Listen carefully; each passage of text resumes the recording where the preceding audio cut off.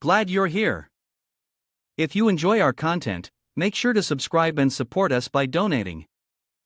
Now, let's dive into the story of apocalypse survival. I can see hidden hints right here on GMT Recap. As this young man slowly woke up, he suddenly heard a cold voice ring in his ears. The apocalypse traveler has begun, and the system interface has appeared. Zhang Han had no idea what was going on. Looking around, he found himself face to face with a terrifying zombie's face, staring intently at him. Horror surged within him, and out of reflex, Zhang Han looked down at the street, only to be faced with a scene even more terrifying. The entire place was filled with a sea of zombies. What is happening? Where am I? Zhang Han wondered, trying to make sense of his situation. Fortunately, the system reported that these zombies were still unable to move, unable to attack just yet. However, it also began a countdown, 50 seconds remaining. Given how surreal everything had been up until this point, Zhang Han quickly tightened his fists and punched himself in the face. The sharp pain surged to his brain, and blood began to trickle from his nose, confirming to him that this was indeed reality. With no time to hesitate, Zhang Han started running, searching for a safe place. But all around him were growling zombies, and there was nowhere to hide. Running endlessly, his legs began to tire, and time was running out. Looking around, he desperately searched for something to defend himself with.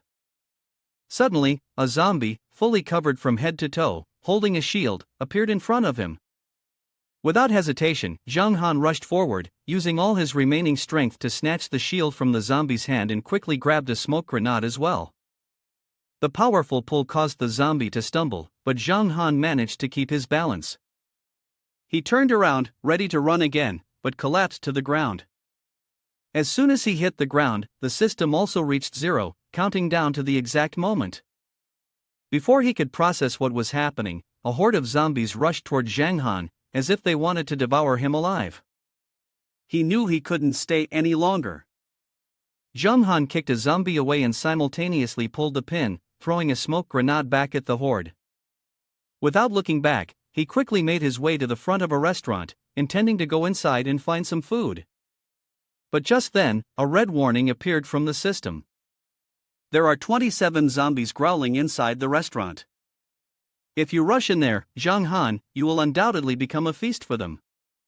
Then, another blue notification appeared, informing him that there were only 6 zombies in the nearby supermarket, along with some bottled water. If you have weapons and the courage, you can fight them. As he was contemplating his options, Zhang Han suddenly saw 2 other survivors, ignoring the warning, charge into the restaurant. Before long, their screams echoed from inside. Could this be some kind of miracle for me? Zhang Han thought to himself, but he didn't have time to rejoice. He immediately followed the system's instructions and headed toward the supply storage area. Closing the door behind him, Zhang Han collapsed onto the ground, panting heavily. When he opened the supply crate, he found bottled water, a syringe gun, and physical enhancement pills. These pills could make a person extraordinarily strong, but with a success rate of only 30%. If they failed, the body would explode. With no other choice, Zhang Han immediately injected the drug into his arm. The intense pain felt like it was tearing through his muscles, causing him to writhe on the floor, his eyes bloodshot. To avoid attracting the wandering zombies outside, the young man clenched his teeth, trying his best not to scream, but the pain was so overwhelming that Zhang Han eventually passed out. Meanwhile, outside, a man as strong as a god effortlessly dispatched zombies as though he were chopping vegetables. He was Wongji, the first unusually strong man in the area. When Zhang Han regained consciousness, he looked down at his hands, tears welling up in his eyes with joy as he realized he was still alive. The young man immediately reached for a bottle of water, drinking as if he had never had a drop before.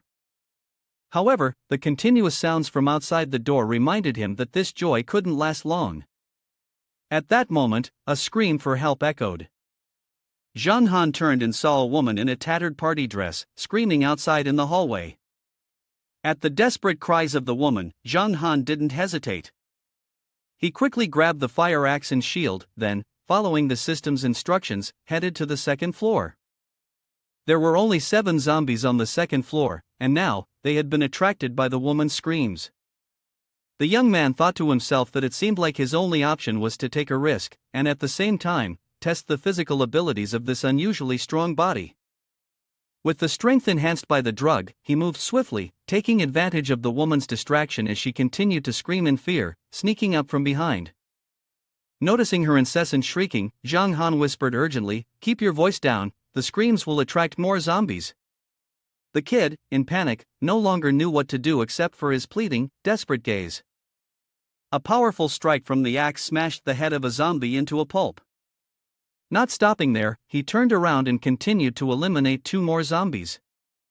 The young man was quite surprised as both his strength and reaction speed had significantly increased. The situation was far from over, but the girl kept crying out loudly, which irritated him. "Shut up! If you keep calling out, we're all going to die." Zhang Han reached out, urging the girl to grab his hand so they could run together. The system announced that Zhang Han had retrieved a zombie corpse and received an energy stone. Out of nowhere, another wave of zombies appeared. The young man, feeling helpless, had no choice but to leap forward.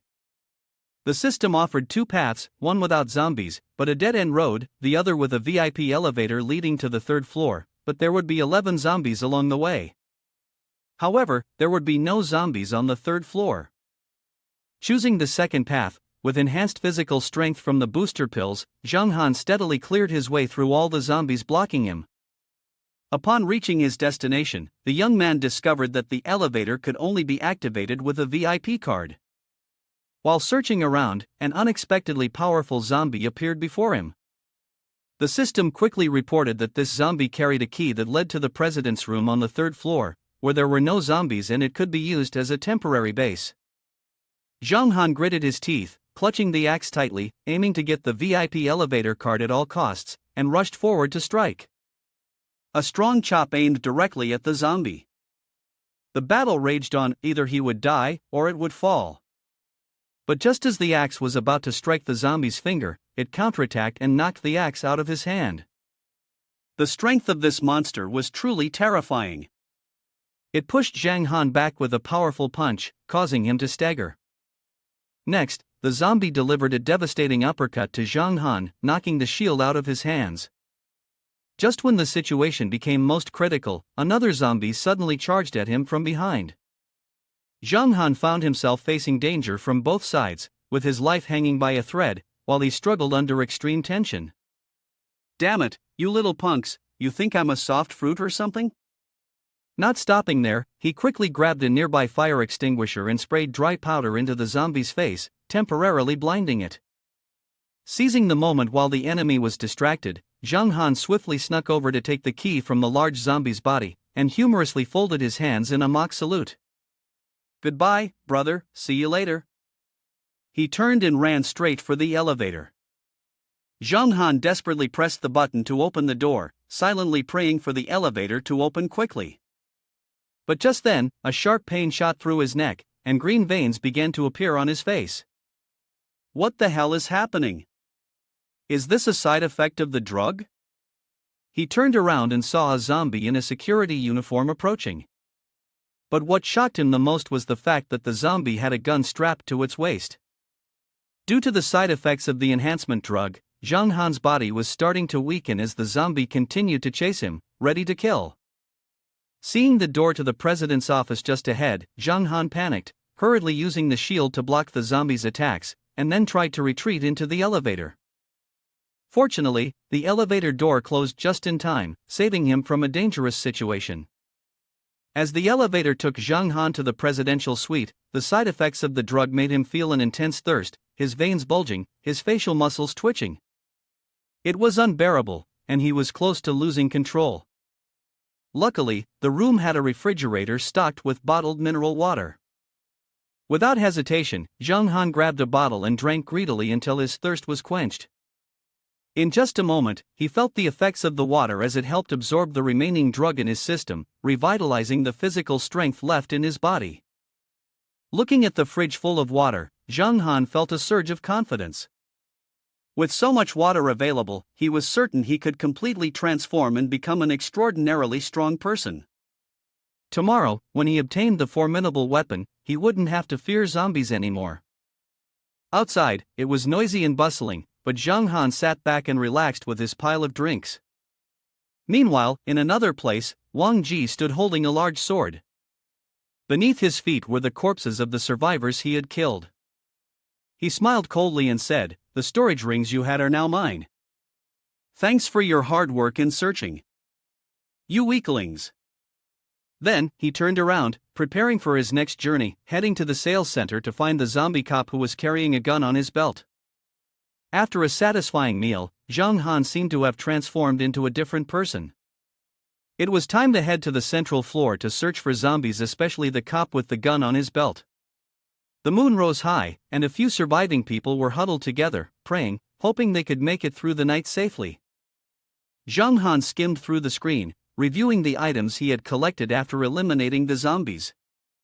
Not only had he acquired gold coins and crystal core energy, but he had also picked up some daily necessities, crafting blueprints, and even cash.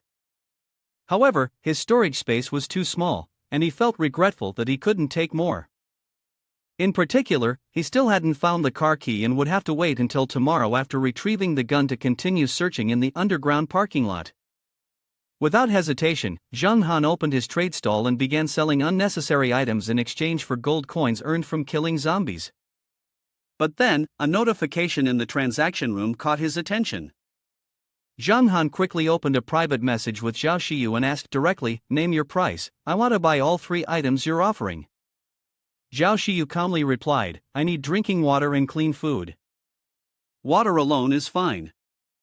Zhang Han smirked slyly as he pointed to the box of lunch meat. "I'll trade this for your stuff." Before Zhang Han could react, Xiao Xiu quickly agreed to the deal, leaving the young man stunned. In the end, he exchanged half a box of lunch meat and a bottle of water for her items.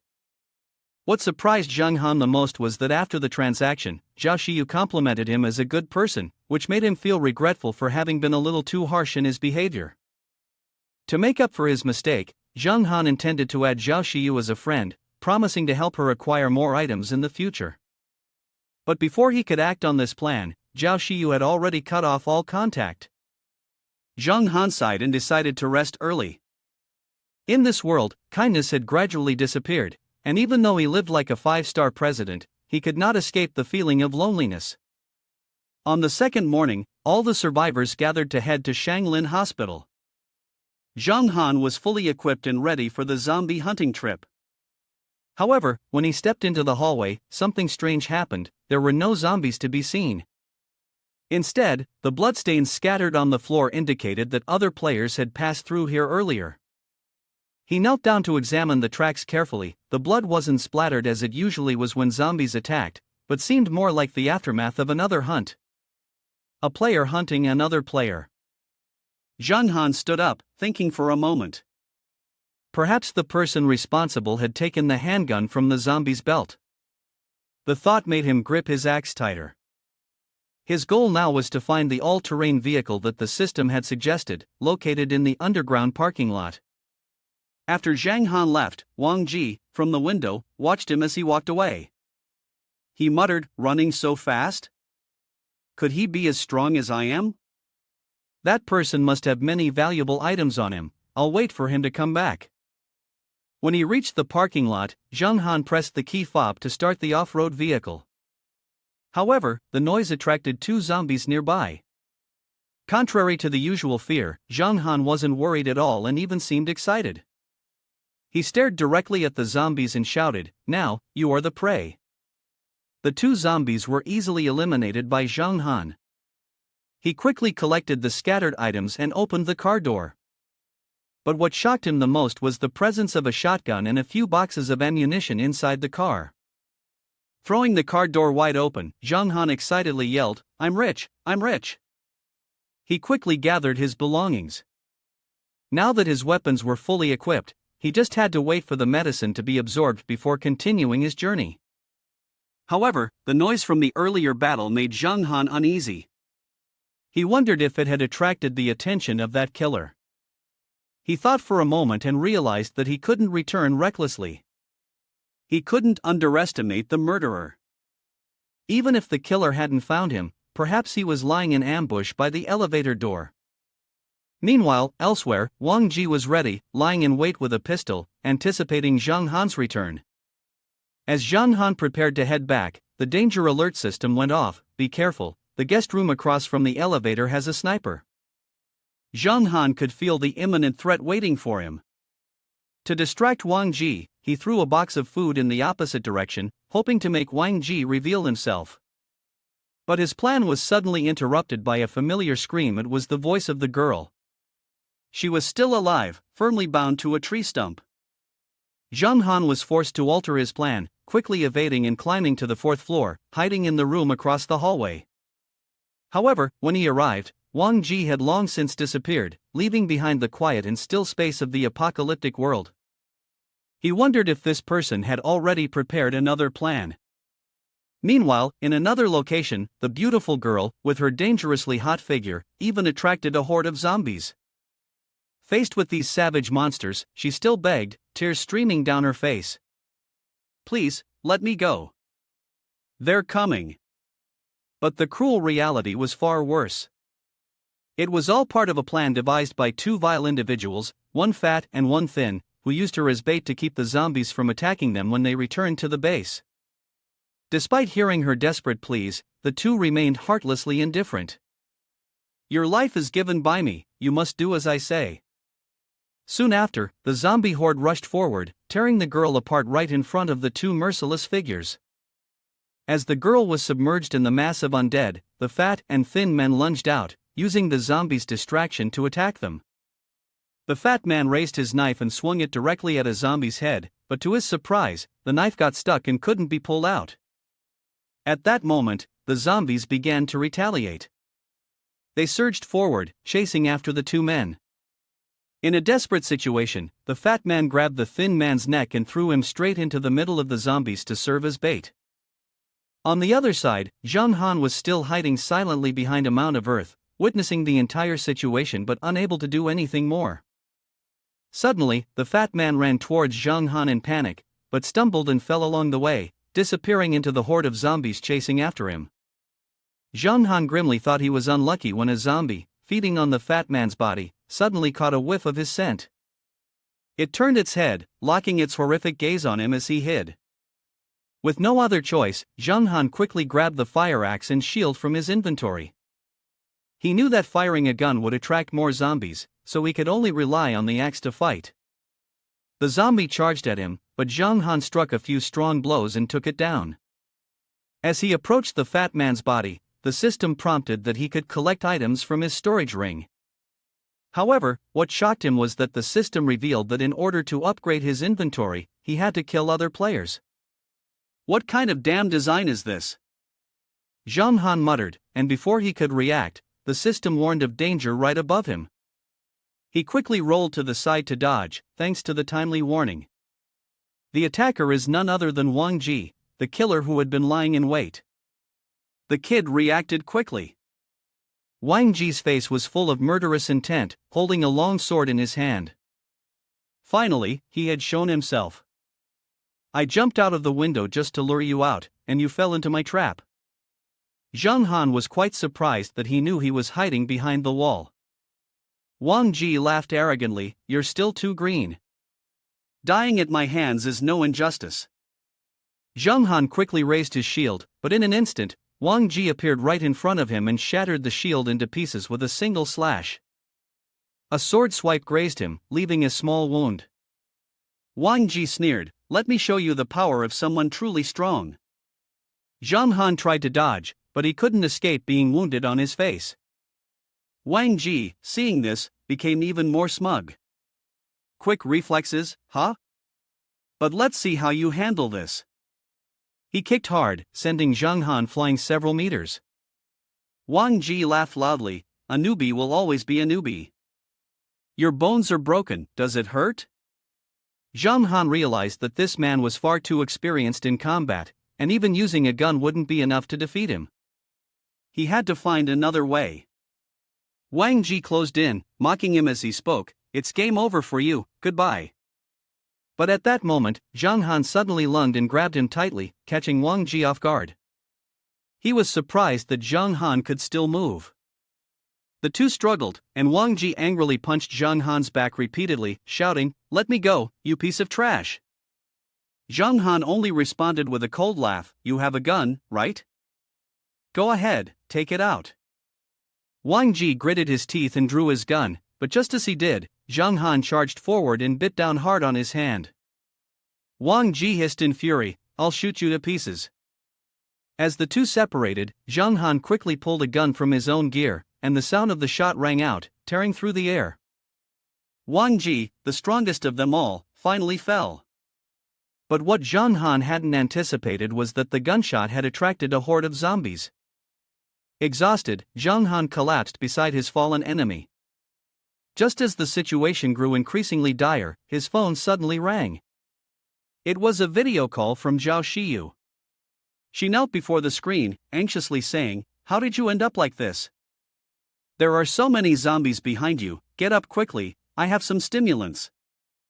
Zhang Han weakly replied, "Send it to me quickly, it's almost too late." The stimulant would push his body into a state of frenzied rage for a short period, taking effect 3 seconds after being injected. With his remaining strength, Zhang Han tightly gripped the syringe and plunged it into himself. The countdown for the stimulant began, 3 seconds. As the numbers hit 0, Zhang Han sprang up like a reborn warrior, drawing his sword and swinging it fiercely at the zombies, shouting, "Get out of my way!" With the power of rage surging through him, he had only 10 minutes to act before the drug wore off. However, as he looked up, he was met with a massive wave of zombies rushing toward him. Zhang Han screamed, "Why are there so many?" With no other choice, the young man turned to flee, but 2 more zombies appeared behind him, blocking his retreat. In this critical situation, Zhang Han drew his gun, ready to face the horde of zombies in a life-or-death battle. But ironically, the gun was out of bullets. Zhang Han angrily widened his eyes and yelled, "Damn it!" Immediately, a zombie charged at him. He quickly dodged to the side, narrowly avoiding the attack but losing his balance and crashing to the ground. In that moment, his eyes caught sight of some car wrecks nearby, and a reckless plan suddenly formed in his mind. Zhang Han sprang to his feet, dashed toward one of the wrecks, grabbed onto it, and stared directly at the oncoming zombies. With his right hand holding the knife and his left hand gripping the plank he had just grabbed, he roared like a battle god. "Today, I am a battle god."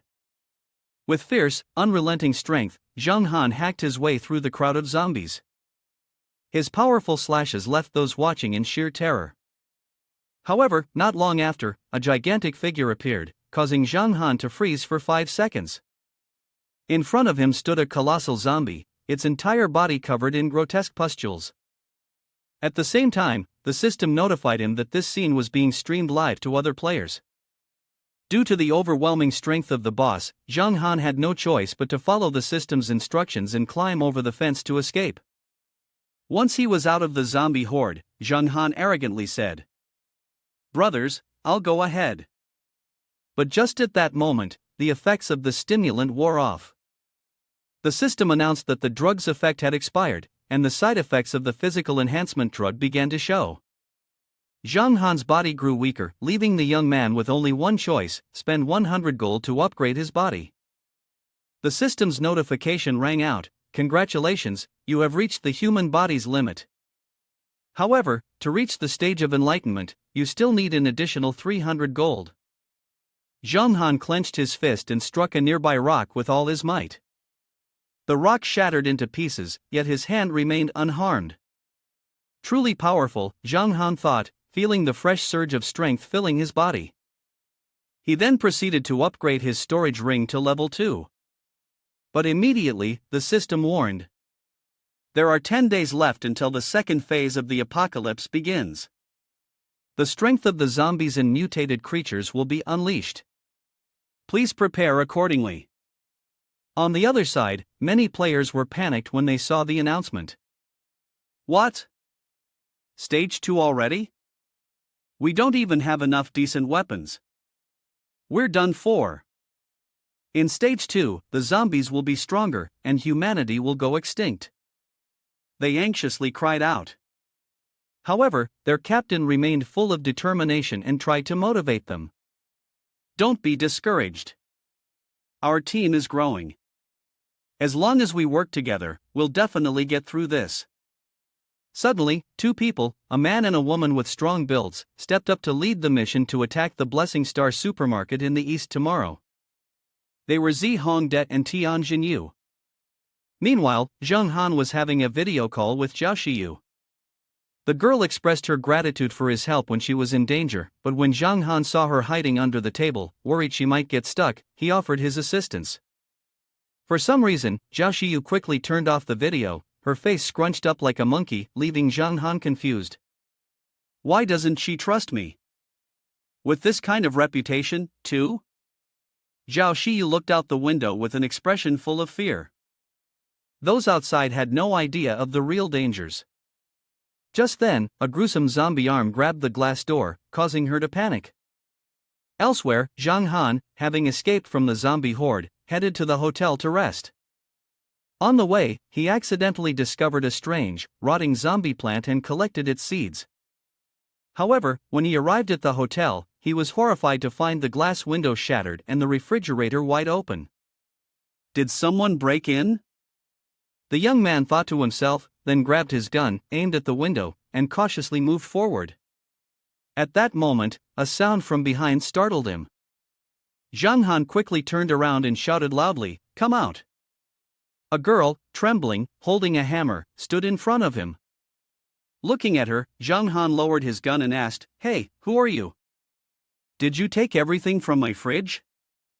The girl quickly denied, "It wasn't me, I just wanted to ask for some water." Before Zheng Han could respond, the girl unexpectedly swung the hammer and struck his leg. The young man cried out in pain and gradually lost consciousness. When he regained consciousness, Zheng Han discovered that his signet ring had been stolen, and the girl had disappeared. He immediately grabbed his gun and chased after her, his heart filled with anger. Why did the hidden suggestion fail? Damn rat, if I can't catch her, I'll plant a banana tree and let it eat shit. Before he could get far, the girl who had stolen the ring suddenly reappeared behind him, her face tense like a drawn bowstring. "Big brother, you have a gun." Zheng Han raised his gun high, visibly irritated. "What now? Haven't you taken enough? Now you want to steal my gun too?" Xiao Xiu trembled in fear, quickly saying, "Turn off the lights, there are zombies coming." Zheng Han, half believing, was immediately alerted by the system. "Be careful, the window." A zombie had jumped in through the window, charging straight at him. Zheng Han quickly grabbed its neck. It was a second-level zombie, not having jumped far and with poor eyesight. While he was restraining it, Xiao Xiu struck the zombie's head with the hammer. Zheng Han quickly shot it in the brain, thinking it was all over. However, something unexpected happened when the zombie suddenly got back up again. The tentacles on its face reached out, attacking Zheng Han. The young man firmly suggested, "At this point, there's no time to run away anymore, hurry up and give me the ring. The gun is out of ammo, the bullets in the ring are gone." Zheng Han quickly reloaded the gun and shot at the monster. However, this monster was intelligent and agile enough to dodge the bullet. Without a moment to think, he swung the knife with a powerful strike, severing its body. The system announced, "You have retrieved a monster corpse, receiving 15 energy cores." Zheng Han turned to Xiao Xiu and urged her to leave, knowing she had returned the ring out of courtesy, so he decided to let her go. But the girl unexpectedly persisted, "I don't feel like leaving. With your abundant supplies and strength, will you be my big brother and protect me?" However, during the battle, Zheng Han's hand was scratched and torn by the monster. Xiao Xiu looked panicked. "Boss, you're injured." Immediately, Xiao Xiu flipped her attitude and became extremely arrogant. "Ha, you're done for, in 2 hours, you'll turn into a zombie. If you hand over all the supplies to me now, I'll give you a peaceful death." Zheng Han angrily responded, clearly blaming her for leading the monster to him. "Why does the misfortune have to fall on me? Before I die, there are still many things I need to do." The young man said this as he rolled up his sleeve, his face filled with a sinister expression. Xiao Xiu screamed loudly. "What are you planning to do?" Are you still daring to ask? Of course, before I die, I'll make you my cushion. Realizing the situation wasn't in her favor, Xiao Xiu, furious and frustrated, could do nothing but run away. 2 days later, when she returned, she found no sign of Zhang Han's supplies, and the kid began crying miserably. "Hoho, I was only gone for a little while, boss brought so many supplies, where did they go?" On another front, Zhang Han was leisurely located at a different spot. Thanks to Xiao Xiu's map, Zhang Han discovered a villa on an island free from zombies. Upon entering, he was unexpectedly greeted by a puppy, which immediately became wary and growled at him. In an attempt to tame the dog, Zhang Han took out a small piece of meat, hoping to gain its favor. As the piece of meat rolled closer, the puppy cautiously sniffed it under Zhang Han's expectant gaze. Eventually, it ate the meat. The system then notified that the puppy's affection had increased by 1 point, and if it reached a total of 100 points, the dog would bond with him permanently. After some time, when Zhang Han threw the last piece of meat, the puppy's affection score reached 99. Once it finished eating, Zhang Han successfully tamed the puppy and named it Fat Air. He gave Fat Air some water after it had eaten its fill, but with the next phase of the game approaching, even water could become contaminated. As night fell, Zhang Han led Fat Air to the shore to plant the zombie pus seed he had collected. He began contemplating how to set up a protective net around the island for safety. Meanwhile, elsewhere, a white-haired woman and a blonde-haired man were working together to eliminate zombies. They were picking up items dropped by the zombies when, unexpectedly, an arrow pierced the woman's throat, causing her to collapse instantly without any chance to react. The man was also shot down right after, both of them falling victim to 2 other players. The red-haired girl jumped down from above to collect the loot, while the scarred-faced young man used his keen sense of hearing to detect someone approaching. Zhang Han walked forward, carrying his sword with a sharp expression. Although he had reached the limits of his physical abilities, and even had a legendary white dog as a pet, with such extraordinary strength, Zhang Han still had to deal with petty individuals trying to provoke him. Just recently, when the young man walked past the building, the system had reported that 2 archers were lying in ambush at the 3rd-floor window. Zhang Han calmly analyzed the situation, certain that they had taken down quite a few people with this kind of long-range ambush. As the red-haired girl was about to shoot, the scarred-faced man stopped her. "Wait, don't reveal our position." This kid must have come from the zombie field, so he had probably weakened. He then opened the communication interface and called for backup, but unexpectedly, all their actions were easily tracked by Zhang Han thanks to the system's hints. Just as predicted, 3 of them advanced. One of them pulled out a knife and threatened Zhang Han, "Hand over all your stuff if you want to live." Zhang Han simply smiled and replied, "That phrase, I will return it to you word for word." But immediately, from behind, a man wielding a large axe rushed in, swinging it straight at Zhang Han. At the same time, the red-haired girl shot an arrow toward him. Zhang Han quickly raised his hand to block the arrow, but still got struck in the back by the axe. Seeing Zhang Han go down, the other 2 jumped down to finish him off. But unexpectedly, in the blink of an eye, Zhang Han stood up. The bald man was horrified, while the muscular one charged in to assassinate him, only to be cleaved in half by Zhang Han in a single strike. The scarred man, lacking morality, threw a grenade toward Zhang Han and then pulled the red-haired girl to run away. Fortunately, Zhang Han reacted quickly, climbed to the rooftop, and avoided the explosion. He immediately pursued them, but to his surprise, both of them were blocked by a giant zombie. When Zhang Han caught up, both of them realized the dire situation and hurriedly begged for a truce. The scarred man suggested splitting the assets 50/50, but Zhang Han thought that was too little and demanded 80%. With no other choice, the scarred man reluctantly agreed. But he asked Zhang Han to throw the sword to the ground first. With an emotionless face, Zhang Han complied. However, as soon as the scarred man saw Zhang Han was unarmed, he hatched an evil plan, waiting for the zombie to approach so he could throw the grenade and then tell the red-haired girl to take the opportunity to snatch the sword. But when he reached into his pocket for the grenade, he found it was gone. Immediately after, the red-haired girl shoved him into the middle of the zombies, turning him into the monster's prey. The muscular man was punched far away, while the red-haired girl, holding the grenade, charged at the giant zombie, leapt onto its head, and threw the grenade. A terrifying explosion rang out, smoke and flames billowing. But when the smoke cleared, the giant zombie was still standing, completely unharmed, and the red-haired girl had vanished. The scarred man became a delicious meal for the monster.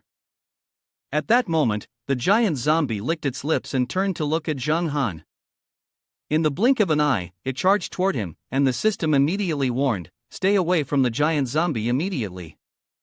With no other choice, Zhang Han had to jump to the building next door to escape, leaving the entire city behind. Meanwhile, at the place where the woman with blue hair had died, another group of players arrived and saw her body.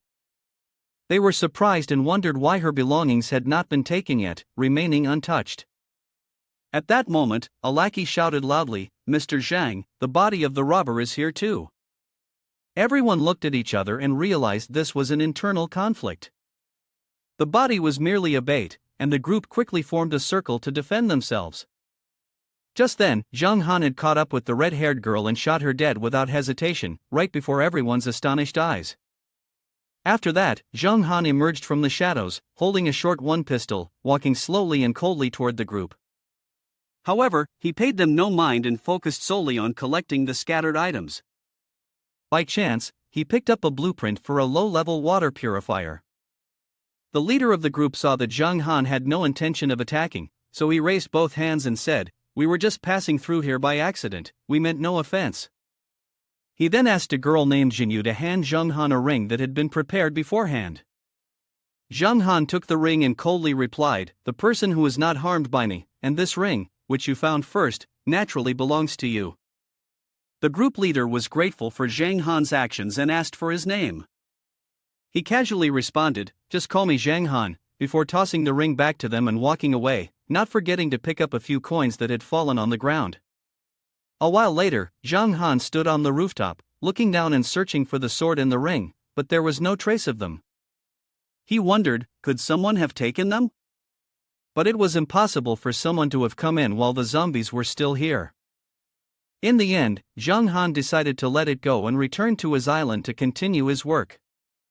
Meanwhile, in this corner, Xiao Xiu was overjoyed to have found his sword. Back on the island, the zombie tree with the blisters that he had planted started to sprout. In another 120 days, the tree would be ready to harvest. Zhang Han had spent 200 units of mutated fertilizer to synthesize 20 growth fertilizers and used 7 of them to speed up the tree's ripening. After 3 more days, only 1 more application would be needed before it could be harvested. Meanwhile, Air Fat, Zhang Han's loyal dog, brought a water container that had been filtered through a low-level purifier closer. Zhang Han petted Air Fat's head and laughed, saying, "Drink up, and then we'll go hunt zombies together." At night, Zhang Han stood on the rooftop, using a bow to shoot down each zombie, while Air Fat, who had now transformed into the moon-howling wolf, charged into the midst of the zombie horde, tearing into each one. In the heat of the battle, Air Fat suddenly noticed another figure. It immediately chased after something that was running into an alley.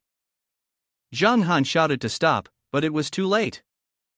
"Air Fat, don't chase them, it's dangerous." But unexpectedly, 2 other zombies jumped down from above and attacked. Air Fat quickly reacted, biting one of them tightly, but his back was attacked by the other from behind. Air Fat couldn't reach the one behind, so he could only endure the pain and continue tearing at the one in front of him. The situation became even more dangerous as more zombies crawled down from above, falling continuously. Zhang Han immediately used a crossbow to shoot through the heads of several zombies still in the air. For the remaining ones, he drew his bow to prepare to shoot, but unfortunately, the bow was broken by a zombie's strike. At that moment, a zombie lunged straight toward Zhang Han. He said coldly, "Right on time, you've made it easier for me to find you." Then, he pulled out a cleaver and sliced the jumping zombie in half with one strike. After eliminating it, Zhang Han quickly shot down the other zombie attacking Air Fat. But at this moment, both Zhang Han and Air Fat were surrounded by countless monsters. These terrifying creatures were preparing to attack from all directions. With no other choice, Zhang Han had to lead Air Fat, who had run out of transformation time, to flee from the swarm of monsters, continuously cursing. If I had known, I wouldn't have brought you along. No matter how fast Zhang Han ran, he was still blocked by the swarm of monsters. Elsewhere, Captain Zhang led his team to the supermarket to loot supplies, unaware that the monsters were lurking nearby. As the monsters began to swarm, two of his subordinates quickly shouted, "Oh my god, there are 4 of them!" Shen Yu anxiously asked, "What's going on? Why are so many monsters suddenly appearing?" Realizing the gravity of the situation, Captain Zhang ordered the team to push the shelves together to block the main entrance. Luckily, they managed to seal the door just in time, but the monsters kept slamming into it, making it difficult for them to hold the barricade. At that moment, everyone suddenly noticed someone was surrounded by the monsters. Zhang Han was fighting them off, and witnessing him battle the zombies with his agile movements, the team felt a heavy weight in their hearts. One of them muttered, "Damn it, 1 kill. Is this what they call being surrounded?" But unexpectedly, 2 crawling zombies appeared behind Zhang Han. Jin Yu shouted loudly, "Watch out behind you." Zhang Han quickly turned around, slashing and taking down one zombie, then pulled out a flamethrower and shot, blowing the head off the other one. Xiao Xiu, after a nap, unexpectedly became an awakened one at the enlightenment level in the apocalypse. Meanwhile, Zhang Han's system had just reached the limit of the enlightenment level. The rest of the group realized there were too many monsters, so they immediately cancelled their plan and retreated to the sports field. Earlier, while Zhang Han was evading the pursuit of the jumping zombies, he suddenly stopped and received a notification from the system, discovering that the illegal player had become an awakened one at the enlightenment level. The second phase of the apocalypse will begin in 59 seconds. Zhang Han glanced at the jumping zombie next to him as the warning system blared. Phase 2, jumping zombies will evolve into their mature form, becoming a greater threat. It is advised to eliminate them immediately. Without hesitation, Zhang Han quickly took down the jumping zombie and picked up the dropped item. Taking advantage of the fact that the horde of zombies was still in an illusory form, not yet fully materialized, Zhang Han gritted his teeth and charged straight into the crowd of zombies. But looking at the endless wave of zombies stretching out before him, he thought to himself, "I'm done for, there's no way out now."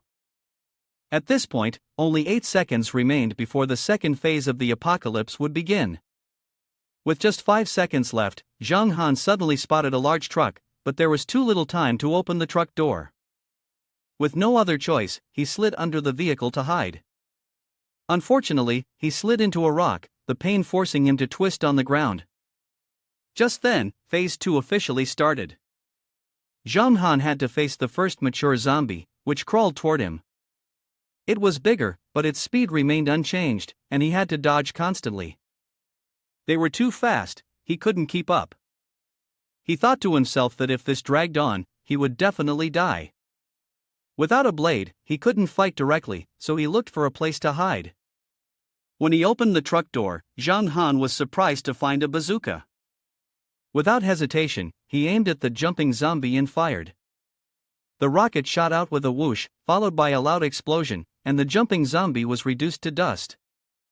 Meanwhile, Captain Zhang and his team were surrounded by the swarm of zombies. They could only push with all their might to fend off the monsters. The situation worsened when a gigantic zombie appeared, striking fear into them. In front of Captain Zhang and his team lay a sea of despair. One man spoke out, his words filled with pessimism. "We're doomed.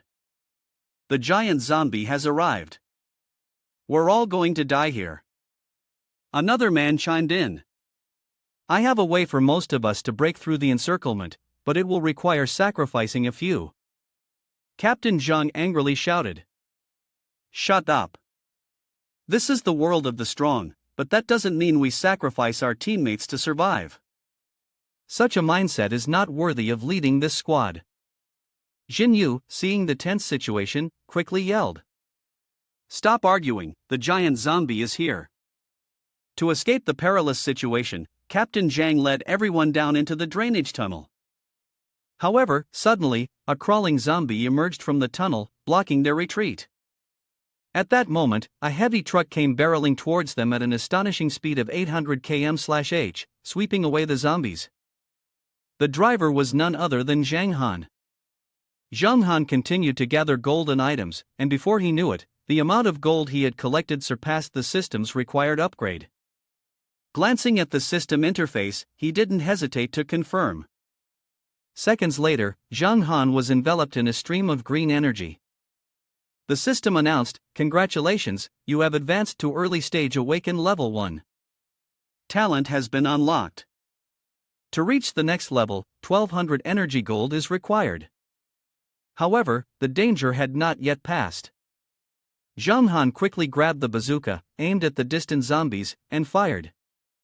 The rocket shot out at a speed of 800 meters per second, leaving everyone stunned as it exploded, obliterating the monsters. Under Zhang Han's lead, Captain Zhang's team followed behind the truck and escaped together. Meanwhile, elsewhere, Xiao Xiu was hunting zombies amidst the crowd. Strangely, the zombies did not attack her, as Xiao Xiu had awakened the ability to transform into one of them. But while she was fighting, she spotted Fat Air, Zhang Han's dog. After driving the truck through the sea of zombies, Zhang Han had returned to the villa. At that moment, Fat Air had also come back and was standing outside, waiting to greet him. Zhang Han knelt down and gently stroked the head of his loyal dog, asking worriedly, "You're back? You scared me to death. How's your wound?" Fat Air barked loudly, as if to say someone had saved him and healed his injury, but right then, a system alert blared overhead. Zhang Han barely had time to see Xiao Xiu, holding a knife, leap down from above and stab straight toward his head. Fortunately, he dodged just in time and quickly shoved Xiao Xiu away. Zhang Han drew the blade that was stuck in the ground. But Xiao Xiu still pretended to be worried. "Boss, why haven't you turned into a zombie yet? I've been looking for you everywhere." Zhang Han responded coldly, "Stop pretending, with the way you look, are you about to turn into a zombie yourself?" Xiao Xiu arrogantly replied, "This is just a skill I've awakened." Before she finished speaking, Zhang Han swung his sword straight at Xiao Xiu. With no other choice, Xiao Xiu had to dodge and use her skill to block the attack. At that moment, Zhang Han was enveloped in a layer of green mist. The system immediately notified him that the visualization ability had been activated, allowing him to see any extraordinary individuals for the next 30 seconds. Facing Xiao Xiu, who was now filled with rage, Zhang Han knew that the battle was about to become unpredictable. Zhang Han raised his hand in surrender and said, "I just wanted to test your strength, no other intention." Little did he know, this poor girl was actually a zombie. To express his apology and gratitude to Xiao Xiu for saving Air Fat, Zhang Han smiled faintly and mentioned that his refrigerator had been cleaned out by her, then bluntly asked, "Can you leave now?" Xiao Xiu refused to back down, mocking, "You're the boss of people, so providing meals and accommodation is normal. You've only lost a bit of food and you're already kicking me out?" Zhang Han immediately changed his attitude, took a megaphone, and ordered, "Xiao Xiu, leave now." Faced with his cold demeanor, Xiao Xiu clasped her hands together and begged, "Don't be so heartless. I have many skill books and blueprints, and 3 rings as well. They can all be exchanged for food and drink." However, Zhang Han remained unfazed and immediately transformed into a demon, grabbing Xiao Xiu by the horse's tail, intending to push her outside. But her next words managed to capture Zhang Han's attention. "I also know the location of the military firepower and ammunition storage. Sooner or later, you'll run out of ammo, and that could be a hassle." Zhang Han crossed his arms and interrogated her, "Where is the military firepower storage?" Xiao Xiu hesitated a bit, "I'll tell you in a week. If I tell you now and you kick me out after that, I'll be at a big loss. I need to stay here first." Zhang Han turned to call out, "Air Fat, keep an eye on her, especially at night. If you notice anything unusual, report to me immediately." Air Fat seemed to understand Zhang Han's intent and barked, "Wolf, wolf." Upon hearing this, Xiao Xiu turned to leave, "Then I'll go upstairs." Zhang Han was startled and called after her, "Wait a minute, don't you have skill books and blueprints you want to give me?" Xiao Xiu feigned surprise and casually asked, "Skill books? What skill books? I don't have any skill books." "You must have misheard me, right? Zhang Han, slightly irritated, responded, "It seems I still have plenty of rocket ammo. If you're not going to tell me about the firepower storage, that's fine." Only then did Xiao Xiu's face darken with fear. She finally began to show respect. "I remember now. Yes, there are skill books and blueprints. Your memory is indeed impressive, boss. I'll go get them as a tribute for you." Zhang Han had just started to calm down, but he was still very annoyed. "Humph, now you're playing games with me, you're still too inexperienced." Xiao Xiu just used her hands to control it. The system interface appeared before her eyes. First, the expert level climbing skill turns you into a climbing master, allowing you to scale almost any tower or cliff. Next, the master tailoring skill enables you to make clothes, shoes, and protective gear with fabric, which can be upgraded. Crafting items have a chance of producing rare materials and added attributes. Next, the wood material collection skill allows you to gather wood from trees and craft items made from wood. The next system screen showed the blueprint for a standard longbow, which would allow you to learn how to craft a longbow. Finally, the detection skill enables you to see the level of your opponent's strength and provides the ability to see through them. The effectiveness of this skill increases and strengthens with each level. On this side, Zhang Han also saw it on the system. You have successfully learned the wood collection skill, mastered the expert level climbing skill, and the master tailoring skill. Additionally, you have mastered the method to craft a precise longbow. After activating the detection skill, Zhang Han couldn't help but praise her. "Well, it turns out you can learn well, take the initiative, and take charge, training shards of the Ring of Man, 30 pieces." Zhang Han continued. "Soon, I'll give you some mutated fertilizer, and from now on, you and Air Fat will be in charge of taking care of these meat potatoes. In this second phase, food would be extremely scarce." The image of the 7 meat potatoes gleamed, and Xiao Xiu quickly agreed. "Okay, boss." Zhang Han turned around and left. "I'll go rest for a bit, you can get familiar with the surroundings and find something to do." Xiao Xiu raised her hand in front, signaling her compliance. "Don't worry, boss, from now on, everything on this rat island is under my control." Inside, Xiao Xiu couldn't help but laugh softly, feeling delighted. This was much easier than the exhausting work of going out to find food. Meanwhile, Air, the chubby one, happily wagged its tail beside her. Meanwhile, Zhang Han was accessing the system. The system suggested consuming 120 clean fabric units to successfully craft a level 1 protective gear based on the model. The screen continued to display, suggesting improvements to genes through genetic attributes that would lead to enhanced physical qualities, speed, strength, and resistance. The energy improvement direction, through optimizing the energy core's utilization rate, would grant the lucky survivors a protective energy field. The system's screen continued to display, showing that Zhang Han was the first person to awaken and meet the legal standards of this world.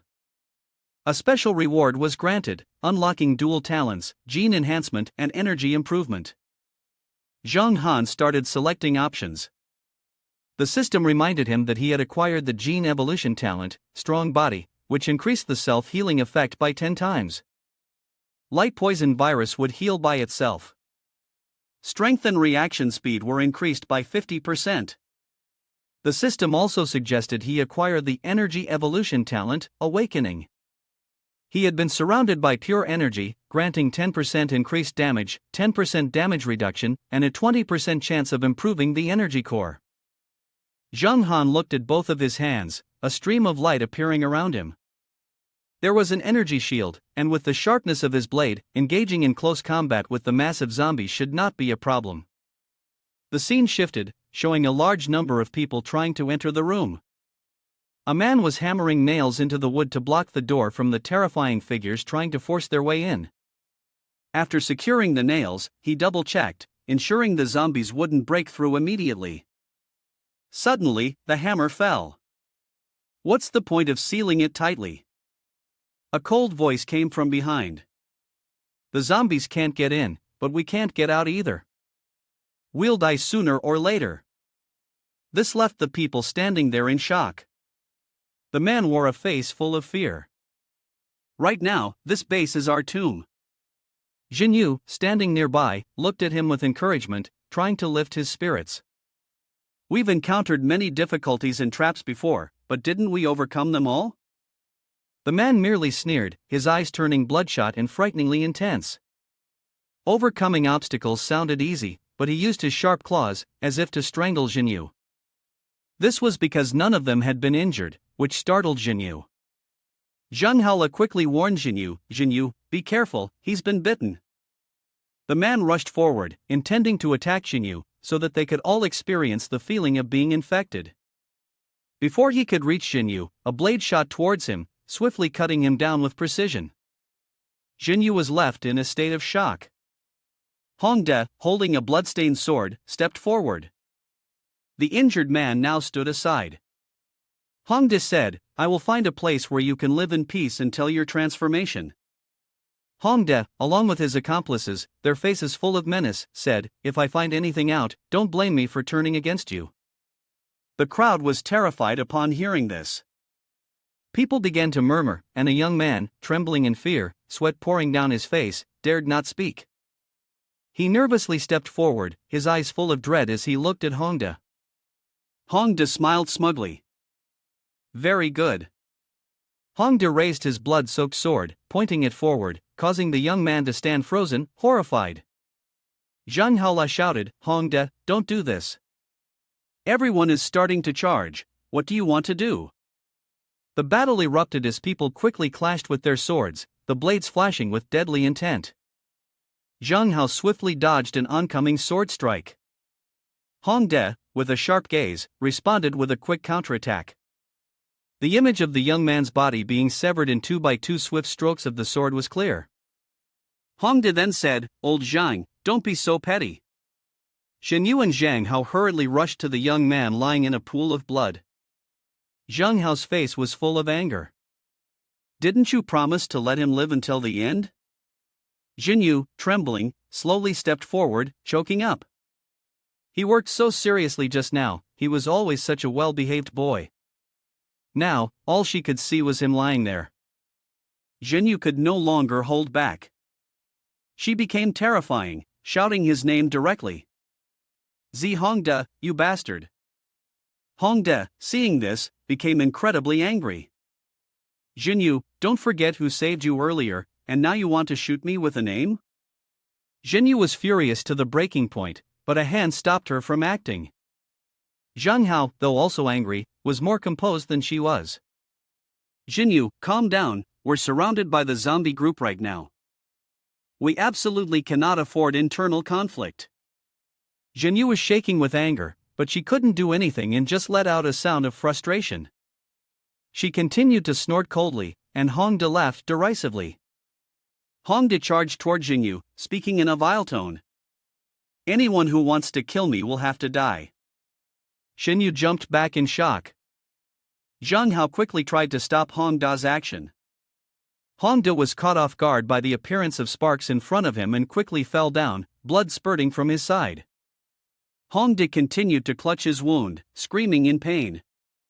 Enraged, he pointed directly at Zhang Hao.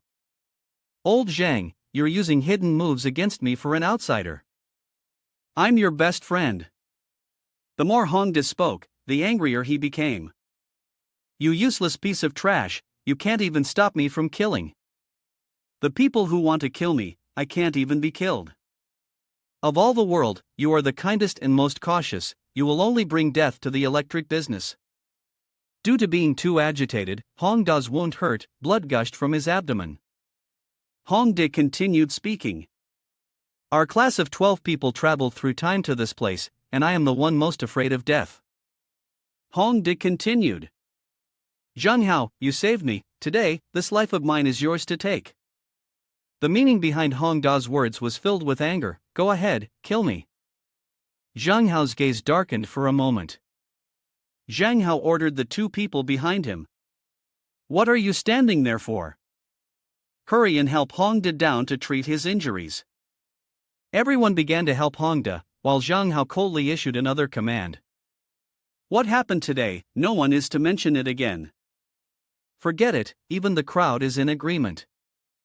Zhang Hao turned to ask Xinyu, do we still have enough food? How many days can we last? Xinyu quickly answered. 2 days. Zhang Hao rubbed his chin, thinking. Tomorrow morning, wait until most of the zombies are gone, I'll go out alone to gather supplies. Xinyu was a bit confused, but in the end, he was so moved that tears fell. Zhang Hao added. If I don't return by night, you all should disperse. Xinyu, feeling deeply touched, called out. Captain. 4 days later, in the lush green area, the young plants had grown tall. Xiao Xiu led Air, the chubby one, running ahead. Air, the chubby one, Xiao Xiu is holding several sweet potatoes that Air just dug up. Wow, a plant has so many sweet potatoes, enough for the 3 of us to eat for a week. Zhang Han lay on his back on the grass, thinking not just about eating but also about collecting the seeds, then finding time to replant them. Air Fat was still focused on digging up the sweet potatoes. Xiao Xiu asked, Boss, the sweet potatoes are watery, they don't seem easy to preserve. Should I use my zombies to dry them? Zhang Han jolted, quickly sitting up. Are you trying to make me mad on purpose? Do you want us to become 2 people with a zombie dog? Xiao Xiu quickly changed the subject, looking away. What's the point of keeping them? I just wanted to see if it would work. If it doesn't, then it doesn't. Zhang Han looked at the system notification. Sure enough, the level 1 zombie had made contact, potentially turning it into a poisonous one, while preserving the appearance and flavor of the potatoes. Zhang Han turned to Xiao Xiu. Wait a moment, let me try one of the sweet potatoes to see if it works. Xiao Xiu raised her hand. Okay, boss. With that, Xiao Xiu spread her fingers, and a mist poured from her palm, seeping into each patch of crops. Xiao Xiu crouched down and observed them, there was no change at all. Zhang Han stood nearby, pondering. If the result is like this, it's definitely a soul-controlling artifact. In the future, if we encounter an opponent we can't deal with, we can use it. Zhang Han extended his hand to cast a spell on the sweet potatoes. The system notified him that he had received 3 times the amount of sweet potatoes. Zhang Han widened his eyes. Even the system prompt didn't change. He needed to be careful not to eat them by mistake. Zhang Han continued gathering wood, with a notification saying he had collected 165 units. The system continuously announced. Wood consumption times 100, energy core times 10, producing 10 precision longbows. Wood consumption times 10, energy core times 3, receiving 30 arrows. A moment later, a pile of bows and arrows fell with a clatter. Zhang Han instructed, take these to the shop and sell them, prioritize exchanging for gasoline, followed by food, water, and crystal cores. Xiao Xiu asked. Isn't it too much to pair each bow with 3 arrows? Zhang Han grinned and muttered. You don't know, after the bows are sold, they'll have to keep buying arrows. By then, we can increase the price of the arrows as we wish. Xiao Xiu patted her chest and laughed. Boss, you're too sly.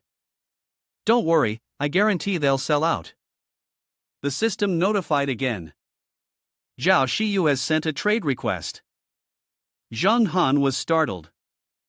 Xiao Xiu, it's been a while since we last contacted.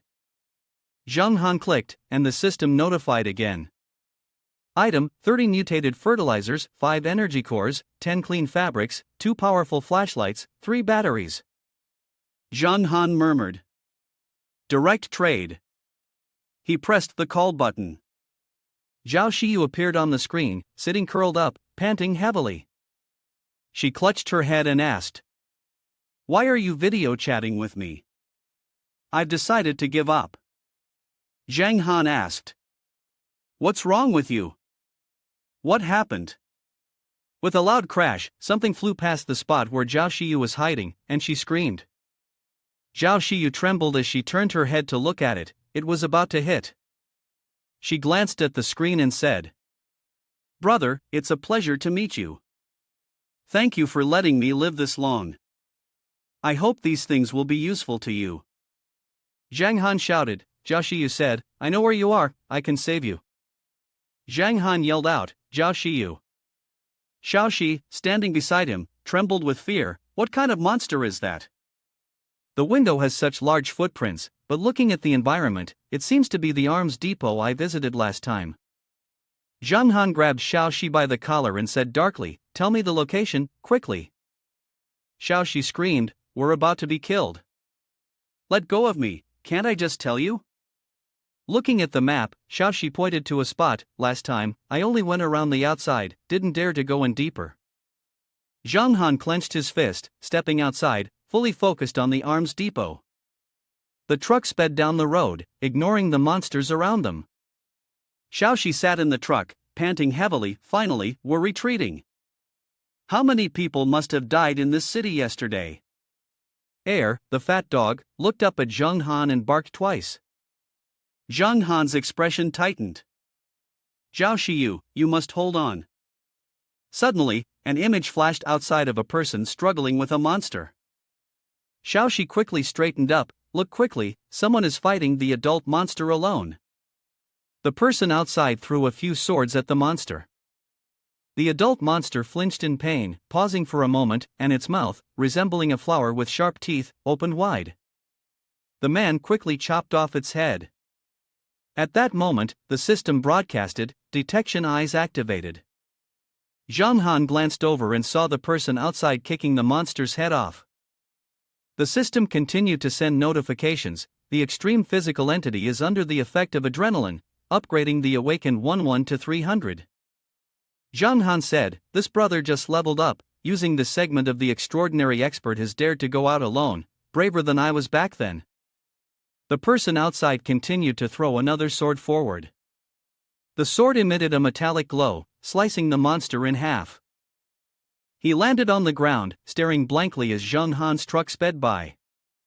The person outside suddenly shouted, Damn it, using a truck to crush the zombie directly, the distance is too great. Zhang Han's truck continued speeding down the road. He told Xiao Xi and Air Fat, Hold on tight. Immediately, he steered the truck straight into the zombie horde in front of him. Inside the truck, Xiao Xi, frightened, clutched Air Fat tightly, who was panicking and opening his mouth from the strong impact. The system continuously announced as Zhang Han ran over the zombies, received Energy Core X5, received Energy Core X3, received Energy Core X4. Xiao Xi joyfully looked at the notification in front of her, received Energy Core 6. He also got an energy core. It seems like the distribution is average, as expected, the boss enjoys the benefits. At that moment, a giant zombie suddenly appeared in the middle of the road, blocking the way of Zhang Han's truck.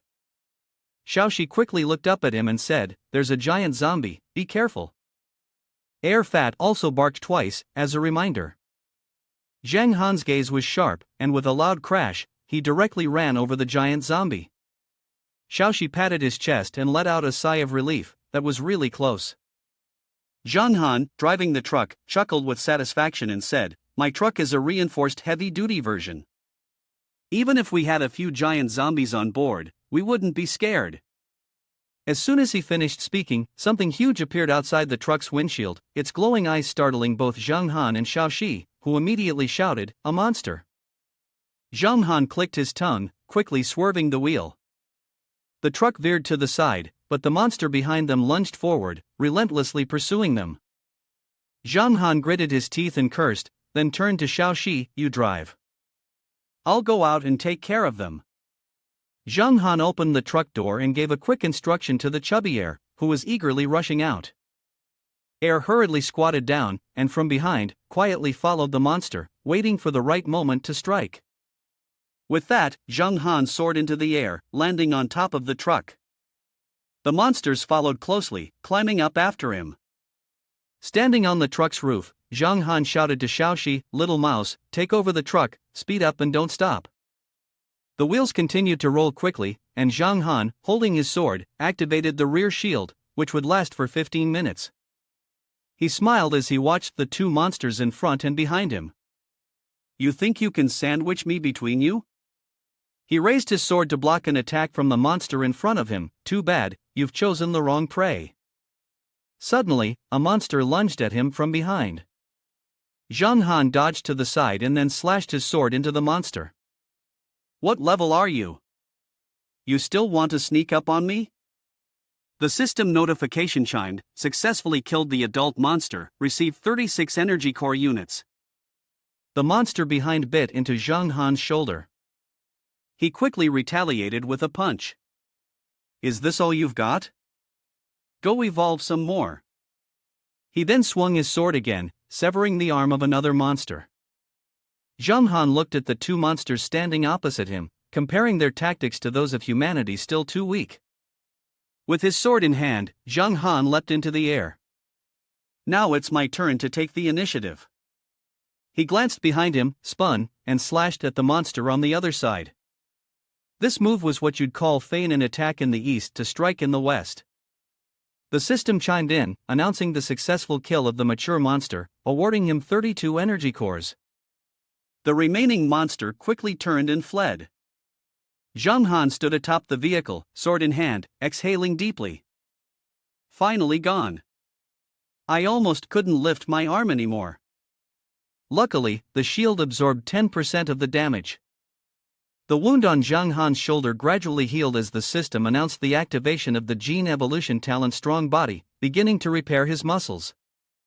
Suddenly, out of nowhere, another monster lunged from behind, knocking Zhang Han flat on the roof of the vehicle. But luckily, Zhang Han managed to brace himself in time. He turned his head and grinned at it. You're going to die in a very ugly way. At that moment, Air, the chubby one, had transformed into a large white wolf, flying in from a distance to slash the monster's face. The fierce appearance of Air the chubby wolf successfully drove off the monster that had been pinning Zhang Han down. Zhang Han stood up and thrust a sword into the center of the monster's head. The system announced, successfully killed the adult monster, received 32 energy cores. Zhang Han turned to pat Air Fat's head. You did well by stepping up when things got critical. Xiao Xiu shouted urgently from inside the truck, Boss, get in quickly. The truck's control system also emitted a warning sound. 50 meters ahead, a large group of massive zombies was gathering. Xiao Xiu yelled, there are so many giant zombies ahead. Xiao Xiu, gripping the steering wheel, was sweating profusely. Boss, I can't slow down, we're about to crash. The truck collided violently with the giant zombies in front, causing a significant jolt. Zhang Han, on the roof, nearly lost his balance and fell. Zhang Han quickly grabbed the door handle and appeared next to the driver's seat, looking at Xiao Xiu. What are you standing there for? Get out of the way. Air Fat, sitting inside the truck, was equally startled, his eyes wide in panic. The truck swerved wildly as Zhang Han and Xiao Xiu changed positions. As soon as Xiao Xiu moved to the passenger seat, she shouted loudly, Boss, be careful, we're about to hit a bridge. Zhang Han quickly swerved the steering wheel. Xiao Xiu and Air Fat were terrified, almost losing their minds. The truck screeched along, leaving a trail of smoke, while the horn blared ahead. Xiao Xiu, completely panicked, asked nervously, Boss, do you think our truck is about to explode? Zhang Han, tense, gripped the steering wheel, his nails scraping against the roof of the truck. At this moment, the system sent another notification about killing a giant zombie. Receiving an energy core worth 36 times the normal amount, Zhang Han widened his eyes, and the system sent yet another death notification. The truck had 40 seconds until it exploded, and a giant zombie outside was trying to climb up to the truck's window. Zhang Han muttered, 40 seconds, not enough time. The truck continued speeding ahead, slamming into the giant zombies. Despite the imminent explosion, the engine at the front of the truck had already caught fire. Xiao Xiu's scream echoed. Wiping the sweat off her brow, Xiao Xiu said, Boss, can we slow down? I want to get out and vomit for a bit. The chubby Air, sitting in the middle, was so scared he weakly barked twice in agreement. Zhang Han immediately rejected him. No, he gritted his teeth. Xiao Xiu watched as the factory scene gradually appeared before them, and Zhang Han secretly felt relieved. We've arrived. Xiao Xiu looked outside and shouted, We've arrived, this is the place. Zhang Han reached out to open the truck door, glancing at Xiao Xiu. I'll count to 3, we jump out together. 3, 2. Xiao Xiu and Air were both tense, waiting for the countdown. Zhang Han shouted, "Jump!" The three of them jumped out of the truck just as it exploded. Xiao Xiu screamed in fear amidst the flames, vowing never to ride in the boss's truck again. Air, in full agreement, barked twice. The truck exploded, and the flames engulfed the surrounding zombies. Zhang Han spoke up, "Stop complaining, let's hurry up while we can." Xiao Xiu, still scared, asked, "Boss, are we really going in like this?" Zhang Han stepped over the collapsed wall and walked inside. "What else? Would you rather wait here for the zombies to come and have more fun?" Suddenly, at this moment, the system sent new information to Zhang Han. There is a large rhinoceros in the Great Treasure, with strength equivalent to a second stage awakened person. Please proceed with caution when entering. The news just arrived, and what appeared before Zhang Han was like a bolt from the blue. "What?" He raised his sword, pointing it towards the giant reptile in front of him, its eyes bloodshot. The pangolin lunged at Xiao Xiu. Zhang Han quickly rushed forward, pushing her and the chubby Air aside. "Move!" The consequence of saving Xiao Xiu and Air was that Zhang Han was bitten by the pangolin. Xiao Xiu screamed, "Boss!" Seeing his master being swallowed, Air barked once and charged forward. "Air fat, don't!" Xiao Xiu shouted after him. No sooner had she finished speaking than Air fat was knocked aside by a swing from the pangolin. Xiao Xiu trembled as she watched Air fat fall next to her. "Air fat?" she thought. Could it be? Xiao Xiu looked up at the pangolin. "Is this where we die?" Suddenly, the pangolin let out a groan. Unexpectedly, a loud boom echoed, and the pangolin's mouth exploded. Zhang Han jumped out from inside, leaving Xiao Xiu and Air fat staring in stunned disbelief. Tears streamed down Xiao Xiu's face as she said, "Boss, I knew your life was tough." Zhang Han, holding a weapon in his hand, with a protective aura surrounding him, gritted his teeth and turned to look at the pangolin, saying, "It eats everything." With that, he aimed his gun at the pangolin, knowing that firing a shot would harm himself. The system activated the quick combat function. Zhang Han's eyes turned cold as continuous explosions rocked the pangolin. The system announced, "The pangolin is repairing its injuries." Zhang Han stood up, holding his sword, clicking his tongue.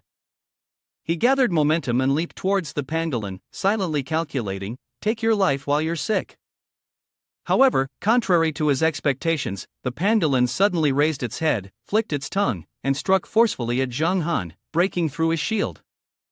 Zhang Han spat out a mouthful of blood, secretly sighing, "So fast." Zhang Han crouched down, clutching his chest. Damn, it felt like he had broken a rib. He gritted his teeth, knowing he couldn't hold on much longer. The system sent him crucial information: the pangolin's eyes were its weakest point, and it was possible to deal damage there. Its critical weakness was located along its spine. Zhang Han called out to Xiao Xiu, "Use zombie bones to attack its eyes." Xiao Xiu quickly replied, "Got it." The zombie bones surrounded the area. The green zombie bones shot straight towards the pangolin's eyes. The pangolin screamed in pain and fell to the ground. Zhang Han descended from the sky, landing on its head. He raised his sword, then shouted as he drove it deep into the pangolin's spine, "Sending you on your way." The pangolin let out a blood-curdling scream as the fatal blow struck. It thrashed violently, tossing Zhang Han around. Xiao Xiu, lying on the ground, called out, "Boss." Zhang Han quickly stabilized himself, drove the sword deeper into the pangolin's body, and gritted out, "Die." The pangolin's eyes bulged, its tongue lolled out, and it coughed up blood before closing its eyes and collapsing to the ground. Zhang Han's hand trembled, and he let out a laugh. He stood up, smiling. Finally, it was over. Xiao Xiu hurriedly ran over. "Boss, are you all right?" Zhang Han jumped down from the pangolin's back and said, "I'm fine." With that, Zhang Han quickly activated the system, starting the gene evolution talent Strong Body, and began repairing his chest bones. He told Xiao Xiu, "Hurry up and see if Xiao Xiu is nearby." Xiao Xiu quickly turned on her system, leaning against the pangolin, excitedly saying, "Wait a moment, let me take a selfie first. I'll post it on the community channel tonight, I'll have enough nonsense to talk about for a year." Zhang Han angrily slapped Xiao Xiu on the head and said, "Go find her quickly, stop talking nonsense." Xiao Xiu, feeling wronged, hugged her head and ran off. "I'm going." Zhang Han glanced at her and muttered, "Disrespectful." Zhang Han clicked on a task on the system board and harvested the system's energy feedback, 50 plus 10 nucleus energy, plus a 10x boost from the energy fertilizer talent, 2x evolutionary human blood, 20x tough skin, 10x sharp claws. The pangolin's body was gradually cleaned up by the system. The system suggested, the blood of the evolved human is a precious medicinal ingredient, the tough skin can be used to make energy shields, and the sharp claws are a rare material for crafting energy weapons. Xiao Xiu, while hugging the chubby heir who had lost his mind, walked around calling out, "Xiao Xiu, are you here? Boss and I are here to rescue you." It seemed like he really liked her. Zhang Han, from the other side, also shouted loudly, "Xiao Xiu, I'm Zhang Han, the pangolin is dead." Zhang Han called out repeatedly, but no one responded. He was worried. Could Xiao Xiu be dead? After a brief moment, he quickly dismissed the thought, "No, it can't be. It's probably not the case." As Zhang Han stood there in a daze, Xiao Xiu called out, "Boss, come over here and take a look." Zhang Han rushed to the window. "Yes, it's here." With all his strength, Zhang Han moved the stone aside. Xiao Xiu looked inside and let out an exclamation. Xiao Xiu was unconscious inside. Xiao Xiu said, "Boss, I found her, but she's infected." Zhang Han rushed inside. "What?" While Xiao Xiu was treating Xiao Xiu, she spoke, "It looks like she's been infected for a long time. Luckily, she met me, so she can still be saved. But the infection has spread deeply, and it will take a long time to purge it." Zhang Han stood in the room, staring at the door, his voice low as he replied to Xiao Xiu, "It's fine. You focus on treating her. I'll keep watch." At that moment, the system sent another notification. The room contained a large amount of weapons and ammunition. Zhang Han was surprised, weapons and ammunition? Excited, Zhang Han walked forward and pushed the door open.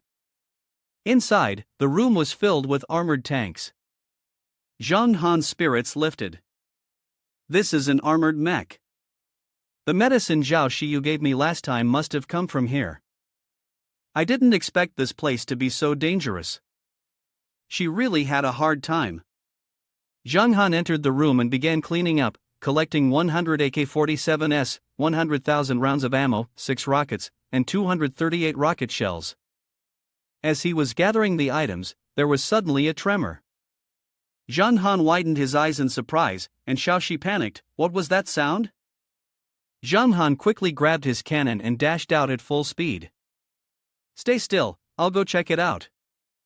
Zhang Han pointed his gun toward the darkness ahead, suddenly realizing something. He quickly embraced his gun and rushed forward. What appeared before him was a yellow-colored box. Zhang Han cursed under his breath, the subtle hint had no effect. This thing was becoming more and more sluggish. As he approached the box, Zhang Han could see clearly that it was a red box with golden trim, and behind it was a well. He widened his eyes, staring at the well. While Zhang Han was still pondering, a hand suddenly reached out from the well. The moment he saw it, he immediately thought something was about to crawl out from the well. Seeing the enormous thing about to emerge from the mouth of the well, Zhang Han's body shook for a moment. Before he could finish his words, a massive head with 2 glowing red eyes appeared. Holding his gun, Zhang Han turned his head and shouted, "Little mouse, head to the steel doorroom, drive the car quickly." Xiao Xiu hurried over. "Boss, what's going on? The treatment isn't finished yet?" Seeing the giant monster before Zhang Han, Xiao Xiu screamed. "Oh my god, what kind of monster is that?" Zhang Han continuously fired cannon shots at the monster in front of him. He turned his head and told Xiao Xiu, "Little mouse, take Xiao Xiu ahead, I'll hold it off." Zhang Han looked in shock at the monster's body, which remained intact after being attacked, without a single scratch. The system sent the information about the monster. Third form of mutated zombie, the leader of the group, possesses superhuman strength, speed, reaction, and endurance. It can perform sonic wave attacks. Just after reading the notification, the mutated zombie leader immediately launched an attack on Zhang Han. He jumped to dodge the strike. What on earth is happening in this world? Is this still a zombie? The mutated zombie leader's eyes glowed as it was momentarily controlled by zombie bones. Xiao Xiu supported Xiao Xiu, standing behind her, casting a spell. "Boss, hurry up, I've got it under control." Zhang Han shouted, "Little mouse, go drive the car. I'll handle this." Saying that, Zhang Han grabbed his sword and flew into the air, putting all his strength into swinging his arm. "Here I am, a full force slash." But when the mutated zombie leader turned its head, Zhang Han froze. "No wounds?" The mutated zombie leader spat out a strike, attacking Zhang Han. At that moment, Xiao Xiu also drove the car over. "Boss, get in the car." Zhang Han cursed, "Damn it." He reached out and picked up the unconscious chubby heir.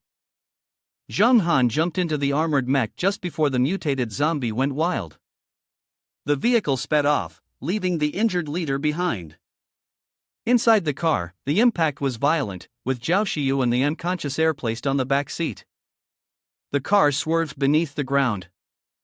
The mutated zombie leader, its eyes bloodshot, suddenly released a burst of red energy, scattering everywhere with a loud crash. The recent attack by the leader created a hole right beneath the position of the armored mech. The vehicle fell freely downwards. Zhang Han was confused. Why didn't the leader show up to issue a warning or a reminder? The vehicle collided and was violently shaken. "This time, we're done for." Zhang Han mumbled, "Could it be that the system wants me to fall?" Descending from above, the vehicle was intact, unharmed. Suddenly, a series of system panels appeared around Zhang Han. What was written on the panels matched exactly what Zhang Han was seeing: the crying ones, the monsters, the giant zombies, and the huge beasts. "Is this the nest of the monsters?" Zhang Han asked. Xiao Xiu, swinging the gasoline can, asked, "Boss, should I pour all this gasoline?" Tears streamed down Xiao Xiu's face as she cried out, "I had to exchange so many arrows to get this." "It's heartbreaking." Zhang Han remained much calmer. He forcefully emptied all the gasoline in the can. "We have to burn this place down. With so many monsters, if they hatch out, Tianyang City will face huge trouble." Suddenly, something startled Zhang Han, and he looked up. The hole he had fallen through earlier was where the leader of the mutated zombies had appeared. "So fast, it's already here." Zhang Han thought, "Little rat driving the vehicle, get ready to run." The mutated zombie leader landed, creating an earthquake-like tremor. Xiao Xiu, her nerves on edge, drove the vehicle. "I'm not going out with the boss anymore. It's always life or death." Outside, Zhang Han was still tirelessly pouring gasoline, walking while dodging the attacks of the mutated zombies.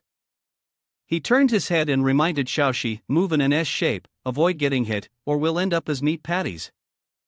Zhang Han guided Xiao Xiu on the route, pressing the accelerator to make a sharp turn. At this moment, the gasoline in Zhang Han's hand was already running out. He looked up at the mutated zombie leader.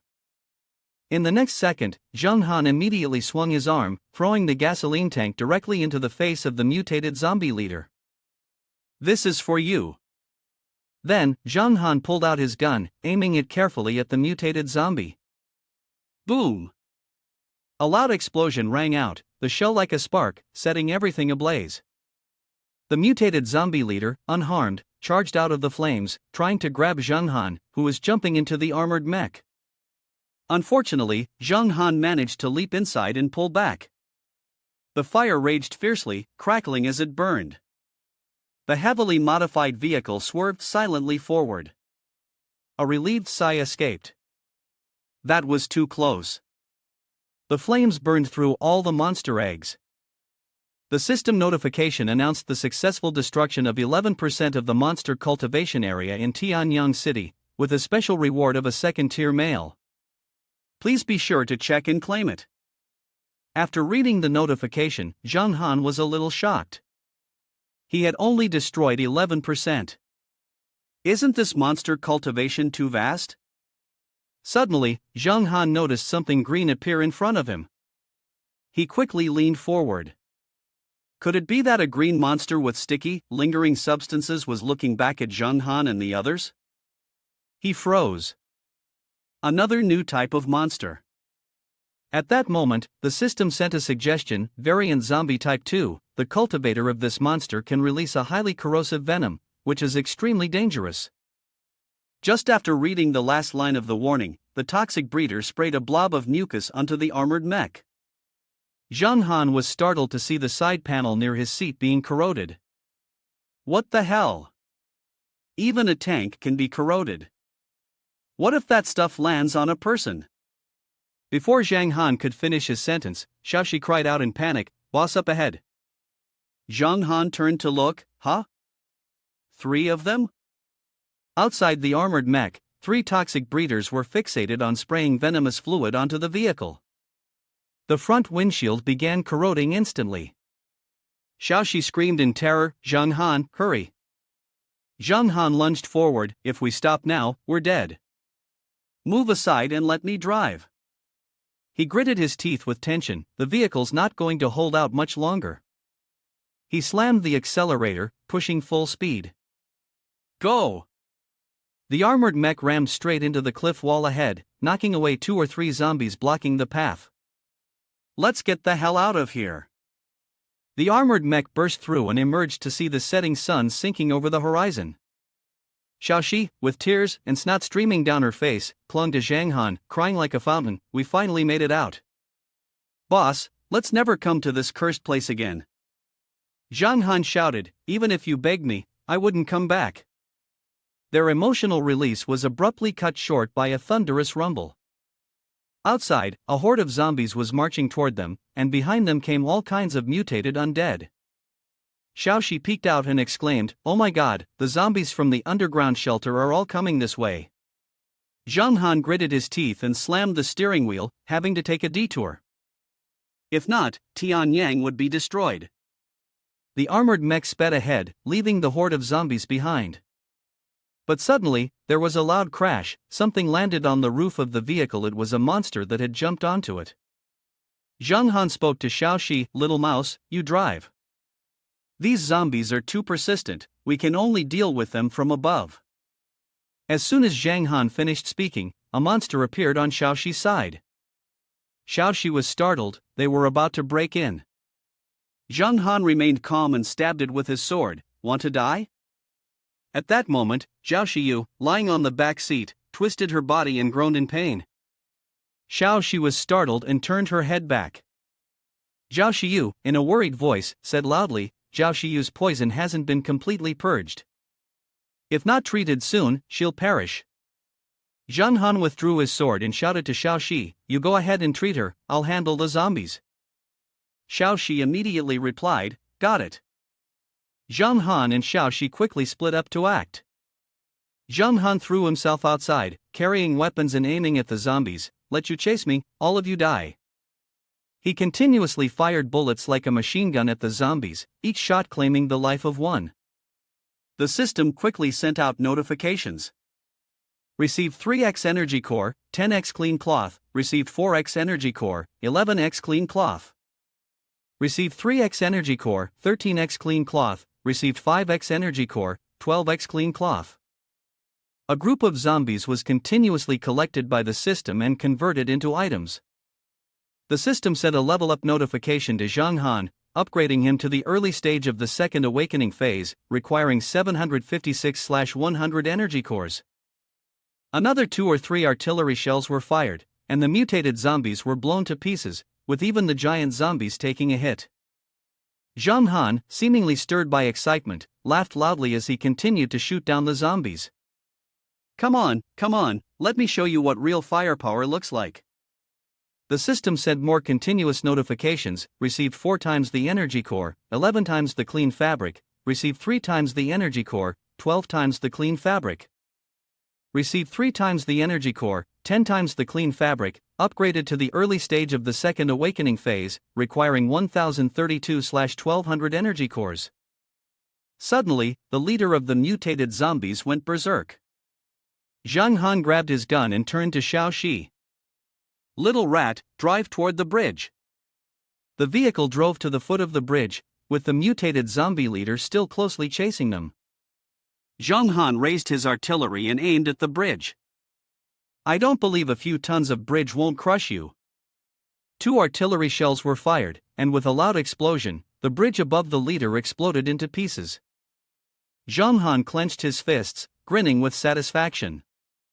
"Die already." In the rubble and smoke, the leader somehow managed to stand up. The mutated zombie leader fell into the water, furiously splashing and striking the surface.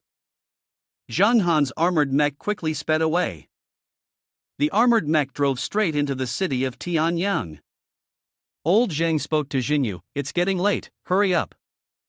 Old Zhang asked Xinyu, "I heard the report earlier, they said the supplies Zihong Da's team found these past few days weren't delivered to you." Xinyu nodded, "Yes, that's right. They've recruited quite a few people lately, and they no longer follow orders unless you specifically say so." Old Zhang sighed helplessly, "Let them be. As long as they're still in the team, they're still one of us." As they were talking, something suddenly whizzed past Old Zhang's face. The group looked confused. "Am I seeing things? Was that a tank? Oh my god, someone's driving a tank.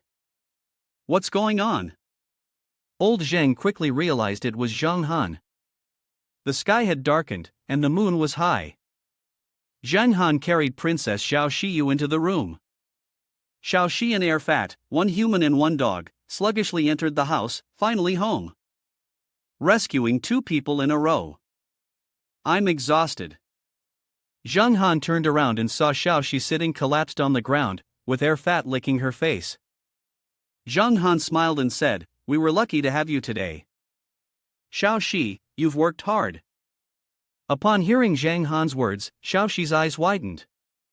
She hurriedly crawled to hug Zhang Han's legs, crying, "Boss, you finally stopped calling me little mouse. I've been waiting for that sentence for so long." Zhang Han chuckled and patted Xiao Xiu's head, "From now on, we're family. Rest now. When Xiao Xiu wakes up, call me." At midnight, the sky poured down rain like a drizzle. Zhang Han sat down on the sofa, opened the system interface, and began to operate on the screen. It was the first time he had seen a level 2 chest, and he had no idea what was inside. Zhang Han decided to open it.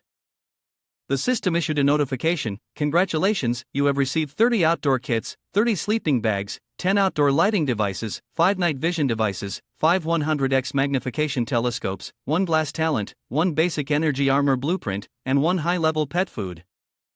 After quickly scanning the items he had received, the system then sent detailed information about each one. Glass talent, when used, can increase 1 talent point. For each talent added, 1 point of armor is gained. Primary energy can be integrated with basic talent, and in times of danger, it will automatically envelop the body, reducing damage by 25%. High-level pet food, when used, accelerates the growth of a pet, and is only effective on pets before their maturity stage. Zhang Han squeezed the glass orb in his hand.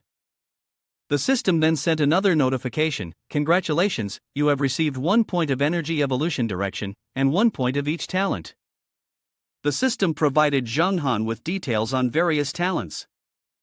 Enhanced links reflexes for evasion, speed, and reaction capabilities, at 150%. Oil-based, harvests resources that are not of a special category, increasing yield by 60%. In addition, there are genetic evolutions, including Fury, Reflex, Lynx, and Energy Evolution, along with oil-based and Energy Charge Strike. Reading the system information, Energy Charge Strike can fire a stream of energy from the hand, annihilating enemies, with the power increasing as the level rises. Zhang Han pondered, "I used the sword path, with more opportunities for close combat, along with reduced damage and better attack talent. After thinking, he continued reading the information on Frenzy, temporarily boosts all attributes while reducing damage by 30%.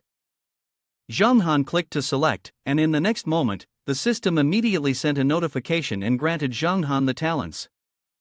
2 streams of energy, one green and one red, ran through his body. Congratulations, you have successfully activated the 2 talents, Frenzy and Energy Charge Strike. Zhang Han frowned and looked at his wrist. Why is one hot and one cold? On his wrist, 2 flickering red and green sparks appeared, swirling around each other. What is this Energy Charge Strike? In a spacious house under the early morning sun, Zhang Han was lying lazily. He inhaled a pleasant scent and suddenly sat up, exclaiming, "Where's this delicious meat smell coming from?" Xiao Xiu brought the food over and happily said, "You should wake up." Zhang Han asked, "Xiao Xiu, are you feeling better?" He thought to himself, what kind of fairy-like beauty is this? She's even more beautiful than in the clip. She smiled and said, "Thank you for saving me. From now on, my life belongs to you." He took a step back, hesitantly speaking, "Don't say that, if it weren't for your medicine last time, I wouldn't have made it to today. We're even now." Xiao Shi, slightly annoyed, urged, "Stop being so melodramatic, hurry up and eat the grilled meat and potatoes, it's getting cold." Zhang Han excitedly spoke up. "What? This is potato meat, I thought it was grilled meat." Xiu replied, covering her mouth. "What's wrong with you? Before I traveled through time, I learned a few dishes on my own. If you like, I can make this for you every day." Xiao Shi pointed in one direction and shouted loudly. "Boss, look outside the window, the leader is here." Zhang Han quickly turned and asked, "Where?" She swiftly grabbed a piece of food, but Zhang Han immediately drew his sword and cut the fork in half, shouting, "Well done, little rat of yours, the first plate of Xiu's must be for me." No comment. The 2 of them flung their hands, and 2 pieces of roasted potato meat flew straight into the air. Xiao Shi shouted, "These roasted potatoes and meat are definitely mine today." And so, the 2 of them fought over the potato pieces. Xiu beside them chuckled and said, "Stop fighting, I'll make another plate." While no one was paying attention, Fat Air rushed over and grabbed the 2 pieces of roasted potato meat. Zhang Han angrily yelled, "Fat Air, even you dare to betray me?" Xiao Shi scolded, "Fat Air, you traitor." Outside in the garden, the plants were thriving. Xiao Shi loudly asked, "Boss, have we run out of fertilizer?" Zhang Han wiped the sweat off his forehead and replied, "I'm out as well, looks like we need to go outside to find some fertilizer." Xiu brushed her hands and softly said, "I really hope we can live peacefully like this forever." Zhang Han turned and left, making sure to assure, "Easy, I now have enough strength to protect everything here." She continued, "That's right, I still have a few skill books and underground shelter diaries here. Last time, I was in such a rush that I forgot to give them to you." He asked in confusion, "Diaries?" She waved her hand and brought up the system panel, displaying the common driving technique. After using it, the body integrates with all transportation tools, and the hand becomes that of a sharpshooter. Once activated, the shooting accuracy is greatly increased. The diary is stained with blood, written by the researchers at the underground shelter in the past. The steel gathering technique allows for the extraction of steel materials from other materials or metal structures. The primary mechanic repair enhancement skill enables the repair, enhancement, and transformation of mechanical equipment by consuming steel.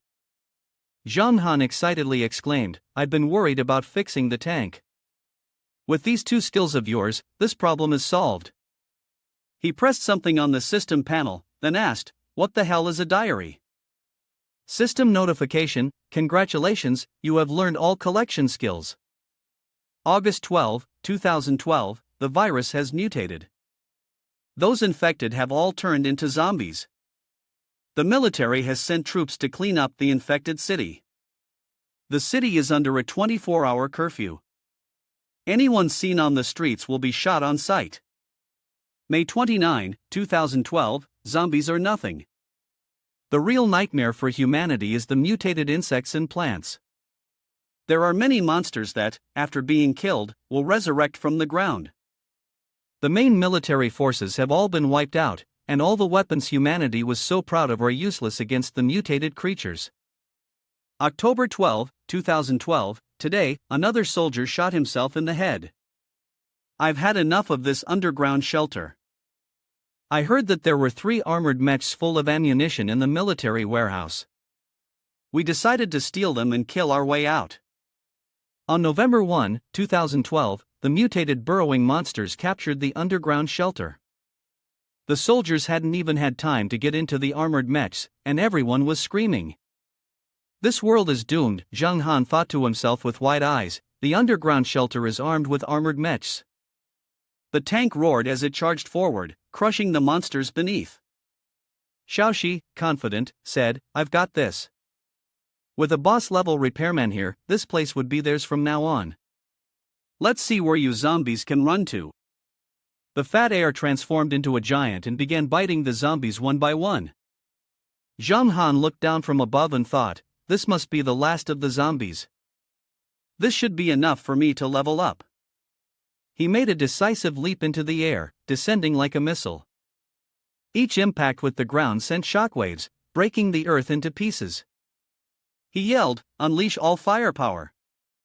Xiao Xiu laughed even more eagerly, delighted with the 2 guns blazing in her hands, more powerful than anything. She put on her sunglasses and said, "No one loves, it's just me ending these zombies." Everywhere was filled with fire and smoke, explosions lighting up the area in fiery red. Air, with bloodshot eyes and a menacing look, continued devouring the zombie corpses. Zheng Han extended his hand forward, a surge of magical power emanating from it. "It's time to test your power. Don't disappoint me." He fired a shot straight ahead, clearing everything in its path with no mercy. Then, brushing his hands off, he wiped away a tear. "It hurts so much. Looks like this move will only be useful as a finishing move from now on." Both of his hands emitted a wave of blue magic, swirling around his eyes, scanning the surroundings.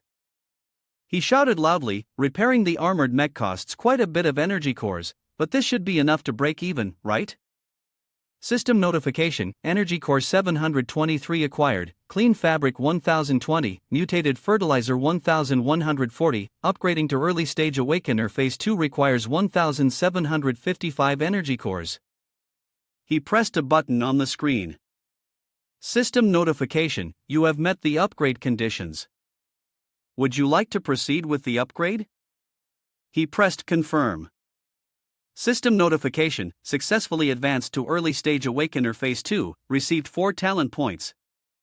Upgrading to Phase 3 requires 55,600 energy cores. 2 strange marks appeared on Zheng Han's wrist. He thought to himself, Energy Charge Strike has been forcibly enhanced as well. Talent points were allocated, and the system announced again, successfully allocated talent points. You have mastered cat-like reflexes and richest in one way. Dodge ability increased by 150%, item harvest yield increased by 60%. Zheng Han leaped into the air and rushed straight towards Xiao Xiu, startling her and prompting her to exclaim, "Boss, you've learned Blink." He smiled lightly and explained, "This is just my talent for dodging. How many upgrade shards do you still need?" She replied, feeling a bit dejected, "I don't even have any progress on my leveling up." Zheng Han was surprised, asking, "What? How is that possible?" Xiao Xiu, feeling too hurt to continue, waved her hand dismissively and said, "Never mind me. Boss, it seems like all the monster beasts in the city are hiding from us. I haven't seen a single one on the road." He seriously said that these monster beasts are smart, and keeping them alive would be a disaster for Tianyang City. "Let me see where they are." He saw them and shouted, "So this is where they are." Then he spoke to himself. After upgrading the observation eye, the detection range has expanded several times. Xiu popped out from above and waved. Zhang Han, I've upgraded my extraordinary abilities, I won't drag you down anymore. Zhang Han and Xiao Xiu were both very excited. He smiled brightly and said loudly, "Great, let's go, we will clear out all the monster beasts in Tianyang City."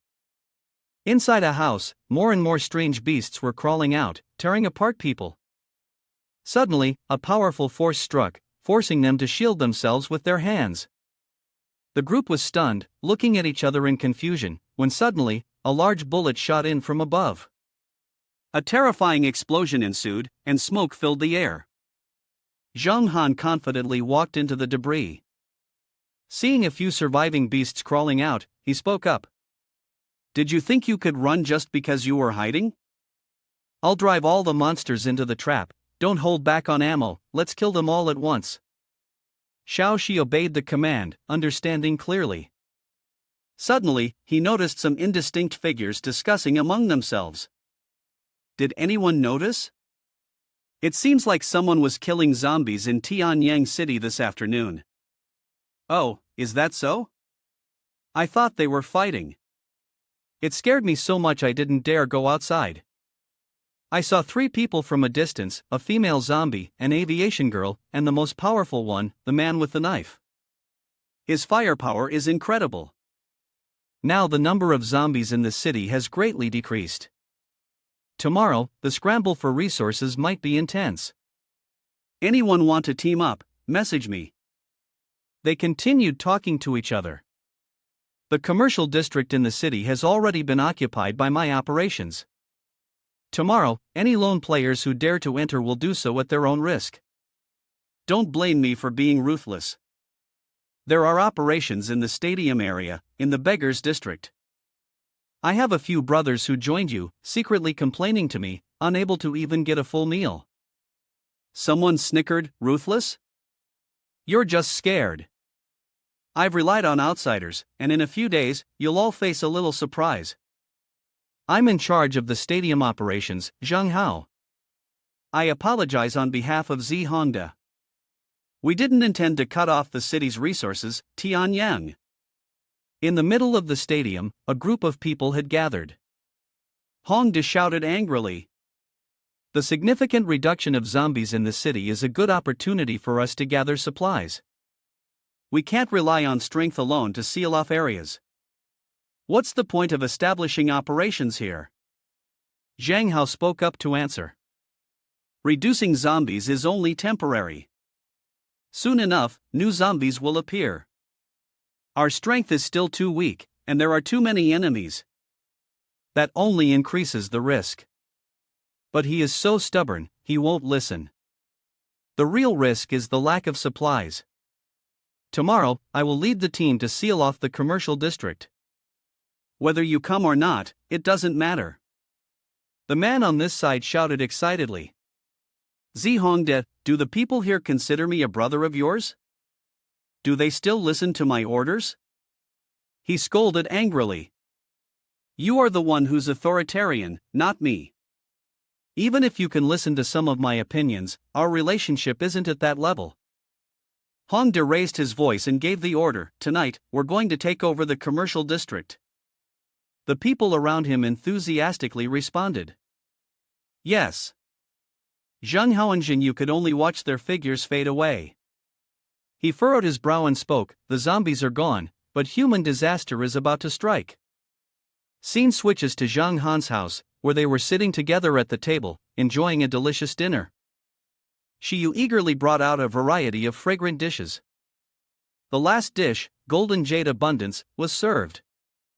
Xiao Xiu was so moved that she almost burst into tears as she praised, Sister Xiu is amazing.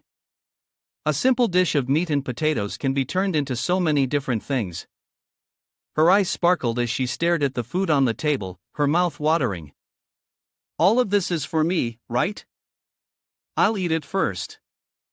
Zhang Han helplessly rubbed her head. I really admire you. Have you never eaten properly in your life? Xiao Shi chewed eagerly and replied, Boss, you don't know how hungry I was in this world before. I was so starving that I could only eat tree branches from the mountains.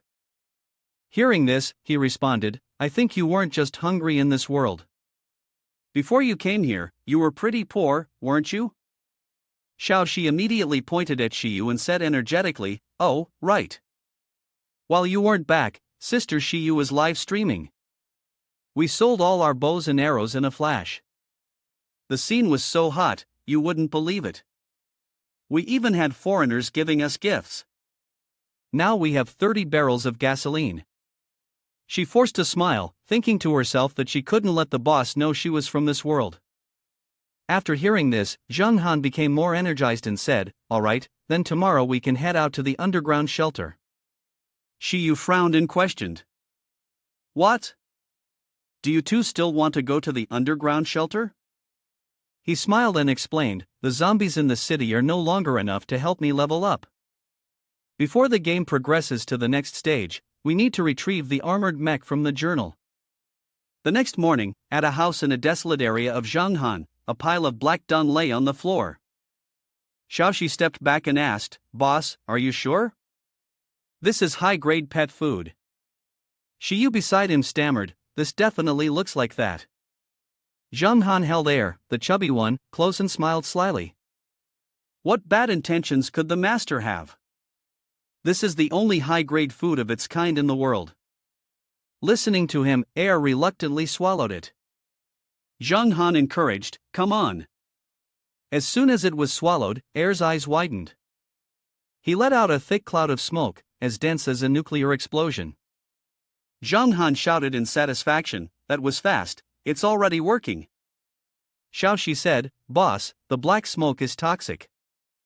Run quickly." Xiu was surrounded by the black smoke, with something sticky and dark on her hands. Zheng Han worriedly asked, "Xiu, are you okay?" Xiaoxi, "Hurry up and treat her." The girl responded immediately. He thought to himself, this high-grade dog food is really powerful, even a fart can hurt extraordinary experts. The black smoke gradually dispersed, and Zheng Han watched cautiously. He saw a large animal's foot with sharp claws step out. Xiu and Xiaoxi watched in astonishment. Air Fat had now become incredibly large, strong, and imposing, with bloodshot eyes glowing red. Xiaoxi stared blankly. Xiu peeked inside, "Let me take a look."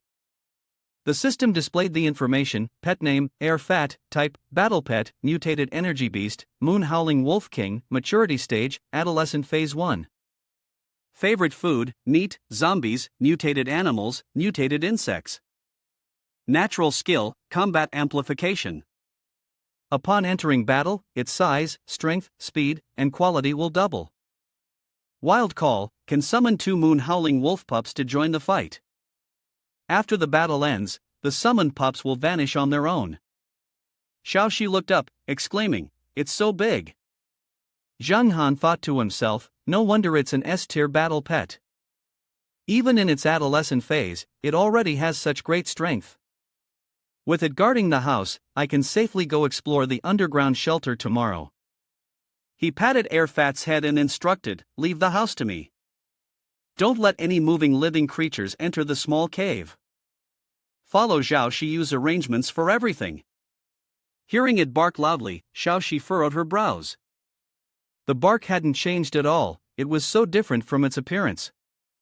After giving the instructions, Zheng Han eagerly urged, "Let's go, we're heading to the underground shelter." Meanwhile, in the city, Zhongde and his men were mercilessly slaughtering their way through. He bent down to grab something, secretly thrilled. It's still the fastest way to gain resources by killing people. A chubby man in a black shirt and a luxurious gold ring pointed forward and shouted, "Is this how you people conduct business in your stadium? You deceive us by collecting materials here, then wait until we're done before chasing us down and killing us all." Hongde shrugged and replied, "Don't blame me, it's all orders from our boss, Zheng Hao. We have no choice." The chubby man yelled loudly, "Aren't you afraid that word of this will spread and make you the common enemy of everyone? If that happens, you definitely won't have a good ending." He casually continued, "We're not easy to kill either. How about you leave the rings behind, let us talk it out, and I'll let you go." He asked calmly, "What do you think?" The chubby man, his face full of fear, stuttered. Is that really true? Zihongde smiled and assured him. Of course it's true. But when you spread the truth about Zhang Hao, don't say I didn't warn you, that guy will kneel down and obey. Yes, yes, yes.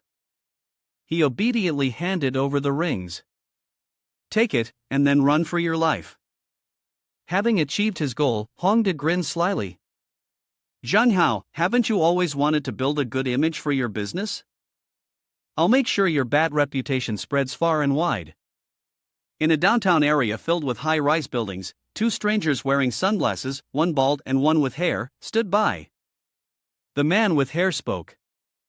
Isn't this the third group of people they've robbed already? The other, holding a gun, replied. There's an old saying, the mantis stalks the cicada, unaware of the oriole behind. He raised his gun and aimed, ready to close the net. He pulled the trigger, and a bullet shot quickly through the air, heading straight towards the three men of Zihongde. As he turned around, he took a direct hit, the bullet striking him. His subordinates screamed in panic, "Boss!" A young man rushed in from outside, breathless, and announced, "Boss, something's wrong. Teen Chi has been captured by a group of foreigners." Zhang Hao hurriedly asked, "What foreigners? Speak clearly." The man, panting heavily, explained, "We followed your instructions, collecting supplies in the commercial district without bothering anyone. We didn't expect that someone had conspired with the foreigners to ambush us. Teen Chi killed a few of them, but they couldn't fight against the armed foreigners." Shen Yu asked in confusion, "What about the others? How did you manage to escape?" He replied, "They're all dead. The foreigners let me go and told me to bring this list to you. They said if we don't bring the supplies on the list to the designated location tonight, they'll kill more people and then attack local businesses." Shen Yu took the list and glanced through it. She thought to herself with concern, "This is almost half of our total supplies."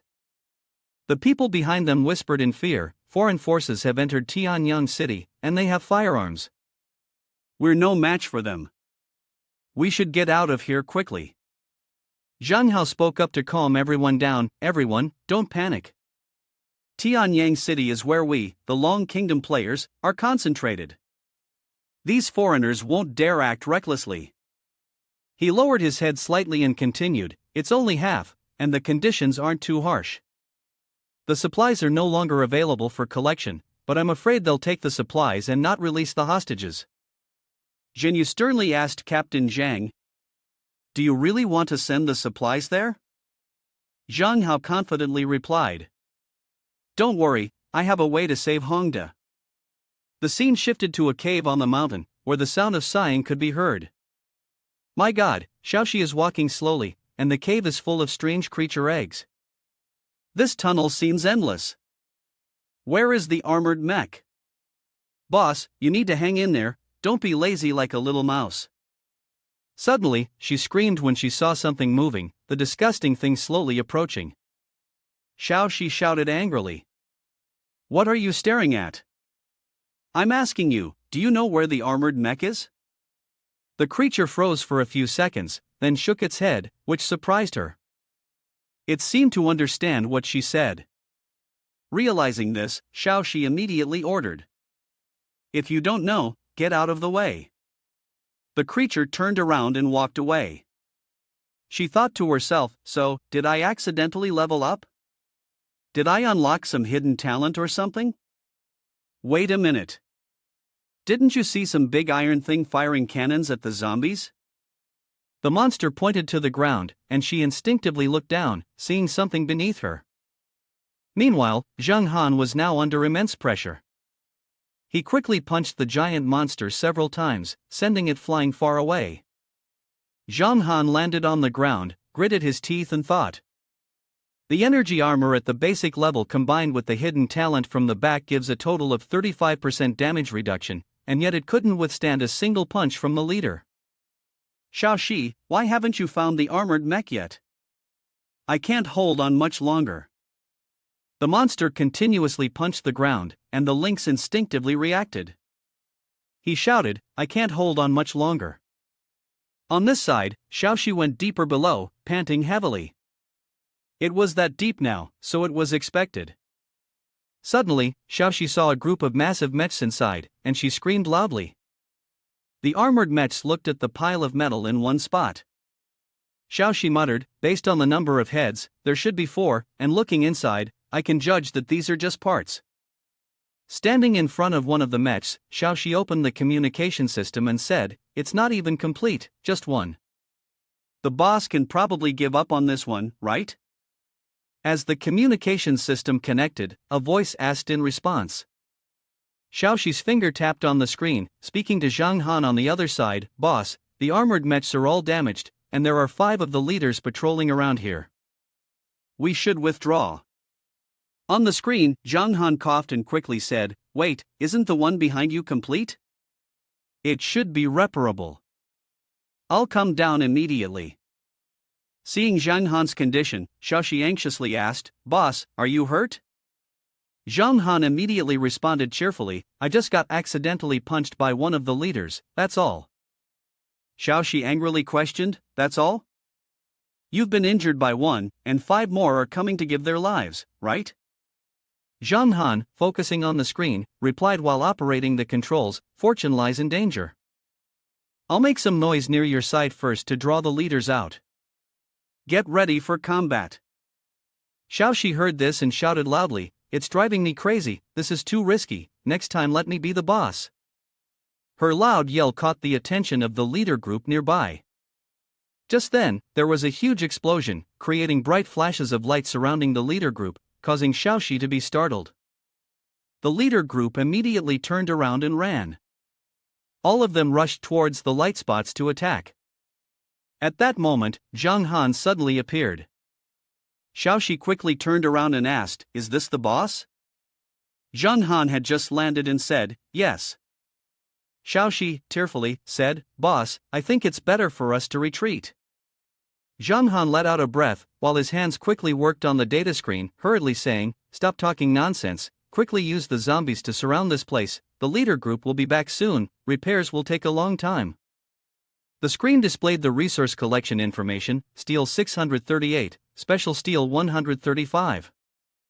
Based on the current resources, the repair of the armored mech was starting, estimated to take 30 minutes, repair progress 0%, steel 10, energy core 10. After hearing the repair information about the damaged leader group, Xiao Xiu, with tears in her eyes, unwillingly turned and went to carry out the task. Zhang Han held Xiao Xiu's hand, passed her some weapons, and instructed, wait, here are 100 bombs I just got. Take them, and when the leader group arrives, you go and attract their attention. With tears still streaming down her face, Xiao Xiu said, boss, I won't die, right? Zhang Han held Xiao Xiu's hand to encourage her. Xiao Xiu, you must believe in yourself. We're only in the second phase now, and things will only get harder from here. At that moment, the screen displayed a message about a missing 100 bombs. As Xiao Xiu turned her head, she saw a leading creature approaching. Startled, she swung her hand and unleashed a streak of green light, quickly saying, Xiao Xiu, they're back. Xiao Xiu hurriedly dashed out of the green smoke that was covering Zhang Han's position and said, boss, I hear you, but once the armored mech is repaired, make sure to come pick me up. Zhang Han quickly responded. People from Long do not deceive others from Long, and we are family. As long as I still have a breath left, I will never leave you behind. Zhang Han anxiously stared at the data on the repair progress screen, 3% steel damage, 84 energy cores 57, while thinking to himself, the steel and energy cores are depleting quickly. I wonder how much more they can be repaired. Outside, Xiao Xiu raised her gun, aiming at the legs of the leading creature, shouting, hey, you idiots! After firing a series of bombs at the leaders, Xiao Xiu swiftly ducked and ran, while calling out, watch this. The leading creatures attacked Xiao Xiu but missed. She quickly leaped to another position, not forgetting to taunt. Can't hit me, it must be driving you crazy. Xiao Xiu slung her bomb launcher over her shoulder, aiming and firing as she shouted. A bunch of fools, ambushing while shouting so loudly. Here's something for you. Don't be shy.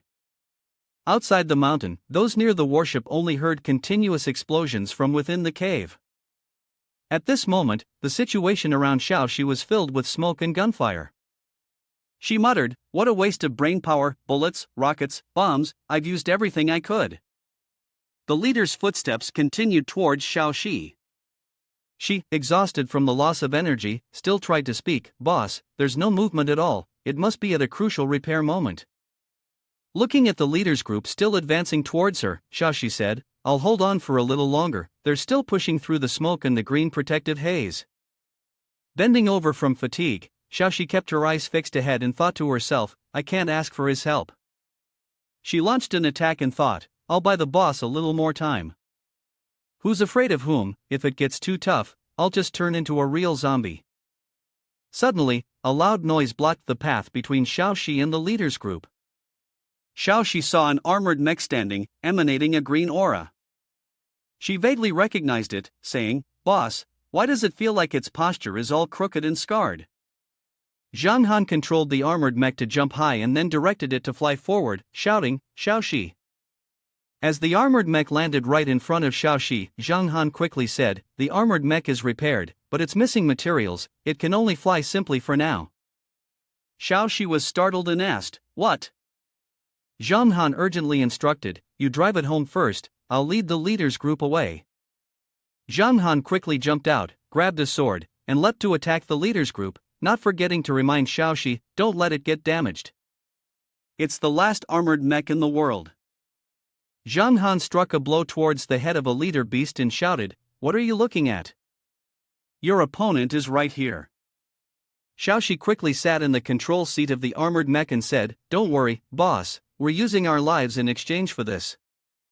The little mouse will make sure to complete the mission." The leader beast, upon being attacked by Zhang Han, immediately threw a punch in retaliation. Fortunately, Zhang Han stepped back just in time to avoid it. He shouted, "That was fast." Zhang Han unleashed another palm strike. "Then let's try this." Inside the armored mech, Xiao Xiu shifted the control lever and murmured to himself, "For the boss, no matter what, I have to go out." Then, the armored mech shot straight up, creating a long streak of light. Meanwhile, Zhang Han was still attacking the head of one of the leader beasts. Zhang Han happily said, "Good job, Xiao Xiu." He then turned around and shouted at the group of leader beasts, "What are you looking at?" Zhang Han gathered his strength and launched a series of light beams towards the leader beasts while yelling, "Come over here. Our fight isn't over yet." A white streak of light then appeared across the system screen. Elsewhere, outside a building, a sound echoed. Slap! Jinyu, carrying a bow and arrow, sprinted rapidly outside the building, throwing stones into his mouth while muttering, "I hope that person will show some sympathy and help deal with those foreign guys." When he looked up, a white wolf with red eyes suddenly appeared above, growling and baring its fangs, making Jinyu jump in surprise and shout. The white-furred wolf opened its mouth wide and lunged towards Jinyu with its claws extended. She panicked and thought, "What is this?" As the wolf landed, Jinyu sprang up high, narrowly avoiding the attack, while silently wondering, why are there monsters in his house? Jinyu smashed the window and jumped inside, with the white wolf hot on her heels. As she hurriedly ran, she glanced back and thought, the plan cannot fail. I need to lure this monster to Captain Zhang. At that moment, the white wolf charged straight at Jinyu. Inside a warehouse, a man was hanging with his hands bound above him. Below him, a man in a brown suit with black glasses sat in a chair. Behind him stood a man in a black suit. Both were watching the man hanging, who was bleeding. The man sitting in the chair ordered the henchman standing behind him, "It's time. The coward from the Long Country hasn't shown up, do it." One of the henchmen threw a bucket of cold water over the man who was bound. Wongji, drenched by the water, snapped his eyes open, looked up, and thought, "Zhang Hao, in the end, you all abandoned me. I knew from the start that you were being kind to me just to use me." One of the henchmen, holding a lighter, approached and said, "Don't be afraid. Life is like a flame, I'll help you set it ablaze." Wang Jiren's eyes widened in horror, and just then, a sound caused the man sitting in the chair and his henchmen to turn their heads. At the door, Zhang Hao appeared, entering alone. The leader was sitting on the chair, turning his head to shout at his subordinates. Where are the guards who were supposed to be watching the back? How did he get in? One of the subordinates picked up his phone to check and then replied. I don't know, there hasn't been a sound from inside. Could he have been killed? Suddenly, a ring was thrown out. Zhang Hao tilted his head and said, This is the material you wanted. Can my people leave now? The leader jumped up, pointing a gun at Zhang Hao and shouted. You sneaked up from behind. What do you mean by this? You brought 10 people, but you're not here to discuss business with us? All of them aimed their guns at Zhang Hao. The leader grinned and said, You've made me very unhappy, so I'll take the materials and your lives as well. Zhang Hao laughed and said, They say Westerners value spiritual contracts above all, but it turns out it's just flattery.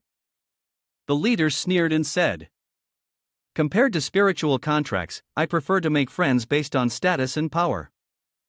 Zhang Hao, angered, ripped his shirt open to show them, revealing the explosives strapped to his body. The leader screamed in fear and backed off. He watched Zhang Hao carry Wongji out the door, gritting his teeth in rage. He turned to his subordinates and angrily ordered, Send a few people after them to kill them. One of the subordinates replied, Yes, boss. Zhang Hao was running at full speed, carrying Wongji. Wongji lifted his head and asked, Didn't we escape already? Is it really necessary to hurry this much? My wound is about to burst. Zhang Hao responded. Shoo, the explosives on me are fake. Wongji, fuming, said. What? Damn it, were you just pretending to take my life earlier? Zhang Hao was still wondering why Zhenyu hadn't lured that person over yet. Had he failed? As he saw the time to break out approaching, Zhang Hao kept thinking that it seemed like the only option left was to use Plan B. He hoped that the ambush set by the brothers was ready. At this moment, a figure moved at an incredible speed and a bald man, carrying a gun on his back, jumped out to block Zhang Hao and Wongji path. He landed on the ground and, with a smug smile, said, People from Long Country, why are you running so fast? He laughed and added, Boss, we have something for you. Wongji, sitting behind, scolded, See, you failed again. If you had called the brothers in the first place, we could have escaped by now. Zhang Hao replied, I can't risk the lives of the brothers for you. Upon hearing this, Wongji angrily retorted, So you never intended to save me, you just came here to play the hero. The man in black behind them mocked, What's this, arguing now? Looks like your relationship isn't that good after all. Fine, leave your ammo behind, and I'll let you go. How about it? At that moment, a large beast blocked the man's path from behind, making him turn around in fear. Shocked, he cursed, What kind of monster is this? Seeing the white wolf baring its teeth in front of him, the bald foreigner sneered and said, This is the reinforcements you called? The wolf, with bloodshot eyes, growled twice. The bald man laughed again, saying, Is this the war dog Long Country raised? I thought it was some kind of monster. Turns out it's just a dog. As he spoke, he laughed in a deeply sarcastic manner. At that moment, from a window in the building, Zhenyu shouted loudly while holding his arms. Captain Zhang, hurry up and run. Zihongde turned his head to look back, his face showing clear signs of unease. Zhang Hao gritted his teeth, thinking that something seemed off. After a moment of thought, he firmly held Zihongde on his back with one hand, while tossing a grenade with the other. The grenade hit the ground and caused a secondary explosion. The bald man saw this and shouted, Chase them down, don't let them escape. Just then, a dark shadow appeared in front of the wolf. The bald man was startled and thought to himself, What is this? The wolf's illusion rushed toward him, and he instinctively fired a shot. After that, the illusion turned into the white wolf, which lunged at his leg and bit it. Blood splattered from the wound, and his eyes bulged out, as if they were about to pop out of his head. The blond man stayed inside the room, sitting with his hand propped up on a chair, grinding his teeth and muttering. An hour has passed, and not even a single wounded fool has been caught. Useless bunch. After dealing with the bald man, the white wolf chewed on his gun and ran into the room. The two men remaining saw the shadow outside and exclaimed in shock. What kind of monster is that? The blond man thought it was a hunting rifle of the beast. Realizing this, he aimed his gun at the white wolf and said, "This is bad. It's a battle beast, shoot it, kill it." As soon as he finished speaking, they all opened fire together. The white wolf broke through the barrage of bullets and lunged towards the group of people. When it landed, it created a seismic tremor. The ground and rocks where it landed shattered and flew into the air. The people were caught up in the chaos as well. It leaped forward, using its sharp claws to grab a nearby person. Blood splattered everywhere. The blonde-haired man, while running, shouted, "Retreat, this beast is too strong, it can't be killed." He hurriedly contacted someone, pleading, "You have to save me. We're being attacked by a beast from the Long Kingdom." The white wolf bared its fangs and claws, letting out a fierce growl. Dark phantom figures appeared beside it, each lunging to bite at the foreign attackers. Screams of terror echoed through the air. "Don't save me!" The blond man, who had been bitten by the white wolf on the neck, looked panicked, shouting, "If we had known there were Long Kingdom's tamed beasts here, we wouldn't have come." As night fell, only 3 figures remained on the long road. Zhongde, covered in injuries, expressed his gratitude, "Thank you all for saving me once again." He then added, "I can manage on my own now." Zheng Hao also sincerely apologized, "Sorry, brother, I did it for everyone's safety. I hope you can understand." Hearing him, Zhongde coldly turned his face and, with a sarcastic tone, said, "Understand? How could I not understand?" His attitude startled Jinyu. She was furious and wanted to argue, but Zheng Hao stopped her, saying, "Jinyu, don't act rashly." She couldn't swallow her anger, shouting, "Heartless, soulless bastard, you're worse than useless, not even worth saving." As for Zhongde, after turning around and walking away, an ungrateful thought crossed his mind. He frowned, speaking evilly to himself, "Zheng Hao, you all better not think you can tie me down with this favor. Soon enough, I will level up and awaken, and by then, I will definitely replace you." At night, specialized trucks and tanks entered the city. On board was a fully armed army. The tanks stopped at a spot on the street, and the tightly shut doors opened. The bald, chubby man waved at the trucks. Then, he began giving orders, "Everyone get off the vehicles, kill everyone in the city. Avenging my dead younger brother."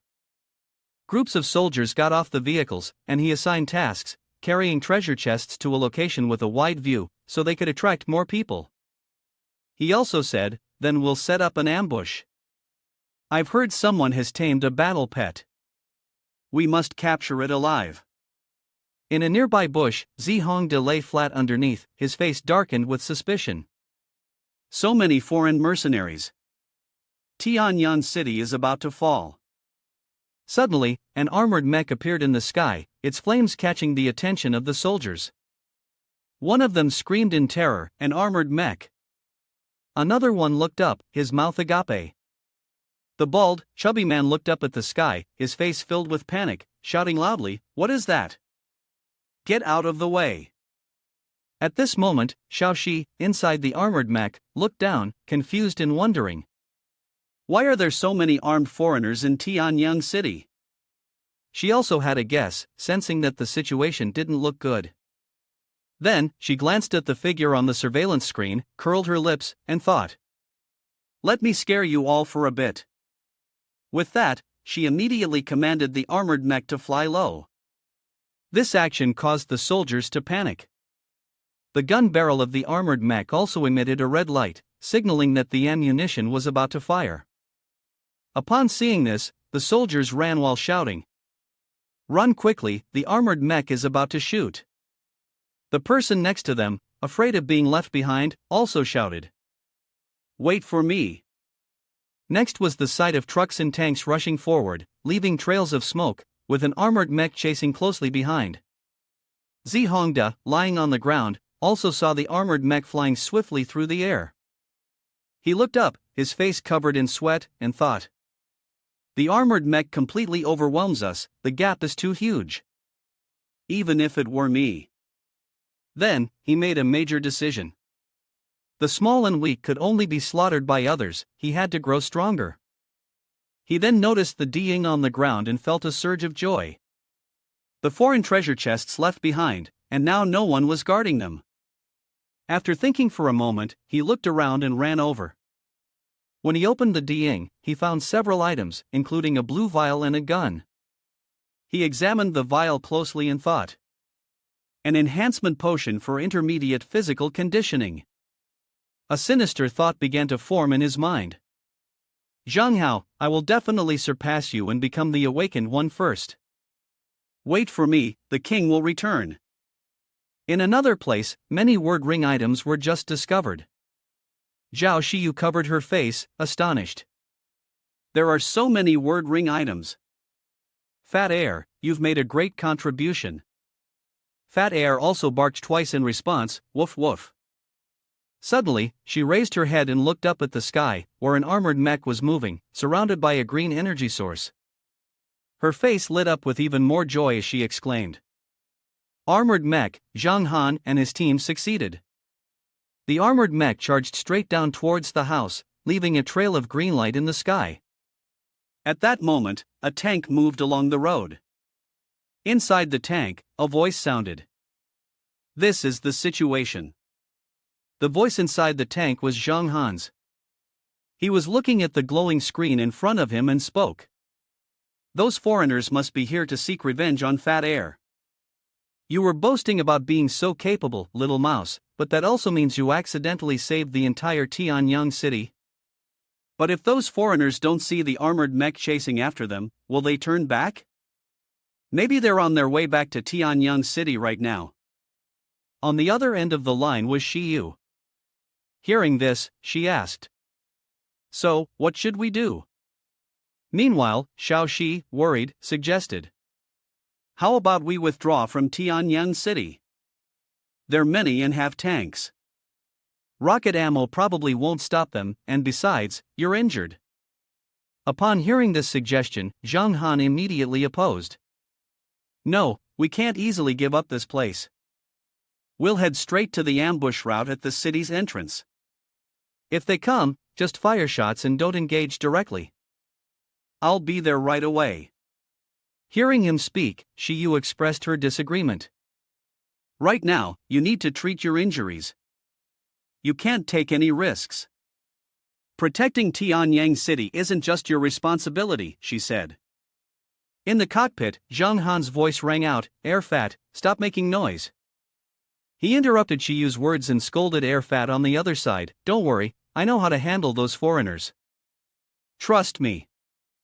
As soon as he finished speaking, he realized that repairing the armored mech would require 10,000 energy cores. Now, with fewer zombies around, the only option left was to raid. He even felt a bit of satisfaction, thinking how the evil ones who killed people and took treasures would start to tremble. At that moment, a convoy of military vehicles began moving toward the city. Xiao Xiu looked down, feeling relieved. These guys were indeed coming back, and fortunately, they arrived just in time. Xiao Xiu, holding a cannon, also said, "Why don't we open fire? We might be able to wipe them out." As soon as she finished speaking, she fired a cannon at the vehicle moving on the road. The shell hit the vehicle, causing a large explosion of flames. Xiao Xiu nervously looked down again, and fired at the tank once more. The fire erupted again, but the tank remained unharmed. Seeing this, Xiao Xiu grabbed Xiao Xiu's hand, trying to run, and said, "This is bad, we've been exposed. Run quickly." But Xiu looked back and said, "No injuries, we should target the tank at the rear." Outside, the tank began to retaliate, firing several rounds of shells. Inside, the two of them quickly ran off. The smoke and fire poured inside, shattering the glass and sending shards flying. The two of them hurried even faster.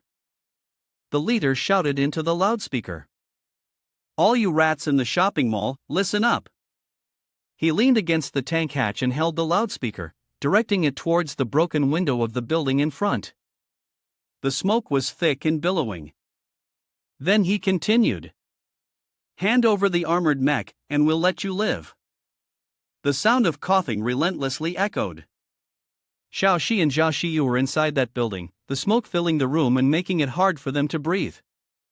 Xiu coughed violently before collapsing to her knees, while Xiao Xiu stood there, holding her mouth shut, coughing uncomfortably a few times before cursing. You shameless bastards, their target is the armored mech. Debris from the ceiling fell due to the destruction. The two of them were trapped in the smoke. Xiao Xiu bent down, frowning in frustration, and said, We absolutely cannot let them succeed. How dare they call me a rat? Xiu clung to the wall, kneeling and looking outside. The fat heir was keeping watch at another exit, hoping it could hear the sounds and arrive in time. The bald-headed man spoke. You refuse a drink when offered, so here's a penalty shot. Try this instead. As soon as he finished, he sat back in the driver's seat, grinning smugly, and repeatedly pressed something. Then, a cannon shot fired, sending a red streak of fire from the barrel through the window and into the room where Xiao Xiu and Xiao Xiu were hiding. Seeing the fiery shell flying toward them, Xiu glanced behind and quickly shouted. Xiao Xiu, get down! Xiao Xiu squeezed her eyes shut, doing as she was told, cursing him for being trash and setting fire to everything. Then, Xiao Xiu heard something and suspiciously murmured, That sound is. She then shouted loudly, It's Fat Air has come to save us, let's run quickly while we can.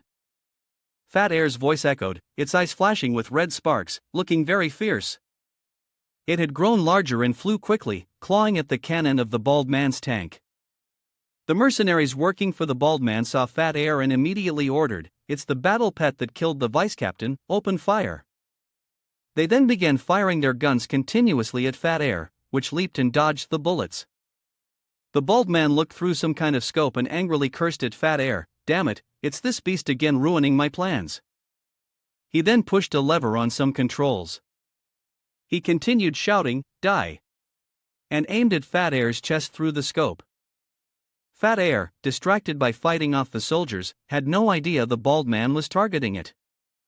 Just as Xiao Xiu and Xiu were running towards the door, they saw a shell shoot out, bursting into flames. The two of them were horrified and looked towards Fat Air. Xiao Xiu screamed, Fat Air. Xiao Xiu also shouted loudly, Fat Air, it's dangerous, get out of the way. Fat Air stood amidst the scattered bodies of the mercenaries. It paused in confusion, wagging its tail while turning its head to look at them and speak. It was unaware that a fire shell was about to take its life. Then, the fire shell hit Fat Air and exploded. Smoke and flames surged into the sky, and Fat Air was thrown into the air by the explosion. A heartbreaking scream echoed, Fat Air. After shouting, Xiao Xiu seemed to lose control and rushed towards the chubby air with a pained expression, tears streaming down her face without stopping. Xiao Xiu felt just as heartbroken, but she tightly shut her eyes, hugged Xiao Xiu's arm, and stopped her from running toward Air. Xiao Xiu, don't go. Xiao Xiu bent forward, supporting herself with her knee, staring ahead in resentment as she spoke, her tears continuing to fall. Air fat. Xiao Xiu, in pain, continued for her. We have to stay alive to avenge him. At that moment, the mercenaries eagerly rushed forward to capture them. One of them shouted. Chase them, don't let those two girls escape. Xiao Xiu and Xiu bent down and tried to flee from them. Suddenly, the mercenaries were engulfed by the fire, and they screamed in agony. Ah! Xiao Xiu looked back, puzzled. Zhang Han, sitting in the large vehicle, ordered them. Get in the car. Zhao Xiu spoke. Zhang Han. Xiao Xiu, stunned to see him, called out. Boss. Then, both of them stepped into the vehicle. Xiao Xiu cried out. Boss, boss. Xiu followed, closing her eyes to suppress her sorrow, and spoke. I'm sorry, Zhang Han, Air Fat was killed by the tank explosion. Zhang Han couldn't believe this was real. He exclaimed. What? He froze, mouth agape in shock, his hands gripping the steering wheel tightly. Zhang Han's car sped down the empty road, passing through the Rocky Mountains, with the bald-headed man's vehicle chasing them from behind. He was focusing on driving while speaking. Missiles can't deal with tanks, but there's one thing that can. He was frowning and grinding his teeth as he said this. Then, he steered the car into the cliffside, creating a new path. The bald man's car was behind them. He sat inside the vehicle, gritting his teeth, then pushed the lever up, and the engine roared. Want to play cat and mouse with me? I'll play to the end, he said. Zhang Han's car quickly entered the dark area. As the bald man's car entered the cave entrance, a pair of huge, glowing red eyes of a creature appeared in the darkness. Then the creature aggressively charged forward. His two mercenaries, sitting in the back of the car, looked through the window and turned pale, shouting in turn. Wait, what the hell is that? The giant creature flexed its arms and slammed them into the ground with force, sending rocks and debris flying. The two cars of the bald man were also hit by the flying stones, causing damage. The bald man opened the tank hatch, poked his head out to look at the creature, and coughed uncomfortably. He shouted. Damn it, what kind of monster is this? The giant creature had red streaks like lightning running down its arms. It howled and lifted one foot, preparing to strike the bald man's tank. He stood frozen, not knowing how to react. Zhang Han's voice came from inside the car. Of course, I'm giving you a monster to send you to hell. I was clever enough to drive into the corner of the cave so the creature wouldn't detect us. As for that bald guy, he's pale with fear. He's got no way forward or back now, just standing there at the hatch of the tank. The monster ferociously launched an attack, striking heavily on his tank. Its eyes glowed red, and sparks flew around it. A loud explosion erupted, followed by a thick cloud of smoke. It was clear that the monster was extremely vicious and enraged. There was even a trail of sparks coming from its eyes.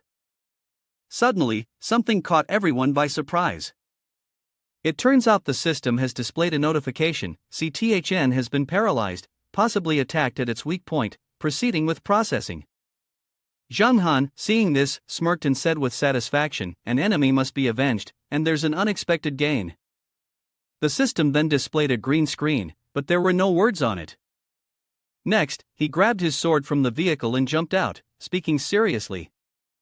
It's time for us to end this. He leaped from the ground, heading straight for the monster's head. Surrounding him was a blue glow, while the monster remained fierce, crackling with electric sparks. He used his legs to pin the monster's neck, then with all his strength, thrust the sword into its left eye. Blood splattered out with the strike. As the sword pierced its eye, he shouted, "Die!" The monster let out a horrifying scream in agony, then slowly began to fade away, while Zhang Han landed safely on the ground.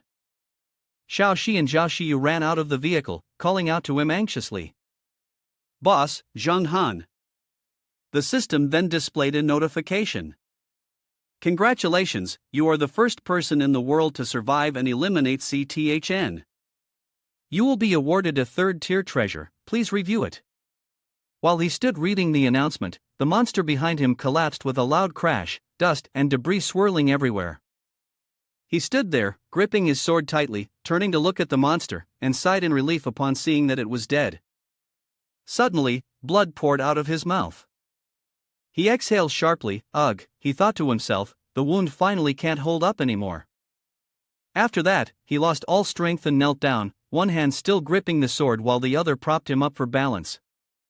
His face turned pale, completely drained of color. Xiao Xi and Xiu rushed over in a hurry to check on him. The battlefield from earlier had turned this place into a wasteland. The tank had been overturned, and some had crawled out, but they still didn't survive. Blood was spilled all over the ground. Then, two figures appeared from somewhere and saw the scene. A man with black hair led the way, grinning maliciously before speaking up. Hiding behind was definitely the right choice. Gather all the supplies that can be reused. The man with curly hair followed behind and responded. Too bad the good stuff was all collected by that demon-like man. It would be better if he died along with Waku. The man with black hair kicked the head of the bald man from earlier. He glared at him with contempt before speaking. Piece of trash, you died so pathetically. Meanwhile, the man with brown hair was looking at something. He rested one hand on the shoulder of the black-haired man and pointed towards the direction, saying, "Hey, over there." The black-haired man glanced in the direction he pointed. A figure of a young man stood on top of a monster's corpse, surrounded by a thick cloud of white smoke. The curly-haired man smirked and said, "Damn it, is there another scavenger here?" The black-haired man widened his eyes and stared. Then, the two of them spoke up. "Hey!" He heard the shout and immediately turned around, glancing at them with eyes full of murderous intent. The curly-haired man made a gesture as if driving a car with both hands, while confidently saying, "This is our territory. Get lost." The black-haired man standing beside him made a mocking gesture, seemingly trying to belittle him. He stood on top of the monster's corpse, turned to look at them in confusion, and said, "There are a lot of foreigners appearing lately. This is the territory of Long Country, how did it become your turf?" The black-haired man opened his mouth and laughed mockingly. "The Long Country chicken, you think you deserve a territory? When I arrive, you should all leave." The curly-haired man beside him sneered disdainfully, then grabbed a small knife, intending to attack him. But before they could get any closer, someone shot them in the head, shattering their skulls, their bodies collapsing backward. It turned out that he was the fortunate survivor of Captain Zhao Longxin's Lan Na team. He stood there calmly, looking down at their corpses and said, "You entered the territory of Long Country without permission and didn't even know to back off. You died without injustice."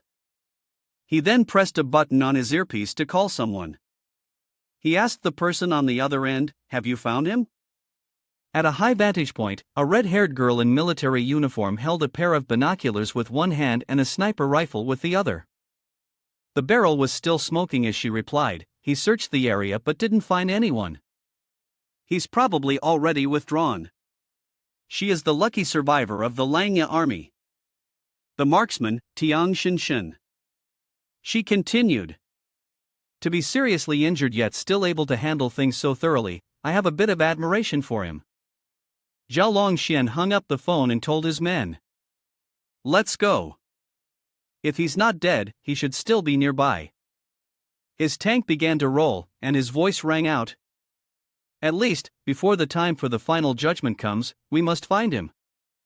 Zhang Han's vehicle was parked in the warehouse, and the scene was quite chaotic. The blue light from his sword slashed in a curved line. After he had just sliced through a mutant creature, he looked toward Xiu and Xiao Xiu, who were searching for the fat air in this alley. He exhaled heavily and asked, "Have you found air fat?" Xiu turned her head and replied, "No, not yet. He should be around here." Suddenly, a red warning notification appeared on the system. 5 monsters are approaching. Due to the player's heavy injuries, their action speed will be greatly reduced. Retreat.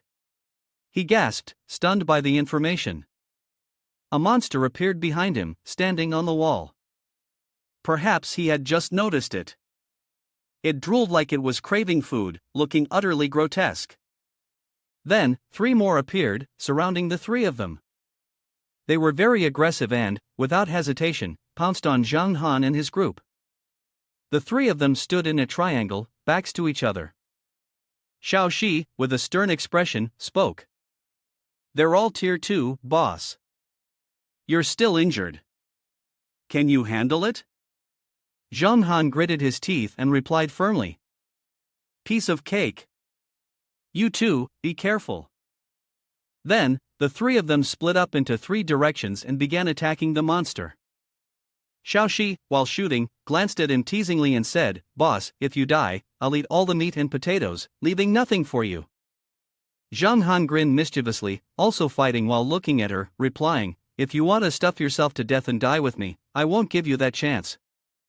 He forcefully stabbed his sword through the monster's body. His gaze was cold as ice at that moment, and then he decisively severed the monster's head and neck.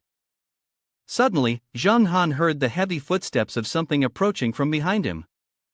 He slightly bared his teeth, silently cursing. God! This is an enormous monster, with glowing red eyes, sharp fangs dripping with saliva, covered in fur, and breathing out smoke. He thought to himself, what is that? It growled loudly and charged toward Zhang Han. He, Yang Jian, was ready to fight it, but he didn't know that another monster was lurking behind him. At that moment, the system displayed a warning, beware, there's a monster approaching from behind, but he was too focused on the enormous one in front of him. In a panic, he muttered, does this system have a glitch? The immediate danger is right in front of me. But the enormous monster didn't attack him. Instead, it leaped past him and began tearing into a monster behind him. He stood there, puzzled. Zhang Han gasped and turned his head to look at the giant monster. He thought to himself, it doesn't care about me. That monster is only attacking the others, focused on devouring the zombies. He thought so because, in front of him, the monster was only biting and tearing flesh from those zombies. Then he suddenly remembered, wait, eating zombies. And that strange noise, he voiced his suspicion. Though it seemed a bit much, was it possible that a zombie had suddenly appeared behind him, mouth wide open, lunging to grab him? The monster suddenly glanced toward him. It tore through the white mist and charged toward him. But Zhang Han swiftly swung his sword, slicing the zombie in two. He muttered in confusion. After eating the lone zombie, the monster's wounds healed. Elsewhere, the zombies, shot through by bullets, were falling. Xiao Xiu and Xiao Xiu were working together, shooting them down. Xiu spoke up, all right, break through. Then Xiao Xiu looked toward the hole and said, this side is cleared, let's go find the boss.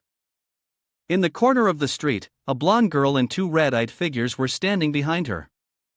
The blonde girl murmured in annoyance, what the hell? These two girls are that strong?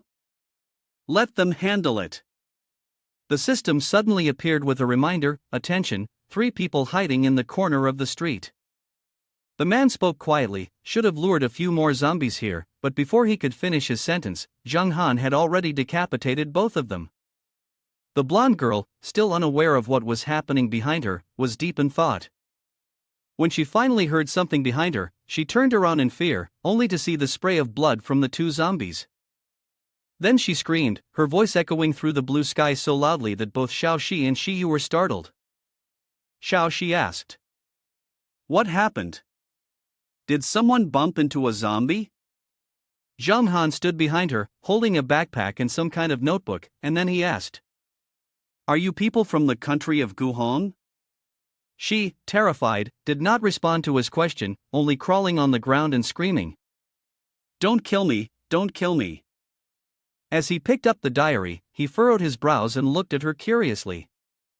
Why aren't you staying in Jiangbei? What are you doing in the territory of the Long Country? The blonde girl sobbed and stammered in fear. No. No, I. Just then, Xiao Xi and Xiao Xiu ran over.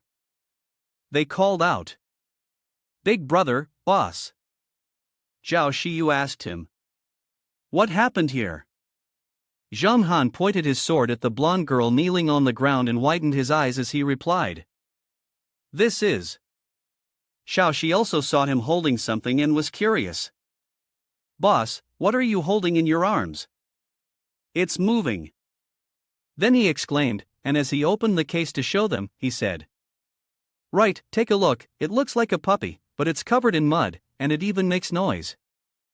Xiao Xi spoke up. What? What is this? It's so ugly. But then her face became slightly suspicious as she continued. Ah, wait a minute. Her silly exclamation made Xiu, who was standing beside her, cover her mouth with her hand, eyes watering. Could it be? Then, Zhang Han smiled and squinted as he said to them. That's right, this is fat air, it was badly burned before, but thanks to the zombie bead, the wounds have healed. Xiu happily hugged the backpack and said, great, air fat, you're still alive. Xiao Xi burst into tears and said, air fat, no matter what you look like now, I will always love you the most. Zhang Han looked down inside, then said, the atmosphere is so good, and although I really don't want to spoil it, where are you sneaking off to? The tip of his sword was pointed straight into the ground in front of her, making her startled. He bent down, gritted his teeth, and warned her, you still haven't answered my question. Tell me honestly, don't try anything funny. The blonde girl shrank back, then turned her head to look at him and spoke in one breath, my name is Xiao Mei, I'm not from Guhong, I'm from the Long Country. It was people from Guhong who kidnapped me. If it wasn't for my brother arriving in time, I don't know how long I would have been tormented by them. He asked again, then why are you running? She coquettishly answered, it's just that my brother is too strong, and I was scared for a moment. You're my savior, lead me and I'll be willing to do anything. She touched Zhang Han's calf, her chest pressed tightly against his leg, and she made a face of shyness while trying to seduce him. Zhang Han, drenched in sweat, said, huh? She continued, even if it's about sex, I'm fine with it. Zhang Han was stunned, thinking to himself, what's wrong with this woman? Xiu, still holding air fat, blushed and stared at him with wide eyes. Xiao Xiu, on the other hand, was confused, not understanding what she was saying. Xiao Xiu and Xiao Xiu stood watching the two of them struggling with each other. Zhang Han looked at her and asked, do you want me to take you with me? Then you have to show some sincerity. Xiao Mei awkwardly grabbed his sleeve and replied, as long as I can go with you. She then puffed out her chest, tightly clinging to his arm, pressing her full chest against Zhang Han's arm. She pretended to be shy and said, whatever sincerity you want, Xiao Mei will indulge you. Zhang Han was speechless when she did this. She still clung to him, gazing at him with eyes full of affection. He closed his eyes and placed his hand on his forehead, dejectedly saying, what are you thinking? Then, he brought the hilt of his sword down from above, stopping just between her chest. He impatiently raised his voice, stop acting stupid, give me the ring with the character on it. She continued to ignore his words, staring intently at where the sword hilt was pressed, letting out a shy moan. Her voice, soft and coquettish, rang out. So this was what he liked. Xiao Xi couldn't watch anymore and turned to walk away. Xiu, with a slightly sorrowful expression, stood there, hugging the chubby air. Zhang Han didn't pay attention to her. He spoke up, let me see what's inside. He touched the system screen. Then, he exclaimed, this is truly a destruction of the worldview. The ring he was holding contained a lot of random things. A sailor suit, a costume with an adorable girl wearing cat ears, a claw, a small vibrating ball, an unclear cylindrical object, 3 packs of instant noodles, 5 cans of soda, an energy core, and 5 bags of mutated fertilizer. Zhang Han scowled as he stared at the system screen inside, I've never seen such useless things. Is this really something that should appear in this world? Xiu, standing silently beside him, smiled awkwardly. Xiao Mei puffed her chest out and stood behind him, covering her face with her hand, and with a helpless expression, said, even so, they've given you everything. But Zhang Han completely ignored her. He turned to Xiao Xi and asked loudly, little mouse, how's the harvest on your side? She popped her head out, raised her hand, and replied, reporting, boss. This is a large box. There are weapons, food, daily necessities, and also 3 unmanned aerial vehicles. Then she kneeled down, holding the ring from earlier, opened the screen, and turned to ask him curiously, I actually have a question. As she shook the cylindrical, skin-colored object in her hand, she wondered, what is this vibrating cylindrical object? Zhang Han immediately froze, looking tense. He ordered Xiao Xi, throw it away immediately, right now. Xiu widened her eyes, opened her mouth, and leaned in to see what was going on. In the end, Zhang Han's group left the place, getting into the vehicle. They left behind many unclear items, scattered on the road. Inside the vehicle, Xiu sat in the passenger seat, looking at Zhang Han with concern. Brother, that. While driving, he glanced at her and asked, what's wrong? She whispered to him, I feel like we don't understand Xiao Mei. Zhang Han thought for a moment, realizing that Xiu seemed to have noticed something unusual. Resources in Jiangbei were scarce, and those 2 people from Guhong had mediocre strength. yet the supplies they carried were enough to sustain a dozen or more people from the base. He thought for a moment, then flashed a confident smile and said to Xiu, "Don't worry, I know my limits." Xiao Xiu was slightly startled as she looked down at her hand being held by Zhang Han. She seemed a bit embarrassed, her face turning red. Then, he spoke again. "From the actions of the Uguay group, we can infer that these supplies were likely obtained by crossing the border into Tianyang City through hunting players." He smiled with narrowed eyes, withdrawing his hand from Xiu's. She shyly turned her gaze away. He then turned his head to glance at Xiaomei, who was sitting in the row behind them, secretly smiling and thinking that this woman, Xiaomei, was probably from Guhong's country. She was sitting with her arms crossed, and when she saw him looking at her, she winked at him. He continued thinking that he should use this opportunity to fish out the big fish behind her. Just then, Xiao Xiu suddenly leaned forward, grabbed his head, and turned him to face forward, shouting in a panic, "Boss, no matter how beautiful Xiu is, you can't keep staring at her. Up ahead, look ahead." He was startled and looked ahead, confused, then screamed in horror. "Oh my god, their car is suddenly blocked by a boulder in the middle of the bridge." He slammed on the brakes. The screeching sound of the tires on the road echoed. Inside the car, all that could be heard were the terrified screams of Xiu, Xiaomei, and Xiao Xi. Zhang Han gritted his teeth, trying to focus on controlling the car. "Damn it, the tire's blown, hold on tight." The car swerved violently before crashing into the side of the bridge, causing the railing to break. Pieces of the broken railing fell into the river. Thankfully, their car managed to stop just in time. Xiao Xi screamed in fear, "Danger, this is too dangerous." Then, Zhang Han jumped out of the car to assess the situation. He called out, "You girls be careful, I'm going down to check." Just as he had barely jumped out, a reminder appeared on the system, "You have entered the firing range." Jian Yi quickly found cover. Seeing this, Zhang Han gritted his teeth in concern, and then gunshots rang out in the direction he had been standing. However, he reacted swiftly and retreated, dodging the bullets. He looked in the direction of the gunfire and saw a figure holding a gun, sitting on the edge of a high bridge railing. He immediately called out, "Xiao Xi, Xiu, don't get out of the car." It turned out to be the red-haired girl, Tiang Xinshan, the lone survivor of the Langya regiment. She sat proudly on the bridge railing, holding a gun, and spoke with amusement, "You actually have some skill, dodging all of them." Zhang Han was hiding behind his car to stay out of the line of fire while observing the situation. The sound of footsteps reached his ears, and he fell silent, deep in thought. Someone was approaching from the other side of the bridge. In front of him was a dark silhouette of someone walking against the light, heading toward him. The person was about to reach the stone barricade in the middle of the road. Zhang Han continued to think, "There's no danger reminder this time, what are these people trying to do?" It was Zhao Longshan. He shoved his hands into his coat pockets, stood still, and looked toward Zhang Han before speaking, "You're the one who took out the military depot, right? Can we talk?" Zhang Han, still crouched behind his car and gripping his sword, stayed on alert as Zhao Longshan approached. He replied, "You're playing this game just to talk to me? Just now, I almost had my head blown off. Is that okay with you?" Xiao Xi leaned forward inside the car, gripping the steering wheel nervously, and said loudly, "Boss, don't trust him. Earlier, he asked about the weapons depot. It's most likely that the fat heir is planning to rob it. We'll have to face him head on later." The fat heir barked a few times from behind her, while Xiu covered her mouth with her hand.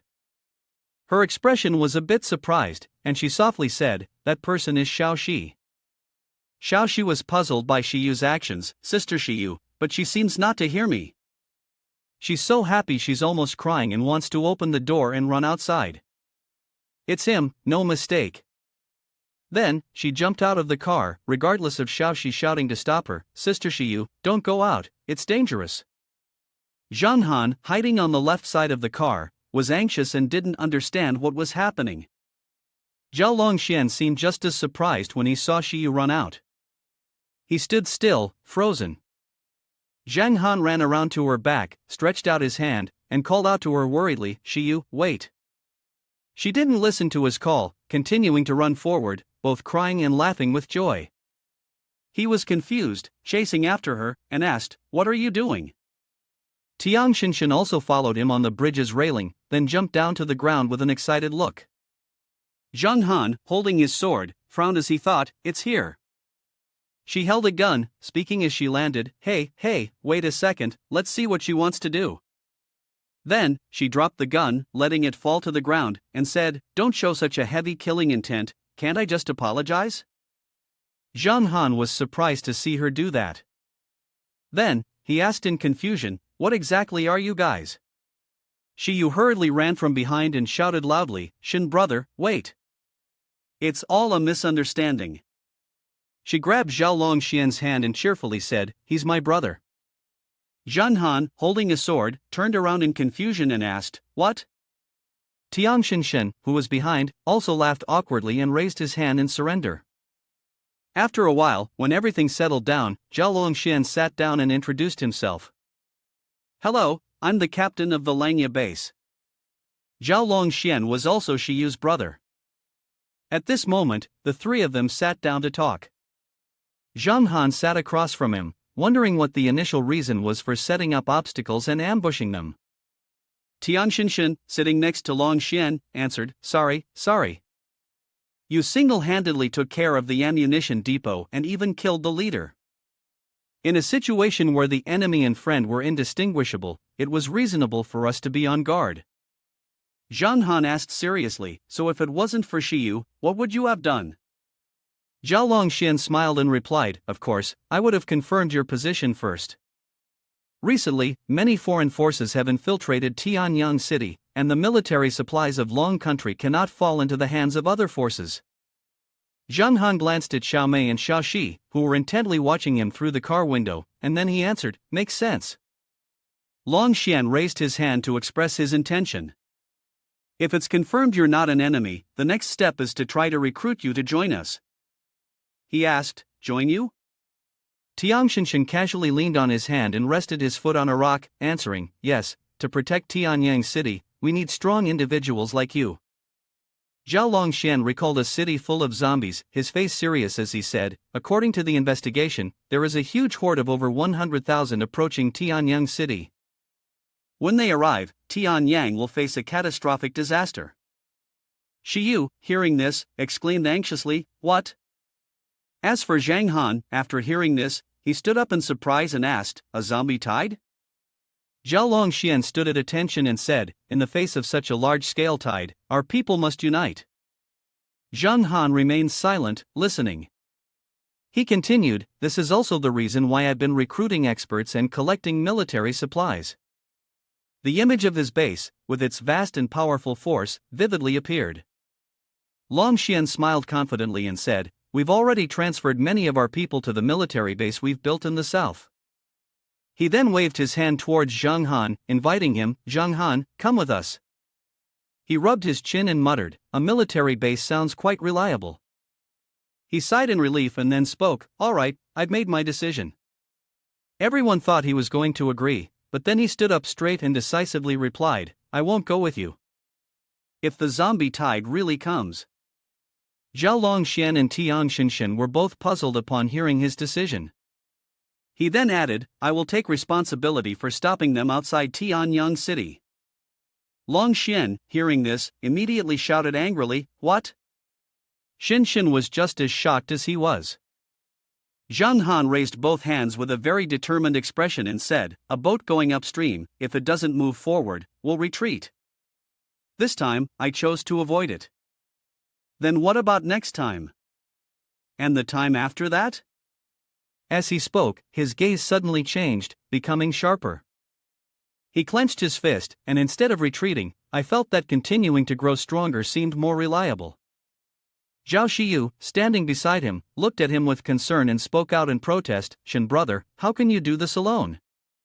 Zhao Longxian raised his hand to stop her, "Don't say anything more." Xiu and Tian Xinshen also remained silent, looking at Zhang Han. He grasped the iron bar and spoke, "Xiu," then raised the bar, glanced at her, and smiled as he said, "If you've severed ties with your brother, whether you leave or stay, I won't force you. You decide." Afterward, he grabbed the iron bar and turned to walk towards Xiao Xiu and Xiao Mei.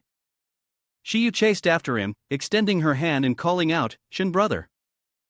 Then she turned to Zhao Longxian, looking anxious. Why don't you try to persuade Zhang Han?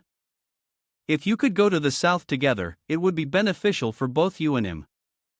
He closed his eyes and shook his head, replying, "It's useless." He gazed into Zhang Han's eyes, filled with determination, then smirked, saying, "I know that look of his all too well, steadfast and confident. No one can sway him. He won't change anything for anyone. Besides, with the strength capable of killing his leader, perhaps he can truly stop any attempt from being carried out." Zhang Han swung his sword, eliminating the entire group of ghouls with a cold, sharp gaze. Zhao Longxian continued, "At least, in this dark world, he is certainly one of the few who can survive." Xiao Shi saw him return and spread her arms wide, shouting, "Boss, what were you talking about?" "Ah!" Xiao Mei rushed out, pushing her aside, causing her to jump in surprise and scream. Then, holding a bottle of water, she made a coquettish, worried expression and asked him, "Are you done? Are you feeling different now? Please drink some water." Xiao Shi, furious, turned black with rage and glared at her with murderous intent, silently cursing, "This damn woman." Zhang Han looked at Xiao Mei, sneered, and replied, "Thanks. We didn't say anything, it's just that there was some misunderstanding earlier that needs to be cleared up." He then turned to Xiao Shi and informed her, "Also, Xiu may come with you. She is leaving." Xiao Shi's face was full of displeasure as she grumbled loudly, "What? Sister Xiu wants to go? I don't want to." Zhang Han surrendered to her reaction, raising both hands and saying, "Little mouse, that's her brother. Don't cause trouble."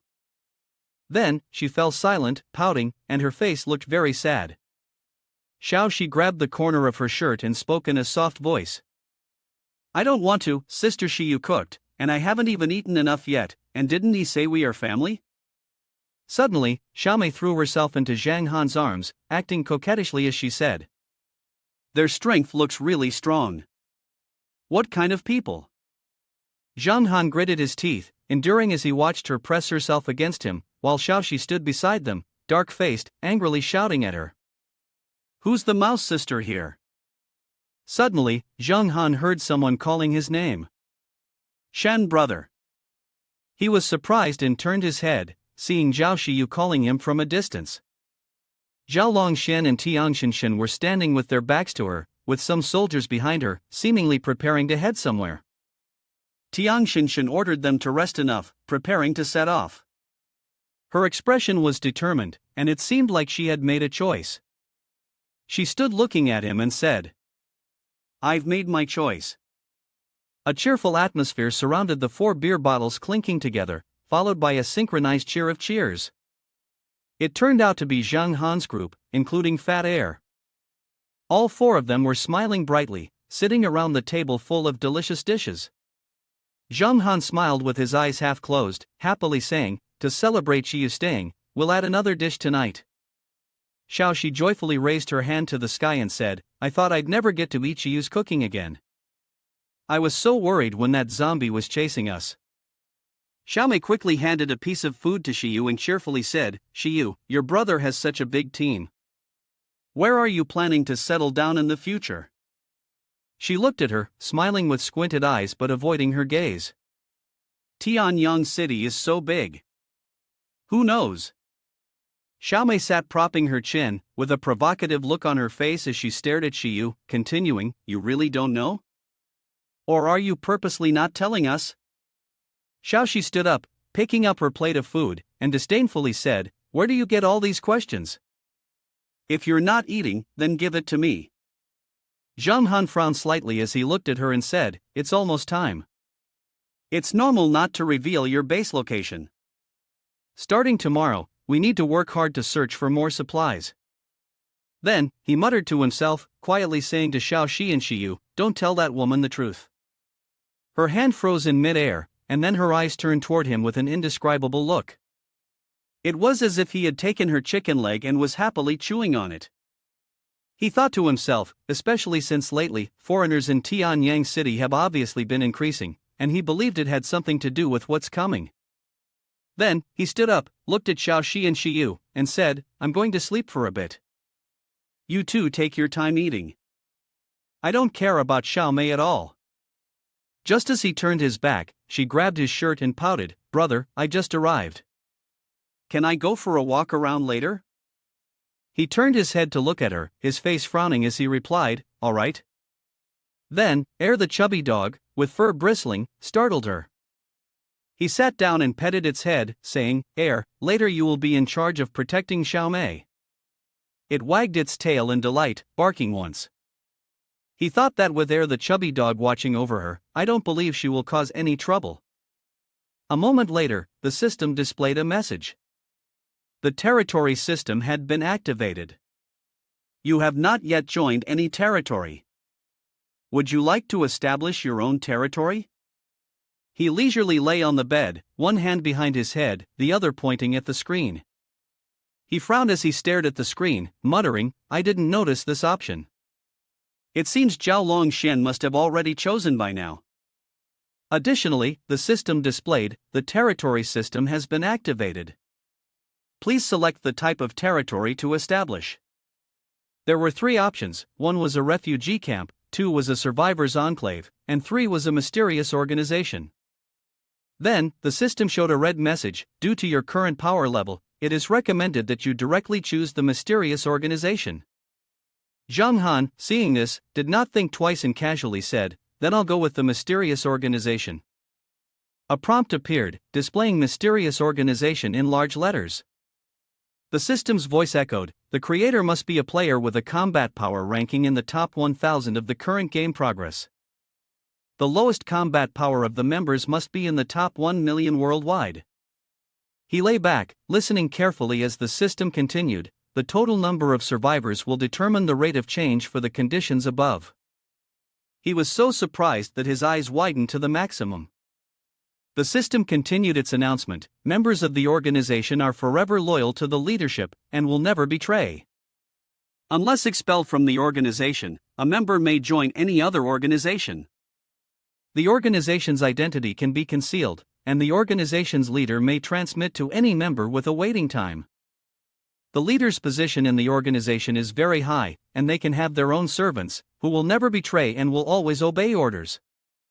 The system continued, "Building requires 1000 energy cores. The number of cores will increase over time." Zhang Han stood frozen, as though lost in the system's sea of information. The system continued its notification: "Checking shows that your strength is within the top 1000 in the world, meeting the conditions to establish an organization. It has been confirmed that you have enough energy cores. You can now create an organization. You have lost 1000 energy cores." The system then announced, "The next step is to choose an emblem for your organization." 3 emblems appeared for him to choose from. He stared at them, unsure which one to pick. Then came the step of choosing a name. He rested his hand on his chin, deep in thought. "A name?" He paused for a moment and then added, "Well then." He spoke and then went silent for a moment. The name he chose had 2 characters, Mangyen. The emblem and name were set. The emblem was that of a black dragon. He looked at it and smiled with satisfaction. The system displayed a congratulatory message. "Congratulations. The organization Mangyen has been established. You are the founder of the organization, as well as the first-term leader." Afterward, he sat cross-legged on the bed, leaned back against the bed frame, closed his eyes, and sighed. Cool. A mysterious organization sounds pretty cool. The result is not yet the empty commander. Xiao Xiu and Xiao Xiu's combat strength had not yet reached the 10 million world level. He thought to himself that in this world, strength is still the most important thing. Suddenly, Xiao Mei appeared by his bed, calling his name in a sweet voice. Zhang Han was startled and sat up, saying, "What are you doing here?" She was wearing a white cat-patterned outfit, striking a pose with a seductive expression on her face. She spoke, "You saved me. Of course, I want to ask if there's anything I can help you with." Zheng Han sat with his hand propped up on his knee, looking at her with a sneer. So, you want to help, huh? In the clean living room, everything was so neat it was almost shining, and hot food that had just been cooked was already laid out on the table. The newly sprouted plants had also been watered. Xiao Xiu and Xiu stared in amazement. Xiao Xiu spoke, "Our house is haunted." On the staircase, Zheng Han stretched lazily, yawning as he walked down. Xiao Mei was walking beside him. She looked at him and asked, "How am I doing, do you think?" He casually replied, "Not bad, not bad, keep up the good work." It wasn't long before Zhang Han reached the bottom of the stairs, where Xiao Xi and Xiu were. He turned his head to look at her, squinted his eyes, and waved his hand, saying, "Let's eat, there's still a lot to do later." Xiao Mei, who was drenched in sweat when he said that, waved her hand while silently thinking to herself to keep going. Then, her face turned furious, and she ground her teeth, thinking, "I've never been teased like this. Just wait, I'll get you back." At this moment, outside, the sky was overcast, and the sound of gunfire continued to echo. The zombies that were shot one after another fell to the ground, without a single miss. Zheng Han held his sword seriously and decisively slashed the zombie in two, while Xiu was responsible for gathering supplies. She solemnly touched the system screen, muttering, "Since the last time we cleaned up Tianyang City, the number of zombies has clearly decreased, and the supplies available for collection are also very few." Behind her in the distance, Zheng Han, sheathing his sword, stood next to Xiao Xi. Xiao Xi spoke up, saying, "Boss, you've disrupted the ecological balance." He gritted his teeth in frustration, lightly tapping her head and saying, "What ecological balance do zombies even have?" Xiao Xi grimaced in pain. Then, she rubbed the spot where he had tapped, looking at him with concern and saying, "At least now, if you want to level up quickly like before, it's impossible. The competition is coming in a few days." He glanced back at Xiao Mei, who was fumbling behind him, deep in thought. That's not necessarily true. She definitely knows where the zombies are concentrated. He then walked over, stood in front of her, and asked, "Before, where did you and those two men from Guhong lure the monster from?" She was stunned for a moment before responding, "Huh?" Then she naively answered, "It was a nearby air raid shelter." "Do you want to go?" He responded as if silently agreeing to follow. After that, she thought for a moment, then said, "This is something you found on your own, you can't blame me. And besides, if you manage to get that thing, you're sure to praise yourself." Then she smiled brightly and told Zheng Han that the area was blocked off, and almost no one could get in. But since he was so skilled, there would definitely be no problem. Elsewhere, the two of them were struggling to escape from the two zombies. They took turns shouting, "Zi Hongda, you bastard liar, using us to lure the zombies." He sat leisurely on top of the high wall, watching them being chased by a crowd of zombies below. Zi Hongda smirked and said, "I only promised to lead you to the Eternal Valley, I never said I would protect you." As the three of them were barely escaping from the zombies behind them, one of them suddenly had an arm sprayed with blood. Meanwhile, a man with gray hair was using all his strength to lift a huge stone. He had pushed the stone, making it move. The zombies, which were relentlessly tearing at each other, suddenly noticed something. A huge stone was falling from the sky towards them. When the stone hit the ground, it made a thunderous sound, and dust rose up continuously. The gray-haired man maintained his stance, his hands trembling and his breath growing heavier. He stared fixedly at the spot where the stone had fallen. At that moment, a red notification appeared on the system screen. Detected a person with extremely strong physical strength, ranked 999,546 in the world, fitting the requirements of the mysterious organization Mangyen. Could be recruited. Zheng Han stood, braving the cold, on the rooftop of a building. He looked out and then spoke up. "Is it him?" The gray-haired man, who had just slid down the rock face, also spoke. The others hurried on. It wasn't long before he landed and rushed to the spot where the zombie was standing below. He jumped up and kicked the zombie's head that was about to attack the pink-haired girl in front of him. After that, the girl turned and fled. As for the gray-haired man, before he could retract his leg, the fierce monster appeared in front of him. He hadn't even had a chance to react when the monster was pierced through the throat by a sword. It turned out that it was Zhang Han who had struck. He soared through the air, cutting the monster and the zombies behind it in half. Around him, flashes of lightning streaked like thunderclaps. Then, he landed on the ground, turned to face the gray-haired man, and smiled. "Every time I meet you, I truly feel that your strength really defies the heavens." Zhang Han sheathed his sword, turned his head to look at him, and smiled. "You defy the heavens even more. Every time I see you, you bring a whole group of old, young, and disabled people." He smiled bitterly and replied, "Well, thanks."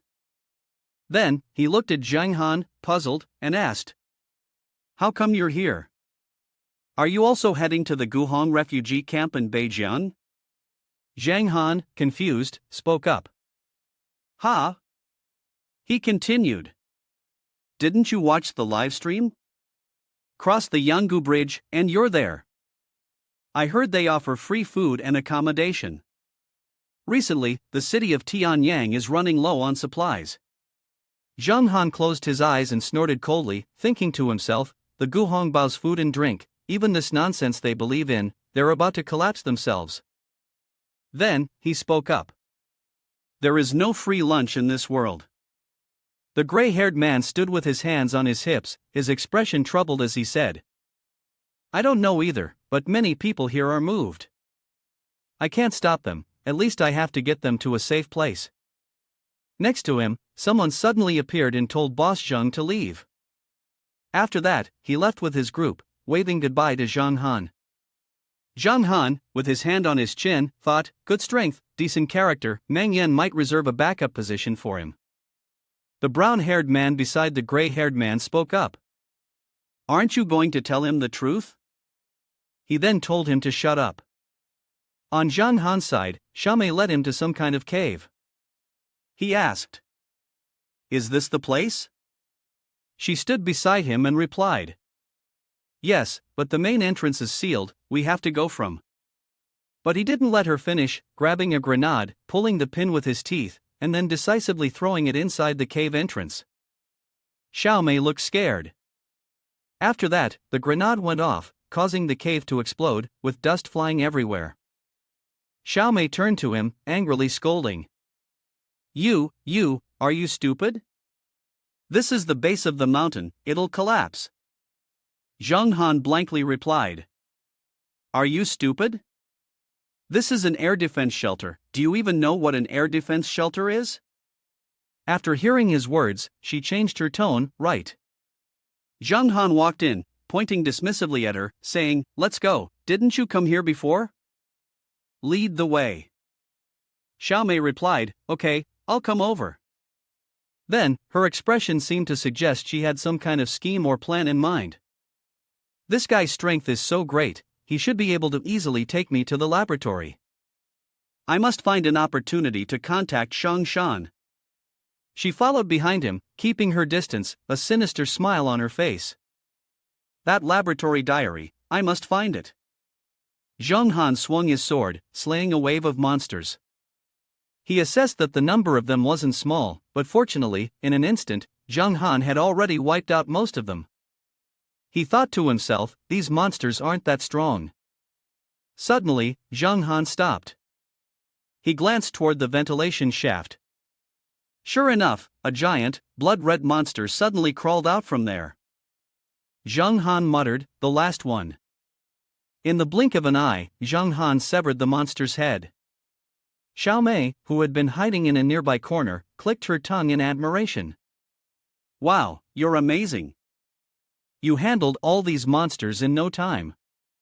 Zhang Han didn't even spare her a glance, focusing instead on the system screen to check the rewards he received after defeating the monsters.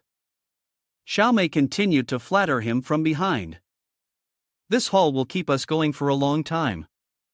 The system sent a notification to Zhang Han. "Congratulations, you have obtained 72 bags of potatoes, 48 bags of squid rings, 90 pieces of nutritious shrimp cakes, and 6 pieces There are 72 pieces of grilled wings, 30 portions of 500 g cheese, 100 packs of 6 sausages, 42 portions of 1000 g fish, 82 portions of long fish, 48 portions of 300 g beef, 20 portions of 300 g chicken, and 66 whole chicken legs, 2 pieces. Xiaomei quietly observed the results that Zhang Han had harvested. She clicked her tongue. Xiaomei stepped forward and kicked a dry skeleton lying on the ground. She thought to herself that the supplies had been guarded by people from the Guhong faction for a long time, but these people were all useless. Xiaomei mentally calculated that if it weren't for the people from the Long Kingdom not knowing that there were no main supplies in the bridal chamber, this place would have already been wiped clean by them. Zhang Han noticed Xiaomei standing behind him and urged her, "Let's go." Xiaomei coquettishly replied, "Okay, right, there's a larger storage room ahead. Let me lead you there." While Zhang Han wasn't paying attention, Xiaomei secretly took out a fruit knife that she had concealed on her person. She led Zhang Han to a pitch-black tunnel. Zhang Han, suspicious, asked, "Are you sure that place is a storage room?"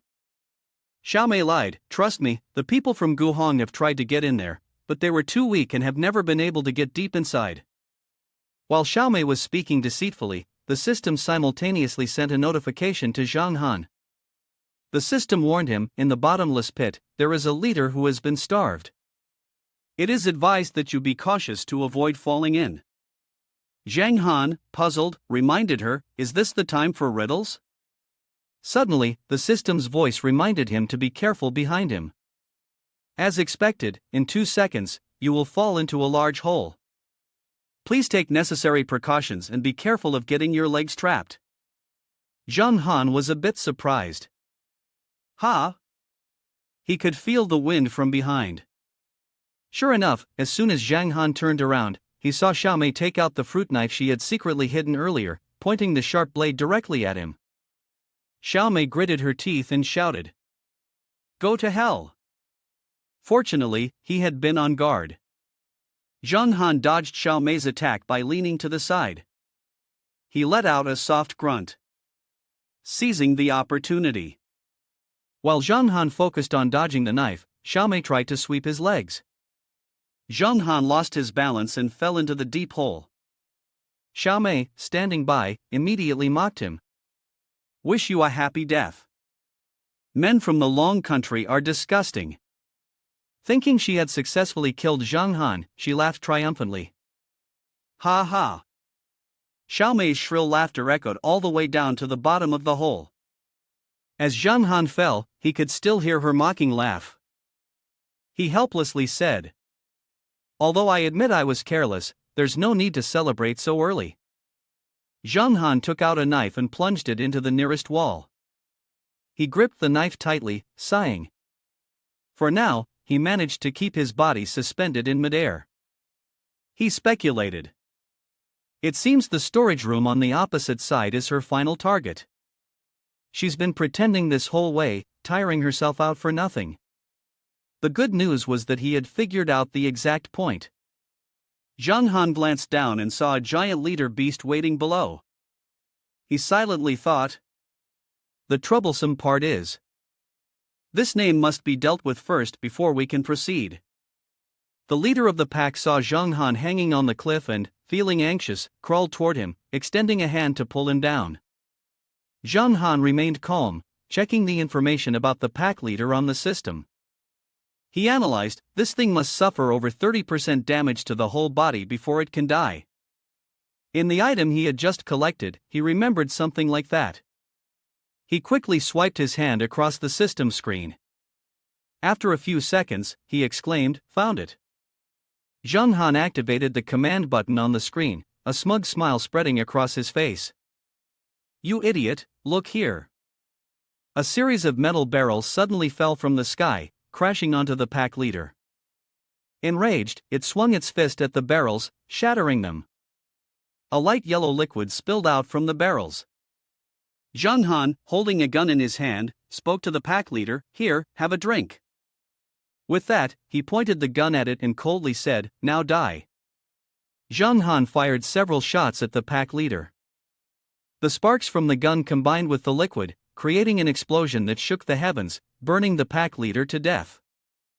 After defeating the leader, Zhang Han used the force of the knife stuck in the mountain cliff. He thought, if Xiaomei thinks I'm definitely dead, she won't be worried and will go to the most important place. Zhang Han spoke as he stood on his toes, swiftly leaping up, narrowly escaping the black hole below him that was raging with fire. Zhang Han frowned, thinking, let's see what these people from Guhong are up to now. On Xiaomei's side, after ambushing Zhang Han and causing him to fall into a pit, she made her way to the Duya T-325 laboratory. Xiaomei casually threw a fruit knife toward a mirror hanging on the wall. In the laboratory, there were countless glass enclosures containing grotesque-looking zombies. Xiaomei walked to the desk, rummaging through something while muttering under her breath. Seriously, there's still an earthquake? This cursed place isn't collapsing, is it? A voice came from her connected screen. Still haven't found it? Xiaomei replied irritably. No. Could it have been destroyed or was the intelligence wrong? On her system screen appeared the image of a man with a gaunt face, Shang Shan. He asked suspiciously. Are you really in the Duya laboratory? Xiaomei responded unhappily. Are you talking nonsense? Doubting me? Shang Shan bluntly confirmed. Of course. After all the effort we put in, we couldn't get in, yet you managed to sneak in. Xiaomei then struck a seductive pose, disdainfully saying, Don't compare me to your bunch of idiots. You need to rely on your brain and charm to get things done. Main IZ, I just need to wave my hand, and many capable men would be willing to risk their lives for me. Xiaomei continued to confidently assert. The man who led me in was as strong as a monster.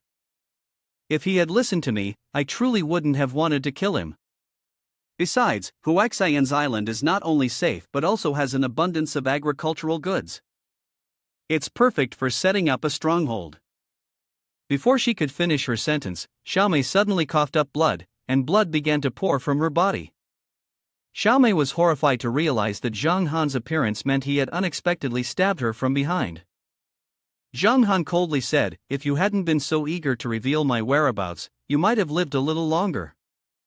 Unfortunately, he thought to himself, it was actually pretty entertaining watching her act. Zhang Han decisively withdrew his blade from Xiaomei's body, causing her to immediately collapse onto the table. He couldn't even be bothered to spare a glance at her. Instead, he scanned the laboratory room and assessed his surroundings. Duya Laboratory, that name sounds very familiar. Zhang Han walked over to the lab table where Xiaomei had been standing.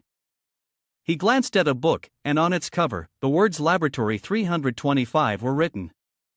Zhang Han seemed to have realized something. He murmured, just as I thought. He furrowed his brow, contemplating, same markings, are they looking for this? What exactly do those people from Guhong want? As Zhang Han was examining the notebook on the lab table, a message notification from the system suddenly came through. Ding, an incoming video call from Xiao Xiu. He paused for a moment. Zhang Han tapped the screen, and Xiao Xiu's image appeared. He asked her, how's the investigation going? Did you find out anything? Xiao Xiu replied, Boss, just as you thought, that woman is from Guhong. As she spoke, Xiao Xiu turned to check what was going on behind her. Zhao Xiu had just taken action and eliminated a bandit. Xiao Xiu continued, we pretended to be lost civilians in need, and sure enough, we came across a group of people from Guhong robbing supplies. They even kidnapped and bullied a young, beautiful girl. The poor young girls are still huddled in the corner of the room. Zhang Han, upon hearing Xiao Xiu mention that she and Zhao Xiu had been attacked by Guhong's people, anxiously inquired. What's going on? Is Xiu all right? Xiao Xiu, dissatisfied, replied, we're fine, nothing happened to us. I was just asking about Sister Xiu, I'm also a beautiful and lovely girl. Xiao Xiu suddenly grew serious and said, Shen brother, you should check if someone named Wu Jingri is live streaming. I feel like he must be involved in Guhong's recent actions. Zhang Han responded, really? I'll check it out. After hanging up, Zhang Han tried searching for the name Wu Jingri on the system. He thought to himself, I've never heard of Wu Jingri. As he scrolled through the system's screen, Zhang Han suddenly paused. He said, "Found him." Is this the guy? The screen displayed a chubby man, chomping down on fried chicken. He was chewing and speaking at the same time. "Come to Jiangbei, no need to gather supplies, food is abundant, and there are people from Guhong to protect you." The people from Guhong are very friendly. Ha ha. Zhang Han clicked his tongue disdainfully. This is really a trap. He analyzed, who would provide food and protection during the apocalypse? Furthermore, if Jiangbei really had abundant supplies, they wouldn't need to sneak around Tianyang City. Suddenly, Zhang Han noticed something strange with Wu Jingri. He suddenly covered his mouth and gagged. The screen flickered. Wu Jingri's face looked extremely pale as he vomited violently. On the other side of the screen, Wu Jingri struggled to crawl onto the floor. Shangshan coldly asked Wu Jingri, "Why aren't you eating anymore?" Wu Jingri was terrified, awkwardly apologizing to him. "I'm sorry, I really can't eat anymore, please allow me to rest for a while." Shangshan did not bother to pay attention to Wu Jingri's pleas. He stepped forward, picked up a chicken drumstick, and coldly said, It seems you really don't want to eat anymore." As soon as Wu Jingri saw the greasy, glistening chicken drumstick, he couldn't help but gag. Shangshan smiled threateningly. "So, do you want to be eaten instead?" Wu Jingri trembled at the words, backing away, continuously begging Shangshan. "No, please spare me, I'll eat, I can still eat." Before Wu Jingri could finish speaking, the prisoners held in nearby cages heard his wretched screams. Immediately after, Wu Jingri's blood splattered everywhere, and it was clear that his fate now could only be death. On Zhang Han's side, after watching Wu Jingri's livestream, he went to open a hidden door, retrieving a stack of papers. He remarked that although Wu Jingri's livestream was clearly full of nonsense, Zhang Han also considered a possibility. However, in this world, there were always some reckless individuals. Suddenly, he heard a ding from the system. He glanced at the system screen, which now displayed the near secret passage at the left corner of the laboratory, with the passcode to unlock it being 356,681. After reading the information provided by the system, Zhang Han looked toward the corner of the laboratory, muttering the passcode. Zhang Han moved closer to the left corner of the laboratory, his hand feeling along the wall as he remarked, "I can't find any trace of a door, nor is there a place to input the password." Zhang Han glanced over the remaining walls, evaluating them just like the others, noticing quite a few scratch marks from the zombies. These scratches are strange, there are 3 and 6 marks. I guess it's some mutation." Zhang Han looked at the system screen, where a passcode notification appeared, 356,681. He exclaimed, "Could it be?" Zhang Han turned back to inspect the scratches on the wall. The scratches were 3, 5, 6, 8, 1 in sequence. Indeed, these scratches formed the passcode to open the secret door in the lab. As the door opened, Zhang Han joyfully shouted, "It worked!" As soon as he stepped through the door, Zhang Han was startled and shouted, "Oh my god, is this for real?" Inside were countless items, and Zhang Han couldn't contain his excitement. He cheered. "This is it, I've struck it rich." The system immediately sent a notification. "Congratulations, you have acquired 100 M16 rifles, 5 AML rifles, 1 tactical grip with anti-armor attachment, 20 external bone support devices, 100 tactical helmets, 100 bulletproof vests, 100 sets of officer uniforms, 200 grenade fragments, 80 firebombs, 120 luminous stimulation devices, 80 sticky C4 explosive rounds, 50 photon bullets, 50 pepper spray rounds, 50 smoke rounds, 1 million handgun bullets, 1,200 armor-piercing rounds, 200 anti-armor artillery shells, original armament armored. Mech 20, 1 powerful corrosive grenade design blueprint, 20 explosive ammunition crates for armored mechs." The system added another reminder, hiding strong corrosive explosives can quickly dissolve organic matter, causing irreversible damage, commonly used to deal with major threats, such as the leader of a zombie horde. After reading this, Zheng Han excitedly said, "Nice, a nemesis for the leader of the horde, huh? We need to make a lot more of these." The system continued to list the items Zheng Han had collected: 20 antidotes, 40 synthetic biological enhancement potions, 15 powerful wolf repellent spray machines, 5 doses of berserk blood, 1 obedience potion. Obedience potion blueprint, unique in the world. Zheng Han stared at it for a moment and said, "Unique in the world, huh? That's pretty cool." The system provided additional information about the global obedience potion, can only be used on players with a lower rank. After use, the player will be brainwashed and become a loyal servant of the user, who can freely command them. To craft the obedience potion, you need 10 frosted flowers, 1000 energy cores, and 5 berserk blood. The obedience potion can be crafted. Zheng Han stroked his chin and said, "Good stuff." No, wait, this cursed item. Good thing I got it. If it fell into the hands of someone like Gu Hong, the consequences would be unimaginable. As he spoke, he examined the map on the screen, puzzled. This place. Zheng Han walked closer to the wall and reached out to try and move a wooden cabinet. Behind the cabinet was a secret passage, which he guessed might have been dug out like a human-made tunnel. Zheng Han crouched down to observe, and white smoke poured out from inside, forcing him to cover his mouth with his hand. Squinting, he said, "This place." Zheng Han bent down and crawled into the secret passage. He immediately recognized that this was not the military supply room he had saved Xiu from earlier.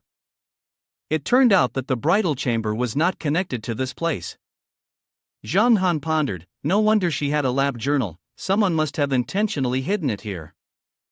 On the wall inside the secret passage, there was an inscription, "Go to Jiangbei, we have abundant supplies and can provide protection for the people of Long." This inscription reminded Zheng Han of something Wu Jingri had said. He murmured, "The people from Gu Hong's country have even been here." Meanwhile, in Jiangbei, a group of people had gathered on a bridge at the bridgehead. A young man with blonde hair greeted the approaching group. "Welcome. I never expected to meet so many fellow countrymen. I'm truly happy." The group that had just arrived shouted. "Where's the food? Didn't you say that in Jiangbei, you don't need to do anything and food will be provided?" The young man with blonde hair gently reassured them. "Of course, there's food, plenty of food. The newcomers are already scrambling to get the best spots." The young man with blonde hair kept an eye on the new arrivals, then turned to ask the inspector. "How's the shipment?" The inspector clicked his tongue and said, "Trash among trash, another batch of bait."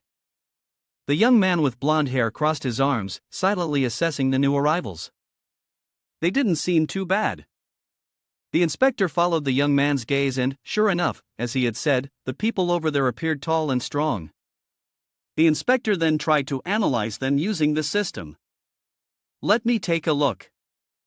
Indeed, the average index was much higher. The leader was at the extreme limit of physical strength and was in a state of awakening. Among the unusually strong individuals, some had even reached the stage of advancement. The young man with blonde hair grinned maliciously and led them to the laboratory. Shan Shan would definitely be very pleased.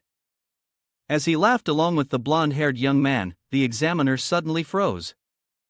Noticing the examiner's sudden stillness, the blonde-haired young man immediately asked him, "What's wrong?" The examiner snapped back to reality and replied, "No, I think I just misjudged something." In a hidden corner, Xiao Xiu whispered to Zhao Xiu. "Xiu, what exactly do those people from Gu Hong want?" A young man wearing a yellow robe was enthusiastically telling the newly arrived refugees about the richness of Jiangbei. "The food is absolutely sufficient. There's a restaurant over there. We should go quickly." He turned to a muscular young man and a gray-haired guy, inviting the locals to join them as well. The gray-haired young man declined. "No, we are only responsible for escorting. We have no intention of relying on Gu Hong." The examiner, approaching from behind, walked closer. The young man in the yellow robe smiled a half smile and said, "Don't say that. It's fine, no pressure. People from Long are cautious, and that's not uncommon. To show our sincerity, even if you don't stay, please at least take some supplies with you. The young man in yellow seemed slightly nervous when he saw the examiner and politely said, "Yes." The gray-haired young man, curious, asked, "Supplies?" The examiner took out numerous boxes filled with various items. The guy with gray hair exclaimed in surprise, "Is it this many?" In front of the admiration from the gray-haired guy and his group of followers, the inspector's eyes showed sincerity as he said, "These items are all witnesses of the friendship from our Guhong country. After returning, please help spread the word for us." A brown-haired guy eagerly responded, "This small matter is no problem." The guy with blue hair furrowed his brows and said, "Hey, you guys." Xinyu, standing behind the gray-haired guy, glanced at the items and assessed, "These are all emergency supplies." The followers of the gray-haired guy happily opened the boxes, their eyes gleaming with joy. A brown-haired guy hurriedly spoke to the pink-haired girl beside him. "Don't be picky, go grab the ones over there." Suddenly, one of them happened to spot a time bomb in one of the boxes. He froze and yelled out. In an instant, a deafening explosion rang out. Those nearby panicked and asked each other, "What? What's going on?" At this moment, the inspector and the young man with blonde hair who had been with him revealed their true malicious nature. The blonde-haired young man looked at the Long country people lying motionless after the explosion and scornfully said, "Even if the Long country people are stronger, it's useless. They're so dumb." The inspector turned and, with a domineering tone, ordered the refugees nearby, "If you don't want to die, come here and help carry them to the Beijiang camp." In a secluded corner, Xiao Xiu and Xiao Xiu witnessed the entire event, and the sound of the scolding from the inspection station echoed here. "Quick, hurry up," Xiao Xiu whispered to Xiao Xiu. "Humph, I knew people from Guhong's country would be no good. When has the world ever had free food and drink?" Xiao Xiu felt a lump in her throat as she saw her fellow countrymen in trouble. She said to Xiao Xi, "But why did they capture so many people from Long?" She thought to herself, "I have a very bad feeling about this." At Zhang Han's house, the barking of the puppy echoed everywhere. It was Air Fat.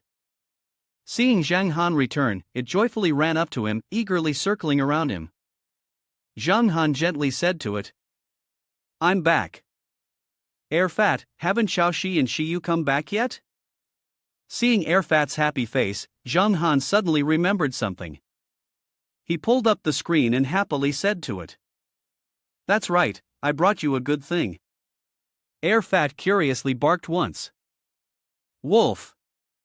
Zhang Han laughed and said, "Here, Air Fat, the high-end pet food I just got, try it. You've been weak since you got injured last time, you need to replenish your strength." As he spoke, he pushed a bowl of food toward Air Fat. The system indicated that this was high-end dog food. This high-end dog food, at first glance, looked no different from a lump of feces, so Air Fat was very dissatisfied. It barked loudly to express its discontent. Zhang Han wore an indifferent expression. He logically and reasonably said, "Although it looks a bit strange, but you eat even zombies, so you probably won't mind, right?" All right, no need to thank me. You eat first." The system emitted a beeping sound. A message notification appeared for Zhang Han. He tapped the screen, and immediately, Xiao Xi's image appeared. He asked her, "What's going on?" "I'm home, and you all haven't returned yet." Xiao Xi, running at full speed, replied, "Boss, she was determined to go to Beijiang, and I couldn't stop her." "You need to think of something quickly." While struggling to keep up with Xiao Xiu, who was ahead, Xiao Xi quickly recounted the entire situation to Zhang Han. "Here's the thing, all the people from Long are being captured. Xiu said that the people of Long can't be left behind, she can't just ignore them." Zhang Han felt a headache coming on. He helplessly said, That sense of justice and initiative. No wonder she's Zhao Longxian's sister. Alright, both of you be careful, I'll head over there. Xiao Xiu replied. Okay. After ending the call with Xiao Xiu, Zhang Han pondered for a moment, then thought. Investigating over at the Guhong side wouldn't be bad. I also want to see what tricks they're up to. He turned to give instructions to Air Fat. I'm going to pick up Xiao Xiu and Xiu. Air Fat, who had someone daring enough to come and save, obediently barked once. Zhang Han didn't forget to remind it. I've left the high-end pet food for you, you can eat it. Upon hearing Zhang Han mention the food that resembled chains, Air Fat's face instantly darkened. In Beijiang, within the prison grounds, beneath a cell that descends deep into the earth, all the captured people from Long were locked up here. They screamed, "Where is this?" A young man wearing a red headband called out. Hey, what do you want? Let us go. Above, Shangshan spoke to a girl wearing glasses standing next to him. The master will arrive soon, the experiment process cannot be interrupted. The girl with glasses respectfully replied, yes.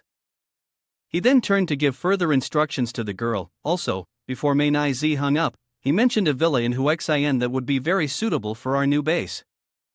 Send someone to check it out. The girl adjusted her glasses and responded, understood. After giving the orders, he coldly commanded, then let the experiment begin. With that, the door that trapped the red-eyed monsters was forcefully opened. The people from Long, locked inside the dungeon, screamed in panic. As the iron gate swung open, the ugly monsters charged in. The prisoners inside the dungeon screamed in terror, "It's the monsters!" The monster easily tore off the head of one of the Long people with its claws and fangs. Then, it turned and bared its sharp teeth at a young man with a muscular build. He reacted swiftly, punching the monster and sending it tumbling into a hole in the floor. Then, he quickly leaped backward. Another monster lunged at the young man. He jumped and landed a powerful kick to its face. Above the dungeon, Shangshan casually sat and watched the bloody scene below. He muttered discontentedly to the girl with glasses beside him, "The unusually strong people among the Long are far more capable than the Guhong people we have, it's just not fair." The girl with glasses gave a faint smile and said, "But in that case, to survive, you must rely on your brain, right? This is before Congressman Shangshan, the one who taught me. No matter how strong they are still just pigs serving us." Shangshan was quite pleased with her answer. He tapped his foot rhythmically while speaking to her, "That's right. Keep good notes on the experiment. We need to gather enough data on the zombies before the afternoon test, so that we can prolong the glory of the Guhong nation." The girl with glasses obediently responded, "Yes." Down in the dungeon, the people of Long were still struggling to fight the monsters. At that moment, a series of throwing daggers were tossed down to the feet of the Long soldiers. They looked up in astonishment. Shangshan sat above, grinning maliciously, pretending to be sincere as he said, "The data shows the monster's critical weakness is in its neck. If you want to survive, give it your all. I will prepare a high-quality beef hot pot for the lucky survivor." A muscular Long soldier ground his teeth in anger and cursed, "Damn people of Guhong, when I get out of here, I will kill all of you." Suddenly, a monster lunged at the group of Long soldiers. The muscular soldier quickly turned around, reaching for the axe stuck in the ground. He let out a roar and charged at the monster with the axe raised high. Meanwhile, at the entrance to Beijiang's military camp, two soldiers on patrol happened to overhear a woman's voice. I can't, I don't know. It's simple, all the men of Guhong are lecherous. There's no issue with that." One of the soldiers immediately aimed his rifle at the source of the voice and shouted, "Who's there?" A pure white hand reached out, followed by the appearance of an extraordinarily beautiful girl, Xiao Xiu. She appeared fragile, meek, and pleaded with the soldier. "Please, don't hurt me." As soon as the soldier saw Xiao Xiu's beauty, he drooled, his expression lecherous and disgusting. He eagerly ran toward her, shouting, "Hua, Hua young lady, a great beauty." The soldiers behind him also chimed in. What? Where is Hua young lady? The guards surrounding Xiao Xiu, one of whom had long hair, grinned maliciously and asked. All the beautiful ladies have already been taken to the room by Shang Shan. Another soldier asked Xiu. Where did you come from? Xiao Xiu awkwardly replied. Yes. That's right. She looked at the soldiers with innocent eyes, her demeanor calm and sweet, her voice carrying a hint of fear and weakness. I will agree to anything you ask. Please, just let me go. The perverts behind Xiao Xiu smiled wickedly. Agree to everything, huh? Then serve him well, and he will let you go. Xiao Xiu panicked, screaming and struggling. Xiao Shi appeared from above and spoke up. Let me serve you first. The soldier looked up in surprise and shouted. A zombie? Xiao Shi exhaled a puff of green smoke from her mouth. The two perverts were drained of life by the green smoke, their mouths foaming as they died. Xiao Shi giggled with delight, landed on the ground, and said, How's that prank? The boss taught me that, it's called feign an attack. Xiao Xiu hurriedly said, feign an attack in the east to strike in the west, this tactic is quite good. But don't use it next time. I really can't do something like this. Xiao Shi, hearing this, excitedly replied, then I'll be the bait next time. Xiu carefully warned, this time, it was because we didn't make a sound. We had no choice. Don't do anything foolish. Too dangerous. Xiao Shi happily ran off, repeatedly saying she understood. She used her power to break the lock. The people trapped inside, seeing her, hurriedly trembled and said, a zombie. Xiao Shi, embarrassed, raised her hand to signal for silence. I'm not a zombie. I'm also from the Long Country. Now, I will release you. The man who was chained gritted his teeth and said, this is a plot by the people of Guhong. Many others from the Long Country have also been deceived and brought here. We must save them. Xiao Shi approached and used her power to break the chains. She clicked her tongue and said, aren't you idiots the ones who got deceived? The surroundings erupted in noise. What is this girl saying? Do we want to be deceived? Someone else spoke up in reply. That's right, if anyone is to blame, it should be the people of Guhong for their disrespect. Suddenly, someone shouted, enough! In front of Xiao Shi's almost tearful face. You walked over. We discovered that there aren't many people from Guhong here. Be careful. You should be able to avoid them, just try not to provoke them. The crowd grew noisy again. What? People from Guhong? If you're that powerful, why don't you just wipe them all out? Xiao Xiu turned around and said to Xiao Shi, I'm sure you can lead them, right? We'll go find the others. The man asked in surprise, just the two of you? Xiao Xiu smiled triumphantly, no. The figure of Zhang Han appeared along with the remaining thought in her mind, we have the strongest reinforcements. The man held the bloodstained talisman in his hand, panting heavily as he looked at it. Above, someone observing laughed loudly and then gave the order to break through the human body's limits in this state. Yang Zi tested him. Yang Zi, who was standing next to him, heard the command, then jumped down from the roof, catching Brother Tai's off guard. As soon as her feet hit the ground, Yang Zi quickly charged in and kicked him straight in the chest. He had realized that the foul woman had dealt with Zhang Hao, and her strength was at least that of an awakened one.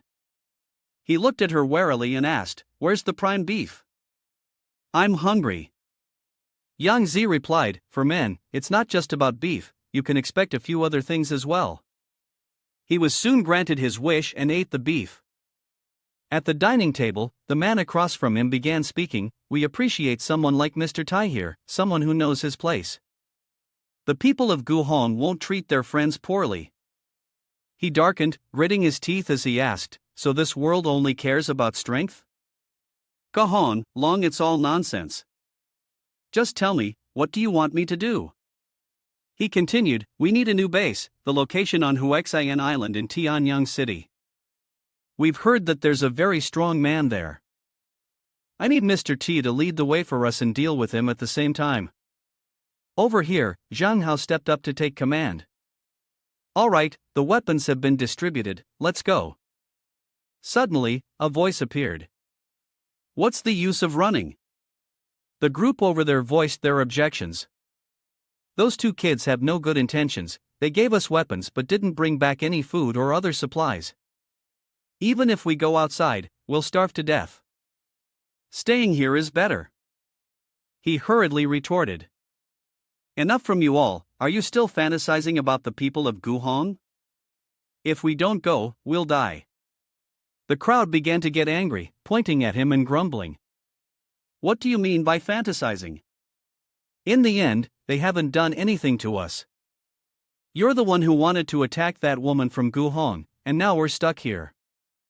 Some people agreed. Yeah, your abilities are weak, yet you want to drag us all to our deaths. Hearing this, he started to feel uneasy, with voices of judgment echoing in his head. Following you all day, constantly anxious, no food unless we fight the zombies. I'm done with this life. All day long, you claim to be the team leader of the base, hoarding supplies, but now everything's been taken by the people of Guhong. Someone questioned him. Aren't you a spy for them? You can report me if you want, but you go kill those people from Guhong and the zombies yourself. Otherwise, I'm not going out. His body began to darken in front of everyone's astonished eyes. He had transformed, his face smiling in a sinister way. The crowd stood frozen in place at his actions. He said, "How ridiculous, I risked my life to protect the camp, yet you look at me like this." The voice in his head echoed, "It was wrong from the start. You never deserved protection, because you're not even human, a bunch of scoundrels." He bent down, picked up the knife, and muttered, "The experience gained from hunting humans is far more than hunting beasts. I should have done this earlier, should have listened to Hong Da's advice." The people around him trembled and asked, "What? What are you going to do?" He began to strike, and the surrounding cries for help collided with each other. "Help, help, Zhang Hao is crazy." Zhang Hao went on to kill several people before the remaining ones, still in shock. One of them, seeing this, trembled and said, No, don't kill me, I'm a strong mutant, I'll come with you, I can help you." He smirked, "If you were so capable, why did you still rely on Guhong's support before? Why didn't you use your strength to protect our camp?" He raised his gun and said, "In times like this, weakness, incompetence, cowardice, and selfishness can all be forgiven, but a traitor cannot. The knife is stained with blood. Alright, let's begin the collection." A notification appeared, Core Human 80 obtained. You have now reached the human body's limit, the conditions for upgrading are met, you may now upgrade to an awakened one. Do you wish to upgrade? Zhang Hao decided to upgrade, and then came his upgrading process. The system notified, your current level is Early Awakener, Stage 1. Zhang Hao nervously thought to himself, it should have been like this earlier. On the other side, Zhang Han had finished dealing with a group of people. He contacted Xiu. "How's it going on your side?" "I'm coming right now." The two on the other side replied. "Don't worry, Shin brother, there should be a group of lucky survivors from the Long Country running out." The underground door suddenly opened, and Zhang Han turned around cautiously. 4 to 5 vehicles drove in. As soon as Zhang Han saw the people in the vehicles, he recognized them. Were they the ones following Zhang Hao? They were the lucky survivors who had retreated, just as Xiu had said. It seemed like a case of friendly fire. Over here, the person standing next to Jinyu complained. "It's so unfair. All the cores from these Long Country water pigs fell out, but Shang Shan took them all. Now we have to clean up and work half-heartedly." Jinyu lightly reminded him. "Watch your words and actions, I'll report this to the counselor." "Has the next batch of experimental subjects been prepared?" The man replied, "If I could trade cores by just selling my ass, I'd do it for Shangshan too." Suddenly, a loud shout was heard, "Who are you?" Zhang Han walked in confidently and said, "You want to conduct an experiment, huh? I'll play along with you." Jinyu asked, are you from the Long Country? How did you escape? The man next to him trembled and said, Yang Zi, this person is not easy to deal with. He said in confusion, I can't see his rank. Jinyu asked in return, and he immediately yelled, nonsense. I'm at the limit of a primary human body, able to sweep opponents 3 levels below or above me. If even my detection ability doesn't work, it means. Zhang Han's face secretly smiled, and he continued, he's an awakened one. Zhang Han leaped high, beginning to swing his sword toward Jinyu's group. She casually waved her hand to open the system and asked, You're an awakened one? Coincidentally, so am I. He struck directly, but it was blocked by her shield. Jinyu's hand transformed into a drill and stabbed directly at him. Luckily, he dodged just in time, astonished.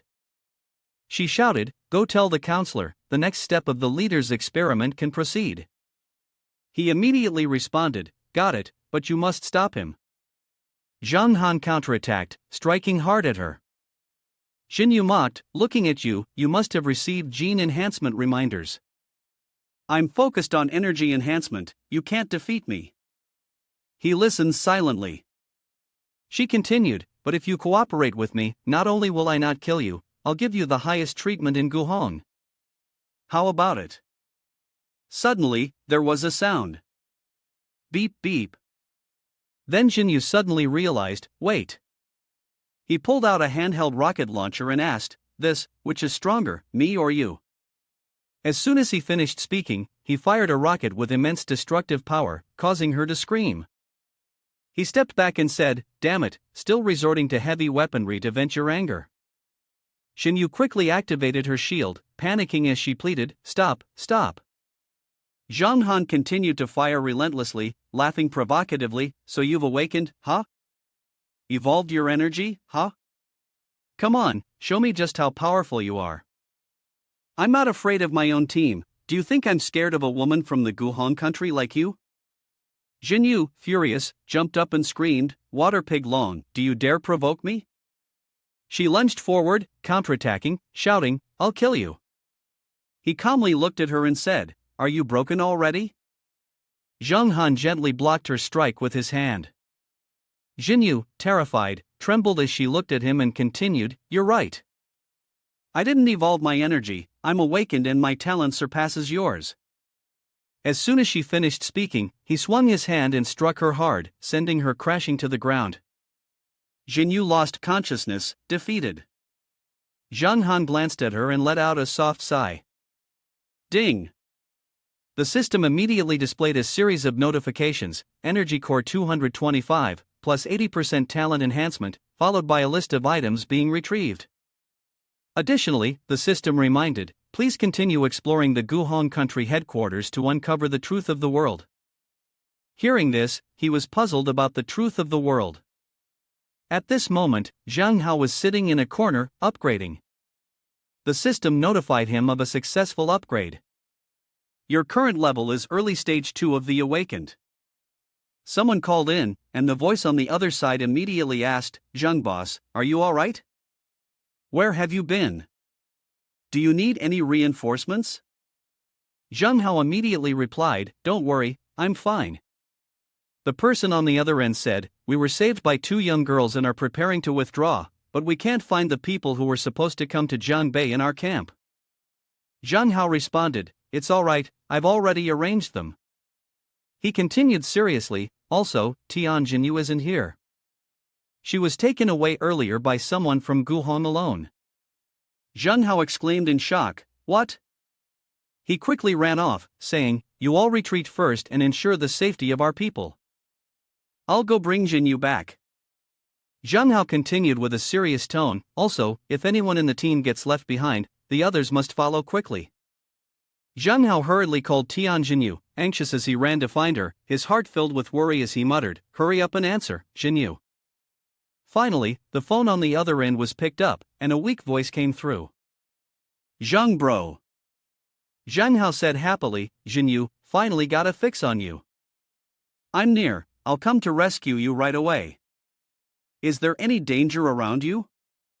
Jinyu whispered, No, it's just me. He hurried to follow the GPS location to find Jinyu. He was about to ask how she was when he saw the situation in front of him. Jinyu was lying on the ground, whispering, "The ring artifact from our camp, Zheng bro, I won't hand it over." Zhang Hao's eyes widened in shock, reddened with anger.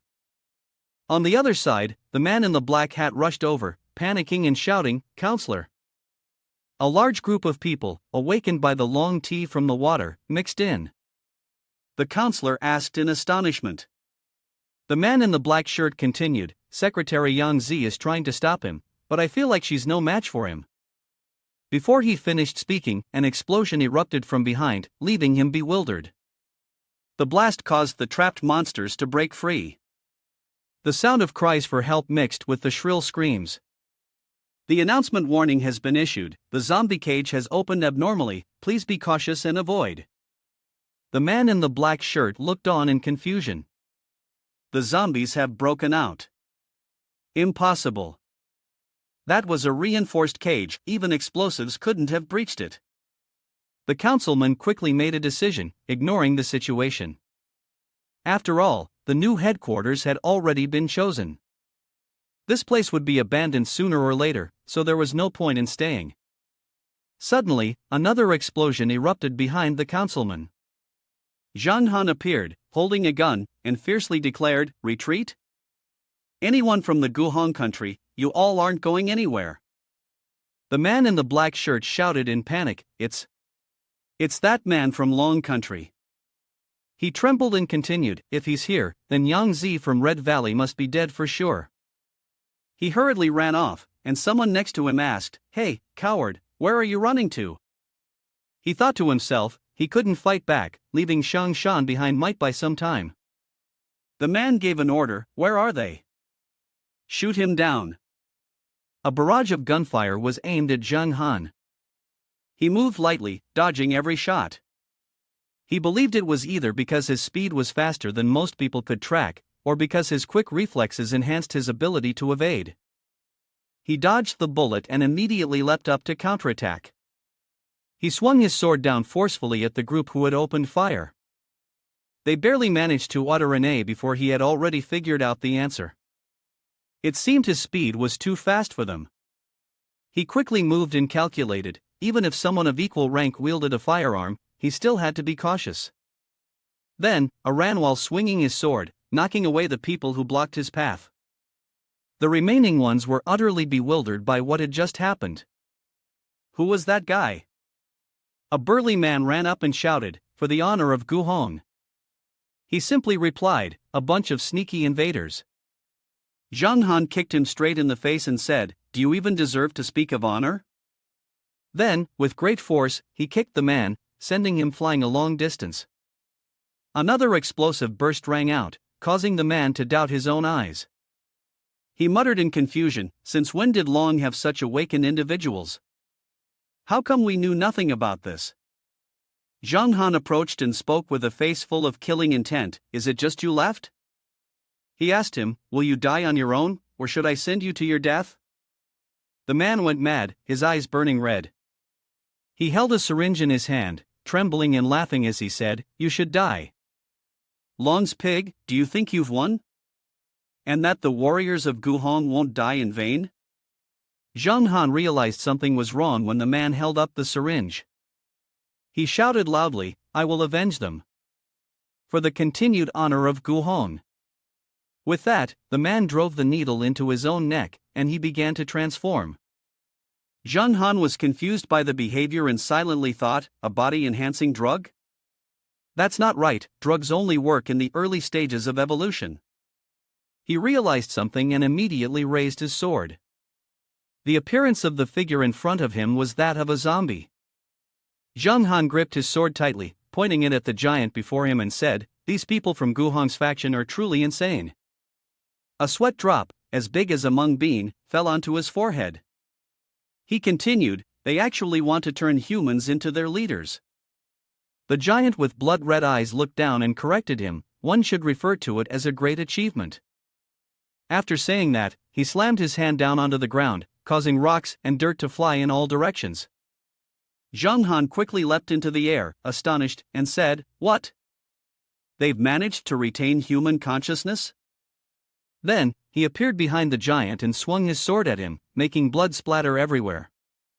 As he struck, he asked, "How strong is this?" The giant, caught off guard by the sneak attack, cursed, "Water monster pig, despicable." Ignoring the insult, Zhang Han slashed a line down his spine and said, "Could it be that after turning into a zombie, you can still feel pain?" Eventually, the blade in his hand reached the end of the giant's body. His face contorted in agony, but Zhang Han kept a firm grip on his sword and muttered, "Impossible, right?" Although he said that, he thought to himself, "It's too tough, I can't land a fatal blow." At that moment, Zhang Han was thinking about the giant's physical attributes, his strength being at the early third stage of the awakening phase, purely heading towards an evolutionary path of aggression. But just as he finished thinking, he and the giant faced each other in a direct confrontation. He swung his sword, releasing a burst of sword energy, and said, "You're too weak." The giant also swung his fist in retaliation. He continued, "The zombie is much stronger than you, relying entirely on its thick skin. How can someone with your fighting skills be considered an awakened one?" The giant swung his fist again and replied, "Of course, we have you people from Long Country to thank."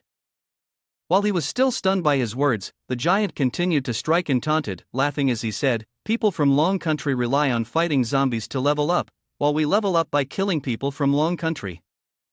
You are just the test subjects and the nutrients for our upgrade." At that moment, he swung his sword down again. After hearing those words, he gritted his teeth in hatred and said, "You bastard won't die peacefully." Elsewhere, another person was gritting his teeth in hatred, saying the same words, "You bastard won't die peacefully." On Zhang Hao's side, he was holding Jinyu in his arms. She asked him, "Zhang bro, should we go down to help?" Zhang Hao gritted his teeth and replied, "Though I really want to kill this bastard myself, we need to get Jinyu to safety as quickly as possible." Then, he leaped away and said, "But he can handle it on his own. We should quickly gather with the others." Jinyu, still in his arms, responded, "He's really strong." Below them, Zhang Han was fighting with bright, sharp eyes. He landed a powerful strike on the giant and shouted, "You want nutrients, huh? Then take this." Afterward, he teleported to the giant's head, holding a bomb in his hand. The giant let out a loud roar with each strike. He stuffed a bomb into its wide-open mouth and said, "One meal is enough." The giant, desperate, screamed, "Stop." After he left its body, the bomb exploded. The system display now showed, Energy Core X30 plus 24 plus 80% talent, fragments of ring storage 773, 6 bag noodles to 190, frozen shrimp 500 Gs 100, frozen sea cucumber 100 Gs 80, frozen 500 G, fresh beef 1 kg 300, soy sauce 70, frozen beef 1 kg 800, frozen chicken meat 300, 6 bag noodles zone 150, purified water 5 liters, unfertilized eggs 500 G. After landing, he said, "Let me give you a proper death." At this moment, another system display appeared, Elegant Jade Person Zone, Hot Spring Villa with Level 1 Protective Room Zone, Research Notebook on Zombies Zone, Sealed Medicine Zone, Storage Map Zone, Design Blueprint for Automatic Guard Post Zone, Scientific and Technological Blueprints 4. Then, a ding sound rang out, and a notification appeared. The system subtly reminded, "You are once again approaching the truth of the world, pay attention to the storage map." After reading it, Zhang Han, while operating the virtual screen, said, "Though the hall is great, the truth of the world keeps popping up like this." After researching for a while, he spoke again, "Is the map stored properly? This?" He had been so engrossed in looking at it when suddenly, Zhang Hao jumped down from somewhere and called out loudly. Zhang Han turned to him and asked, "Zhang Hao, you're still here? Was that explosion earlier caused by you, and was it a zombie that ran out?"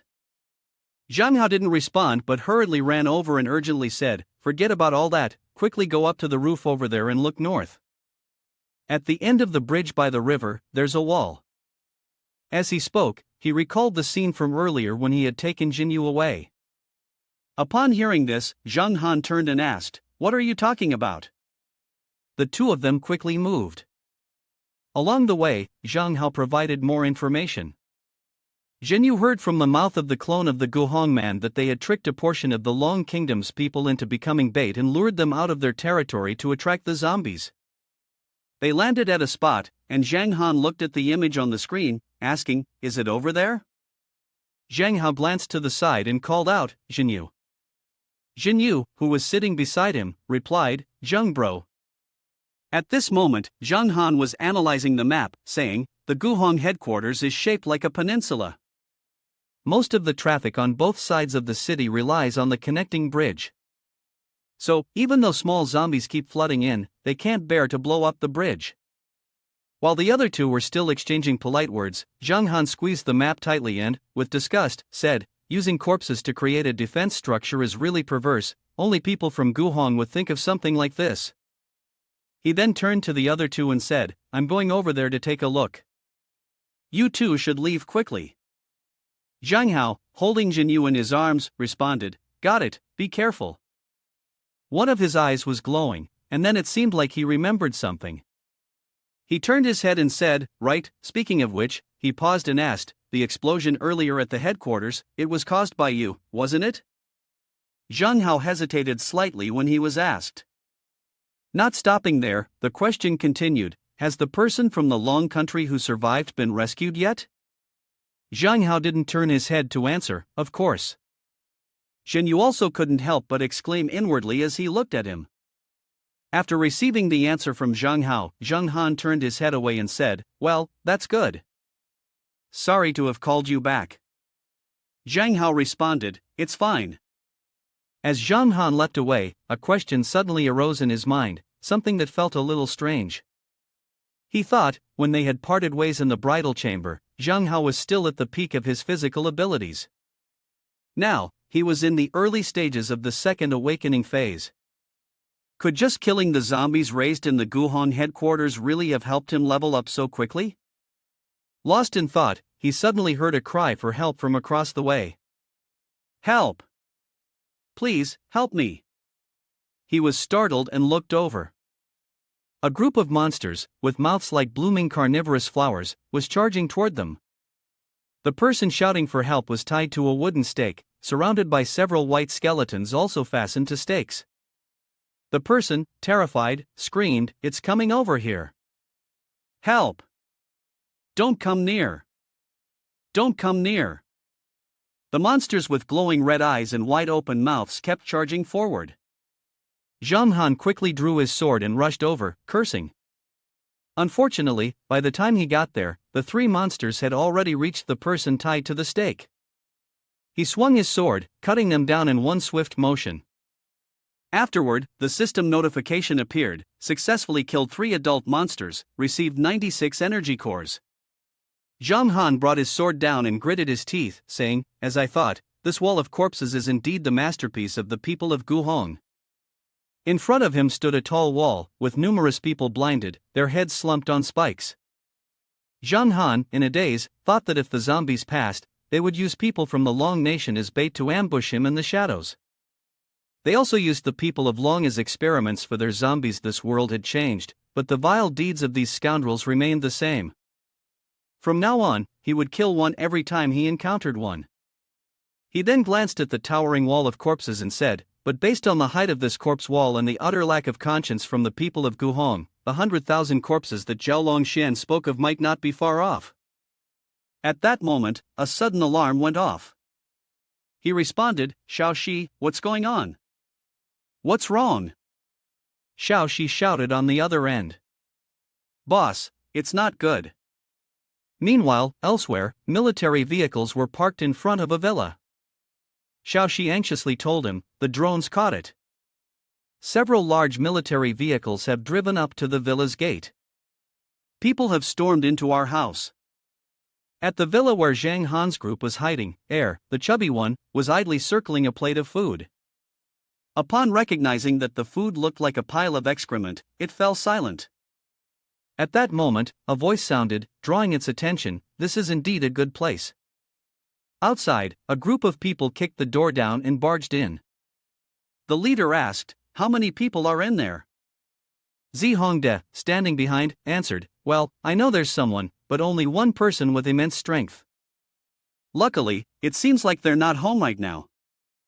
The leader, hearing this, waved his hand and said, "We are lucky to be here. If we were at home, we would have been killed by now." They entered, standing in front of the garden, and said, "They have plants here, and no matter how scarce things are, we will have food." Another person shouted, "This place even has a water filtration system." The leader went even further, speaking in a harsh tone, "The people of Long are indeed the best animals." As he spoke, suddenly Fat Air appeared, catching his attention. He approached Fat Air and asked, "What's going on here? Where did this dog come from? Are the people here keeping it to guard the house?" He thought to himself, they wouldn't be short of food anyway. Then, he caught Fat Air with a kind expression and spoke condescendingly, "How stupid, such a good place and they leave a dog to guard the house, and it's wagging its tail." Fat Air suddenly remembered what Zhang Hao had said earlier, and his eyes lit up. Fat Air glared, "Anyone who dares to come, I'll kill them, kill and eat them." In his mind, he thought, the dog's poop isn't food, the food is the guy in front of me. The leader pulled out a knife and said to his companions behind him, "Have you ever eaten dog meat? Especially young dog meat, fresh and juicy, pretty tasty." He also told the others, "You guys go start a fire, I'll cook." Hearing this, his subordinates immediately responded, "There should be a stove here, right?" The leader, unaware of the danger approaching from behind him, said enthusiastically, "You guys, don't be in a hurry to search the house, let's improve our meal first." When Air's fat illusion opened its mouth wide, it also turned around in confusion. "Strange, why does it suddenly feel heavy?" Then a loud groan echoed, blood splattered, and a few people preparing to leave turned back, puzzled. "What?" Another one wondered aloud. "What's going on?" The hulking figure of the Fat Air appeared. After dealing with the leader, it used its claws to pin his body down. The people around hadn't yet realized the danger and spoke up. "Where did that thing suddenly come from?" One person stammered. "What? What kind of monster is this?" Moments later, they panicked and aimed their guns at Air, shouting, "Attack, attack it, while it's still eating, kill it." Air quickly jumped to dodge the bullets, then bit off the head of a nearby person, before pouncing on another one. The group was now utterly terrified, firing their guns non-stop and yelling, "Monster!" Bullets hit Air's body, but it had no effect. The shooter, still trembling, said in fear, "The bullets can't even pierce its fur." Then another shadow appeared, holding a knife and slashing. Hongde charged forward, swinging his knife at Air and shouting, "Die, monster!" Hongde jumped high, gripping the knife tightly with both hands, intending to stab it down onto Air. When the knife struck Air's body, it snapped in two. Seeing this, he gritted his teeth and thought to himself, "Why is this happening?" At this moment, Air the Fat One shifted and bit his hand, blood spraying out, and then he was thrown back, crashing into the fence. After sitting up, he looked at his blood-soaked arm and gritted his teeth, cursing, "Crazy dog." At that moment, Air the Fat One, with bloodshot eyes, charged again. Seeing this, Hongde quickly freed himself from the fence and slammed the door shut, trapping Air the Fat One inside. The armed soldiers, who were firing their guns, panicked and shouted to each other, "The damn crocodile just threw itself at us and ran off. What should we do now that the door's closed?" A man beside them, tears streaming down his face, said, "We can only risk it." Air the Fat One charged once more, running in fits and starts. Its eyes were bloodshot, and its illusory image spilled from its eyes. It opened its mouth wide, revealing a row of sharp, terrifying teeth. On the other side, Xiu and Xiao Xiu also ran towards the scene, guns in hand. Xiao Xiu, with a gun in each hand, aimed straight ahead and shouted, "Who dares to bully our Air the Fat One? I'll fight you all." But when they realized the battlefield before them was empty, the two girls froze in an awkward stance. They only saw Air the Fat One, full and lying on the ground, with a large pile of feces beside it. Outside the door, they could see that it had been damaged with a small hole and signs of cracking. Zhang Han looked at it and thought to himself, "The door shows signs of violent tampering, someone must have gone in. After pushing the door open, the battlefield in front of him hit him square in the face. He softly called out, "Little mouse." Then, in a panic, he pushed the door and rushed in. He was about to say, "Little mouse Xiu." The two were startled by the scene before them. Inside, the two girls were taking a bath. Xiao Xiu heard him appear and looked over in panic. Zhang Han quickly closed his eyes, sweat dripping down his face, and asked, "Are you taking a bath?" Xiao Xiu glanced over and replied, "Air fat seems to have eaten all the intruders, and now it's all dirty. We wanted to bathe it, but it wouldn't cooperate at all."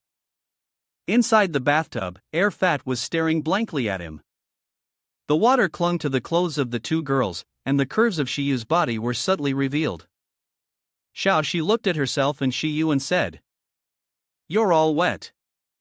With that, one of them wrung out the water from her clothes, while the other used a bath sponge to scrub her hands, her full chest becoming visible under her shirt. Xiao Xiu was in the same state, her clothes soaked through with water.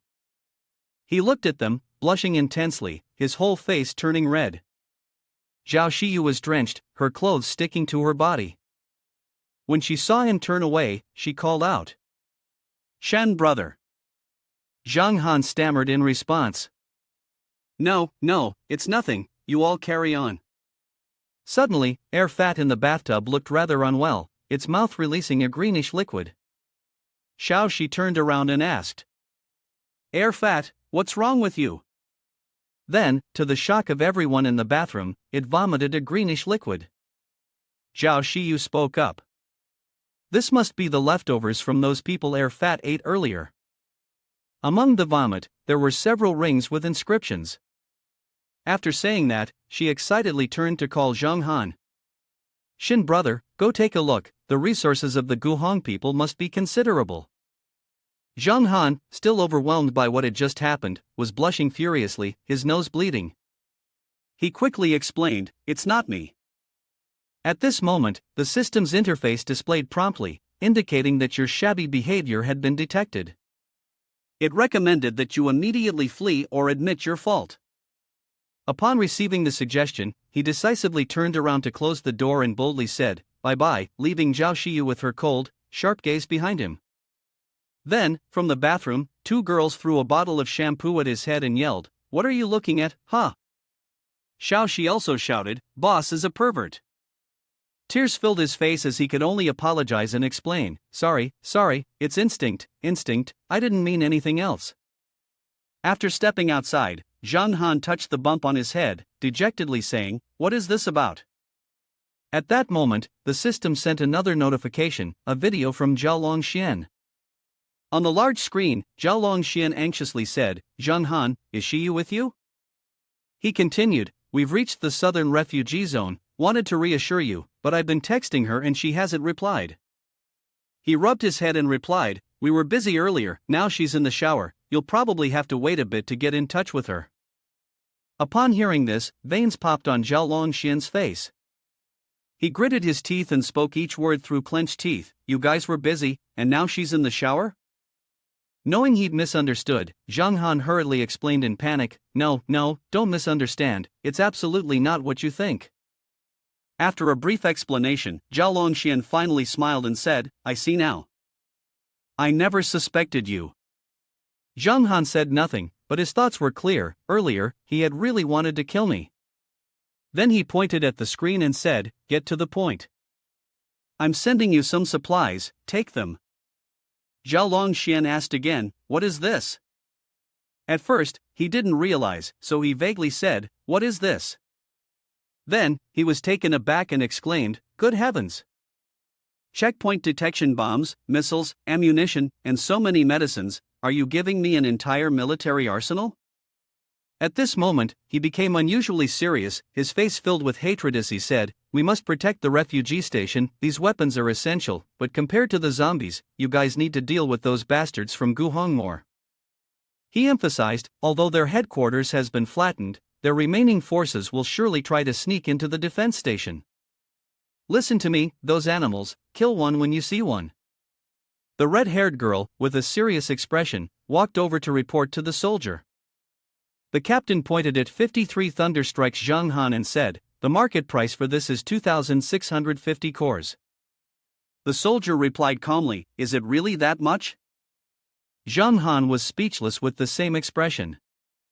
After hearing their conversation, he thought to himself, soldiers really are the type who don't understand sympathy. Then he said, "You can take these and use them. You're Shiyu's brother, and you're a soldier of the Long Country, you're like family to me." The soldier began to explain officially, according to the military's record, there's no reason to take things from others for free, and moreover, you'll be dealing with zombies in Tianyang in the future, so now's not the time for me to take advantage. Zhang Han flopped down on the bed and continued discussing the supplies. Our cores are indeed limited, but we have plenty of other supplies. Aside from the core components, can I make up for it with other materials? The soldier immediately made his decision after hearing that, saying, "All right, if that's the case, I won't stand on ceremony." As soon as he finished speaking, he opened the electronic space, and the system interface displayed information about materials, the design of the highly corrosive ammunition, acid solution 1, corrosion-resistant alloy 2, and steel 10. The soldier proposed, "We need a large quantity of corrosion-resistant acid, steel, and frosted flour." "We'll take as much as you have." Zhang Han thought to himself that he would need to manufacture enough corrosive ammunition to deal with the leader of the group. The soldier continued, his face serious, "Except for frosted flour, we have plenty of the other materials. They've already been sent to you." Upon hearing this, Zhang Han continued working on the electronic interface, and the system displayed, transferred materials received, 10 tons of steel, 2,000 units of corrosion-resistant leather, 800 units of acid solution, 70 units of frozen meat, and 1,000 bottles of mineral water. The soldier silently watched Zhang Han through the screen as he spoke, "Great, I really couldn't gather these materials in such a short time on my own." Suddenly, the soldier seemed to be pondering something before he spoke again, "Comrade Zhang Han, earlier, I was speaking to you in my capacity as the Langya base leader. Now, I'd like to speak to you as Xiao Xiu." His face darkened, "Excuse me, make sure to protect Xiu well." Zhang Han seemed to understand his intention, confidently saying, "Don't worry, I won't let the corpse demon harm a single strand of her hair." Then, the soldier on the screen appeared confused and anxious. "It's not just the corpse demon, do you understand? Xiu is a girl, a simple one, she doesn't even know how to avoid people while bathing, there are many dangers." His flustered words left Zhang Han speechless, stepping aside. He weakly wiped the sweat from his brow and said, "Ah, got it." An electric shock ran through him. Zhang Han sighed. He forced a smile and muttered, "This boss might as well just recite his ID number directly, isn't he reminding me not to be lecherous? I'm a gentleman, you know? How could that be?" As soon as he finished speaking, he imagined the cool image of Zhao Xiu and immediately blushed. Realizing his actions, he quickly shattered that thought. Then, after pretending to cough and brushing his hands, he feigned seriousness and said, "The important thing now is to confront the new wave of the undead, that's the pressing matter at hand." Immediately afterward, Zhang Han became serious and returned to work in the electronic space. The display system began to form a powerful corrosive bomb. He smiled smugly. Zhang Han carried a sword at his waist, and the second dog was following closely behind. Zhang Han turned his head and said, "Are you ready? We're about to head into a tough battle." The robot and Xiao Xi both gave a thumbs up, and Xiao Xi cheerfully responded, "No problem, let's go, let's go." Zhang Han lay on the ground, holding a small device like a walkie-talkie in his hand, its antennae emitting a laser beam. Once done, he stood up and said, "All right, there are countless red laser beams scattered across the ground now." Zhao Xiu ran behind Xiao Xi, excitedly waving her hand to report, "Boss, the grenades over there are also set up." Zhang Han smiled and raised 2 fingers, thinking to himself, this should be enough preparation. Zhao Xiu approached and asked, "Han brother, I don't understand, zombies can't swim, wouldn't it be easier to just blow up the bridge directly?" Upon hearing this, Zhang Han imagined a horde of zombies on the other shore, while the bridge had disappeared. He said, "We're dealing with 100,000 undead, such a large number. The current flow won't help much. It's better to return to a gap and lure them all over. Xiu lowered her head and responded, I see, I didn't think it through enough. Zhang Han patted her head and said, rest quickly. Based on his reconnaissance, Xian informed him that there would be a battle in Tianyang City this afternoon. At night, the full moon illuminated the sky, casting its light on the military vehicle carrying Zhang Han's group. Xiao Xiu and Xiu were asleep, leaning against each other. Zhang Han was also fast asleep, and everything was quiet. Suddenly, not far from the vehicle, a hand reached up and grabbed onto the rocky cliff. A swarm of creatures with glowing red eyes climbed up the steep cliff, reaching the top. They let out ear-piercing roars, waking Zhang Han's group immediately. Zhang Han stuck his head out of the car window and scanned the surroundings.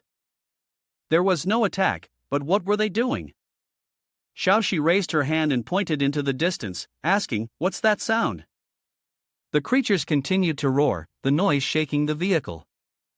Xiao Xiu, sitting in her seat, panic-stricken, said, is this an earthquake? At that moment, the notification system rang out, 100,000 zombie waves will reach the Huihuang Bridge in 3 minutes, please prepare for combat. Zhang Han furrowed his brows and thought, they're here.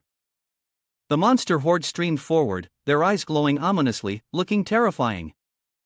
Xiao Xiu pointed at the creatures, shouting loudly, the sound echoing off the walls. Like a flash of lightning, Zhang Han swiftly wiped out the monsters.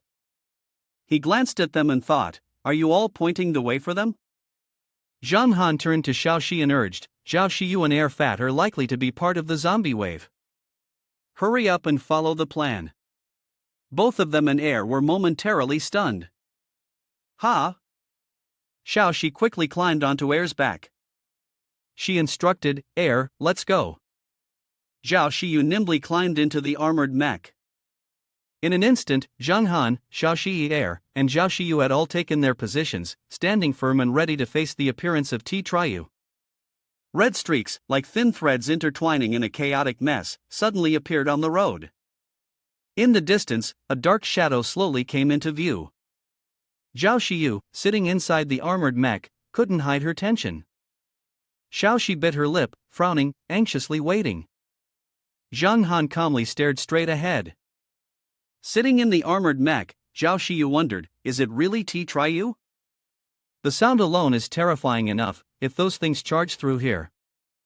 She glanced at Zhang Han's back, silently thinking that, in the face of danger, the armored mech was undoubtedly the safest option. Thinking of how Zhang Han cared for her, Xiao Xiu blushed, he really gave it to her. Zhang Han suddenly froze.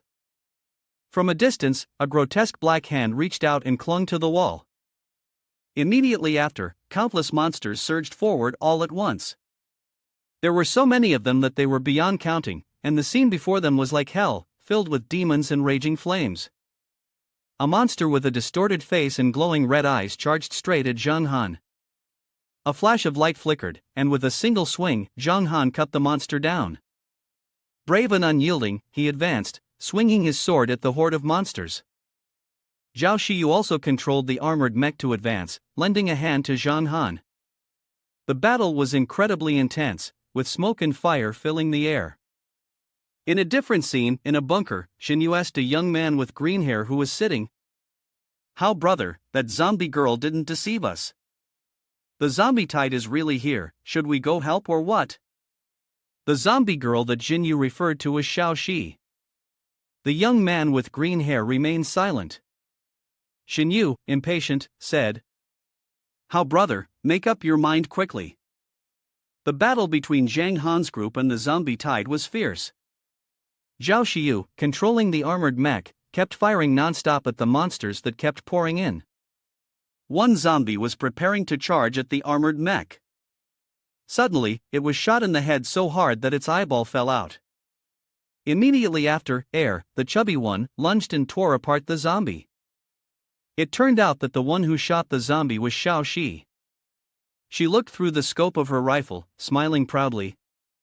Hee, the boss is really smart. This way no zombie can get through, the zombie tide is nothing like this. Air, the chubby one, sat next to her, munching on the zombie flesh. At that moment, Zhang Han had just kicked a zombie in the face and used the momentum to leap into the air.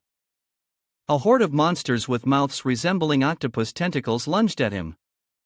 Zhang Han drew his sword, leaped up, and swung it repeatedly at the giant monster. At the same time, Zhang Han activated the system to retrieve a gun from the emergency supplies.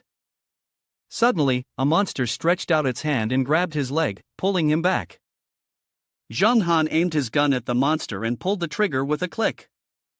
Immediately, a spark flew from the gun, setting the monster ablaze. Zhang Han leaped forward, saying, "Click, big shot, I'll burn you to ashes." The system issued a notification sound, "Ding, automatic collection activated, collection successful, collection successful." Zhang Han smirked, cutting vegetables isn't as satisfying as this. He pulled out another gun, one in each hand. Zhang Han coldly laughed and said, "Well then, I'll give you something stronger." A spark flashed, incinerating the entire group of monsters. Zhang Han quickly made his escape. At that moment, a gigantic foot suddenly appeared. The foot stamped heavily on the ground.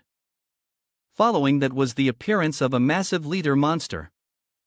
Zhang Han glanced at it, snorted, "I knew it. Burning them would never be that simple. The big one is behind it."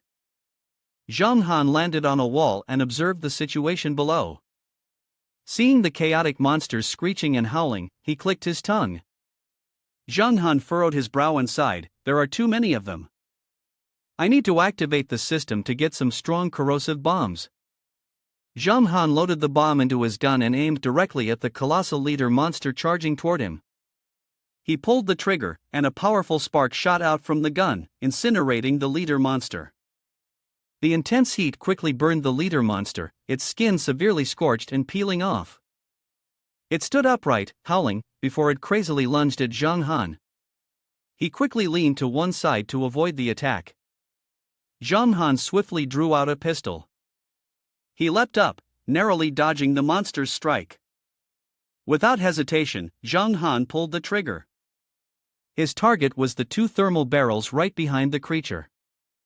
In an instant, a deafening explosion rocked the area. Zhang Han quickly retreated, trying to distance himself from the intense heat of the raging flames. From above, the scene resembled hell itself.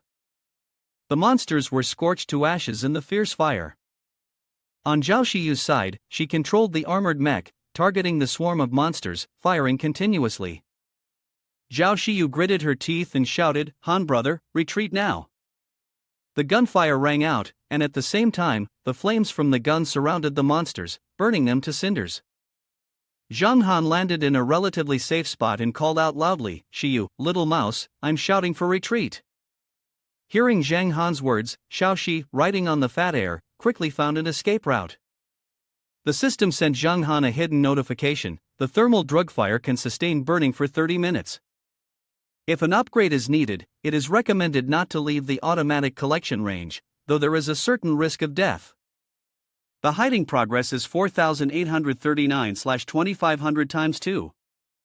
Zhang Han furrowed his brows, silently calculating. The firewall could block a large number of zombies, only the leader could possibly break through, and the strong corrosive bullets should be enough to hold for 30 minutes. While Zhang Han was still thinking, a giant leader monster suddenly appeared, chasing after him. Zhang Han clicked his tongue in dismay and muttered, "TCH, just as I was fearing, here it comes." Following the leader was a horde of monsters. The monsters were grotesque in shape, their fangs bared and claws flailing, clinging tightly to Zhang Han like leeches. Zhang Han turned around and silently cursed, "Are you kidding me?" The sticky liquid on his body had already put out the flames. Zhang Han spun around and sprinted for his life, thinking to himself, "Are there really monsters that aren't afraid of fire?" The leader managed to break through the wall of fire and continued chasing Zhang Han. Not just one leader, but many of them, like a massive army, relentlessly charging through the firewall to latch onto Zhang Han. At the front of the pack were monsters with long tongues constantly secreting a substance that could extinguish fire. Zhang Han immediately gave an order to Xiao Xiu, who was sitting inside the armored mech. You quickly responded, "Understood." She activated the armored mech and began firing continuously at the monsters. The monsters, hit by the bullets, fell into the raging flames. The chubby heir also lent a hand to Zhang Han and Xiao Xiu, biting and tearing at the zombies.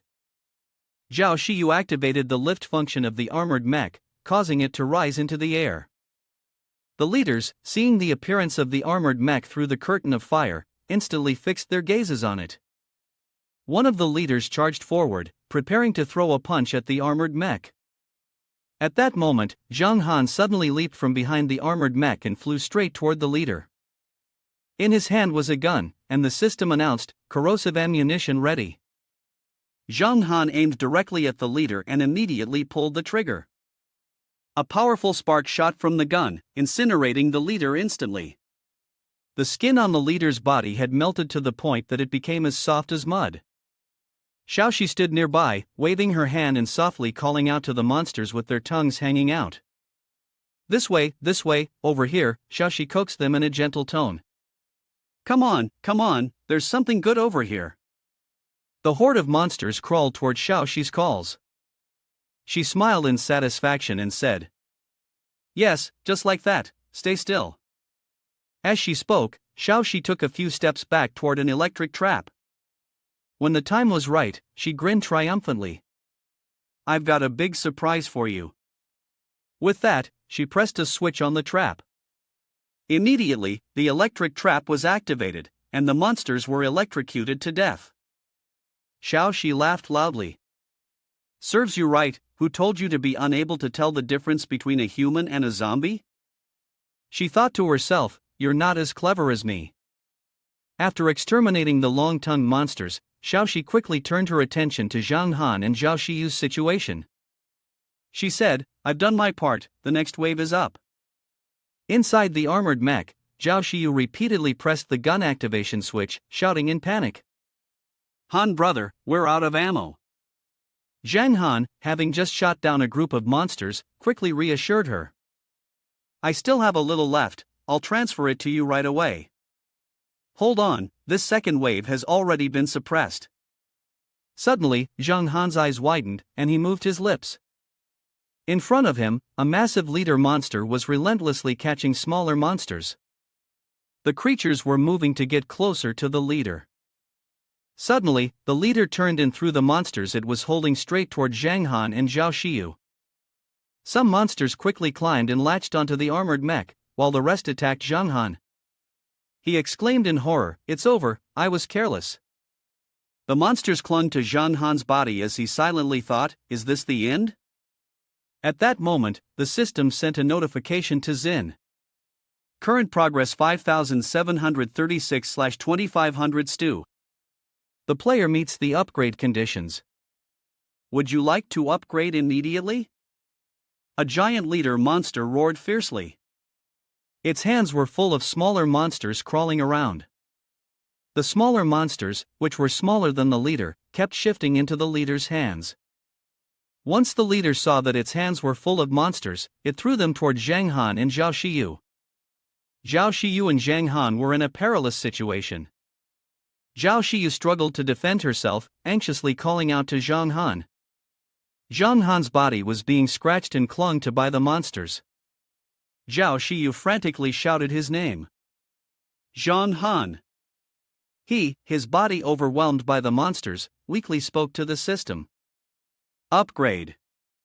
He struggled to say the words. Upgrade. As soon as he finished speaking, a red beam of light shot down from the sky, illuminating the area where Xiao Xiu and Zhang Han stood. While Zhang Han fought for his life, curled up amidst the monsters, the system sent another notification. Congratulations, you have upgraded to a mid-awakener. Your genetic evolution path has gained 1 talent point. Your energy evolution path has gained 1 talent point. You are now a mid-awakener at stage 2. Current upgrade progress is 1023/8000 stew. Both the genetic evolution and energy evolution paths will each grant 1 talent point after selection. The system screen displayed an image of a figure standing in front of a yellow shield. The system explained the newly upgraded features, focusing on the evolution of innate genetic abilities.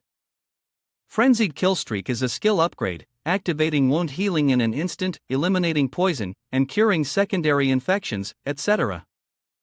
It also increases attack damage by 30% and self-healing ability by 300%. The effect lasts for 10 minutes and grants immunity to toxins and viruses. Hidden tip: after the duration ends, a vulnerability status will be triggered for 30 minutes, increasing damage taken by 30%. On the screen, the system continued to show an image of a person holding a sword. Below it, the system sent a note on genetic evolution. Innate ability 2, transmutation is 0/3. With each upgrade, the body's response, strength, speed, and resistance to disruption will be individually enhanced by 33%, 66%, and 100%. The system then displayed an image of a stick figure throwing a punch. Below the image, the system analyzed the energy evolution path.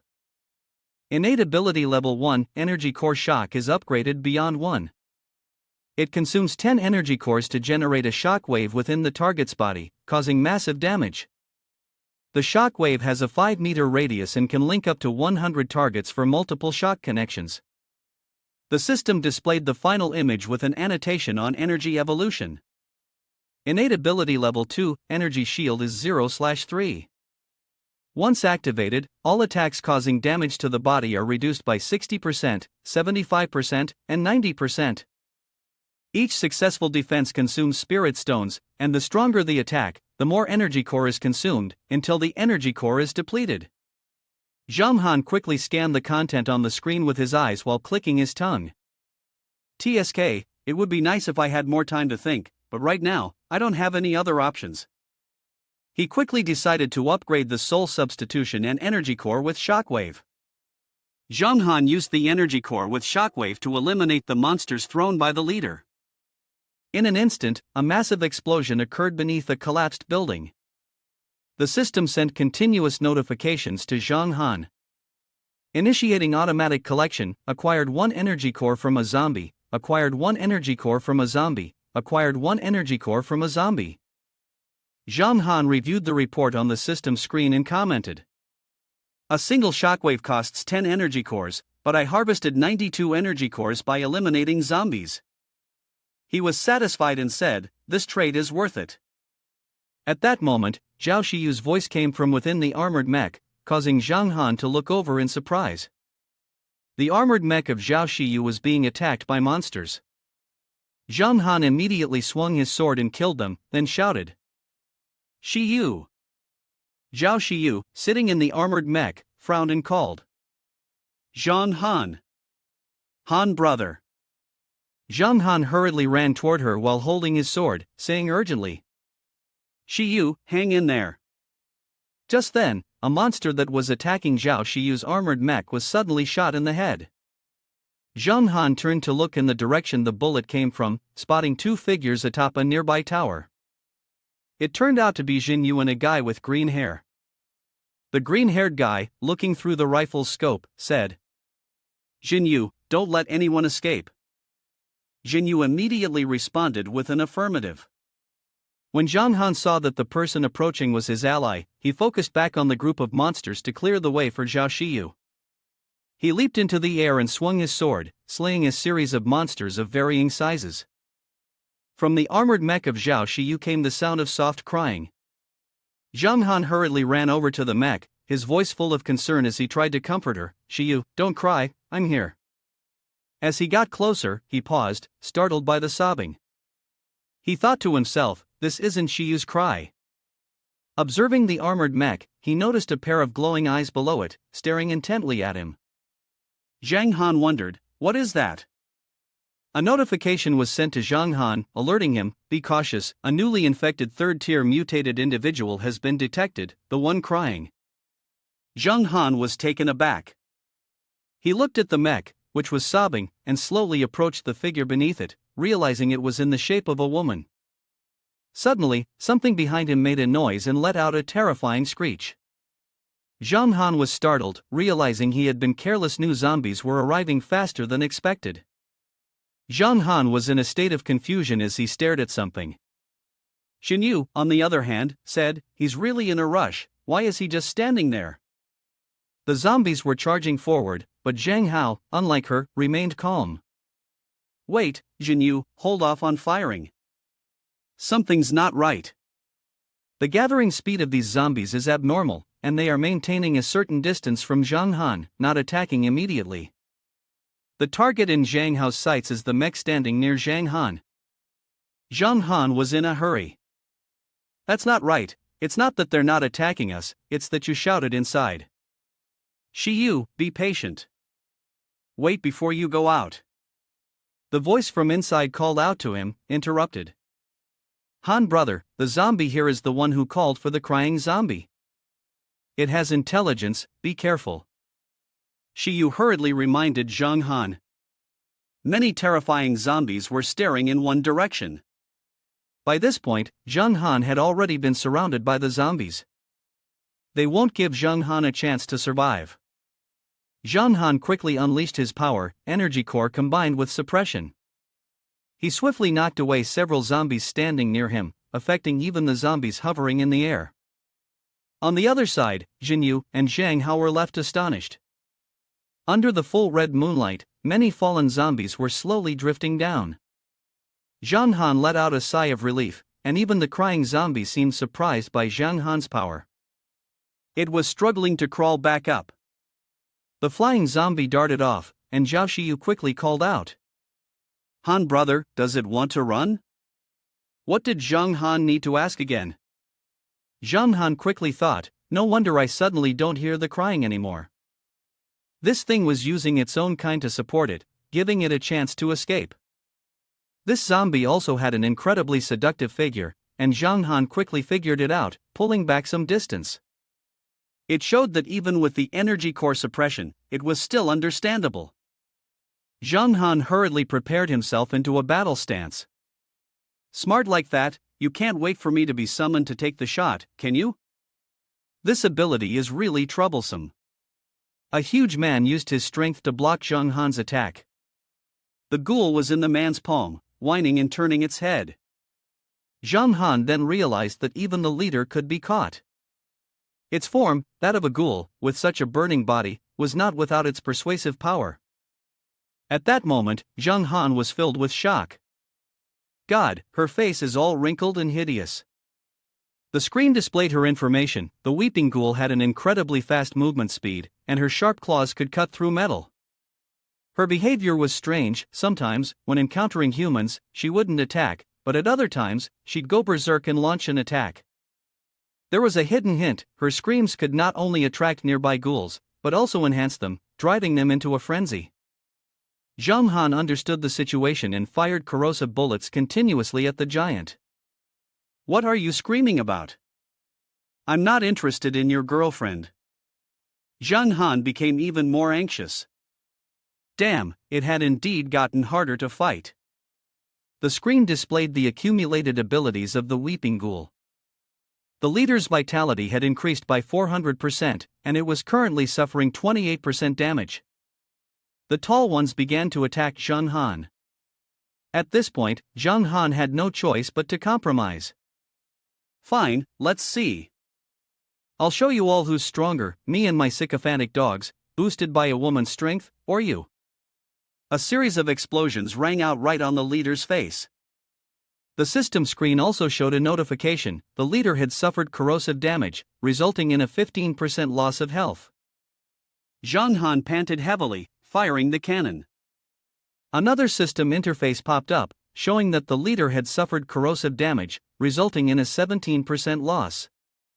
Below, as the tide of zombies charged forward, the light from Zhang Han's body radiated in all directions.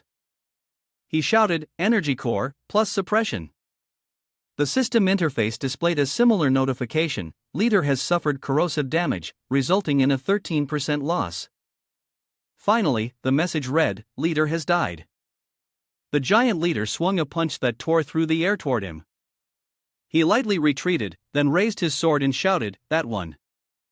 As the leader's fist smashed into the ground, causing the earth to shatter with a loud crash, Zhang Han leapt to its head with his sword in hand. The leader swung another punch. The one who had been crying out fell from its hand. Zhang Han watched her fall and thought, as expected, a vile and seductive demon. After the giant behind swung its punch toward the one in front, Zhang Han shouted again, "So you all are also." Zhang Han thrust his sword deep into its eye and said, "You deserve to die." This was the energy core plus suppression skill. After the thrust, the leader's body shattered into pieces, and a burst of green light spread, catching the attention of the two above. Xinyu gritted his teeth and said, "Damn, too strong. Is he even human? Single-handedly fighting an entire horde of leaders." Zhang Hao also looked on in disbelief, saying, "Yeah, it's unbelievable." He then thought to himself, if everyone had his strength, this would have ended long ago. At that moment, he thought to himself, if he were to become an enemy of Zhang Han, his life would be long gone by now. Thankfully, the muzzle of the gun in Zhang Hao's hand was aimed at the armored mech below, surrounded by a group of zombies. Seeing the situation, he exclaimed, "We're doomed, the armored mech can't move at all, and it's surrounded by zombies." He then turned to Xinyu and said, "Let's go down and help." Xinyu immediately agreed. Suddenly, a voice came from behind them, "At this time, you still have such a maternal heart." Both of them turned around and saw a person walking towards them. They called out in surprise, "Hongda?" Hongda didn't answer him but instead asked, "Zhang Hao, don't you want to become strong like Zhang Han?" Hearing this, Zhang Hao turned to Xinyu and said, "Xinyu, go down and wait for me." Xinyu glanced at him and replied, "Got it." Hongda continued, "You've been in this world long enough. Even if I didn't say anything, you'd know, right?" As he walked past them, he suddenly turned his head back as if in deep thought. Over here, Hongda took a few steps closer to Zhang Hao and said, "The way to become strong quickly isn't by killing zombies." He then whispered in Zhang Hao's ear, "It's by killing people." He patted Zhang Hao on the shoulder and said, "Zhang Han is so strong because he's taken countless lives." He then provoked and sowed discord, "How brother, put away your maternal heart. While he's fighting the leader, you should take the chance and kill him." As he spoke, he tightened his grip on Zhang Hao's shoulder and added, "Kill him, take the crystal on his body, and you'll be the strongest." Finally, he said, "Didn't you always want to protect our camp? Then you have to become stronger. How brother, don't hesitate anymore." Zhang Hao, feeling him close, slightly pulled his shoulders back. He removed the hand from his shoulder, then gripped that hand tightly while laughing and saying, "Hongda, you're right. I shouldn't have a martyr complex. I need to become stronger." Amid the smoke and chaos below, Hongda, gripping Zhang Hao's shoulder, continued, "How brother, at last, you understand." At this moment, he was lost in his own delusions, thinking that to survive, he could only rely on the strong. If that strong person was this foolish Zhang Hao, he might have a chance to be carried forward. As he was deep in thought, suddenly a flash of light appeared below his belly. It was Zhang Hao who had struck, stabbing a knife into his stomach. He trembled and looked at him in disbelief. Zhang Hao then said, "But isn't it easier to kill you than Zhang Han?" As Hongda struggled to speak, "Zhang Hao, you..." Zhang Hao interrupted him, "I saw it back then." He showed a face full of killing intent and questioned, "Back then, you joined Guhan's faction, right?" As Hongda spat out a mouthful of blood and collapsed, Zhang Hao said again, "You had already abandoned our camp, and now you expect me to keep protecting you." He then stepped forward, placing his foot on the knife lodged in his belly, and continued, "You wanted me to kill Zhang Han too, didn't you? There's a vengeance element in that, right?" He exposed all the words he had just said, because he had killed his master, leaving him with no choice but to run away. "Are your hands also related to him?" At this moment, the system panel displayed, "Retrieve the body of the person with extreme potential, obtain the energy core power, upgrade to an awakened level, and proceed to stage 3 of the transformation." Finally, he looked down from above at the body of Hongda and said, "So, how is it?" "Now, as you wished, I am stronger." Elsewhere, a monster swung its arm, shattering the glass. Xiao Xiu, inside, fired shots at the monster's head, then helplessly shouted, "What should I do? What should I do? So many monsters are appearing, and I've already taken down each one." Sweat dripped down as she gritted her teeth, muttering to herself, "Too many." Then she thought that Han brother was probably under more pressure than her and couldn't afford to trouble him. As she was trying to figure out what to do, another person appeared, firing shots at the monsters. Zhang Hao leapt toward the armored mech below, then anxiously asked, "Are you alright?" Xiu was taken aback by his sudden appearance, stammering in response, "No, I'm fine, thank you." Outside, the battle was reaching its climax, with explosions shaking the ground and debris flying everywhere. Amidst the smoke and fire, Zhang Han carried his gun and pointed at the wailing figure in front of him, saying, "In the end, it's only you, the vile and seductive one." The wailing figure, with flames singeing around them, let out a few more cries. Then, he fired a shell at her and shouted, "Die!" She also let out a long scream, but her body was not harmed. Seeing this, he muttered to himself. Didn't pierce through. He charged again and gritted his teeth, cursing. Damn it, has this evolution gone twisted? The cannons fired one after another, and I nimbly dodged. Zhang Han chased after, whispering. Not only can she control other zombies, but her toughness and agility are also higher than other zombies. Then, he suddenly appeared behind her and said, "Given our relationship, do you think hide and seek is appropriate?" He then swung his sword at her back and shouted, "Die peacefully." Both his and my bodies were enveloped by a sharp light. Once again, he used the energy core skill combined with the smash. A streak of light shot through, and a notification appeared. Kill progress, 21%, kill progress, 16%. This time, Zhang Han was holding a huge cannon on his shoulder and shouted, "Thick skin, let's try this." The cannon was fired at an incredible speed, followed by a massive explosion. The smoke from the explosion spread out, and a burst of green energy shot out from the flames. He reached out to gather the energy and said, "Still corrosive ammunition, effective." The notification appeared again, confirming the successful kill of the weeping enemy, and he received an energy core zone. Then, another notification appeared. Hidden teammate is in danger, if not rescued in time, may become single forever. Upon reading this, Zhang Han grumbled, "I'm a noble FA myself, so how can I call anyone else FA?" The system display even coordinated with it. Please stop abusing the hidden system. After arguing with the system, he gritted his teeth and looked up. Then, he turned his gaze to another direction, where an armored mech and a group of monsters were rushing towards them. He muttered, "Team members, what I meant was that right now, Zheng Hao is supporting Xiu inside the armored mech while Jinyu next to her keeps shooting." After a moment of trying to hold on, she yelled, "Hao brother, I can't hold on any longer." Suddenly, a burst of light surged forward. Jinyu and Zhang Hao looked over, and Zhang Han appeared. When Xiu saw him, she excitedly called out, "Han brother. The four of us are finally together." Xiu ran over to him, and he spoke to Zhang Hao, "Thank you." Zhang Hao smiled and replied, "Don't mention it, the battle isn't over yet. If you don't have a plan next, take the chance to run."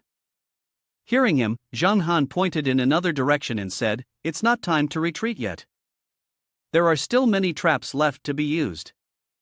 Xiao Xiu and Air Fat are watching the west, you all go guard the east and make sure no zombies break through." As he spoke, Zhao Xiu kept her eyes on him. Suddenly, something caught her attention, so she turned her gaze. Not far away, something large with glowing red eyes was making a mix of chaotic sounds. She immediately pointed in that direction and shouted, "Han brother, over there." Zhang Han was startled and quickly turned his head. Over there, a pile of zombies were crawling chaotically on the ground, groaning in strange, creepy voices. He immediately darkened his face and thought, "One is already hard to deal with, and now there are 5 more coming." He then turned to the others and said, "You all hurry to the east, I'll take care of this place." On the other side, the zombies were massing in large numbers, with a bigger leader blocking the way ahead. It was groaning with bizarre sounds. While the two of them, Zhang Hao, were nervously worrying, over here, Duyet took Zhang Han's hand and carefully instructed, "Han brother." Her eyes sparkled as she looked at him, full of deep emotion. He smiled back and replied, "I know." Then, the two of them just stood there, looking at each other. When she wanted to speak, to do something, she suddenly blushed and shyly ran off, leaving behind the words, "I'll go now, we'll definitely take good care of the east." Zhang Han also blushed and responded, okay. After the group left, he looked at the system screen again. The upgrade progress showed 15.932/80.0 stu. He thought to himself, now I know that corrosive bullets are strong enough to cause damage to the leader and the ones wailing, but even this much isn't enough. It would be great if I could upgrade one more level. After thinking this, he raised his hand to signal number 1 and shouted at the leader standing across, before I upgrade, you stay there obediently. He wasn't sure if the leader understood, but it replied with an OA sound. Somewhere, the loudspeaker announced, there are living people here, living people, tasty living people. It turned out that the 2 speakers were mounted on his head. The speakers continued to emit a voice. Someone is alive here, someone is alive. The living are delicious. At this point, the zombie had already reached in front of him. He shouted to them. Stop, let's assess the situation before speaking. He raised his voice and said, alright, that's enough. Then, Zhang Han released a beam of light, with an energy core and a grounding effect. The beam of light shot forward, sweeping away the zombies in front of him. At this moment, his gaze became sharp, and he seriously thought. When crossing the bridge, they all scattered. Getting them to gather together again is not simple. Otherwise, there wouldn't be a leader or a cohesive form. Upgrading won't be easy. On the other side, the leader and the one wailing continued to moan incessantly. Suddenly, a burst of fire appeared from somewhere, setting the leader's body aflame. Then, chunks of flesh began to fall off. The leader and the wailers screamed amidst the flames. The fire continued to burn and spread. Zhang Han looked at the system interface with a satisfied expression. Congratulations, you have successfully upgraded to a level 2 intermediate awakened. Next time, you'll upgrade to level 3 intermediate awakened. 156/12,000 times 2. He grinned and thought to himself. This is awesome. Then, he turned his head to look behind him. The leader and the wailer had closed in on his back. They were groaning in waves. He calmly turned around and spoke at just the right moment. Meanwhile, Xiao Xiu was continuously firing at the zombies below and shouted. Come on a bit more. Boss, they left us a lot of weapons. The chubby one, resembling a white wolf, was wandering around the group of zombies when suddenly, something fell onto the little girl's head. She looked up angrily and cursed, what is that? So disgusting and sticky. Above Xiao Xiu was a monster with its mouth wide open and sharp teeth, lunging towards her. As it closed in, Xiao Xiu screamed, Mom! The monster howled and opened its mouth wide, exposing its sharp fangs. The little girl covered her face with both hands and said, Open. At that moment, another scream attracted the attention of both Xiao Xiu and the zombies. The chubby one and Xiao Xiu ran in the direction of the sound. Xiao Xiu said, Chubby, these guys are really strange. Let's follow them and see. The boss is over there. Meanwhile, the wailing ones were sitting on the corpse of the leader, groaning. Zhang Han was operating the system screen. The system screen displayed, Exit 2 soul exchanges 1/3 due to passive contact. Your attributes have been enhanced by 1.33 times. The natural talent multiplier is doubled. Then, another notification appeared, Gene Evolution Direction has received 1 natural talent point, waiting to be distributed. Energy Evolution Direction has received 1 natural talent point, waiting to be distributed. As he operated the screen, he muttered, Gene Evolution, upgrade Berserk Killing, Energy Evolution, upgrade Energy Shielding. While he was busy with the screen, a group of zombies staggered towards him.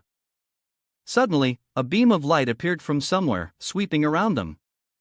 He smiled with amusement and said, The Energy Core Plus suppression is really useful. The system panel continued to display the final notification, Evolution Complete. At this moment, he turned his back to the zombies charging towards him. When the claws of one of them came close to his neck, they were blasted away by the energy emanating from his body. He reached out and grabbed the head of a wailing zombie, saying, But the gap in your attack skills, do you think you're really clever? Just when I've finished evolving. Then, he became incredibly terrifying and spoke in a deep voice. Shall we play? As he said, shall we play?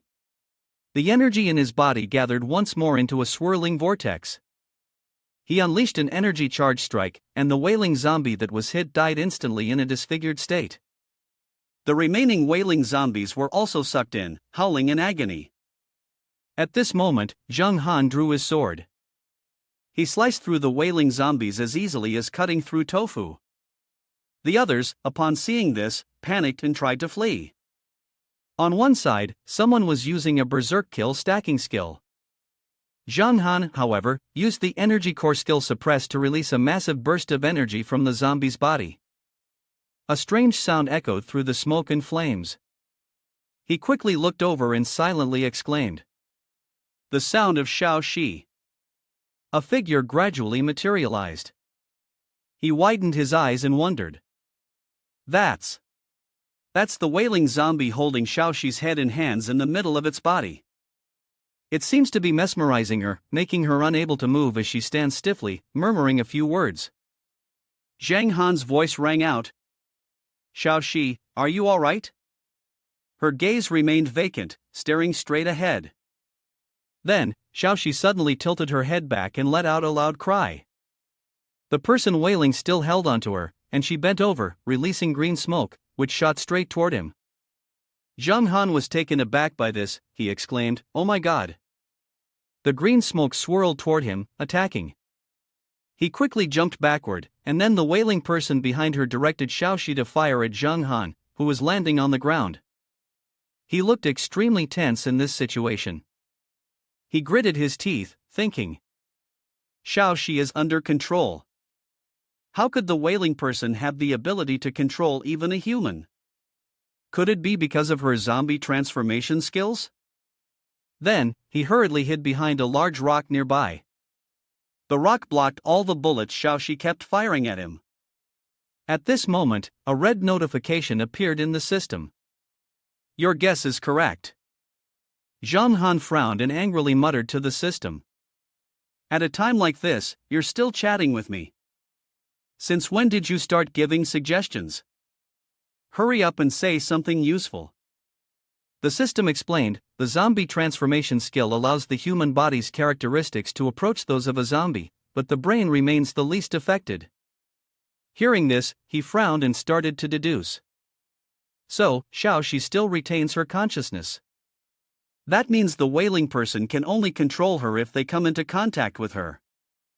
After a while, he and Air, the chubby one, hid behind an entrance and secretly observed the wailing person controlling Xiao Xiu as they passed by. Then, he pointed ahead and shouted, "Air, move up." It growled and opened its mouth wide, charging straight toward the wailing person holding onto Xiao Xiu. The person crying turned Xiao Xiu's head towards the fat Air, and then, out of nowhere, a gun appeared in Xiao Xiu's hand. Her eyes were still blank. The gunshot from Xiao Xiu rang out, and Air Fat was hit by the bullet, getting knocked back by the blast. It screamed in pain. Taking advantage of this moment, Zheng Han quickly grabbed his sword and lunged forward. It was a great opportunity. A streak of blue light appeared. He used the energy core combined with the earth-shattering strike to attack the crying person, the move crashing down on them like thunder. But unfortunately, Xiao Xiu was also affected. Both of them simultaneously tilted their heads back and screamed, the sound piercing the ears. Zheng Han panicked and silently shouted in his mind, "It's over, Xiao Xiu got hit by the splash damage, I can't use the energy core combined with the earth-shattering strike." The crying person suddenly pressed down hard on Xiao Xiu's head, as if trying to retaliate. Seizing the opportunity when it wasn't paying attention, Zheng Han leapt into the air, preparing to slash down with his sword. The distance was enough now. But when the crying person looked up and saw him, they became frantic. A horrible, terrified scream erupted from them. They then used Xiao Xiu as a shield, turning her so that her body blocked the tip of Zheng Han's sword. Xiao Xiu still hadn't regained her consciousness, and suddenly, the tip of Zheng Han's sword stopped. He was stunned, eyes wide in disbelief as he saw what the crying person had done, and he exclaimed, "Damn it, you filthy bastard. He then desperately twisted his body in a circular motion, making his sword spin as well, to avoid stabbing Xiao Xiu. This also affected him, but following Xiao Xiu, one hand holding the knife handle and the other pushing the knife's hilt, she suddenly charged forward. She sternly looked at him and jabbed into Zhang Han's side, surprising him greatly. He glanced behind him, then frowned, uncomfortable, coughing up a stream of dark red blood.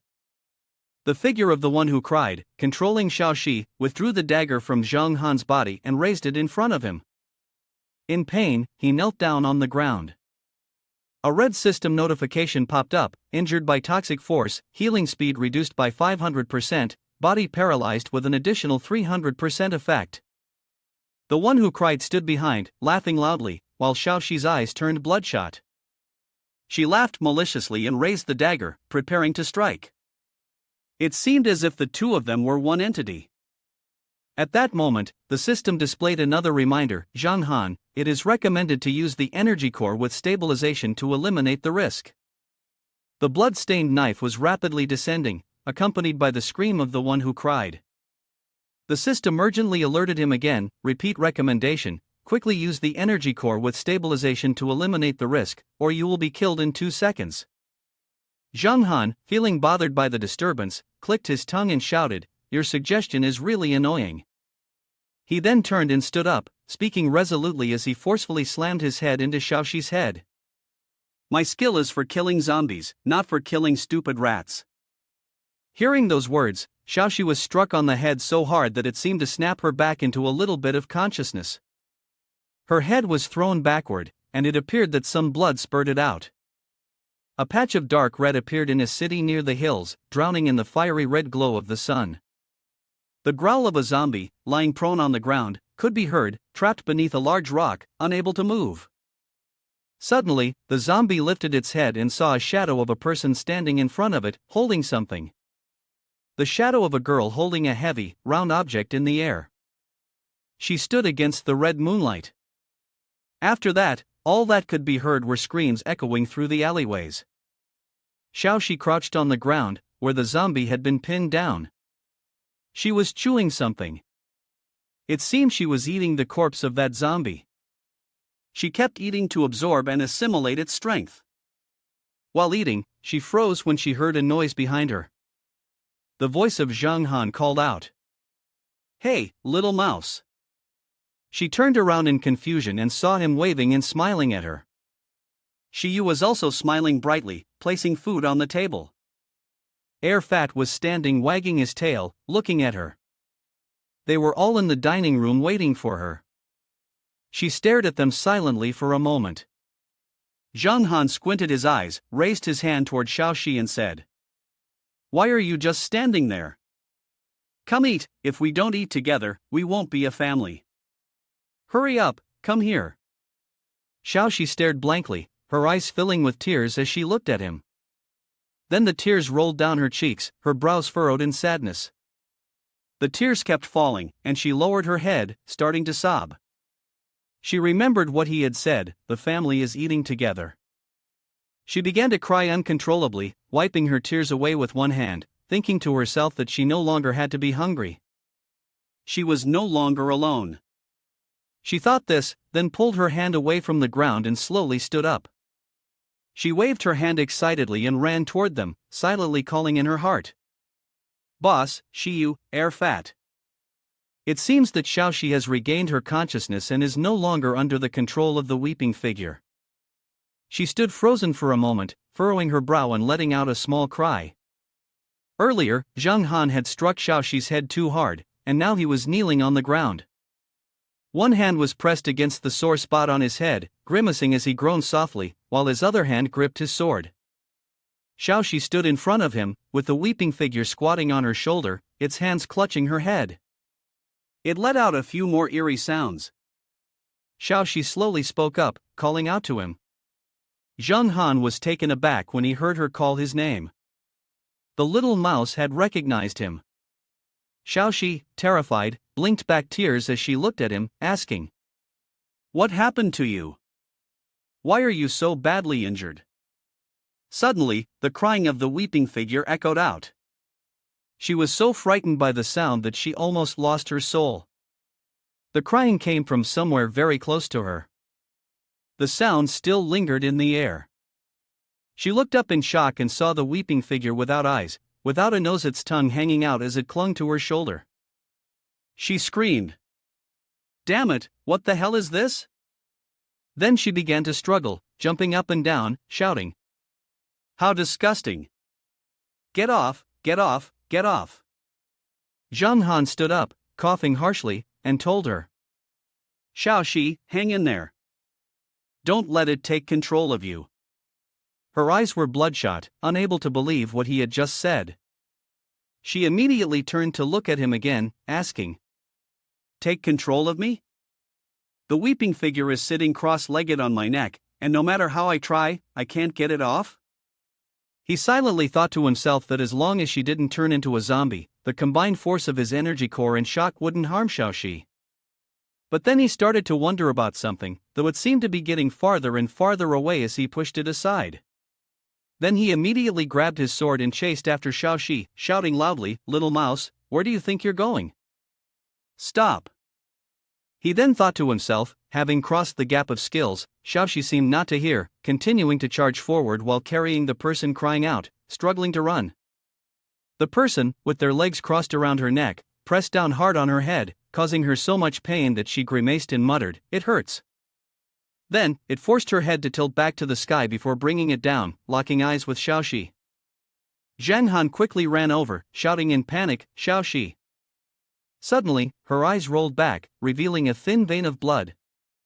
She gritted her teeth so tightly that the muscles in her neck and face were strained. She struggled to speak each word. "Ah, I remember now." She then grabbed the crying person's arm, making it jump in surprise, unsure of what was about to happen. Around her, there were circles of green light. Xiao Xiu was furious, her hands gripping the crying person's wrist tightly, making them panic. She spoke, "It's this one, they made me use my own hands." A system notification appeared, "Level up to Primary Awakener, Stage 2. Then, Xiao Xiu leapt into the air, forcefully throwing the crying person to the ground, creating a hole in the dirt. She yelled, "Make the boss take damage."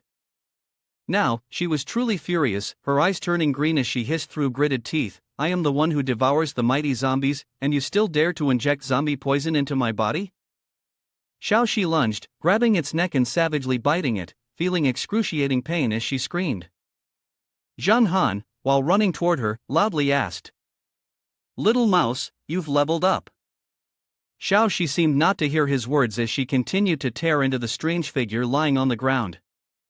She screamed incessantly. Zhang Han, witnessing the scene from behind, was left speechless. The strength of her bite had become terrifying with the upgrade, even a blade couldn't cut through. Indeed, Xiao Xiu was relentlessly tearing at the figure's neck, blood splattering. The person under her was pinned down, head tilted back in helplessness as they groaned continuously.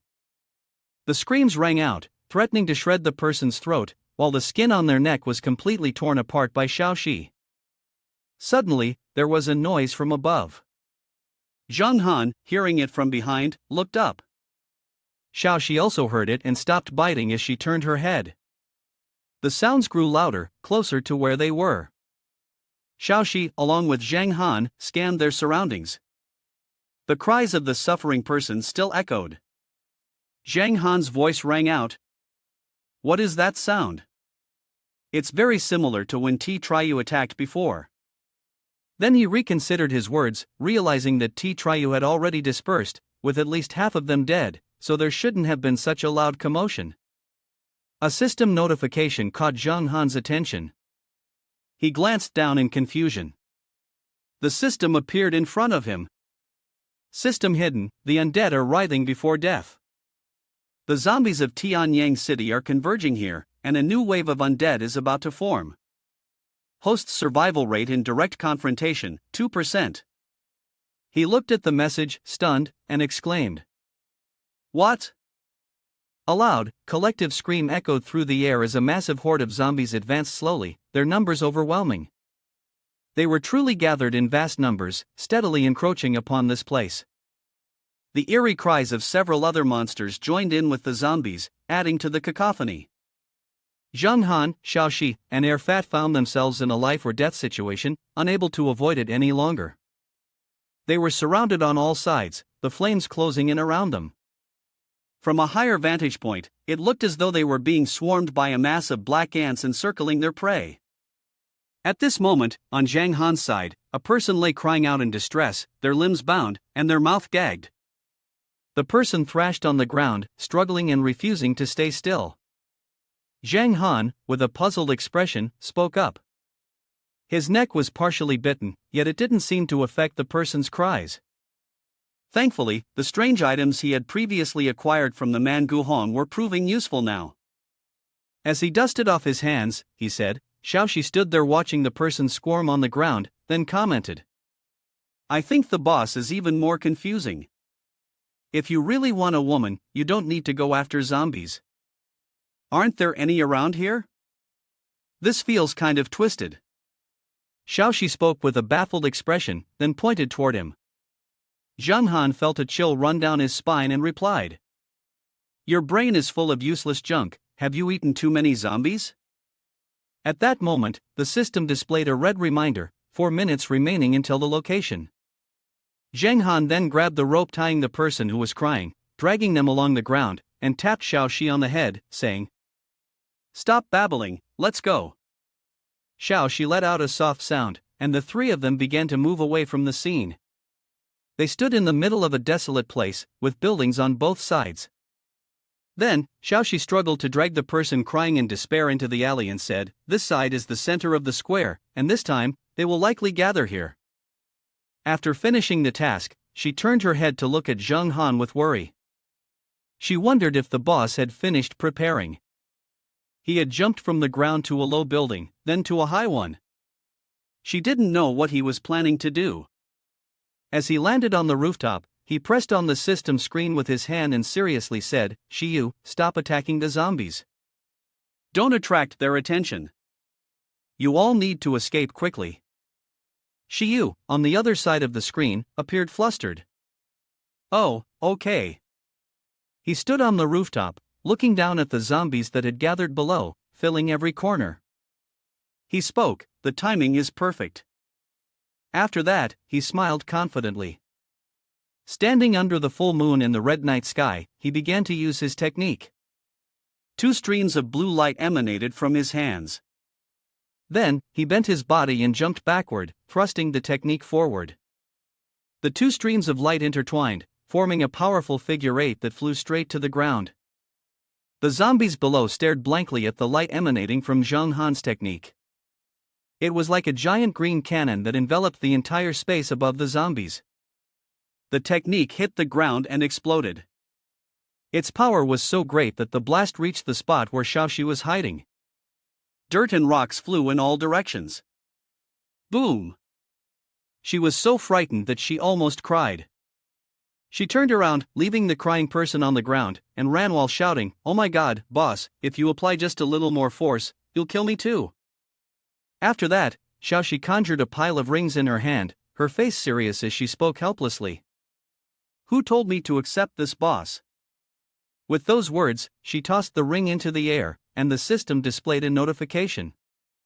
Take out strong corrosive ammunition, take out bombs, take out explosives, each in large quantities. Then, she frowned, grabbed the gagged object, and kicked it hard in the stomach, saying, Go ahead, cry all you want. The weeping figure kicked toward the pile of fire and let out a scream. It sank into the large fire, wailing horribly. The zombies surrounding the fire flinched upon seeing the weeping figure trapped within. Some zombies rushed in but were burned by the flames. Yet, they kept charging, wanting to grab the weeping figure at the center of the fire.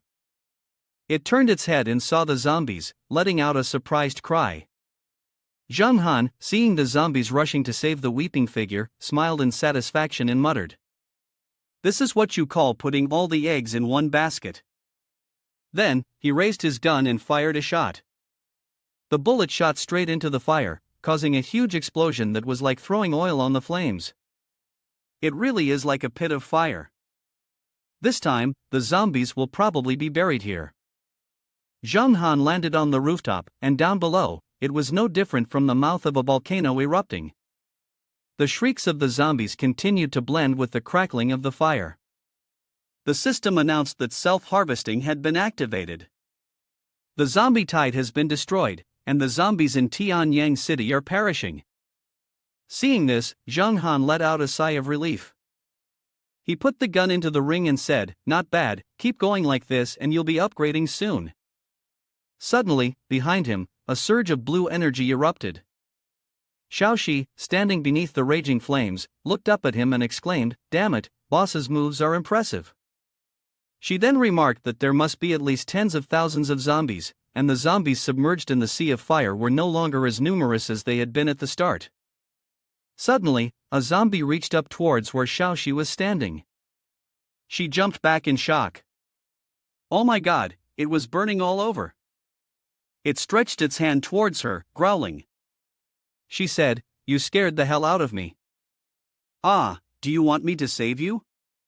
She stood there, bracing against the cold, and rejected it. "No way, you're a zombie. Go die quietly, go back now." Hearing this, the zombie suddenly opened its mouth and then stood up, regardless of the flames consuming its body. Xiao Xiu, startled, quickly took a step back, then suddenly it leaped back into the sea of fire again. But Xiao Xiu thought it was going to jump out and attack her, so in fear, she raised her hand to shield her face and screamed, "Ah!" But after a moment of silence, when nothing happened, she opened her eyes and saw that it had already sunk into the fire. She was bewildered, wondering, was it really that obedient? Did it really jump in because it listened to my command? Just then, someone called her name, Xiao Xiu. She turned around and saw Xiao Xiu, and joyfully exclaimed, "Sister Xiu, you've come too." She smiled and replied, "Yes, we're here." After that, Xiu walked over to her and said, "The zombie over there has disintegrated, the chaos has passed, so we came to gather." "But Xiao Xiu, what is this look of yours?" Xiao Xiu raised her hand to catch the chubby air running toward her, then answered her. "I've upgraded." Xinyu was startled and spoke up, "Oh, really?" Following behind was Zhang Hao. Xiu looked at her with concern and said, "Little kid, you look more like a zombie now." The chubby air in Xiao Xiu's arms kept sniffing around, and Xiao Xiu, with a proud expression, said, "This look is called walking the path of the zombie, so the zombie can't find its way." Zheng Han was slowly jumping down towards the group of Xiao Xiu and Xiu. Xiu turned her head to look at the worshipping fire and asked, "Han brother, are you nearby? Did you set this fire?" Xiao Xiu and the chubby air were having some disagreements over there. Xiao Xiu lifted the chubby air up to her eye level, glaring at it angrily and asking, "Are you looking at me with envy?" The chubby air slyly replied, "A little." Then, Zhang Han jumped down from the building and landed next to Xiu, calling her name. Xiu was slightly startled, took a step to the right, and exclaimed, "Han brother." She hugged him and smiled brightly, saying, "Great, Han brother, we made it through." He was taken aback by her hug and froze, blushing. Around them, the air was filled with a pink atmosphere. Xiu was so happy she nearly cried, hugging Zhang Han tightly and saying, "We made it." He also hugged her back and stroked her hair, saying, "You've worked hard." Suddenly, Xiao Xiu, holding the chubby air, ran over with a jealous look. She pointed at the two who were hugging and shouted, "Ah, only you two are hugging, so devious." After that, she and the chubby air squeezed in between the two of them. They hugged each other and said, "We also want a hug." All four of them laughed, looking very warm. Xinyu and Zhang Hao stood outside, watching them.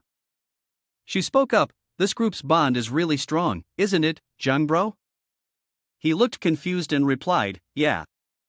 Then he added, "In just this short time, this man has grown even stronger." The four of them gathered together, laughing happily. Zhang Hao had a thought, would this person be his teammate or his enemy in the future? His expression seemed to show some concern about something. The atmosphere sparkled with joy as the five of them raised their beer glasses and said, "Cheers." Zhang Han raised his glass, smiling brightly, and said, "See you Xiao, everyone has worked hard, let's treat ourselves." Xiu smiled, squinting his eyes, and placed the food on the table. Xiao Xiu cheerfully said, "I'm eating here." Jinyu enjoyed herself, holding her beer glass and savoring it. Zhang Hao seemed a bit uneasy. The atmosphere was truly wonderful. As for the chubby heir, he looked uncomfortable, staring at the strange-shaped food on his plate. Shen Yu blushed slightly, not daring to look directly at Zhang Hao. She said, "Zhang bro, aren't you eating? With that face in front of us, you can still eat food like this, it's truly a miracle." He looked at her awkwardly and replied, Yeah, I'm really scared now." Then he straightened his face, stared ahead, and continued, "All I can say is, this world has never failed the strong." Zhang Han really smiled brightly, not sure if he was hinting at himself. "Zhang Han, you are truly strong." Having said that, Zhang Hao raised his beer glass and looked at him, squinting and smiling. "With your abilities, you can definitely save this apocalyptic world." Zhang Han responded with a calm expression. "Save the apocalypse? I'm no savior." He immediately responded. "At least you can ensure the safety of the people from Long Nation in Tianyang City." Zhang Han's face suddenly became profound. He picked up some food and silently looked at him.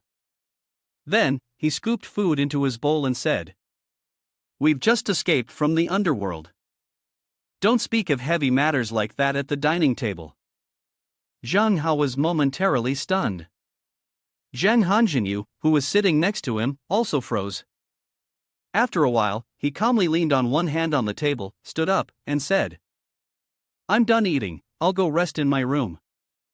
Xiu asked him, "Han brother, aren't you eating anymore?"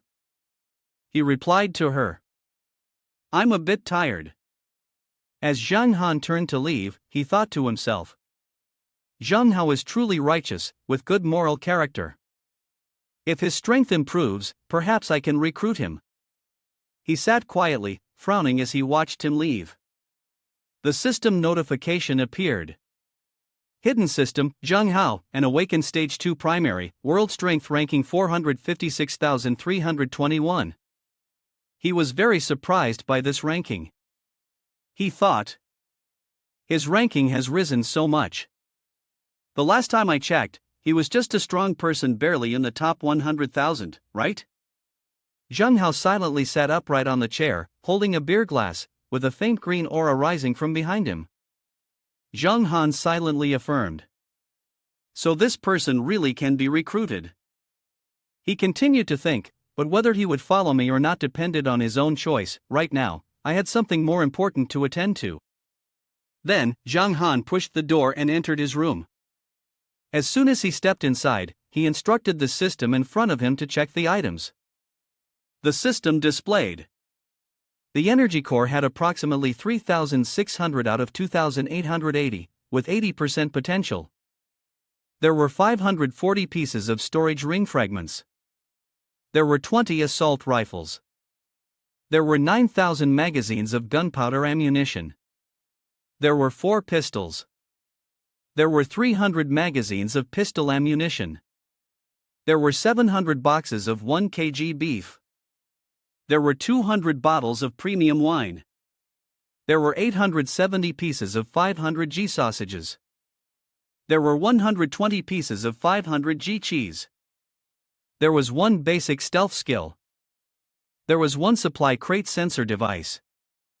There was 1 research staff card. There was 1 strange key yet to be identified. There was 1 science and technology map 23. There were 3 pieces of potential glass. There was 1 blueprint for the energy-infused Heavenly Bone Great Sword, which consumed 1,000 energy core points. There were 100 sharp claws. There were 10 razor-sharp claws. There were 50 vials of mutated human blood. There were 10 pieces of tough skin. It was possible to craft energy weapons, including the mighty Heavenly Bone Sword. There were 10 crisp fruit seeds, which could be planted to yield fresh, crunchy fruits full of various nutrients and vitamins necessary for the human body. There were 20 sand coconut seeds, which could be planted to yield sweet, refreshing coconut water. The fruit's flesh was edible and effective for detoxifying the body. There were 13 anti-zombie virus antibodies. After injection, one could be permanently immune to the zombie virus. The lucky ones infected who used this could extend their life by 30 days. This drug was ineffective against zombies. There was one rare skill, the optimization blueprint, which, when learned, could consume a certain amount of energy core to upgrade an attribute of the items crafted by the user. Zhang Han's voice rang out, "Oh, not bad." The system continued to announce, "Rare skill, all-purpose chef." After learning, you immediately become a chef, automatically acquiring the methods for preparing all kinds of food, while simultaneously forming muscle memory. Rare gene enhancement, with a cell transformation ability, which can enhance cell modification, increase visual acuity, allow recognition of camouflage, mimicry, and invisibility, as well as grant night vision. Then Zhang Han spoke again, "This is really good." His face lit up with interest as he looked down at the system's screen, which stated that the gene enhancement, balance ability, could improve the user's balance, though there was a certain chance that a small tail would grow behind them. After a moment, he spoke again, especially this one. He picked up the hilt of a sword with a blade shaped like the spine of something. Slowly, he drew it out from the system's screen. The system stated, "The rare heavenly bone sword can absorb 10% of the opponent's full attributes during battle, transferring them to the user. This continues until the end of the battle." Zhang Han, holding the sword hilt in one hand, gently ran his other hand along the sword's blade. "It looks really cool, much stronger than when using the saber." He then stared at the screen, muttering, "Also, this one is what I'm most concerned about." He then tapped his finger on a map displayed on the system's screen. It was the map found at the Guhong headquarters, which he had never had the chance to examine. At that moment, outside the house of Zhang Han's group, Jinyu clasped his hands together and walked over to Zhang Hao, asking, "How brother, why are you here alone?" He was kneeling on the ground in front of a bush. When he saw her approaching, Zhang Hao glanced at her. "Jinyu," he said, then lowered his head and continued, "Have you ever thought about going back to the world we were in before?" She stood behind him, slightly surprised by his words, then spoke up, "I've never thought about it." Zhang Hao stood up and continued, "That's right, maybe we'll never return to that world again." Then, he suddenly turned around with a determined expression, looked at Jinyu, and said, "But we can create a new order in this damned world, rebuild a new world." After saying this, Zhang Hao tightly grabbed her wrist and continued, "I see hope in Zhang Han." Jinyu looked at him anxiously and said, "Zhang bro." But he kept going, "Jinyu, maybe we really can do it. Do you trust me?" She looked at him and replied, "How brother, I trust you. As long as it's something you believe in, I'll believe in it too." He smiled upon hearing this, his joy evident. He held her hands tightly and then said, "We need a savior. Jinyu, do something for me. I want Zhang Han to stand at the top of this world." Zhang Hao spoke with a face full of determination and certainty, even though he wasn't entirely willing. At this moment, the system notification appeared. "Congratulations, you have learned a rare skill, optimizing drawings. Congratulations, you have learned a rare skill, universal chef. Congratulations, your genes have been improved, receiving retinal cell enhancement." It turns out Zhang Han is learning all the skills in his room. The system announces that you have been injected with the anti-zombie virus and are now immune to the zombie virus. Zhang Hao's voice sounded firm and resolute. "Someone has to save this world." In the early morning, Xiu was hanging clothes in the yard when she saw Zhang Han, his eyes dark and puffy, yawning repeatedly. He looked utterly sluggish.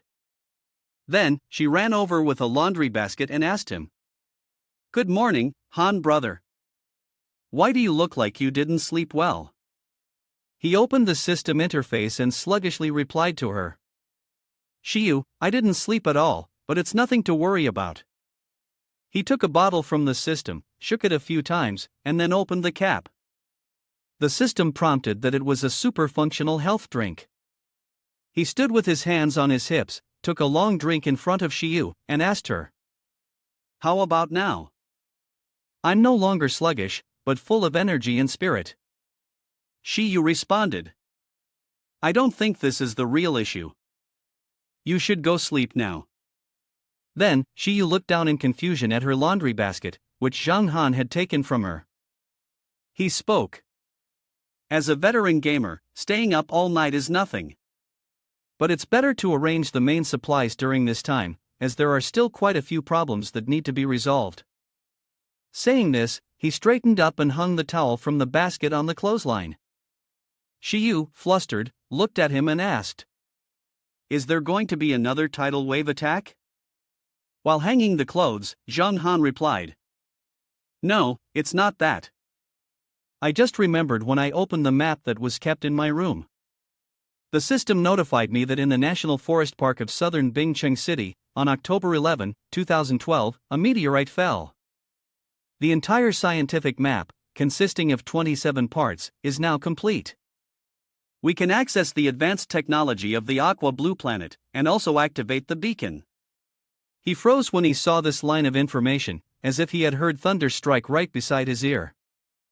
The system displayed next, showing that there were only 4 maps currently available.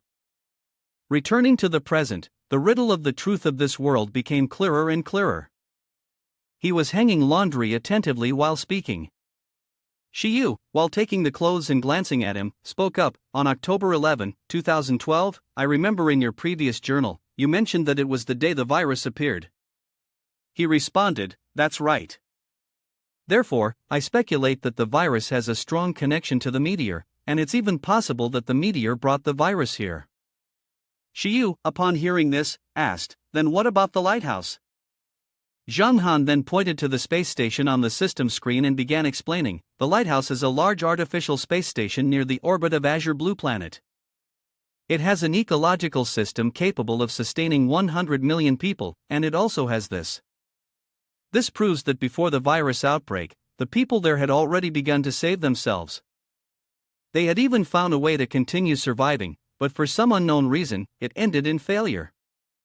He stared intently at the screen and continued, "As long as we gather all the technological maps to activate the lighthouse, it's possible that all the lucky survivors will be saved." After he finished speaking, Xiu looked at him with admiration. Just as he turned to look at her, he saw her expression and asked, "What's wrong? Why are you looking at me like that?" Xiu smiled and, with an admiring expression, said, "I just think Han brother is more extraordinary than I thought." Clearly, the actions are almost the same, but you seem to grasp so much more information. Maybe you really are the savior of this world. In the middle of the yard, she took his hand, squinted her eyes and smiled, saying that. Zhang Han's face turned red, his chest stuttered as he replied, "I'm not that capable." He was embarrassed to face her, saying that not only did he have to collect all the technical maps, the documents, and clips found in Duya's laboratory, but there were also many other tasks to fix. After finishing them, he said, he might just be getting started. Xiu tightly held his hand, excitedly responding, "Whatever Han brother wants to do, I support it." Zhang Han hesitated, awkwardly starting to speak, Xiu. But before he could say the rest, Zhang Hao approached them, smiling as he greeted, "Zhang Han, good morning." When he saw the two of them holding hands, he felt extremely embarrassed, standing still, not knowing what to say next. Then, Zhang Hao awkwardly turned around and started running off, shouting, "Sorry, I really didn't see that, I'm bothering you too, just ignore me." The two continued. Xiu stood with her back to Zhang Han, bashfully covering her face, while he pretended to be calm, turning his head and waving at him, "Wait, don't go, what do you mean continue?" His voice suddenly grew louder, "You came at just the right time, I have something to ask you." Zhang Hao was slightly surprised and turned his head back to look. "What is it?" Zhang Han was walking closer to him, saying, "Zhang Hao, do you want to join my organization? Become my subordinate?" He said this while smiling, extending his hand. Zhang Hao truly felt impressed by this invitation. "Your organization? You've established an organization?" Zhang Hao asked in confusion, thinking to himself, the mysterious organization required the founder to have a combat power rank within the top 1,000 of the current game progression. The lowest combat power for members had to be in the top 100 of the world. The emblem and group of the mysterious organization appeared in the blue flames. He had established the organization. Zhang Hao silently wondered, then Zhang Han smiled confidently. He stood with one hand on his hip, pressing a few buttons on the system screen and said, The organization has been established for a while, but it just hasn't had any members. Suddenly, the system appeared in front of Zhang Hao, surprising him greatly. The system screen displayed a dragon symbol along with a message. The mysterious organization Mangyen has sent you an invitation, organizer of the divine realm. The current number of members in the organization is 0. Do you accept? Below, 2 large buttons appeared, yes and no. Zhang Hao paused to think. He was still doing his best to maintain the operations of the business area, but this person had already built a mysterious organization. He seemed a little stunned, but facing such a large number of energy cores, there was no delay in his progression. Is this person a genius? He thought to himself. Zhang Han continued to smile and said, Your strength and character have convinced me. What do you think? He then tilted his body, as if about to leave, and said, Of course, being in charge of the business area seems more prestigious than being someone else's subordinate. You can think it over. After hearing this, Zhang Hao immediately replied, No need, I agree.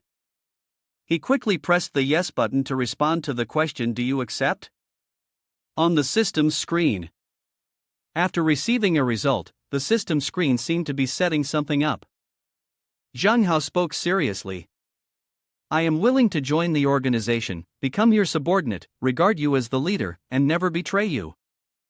Boss, he looked at the text appearing on his screen. The task has been successfully completed. Join the mysterious organization. Zhang Han stood facing Zhang Hao, smiling contentedly as he squinted his eyes and said, Welcome to the team. Xiao Xiu stood beside them, giving a faint smile.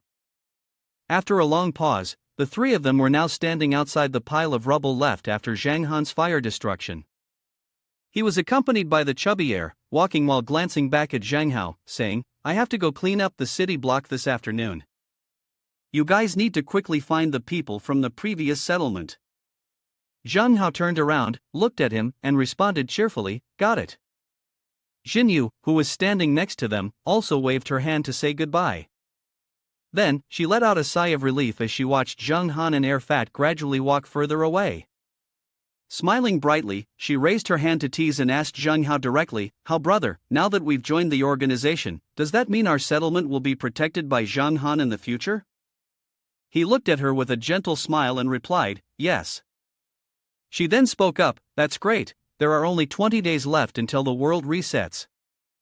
At that time, the level of zombies and mutated plants and animals will be upgraded. Jinyu's expression turned troubled, her eyes filled with tears. She placed a hand on her chest, looking down as she continued, With Zhang Han, our settlement can survive.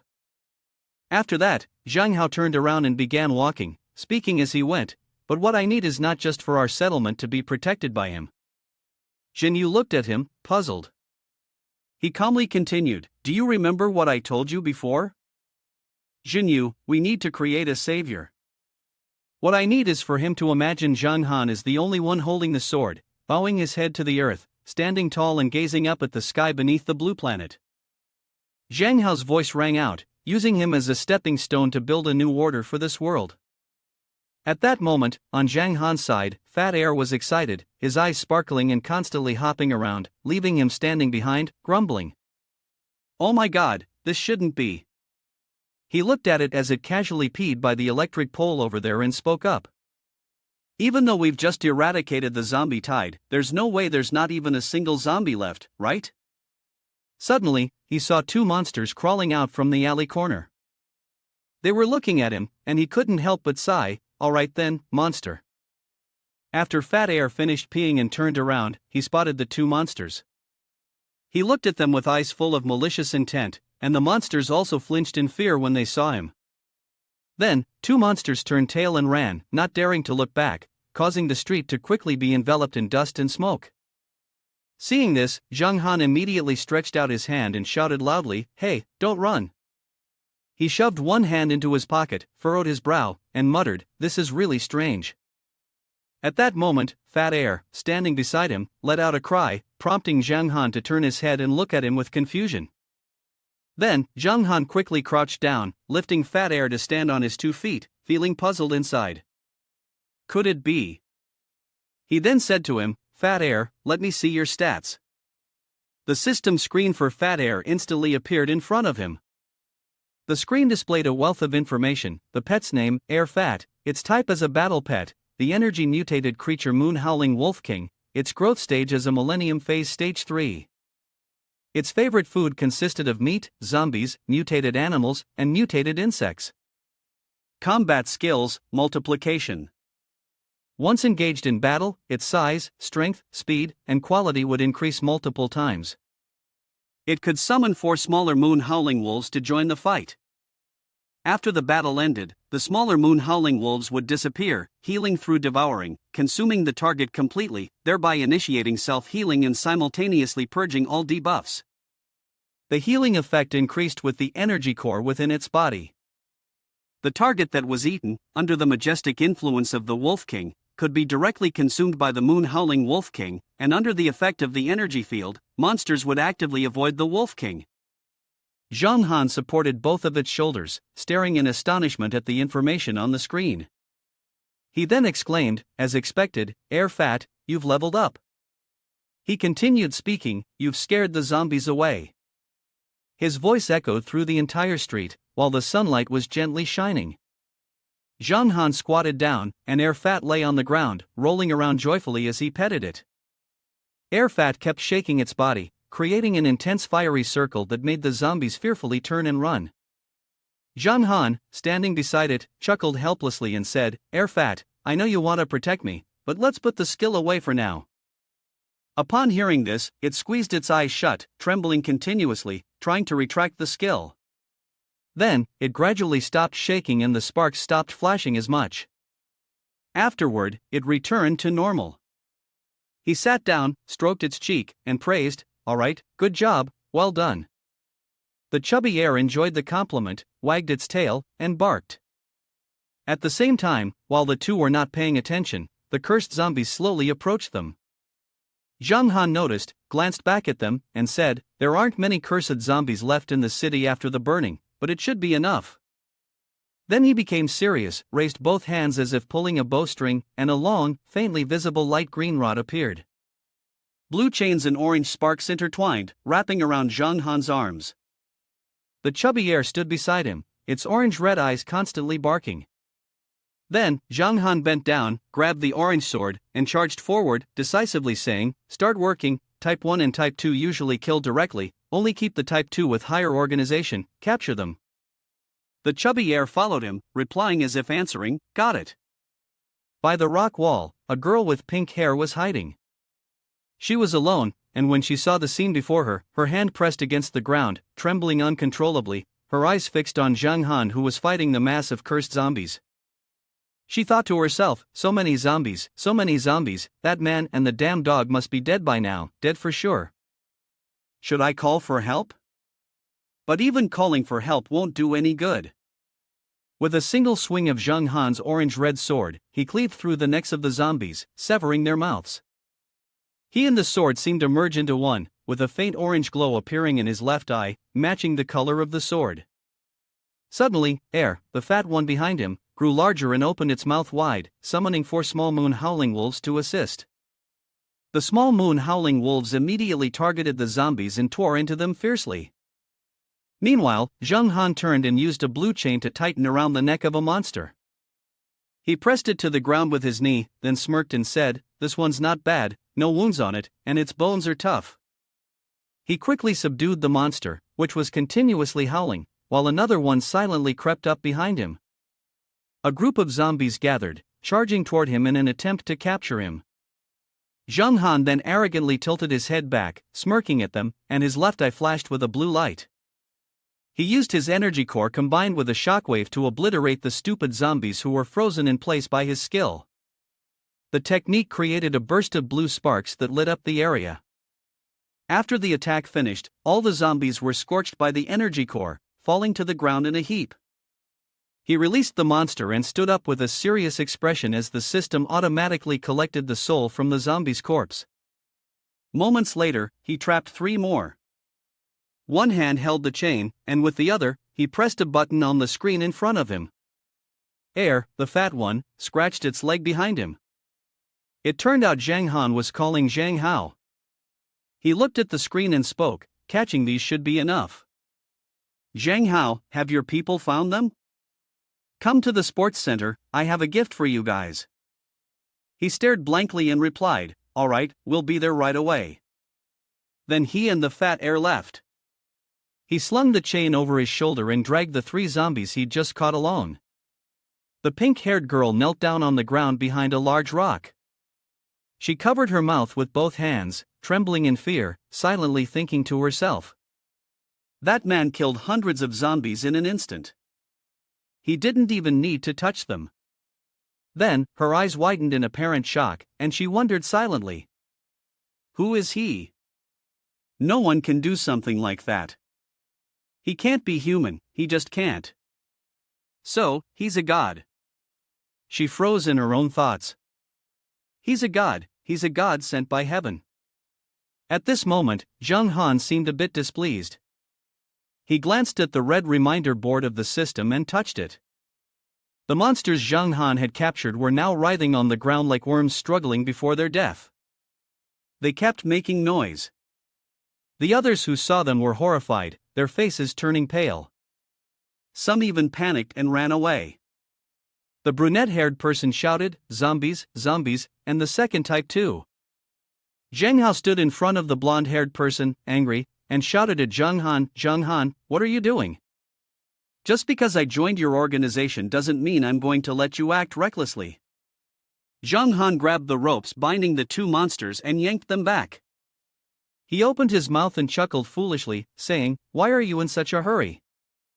Then, his face darkened, and with a cold, detached expression, he pointed at Zhang Hao and said, didn't I tell you, in your territory, there's no one with real power except you? He then pointed toward Jing Yu and the blonde-haired person, speaking bluntly, you can protect them for a while, but can you protect them for a lifetime? In my organization, we don't nurture idle people, and we certainly don't protect those who drag others down. In this world, they need to learn to protect themselves. His expression now was very different from before. The way he furrowed his brows, his cold gaze toward everyone, and the way he pointed his finger all conveyed a sense of ruthlessness, coldness, and decisiveness. Zhang Hao, feeling unjust, spoke out, then you can't bring these corpse soldiers in. What you're doing is no different from those Guhong beasts. Afterward, Zhang Han made the 2 monsters lie on the ground and stepped on one of their backs. With a serious expression, he said, it's different. I belong to a risk-free teaching method. He then waved his hand toward Jin Yu's group and ordered, come over here. Everyone in Jin Yu's group trembled with fear but dared not object. Zhang Han touched the part on the back of the monster and said, if the strength is strong enough, it can cause enough damage. When dealing with this type, there's no need to overthink it. But if the power is weak, remember this position. Destroying the nervous system of the second type is the only chance for the weak to survive. As soon as he finished speaking, the monster suddenly let out a painful scream. It turned out that he had already stabbed his sword into it, and as he pulled it out, he glanced at them and calmly said, what's wrong? It's really simple, isn't it? The people behind were all horrified. The brown-haired person exclaimed in shock. Where's the simplicity? Killing the first type was already difficult. He kills the second type like swatting a rotten bug. Is this guy even human? Hearing this, he spoke up. Looks like we need to combine practice with theory. You guys take turns slashing, it's easy to get the hang of.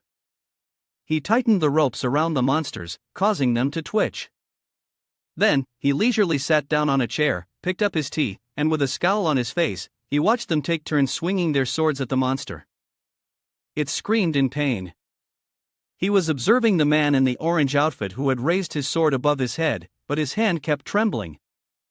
The man opened his mouth and tightly shut his eyes. Then he squeezed his eyes shut, yelled, and swung his sword down at the monster, but missed, striking the ground instead. His whole body was shaking uncontrollably. The monster, scared of the pain, screamed, but it seemed just as surprised by the miss. Zhang Han felt his body heat up with frustration, knocking over his cup of tea. His expression showed clear agitation as he shouted, "Open your eyes. You missed." Next person. Zhang Hao, standing behind Zhang Han, lowered his body and bowed his head, speaking. "I misunderstood you. I'm sorry. On behalf of everyone, thank you, boss." He sat with his arm resting on the armrest, attentively watching them practice while replying to him. "Don't, the one who is truly dreaming is only you. I'm doing this so that you can exert yourself for me." Then he coldly looked at the system screen in front of him and continued. "Besides, I also have live seeds for farming. Once their combat power increases, you should immediately lead them to open up a suitable plot for cultivation." Zhang Hao stared blankly at the system screen. Zhang Han was also surprised as he looked at the screen. The system displayed. "Please note, the refresh time has reached its peak, the map location has been unlocked. It is recommended to collect quickly. Then, Zhang Han silently complained in his heart. Is this hidden system the reincarnation of a gossiper? Because the hidden system kept nagging in his ear, repeating one word, quickly. He then handed Zhang Hao the blade he had used before. With a tired expression, he said to him, "And here's this blade for you. I've got a new one now." Before Zhang Hao could finish his thanks, Zhang Han quickly sped ahead. He even turned around, waved, and said with a smile, "No need to be polite, I've got other things to do, going ahead, leave this matter to you." Zhang Hao looked at the blade in his hand and smiled faintly. Suddenly, a voice echoed from the system, as if someone was joking. In the apocalypse, when everyone is focused on protecting their lives, they must also improve their mental resilience. I just ran into a madman. Anyone who wants to join a healthy mental class, message me privately." He frowned and looked at the screen, seeing the pink-haired girl from earlier, who was recruiting for something. He thought to himself, "Why is the World Channel pushing such boring stuff?" The system shows that she is currently standing outside, talking to a group of people. She says, "I really saw the god. All the zombies, just by getting close to him, they all die. He came to save his followers, the one true god of this world." The others respond to her, "Crazy guy." One person laughs and says, "Only a fool would believe you, I'm even a god myself." Zhang Hao, seeing this, rests his chin on his hand and furrows his brow in thought. All the zombies, just by getting close to him, they all die. How does the person this woman is talking about sound so much like Zhang Han? Li Hongyu suddenly collapses to the ground. The man in the tank top angrily shouts, "Go! You crazy woman, I've met many people like you, pretending to be a god, trying to scam supplies, but it doesn't work here." Li Hongyu, her face covered in wounds, weakly says, "Everything I say is true, please believe me, believe in the true God, he is our only hope."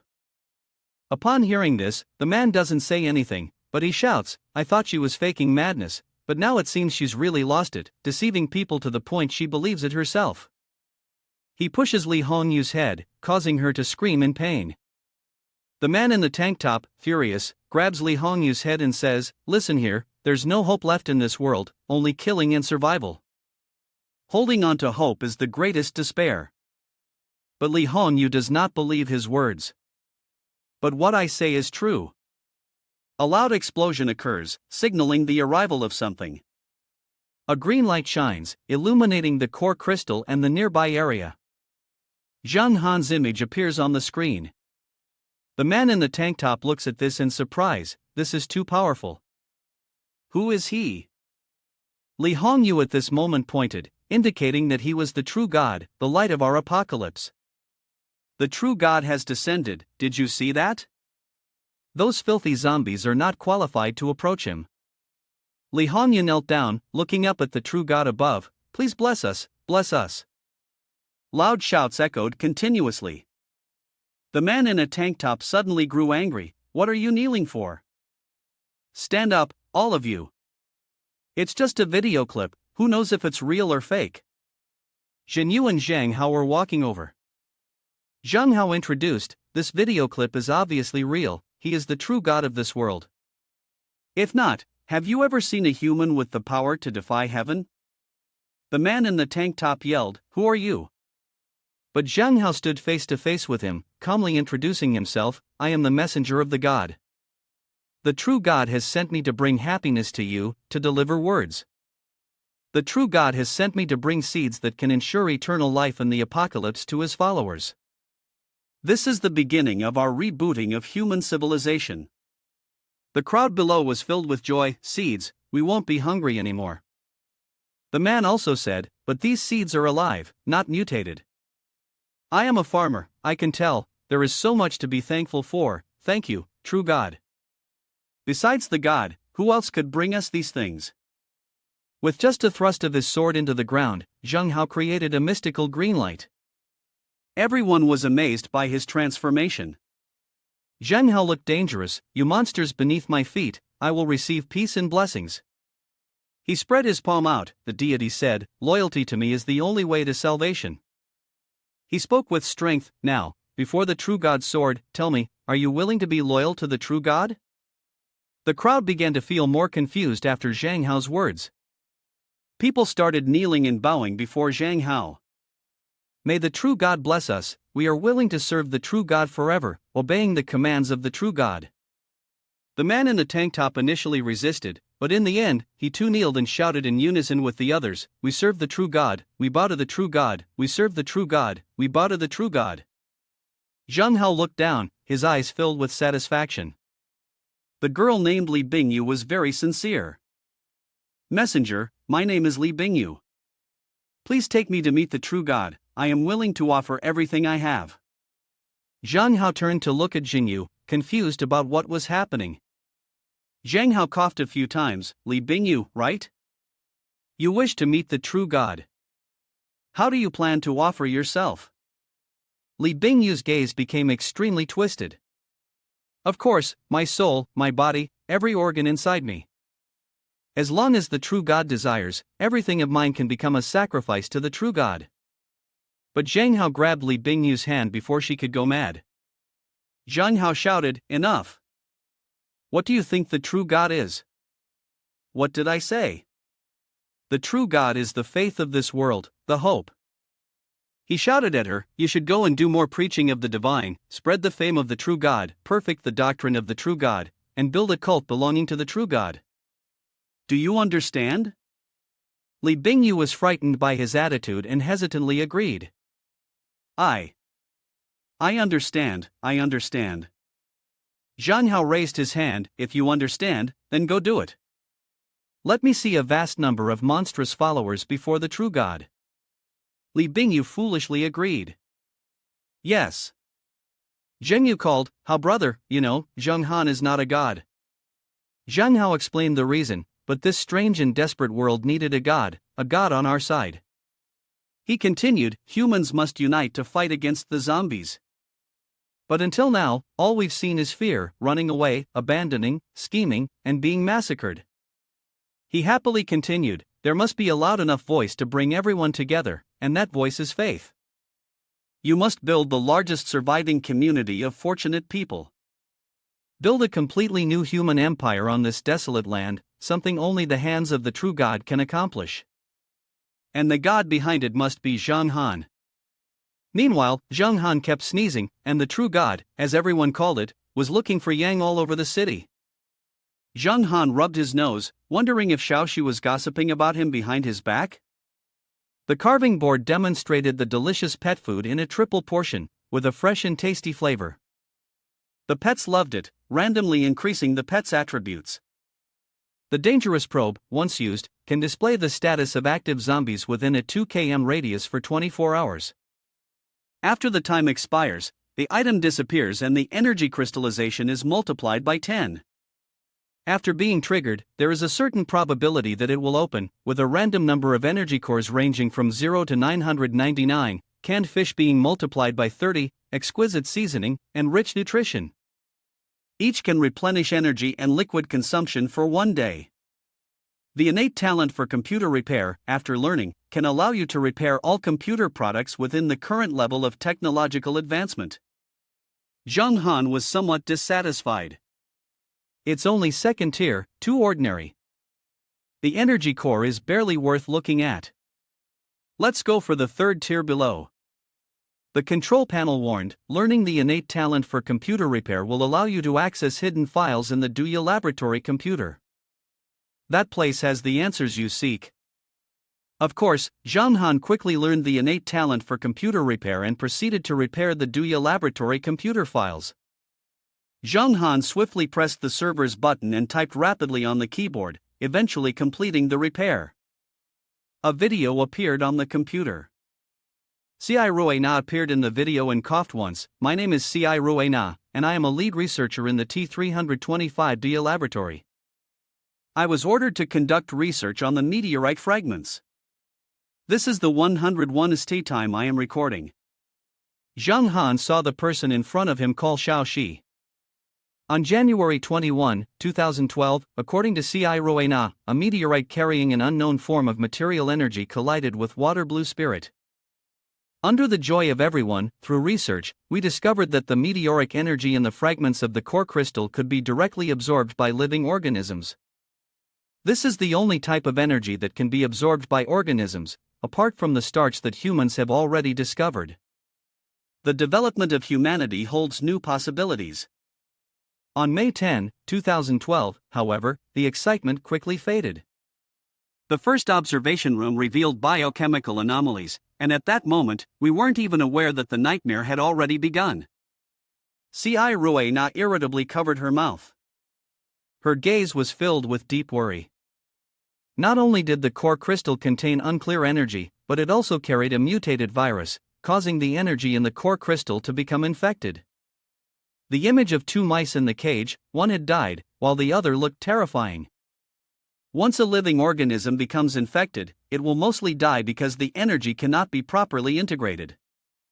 The fortunate few who survive will become bloodthirsty, violent, cannibalistic, losing all unique characteristics of a rare organism. On September 12, 2012, Xiai Ruina angrily muttered, "Crazy idiots," as she helplessly slumped onto the table. Zhang Han saw the image of Xiai Ruina curled up in a corner, facing the large-scale violent virus. Proposing several immune populations was extremely foolish, and then proceeding to launch nuclear strikes on the core crystal, foolishly hoping to use energy to eliminate energy. All that resulted was more zombies, and the Dang Tang River built a high wall to preserve the last remaining human territory. With the actions of these idiots, it seemed likely that it would all be lost. Now, humanity could only hope in its own evolution. On September 12, 2012, Xiai Ruina stood before a giant rat after 836 experiments, as the rat continued to mutate. The power in all aspects has increased, and they are no longer afraid of bullets. Through dissection, it was discovered that the energy of the core crystal has fully integrated with the life form, forming an energy crystallization. Xiai Ruina looked at the perfectly fused core crystal, realizing that human research could not keep up with the rapid evolution of the mutated species. When Zhang Han saw that it was the core crystal, he realized how it was formed. Xiai Ruina, feeling a tremor within herself, collapsed in the research room. The era of gunpowder was no more. On November 7, 2012, lines like blood appeared on Xiai Ruina's hands, indicating the experiments in symbiotic drugs. The end had come, and she named them primary physical drug, intermediate physical drug, and advanced physical drug. Tears streamed down her face as the primary and intermediate physical drugs had completed their experiments, but the advanced physical drug seemed unstable. Xiai Ruina looked at the computer screen and pleaded, "Listen, the core crystal nucleus is the source of all mutations. A nuclear attack cannot destroy it." Zhang Han was slightly startled upon hearing this. Xiai Ruina continued, "I don't know what will happen next, but from now on, anyone who sees this footage, please go to resting room number 7. That place is humanity's last hope." Her final plea before the computer shut down was, "Please." At last, the computer powered off in front of Zhang Han. The information display showed that resting room number 7 was located in Shannan City, by Shou Street, in the basement of the Central Hospital of Shannan City, and a map had been provided for him. Zhang Han looked at the map displayed and, based on Ci Ruena's words, if the core crystal center could be destroyed, perhaps it could end there. Pity for resting number 7, what could that last hope be? It seemed that no matter what, a trip was necessary to clarify things. Zhang Han was also puzzled, and Xiao Xiu and Ci Ruena seemed to feel the same way. He had a hunch that there was definitely something between them. Zhang Han was in a combat stance, and his strength surged toward the tall figure standing there. Zhang Han continuously slashed with his mirror blade toward the man, producing sharp sounds with each strike. Looking at the mirror blade in his hand, Zhang Han couldn't help but exclaim, "This heavenly bone blade is impressive, it can directly chop down the leader, much stronger than the road blade." Suddenly, a message popped up, "Congratulations, you have advanced to a high-level awakener, stage 1. Another message followed, "You've escaped 2 body swap missions on 3 activation stations, and your attributes have been further doubled. Evolution direction towards mutation received 1 point of talent, evolution direction towards energy received 1 point of talent, core crystal plus shock. When a high-level awakener kills a high-level infected target, there is a chance to drop an energy core. The higher the level of the infected target, the greater the chance of dropping the energy core." More messages followed, "A new talent tree has been unlocked in the mutation evolution direction. First, wild transformations increase the infection rate of monsters and mutated creatures by 33%, 66%. 100% energy core and rare items increase on a basic level are not meant to be enhanced. Next is the Death Whirlpool, 0 out of 1. Wielding a weapon in hand, a melee weapon is required nearby to generate powerful whirlpool energy. After the whirlpool ends, the character will leap up and perform a heavy strike with maximum strength or on a designated target, dealing 500% damage. Following that is the sense of weakness, which does not apply to any regular attacks or skills. There is also a chance of landing a critical hit, causing 100% additional damage. As for the energy evolution path, the energy refining 0 out of 3 can be achieved by consuming 1000 points. Energy core can be synthesized into a single energy core. The success rate is 20%, 35%, and 50%. After a failure, the energy core will be refunded at rates of 0%, 25%, and 50%. Soul burning 0 out of 1 allows one to devour their own energy core or a high-level core crystal, greatly boosting personal combat strength. The greater the amount of energy devoured, the stronger the fluctuations of the person. Blink is not limited to 1, and can blink to any location within the line of sight. The maximum distance will increase according to the ability. If blinking cannot reach the target location, the system will automatically select the nearest safe spot if available. Zhang Han anxiously looked at the control panel, with messages showing energy refining +1, soul burning +1, blink +1, and a successful upgrade message for the Wild Slayer. In the system, the hidden group of vampires here has been cleaned up. In the abandoned shopping center ahead, a level 3 treasure was found, along with a group of fortunate survivors called to bury one's conscience. Zhang Han kept thinking about the last part, to bury one's conscience. Behind him, Xiao Xiu happily called out, "Shen brother, we've finally found you, and Xiao Xiu too." "Boss," Zhang Han said, quite surprised. "How come you two are here?" Xiao Xiu cheerfully replied, "You suddenly said you wanted to go to Shannan City and didn't even go home. You must be planning to do something dangerous again, right? How can we let you go alone?" Zhao Xiu was also in high spirits. "That's right. We're a family, and no matter what we do, we must do it together." Of course, Zhang Han was very happy. He had initially thought that Shannan City would be full of trouble, and that it would be fine for him to go alone. "Thank you, both of you. But the matter with Ci Rue now might be related to Xiao Xiu. If they want to follow, let them." Zhang Han readily agreed, "Then let's go together." Naturally, the two girls quickly agreed. A pitiful groan came from inside the house. 2 cruel and wicked men were dragging a girl outside in a terrible state. It was unbearable to watch. The brothers hadn't even finished playing their round before she was left half dead, and another man, equally immoral, added, "Isn't 3 enough? Switch someone out." The poor woman had her mouth sewn shut, and she truly looked pitiful, her tears falling endlessly. The wicked men were still mocking her. Boss, this method of silencing her is really brilliant. No matter whether she's played with or eaten, this kid can't make a sound. Throw her to the zombies outside, and she can even serve as a protective wall. The other man said, "Stop talking, if you don't leave soon, the kid behind will be killed as well." His face was full of malice. Then it's their turn to be thrown out with the garbage. We? The woman, who had been thrown down, still couldn't stop complaining, even though her mouth was sewn shut. You can't do this. The wicked men laughed mockingly. What is this nonsense? The others laughed loudly and answered, barely hearing the poor woman who was slowly falling in front of the zombies. They spoke as if they were done, but suddenly they turned around in surprise. Holy crap, you gave me a scare when I saw someone holding a bloody knife. The man wearing glasses, holding a knife, trembled as he tried to kill them. They continued, "What is the person in charge doing? How did this guy escape?" The man with glasses was shaking. That girl is dead because of you. The other man said, "Stop talking nonsense. If you don't want to die, get out of here now." The remaining villains said, "She's been completely used up, feeding her to the cute zombies is like recycling waste." The man with glasses was furious. "Scum, I will kill you all." They began to feel fear. "Run, run." One of them screamed in terror. "He's chasing us here. He's caught up." The man wearing glasses grabbed him. "Save him." Holding a knife with a cold, sharp expression. The man in glasses brutally stabbed into his eye. "What right do you people have to beg for help?"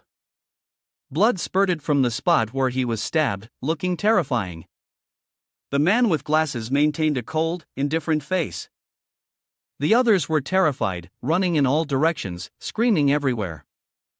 Outside the building, Zhang Han's group was walking down the road. "Shen brother, look over there." Xiao Xiu pointed ahead. Xiao Xiu also mentioned the shopping mall entrance. "Why are there so many zombies gathered?" The zombies looked frightening, but how could they pose any trouble for Zhang Han? He quickly slashed through them, blood splattering everywhere. "Regardless, that's our goal. Clear the way first."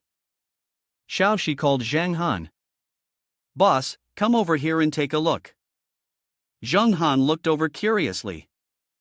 He and the others saw a pitiful body, and Zhang Han was speechless. "Here." Xiao Xiu had to shut his mouth in shock. Xiao Xiu was also extremely frightened. Why is this girl's mouth stitched shut after being eaten? He was extremely confused. For some reason, the system popped up. The hidden system in the abandoned shopping mall detected a missing third-level infection, along with a squad of lucky people marked as to bury one's conscience. Finally, he understood the situation. 80% of the reason is to prevent her from making noise, which is why her mouth was sewn shut. Xiao Xiu was sad, it was too cruel. Inside the house, a man rushed out with a look of intense panic. "Help! Help!"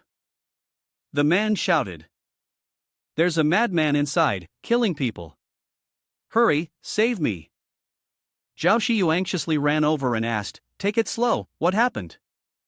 The man trembled as he recounted, someone, in order to level up, killed his mother and wife, and now he's killing people everywhere. Hurry, save me, all my teammates are dead. But Zhang Han seemed to have realized something, while Xiao Xiu was still more naive.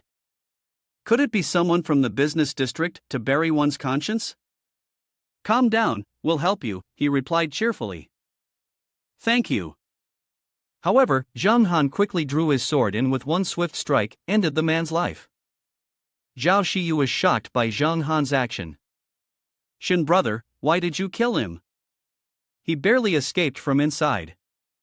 Zhang Han then explained, "Xiu, calm down. Not everyone who's injured is a good person. All those who grow stronger by taking lives are bad people. Take a look at what's in his bag." At that moment, Xiao Xiu noticed the blood-stained string. Boss, Xiu, I think this is 80% likely to be the thread used to sew the mouth of that girl. The system displayed a hidden hint, accurate judgment. You have killed the last member of the business district to bury one's conscience. All other members of this group have been killed by someone of unknown identity. Xiao Xiu's face was filled with sorrow. Indeed, Zheng Han glanced behind him and smiled. On the contrary, the one hunting him, he felt, was probably a decent person. He thought for a moment, after all, someone who wouldn't stop until all members of To Bury One's Conscience were dead. Zheng Han, let's go. Once we have what we need, we should leave, he said. The man wearing glasses quickly appeared behind the wall. With a single strike, he killed the leader, his strength undeniably formidable. Zheng Han was slightly puzzled, but he couldn't discern his level, so there was only one possibility: the man with glasses, who had been hiding, must have overheard their conversation. Zheng Han continued, a high-level awakened individual, such people truly exist.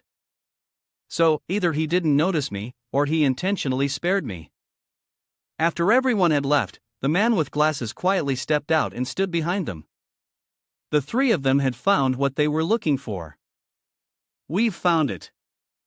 A message just came in: the third level of the energy core has been unlocked, automatic collection has begun.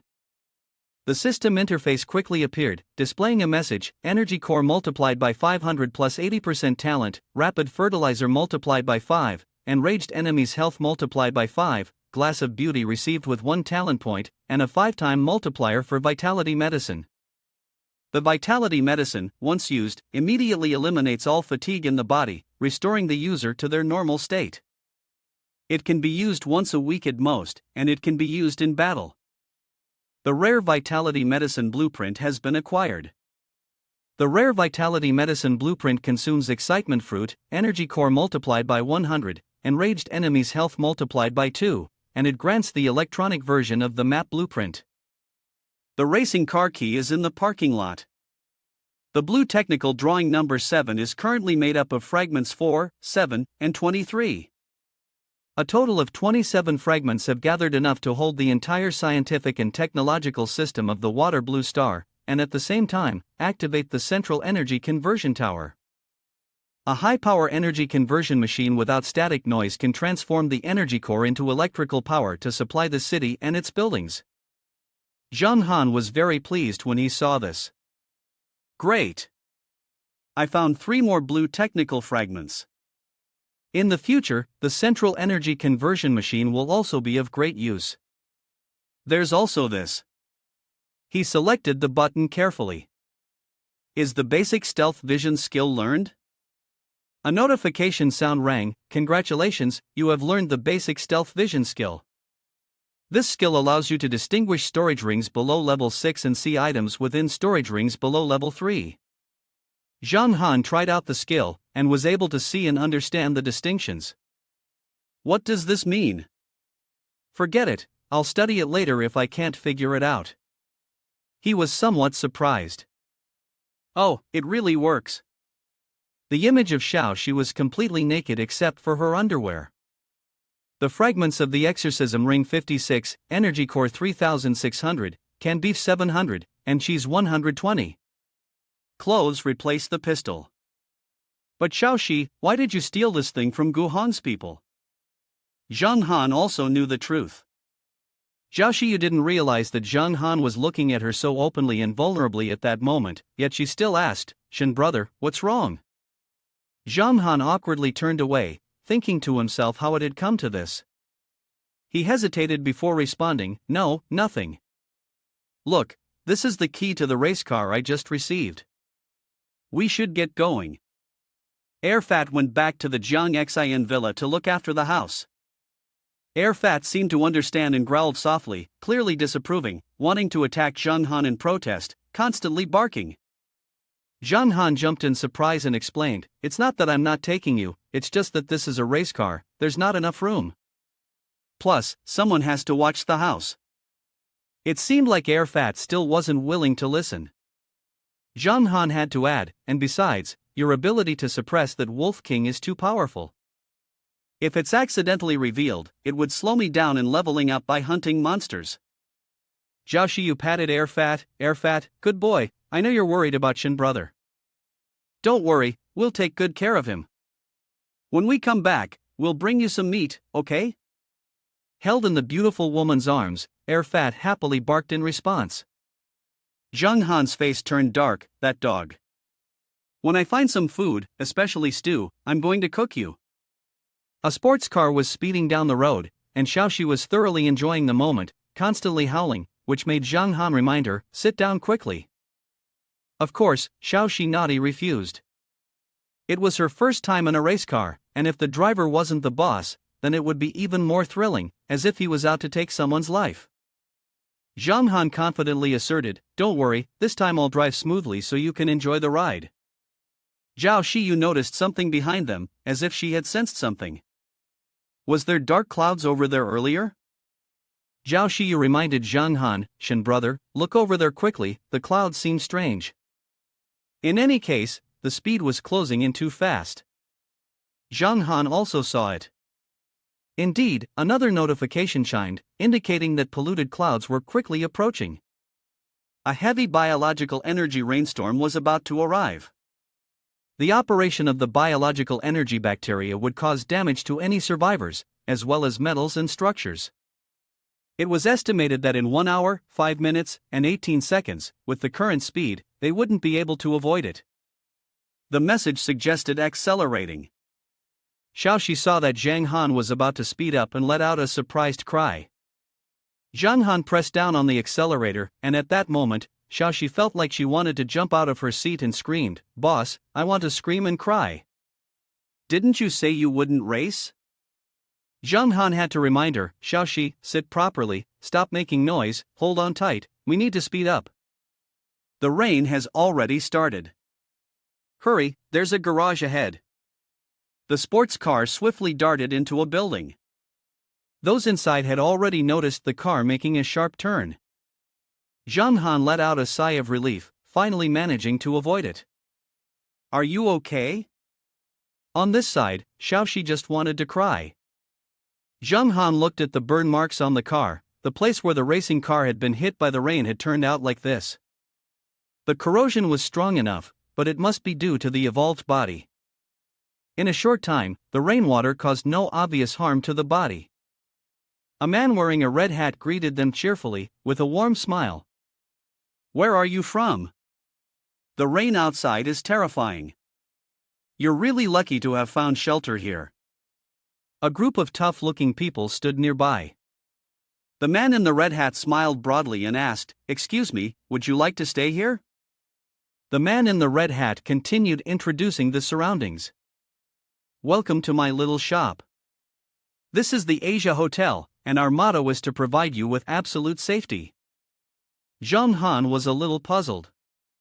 You say absolute safety, that's quite a confident claim. As the man was walking, he suddenly turned around. Of course.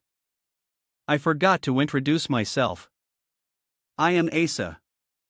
The man behind me is my younger brother, Betrayal. He's the tough-looking guy holding a spiked iron club.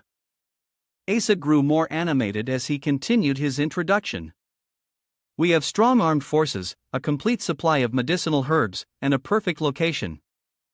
And most importantly, let me introduce Betrayal, who is proficient in energy dispersing skills.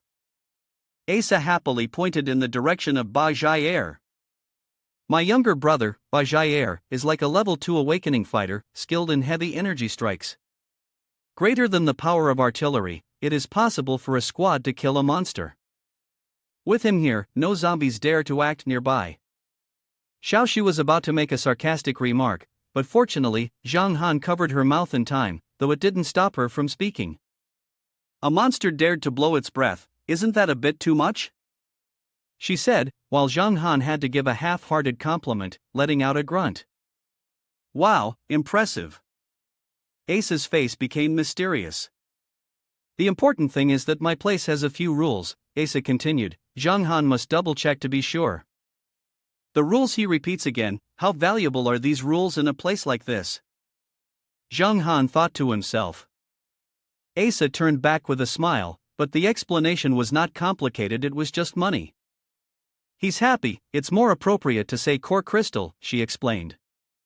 She pointed toward the beautiful women standing there. As long as you can pay enough core crystals, whether it's for beautiful women. She continued, pointing to the kitchen, a comfortable and safe environment, clean food. She gestured towards the neatly arranged weapons, adding, even the weapons you request, I can provide everything. Asa made another proposal. So, how much money can you offer? The rain outside is so heavy, you have no place left to go. Zhang Han did not show too much expression, merely offering a light smile. He continued, refugees need 1 core crystal each, or 2 core crystals per person.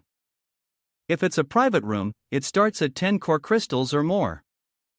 If you don't have money, I can also offer job opportunities, especially for this young lady here. She can definitely earn a lot. The 2 girls on this side appeared very displeased with his mocking words. His disciples also laughed in amusement. Bajie laughed even louder. Indeed, the man even said, tonight, my brothers and I might go take care of your business. Zhang Han said nothing. Is this how you treat customers at your little shop? Forget about safety for now. Shouldn't your service attitude be improved?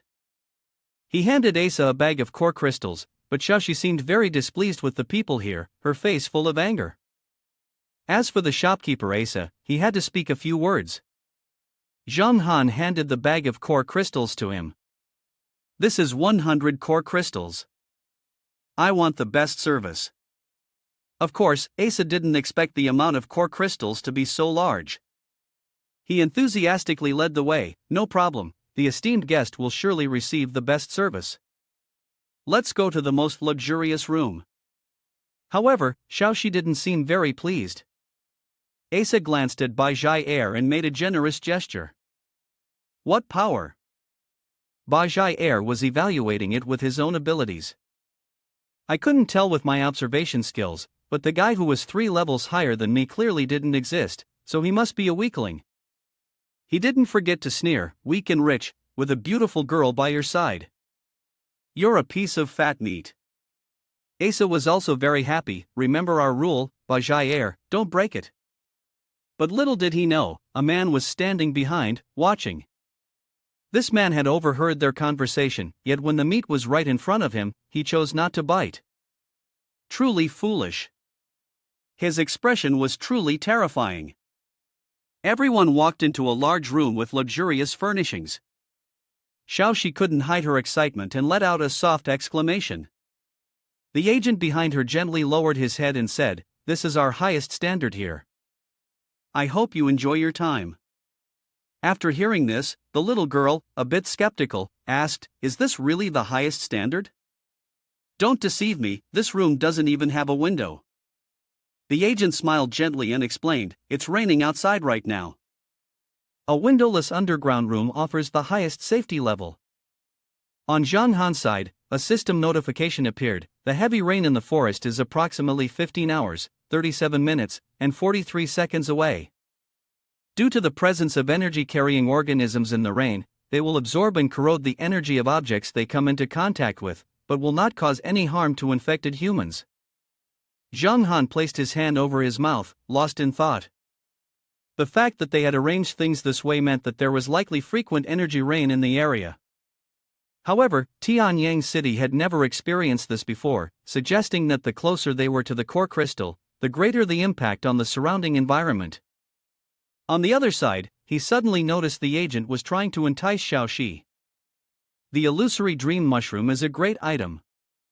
Just one puff, and I guarantee you'll be over the moon. What do you say? Want to try it? He offered. Unable to hold back anymore, Zhang Han stepped forward, grabbed the agent's hand tightly, and then loudly threatened in anger, "If you don't have anything to do, get out of here right now." Under the threat, the agent quickly responded in fear, all right, I'll leave. Don't be angry." And he hurried off. Zhang Han stood there, sighing in frustration. Xiao Xiu, who was standing beside him, innocently asked, "Boss, why are you so angry? What exactly was that thing?" He couldn't hide his anger and immediately reached out, poking her head forcefully, while shouting loudly to reprimand her. Remember, don't take things from strangers, understand? Understand? Go to your room. Xiao Xiu had no choice but to obediently reply. I know, it hurts so much. Terrified, the little girl ran off like a gust of wind, witnessed by Zhang Han. Suddenly, a young man approached and struck up a conversation. Protecting her too well isn't necessarily a good thing. As long as she's here, she should know. After all, that's Ace's most profitable business, the core of his empire, you can't prevent it. Outside, those who had fallen into the addiction were like soulless corpses, their mouths always uttering just one word. Smoke. The young man continued. Everyone knows that's DP, but many people get addicted, and in the end, they can't pay and become slaves to AA, still wanting to smoke, because it helps them forget despair. Upon hearing this, Zhang Han calmly responded, "That's pretty close to what I guessed." As soon as he finished speaking, he suddenly smiled, extended his hand as if to introduce himself, and continued. "But putting those things aside, as long as there's money, this place is really comfortable. Hello, I'm Bo Zhanglo, from Korea, a long-time guest here."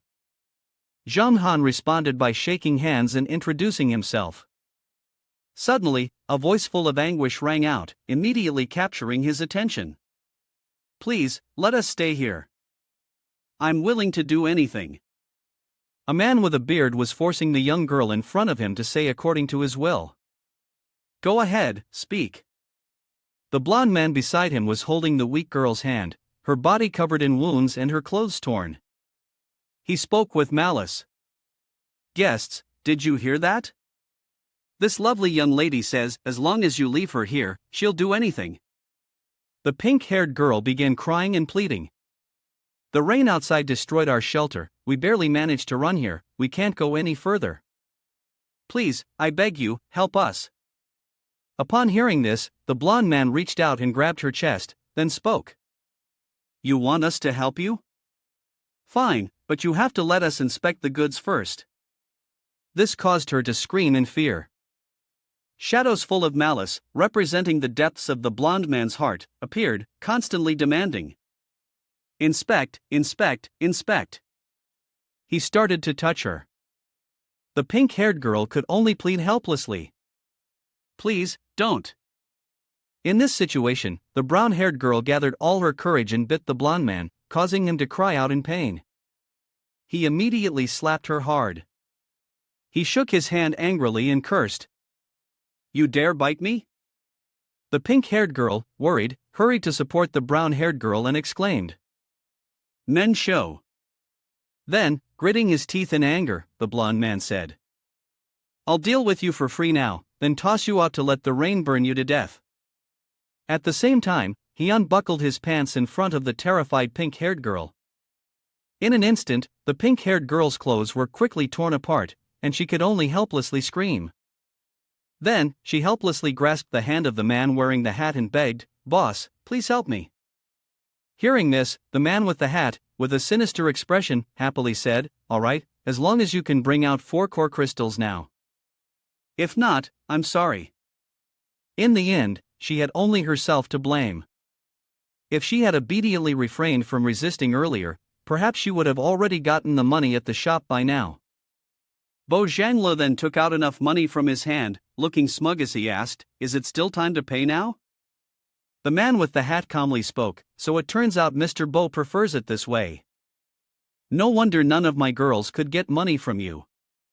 He cast a meaningful glance at the girl in the pink dress and continued, "But this young lady is quite persistent, she may not be willing to sell." Bo Zhanglo calmly asked, "So, would you be willing to sell to me?" Upon hearing this, the girl in the pink dress joyfully responded, "I would, as long as it's not that man." No sooner had she spoken than the blond man, enraged, shouted, "You little bitch, do you look down on me?" This made her scream in fear. Then, he noticed Bo Zhangli's displeased look. Bo Zhangli casually put on his coat and led her away in front of the enraged blond man. Zhang Han also walked out with the others. Once outside, Bo Zhangli eagerly spoke, "Brother Zhang Han, could you please let this girl stay in your room for a bit?" I need to have a few words with this young lady. Menshou, upon hearing this, started to tear up. She then pressed her face against Xiao Xiu. Zhang Han casually agreed to the request, and as Bo Zhanle happily walked away, he said, "Thanks a lot." Next, Xiao Xiu angrily spoke up, "I saw what happened earlier. I thought that person was really trying to help, but why would they still want to harm that girl?" Zhang Han calmly replied, "It was originally something both of them voluntarily agreed to. We don't have the position to ask someone to give money without taking any benefit." Suddenly, strange moaning sounds echoed, making the atmosphere extremely awkward. Xiao Xiu quickly covered Menshou's ears, while Zhang Han rushed over to cover Xiao Xiu's ears, causing the little girl to shout loudly, "What are you doing?"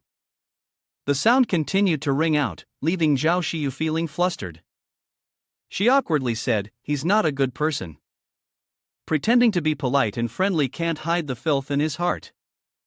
I saw him deceive your words earlier, Shin brother. You should be careful with him." Zhang Han immediately replied, "Don't worry." While still covering Xiao Xi's ears, the little girl angrily asked, "Boss, what are you really doing?" He thought to himself, "But what's his intention? The most annoying type of person, he better not provoke me." The sound of a door opening gently came from behind. Everyone turned around in surprise. The girl in the pink dress, who had finished her work, walked out of the room. She hesitantly spoke, "Excuse me, I'm here to pick up Menshou." The little girl couldn't hide her joy and tightly hugged her mother, after which the girl in the pink dress took Menshou and left. Before leaving, she nodded and said goodbye. The scene of the two of them laughing and chatting together was truly a heartwarming sight. At this point, Zhang Han couldn't hide his surprise. He thought to himself, did it really only take 3 minutes? The physical strength of people from Korea is concerning. Suddenly, 3 people kicked the door open and shouted loudly, "Menshou, what did you feed Menshou? A life is about to be lost." The 3 people inside, Zhang Han, Xiao Xi, and Xiao Xiu, were startled. Xiao Xiu helped Menshou onto the bed. Xiao Xiu turned to Zhang Han and said, "It's definitely food poisoning." Cui Jiyan sat on the chair, holding her face and crying, "Menshou has a severe digestive disorder. If he doesn't pay attention to what he eats, it can be dangerous. He hasn't eaten anything except from you all." Xiao Xi frowned, raised the water bottle in his hand, and lied, "Clearly, you all drank water. The system display shows that this is a bottle of clean water that has been opened." Cui Jiyan continued, "The water is fine because both Menshou and I drank it." Asa came forward, pointing at Zhang Han's face, "The customer making a scene is useless. You have poisoned him maliciously, damaging the reputation of our shop." Jair, standing behind, added, "It's you who needs to pay a lot of money." Zhang Han, amused, thought to himself, no wonder these two followed along. So, it's a scam?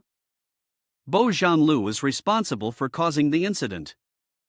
Asa and his brothers are responsible for threatening, thinking I'm a fool who would fall for this trick. Zhang Han glanced at Cui Jiyan and Bo Zhanlu. The latter was handing Cui Jiyan an opened bottle of antibiotics. Bo Zhanle said, "This is an antibiotic. Menshou will feel better after taking it, but this medicine is really expensive. I can't give it to you for free." Cui Jiyan hesitated, "But I don't have any money." Zhang Han lifted his spying eyes. Bo Zhanle was so greedy, not only did he want to deceive him, but he also didn't want to let go of that woman. Bo Zhanli's expression turned vile. He spoke to Cui Jiyan. "I really like you. How about you sell yourself to me in exchange for this medicine? It'll be good for you, and I can take care of you in the future." In his hand was an open bottle of antibiotics, but the system sent a warning to Zhang Han tea, showing that it contained low-quality vitamins mixed with illusory dream mushroom. Zhang Han glanced around. Illusory dream mushroom could only provide quick pain relief, and as long as he tricked Cui Jiyan into agreeing to the contract of selling herself, even if it was discovered, it would be too late. After all, this wasn't the first time he had done such a thing. By the way, Zhang Han also used his spying vision to check what was in Bo Zhanli's bag. An energy core, 88 units, self-made sharp clips, 7 units, Copperman figurines, 3 units, expired bread, 100 units, polluted water, 50 units, clean water, 15 units, soaked salt, 150 units, instant noodles, 40 units, illusory dream mushroom, 90 units, various antivirus drugs, 47 units, a fully fueled helicopter, 1 unit, and common piloting skills, 1 unit. The system sent another red warning to Zhang Han. This person was using poison to deceive women, cheat, and sell clips to get core crystals for upgrades. Currently, 126 people had fallen victim to this scheme. Zhang Han's attention then shifted to Bo Zhanli's helicopter, but this guy actually had a helicopter. A helicopter? While Zhang Han was lost in thought, suddenly, his collar was grabbed. Bajai Air grabbed Zhang Han's collar and shouted, "What are you thinking? I'm letting you off easy by asking you to pay the money. Dare to refuse, and I'll kill you." Zhang Han smiled and tried to mediate. Calm down, I don't want to cause trouble. Isn't it just money? But things must be done one step at a time. Bajai Air released his grip. Zhang Han walked over and put his arm around Bo Zhanlu. "Old man, leave it to me. The only thing is that when the shopkeeper asks for compensation later, you'll need to say a few words for me." Zhang Han whispered to Bo Zhanlu, "I see you are also a businessman. Here's the deal, Ji Yen is your person, so I'll offer a price 20% higher than the market value and sell you all the supplies as compensation. How does that sound? Maybe 30% higher." Bo Zhanlu thought for a moment before removing the ring from his finger. He smiled and said to Zhang Han, "All right, as long as Mr. Zhang has the financial backing." Bo Zhanli's expression showed a hint of calculation. A total of 1,380 core crystals. He thought to himself, if I trade all the supplies for core crystals, I'll become the strongest man here. By then, not just Zhang Han's money will be mine, but everything Asa has will be mine too. Zhang Han held the ring in his hand, stared at it for a while, and then said, "Clever calculation. Are these contaminated water and moldy bread based on the usual prices you sell to me?" Bo Zhanlu flinched. However, the next moment, Zhang Han smiled with narrowed eyes and took out a pink box. "But it's fine. I have money, and I'll buy these things." Zhang Han's eyes sparkled. He looked at Bo Zhanlu and said, "You need to be a bit stronger, or else I'll just slap you to death, and that would be boring." Bo Zhanlu quickly grabbed the box from Zhang Han's hand, his mouth shut quickly, and he said, "Buy it and let go." Zhang Han took out a pill and handed it to Cui Jiyan. "Give this to Men Shou. The thing Bo Zhanlu gave you is illusory dream mushroom." Cui Jiyan gratefully accepted it. "Thank you." After seeing Zhang Han and Bo Zhanlu complete their transaction, someone turned to whisper to Bajai Air. "Bo Zhanli's level is only slightly lower than yours. If there's nothing wrong with that core crystal, his strength will immediately surpass yours. If that really happens, find an opportunity to eliminate him." Bajai Air, confused, asked, "Brother, didn't you say we can't break the hotel's rules?" Asa, angry, slapped Bajai Air across the face. "Your brain really has a hole in it." Bajai Air winced in pain but still tried to speak. "You've got a good brain, doesn't that work? Didn't you say before that you're in charge of the thinking, and I'm in charge of the upgrades?" Meanwhile, Bo Zhanlu had used the core crystal to upgrade. His sinister laughter echoed through the room. I've upgraded. The system announced the upgrade to Primary Awakener Level 2. Minister Luo yelled in satisfaction. "Finally, I have enough qualifications to become a member of the S13 organization." Zhang Han was confused. S13? AI pointed and ordered Bajai Air to charge forward. Damn it, did he really upgrade? Bajai Air, kill him. However, Bo Zhanlu easily dodged Bajai Air's energy-gathering attack. Bajai Air was furious.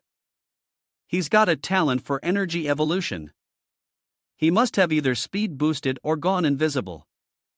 Zhang Han, watching from the corner, understood the situation. It was invisibility, it's just that for lower levels, it couldn't be seen.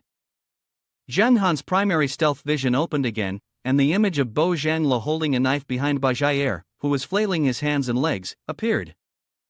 Ba Jiaer, still unaware, continued to strike aimlessly.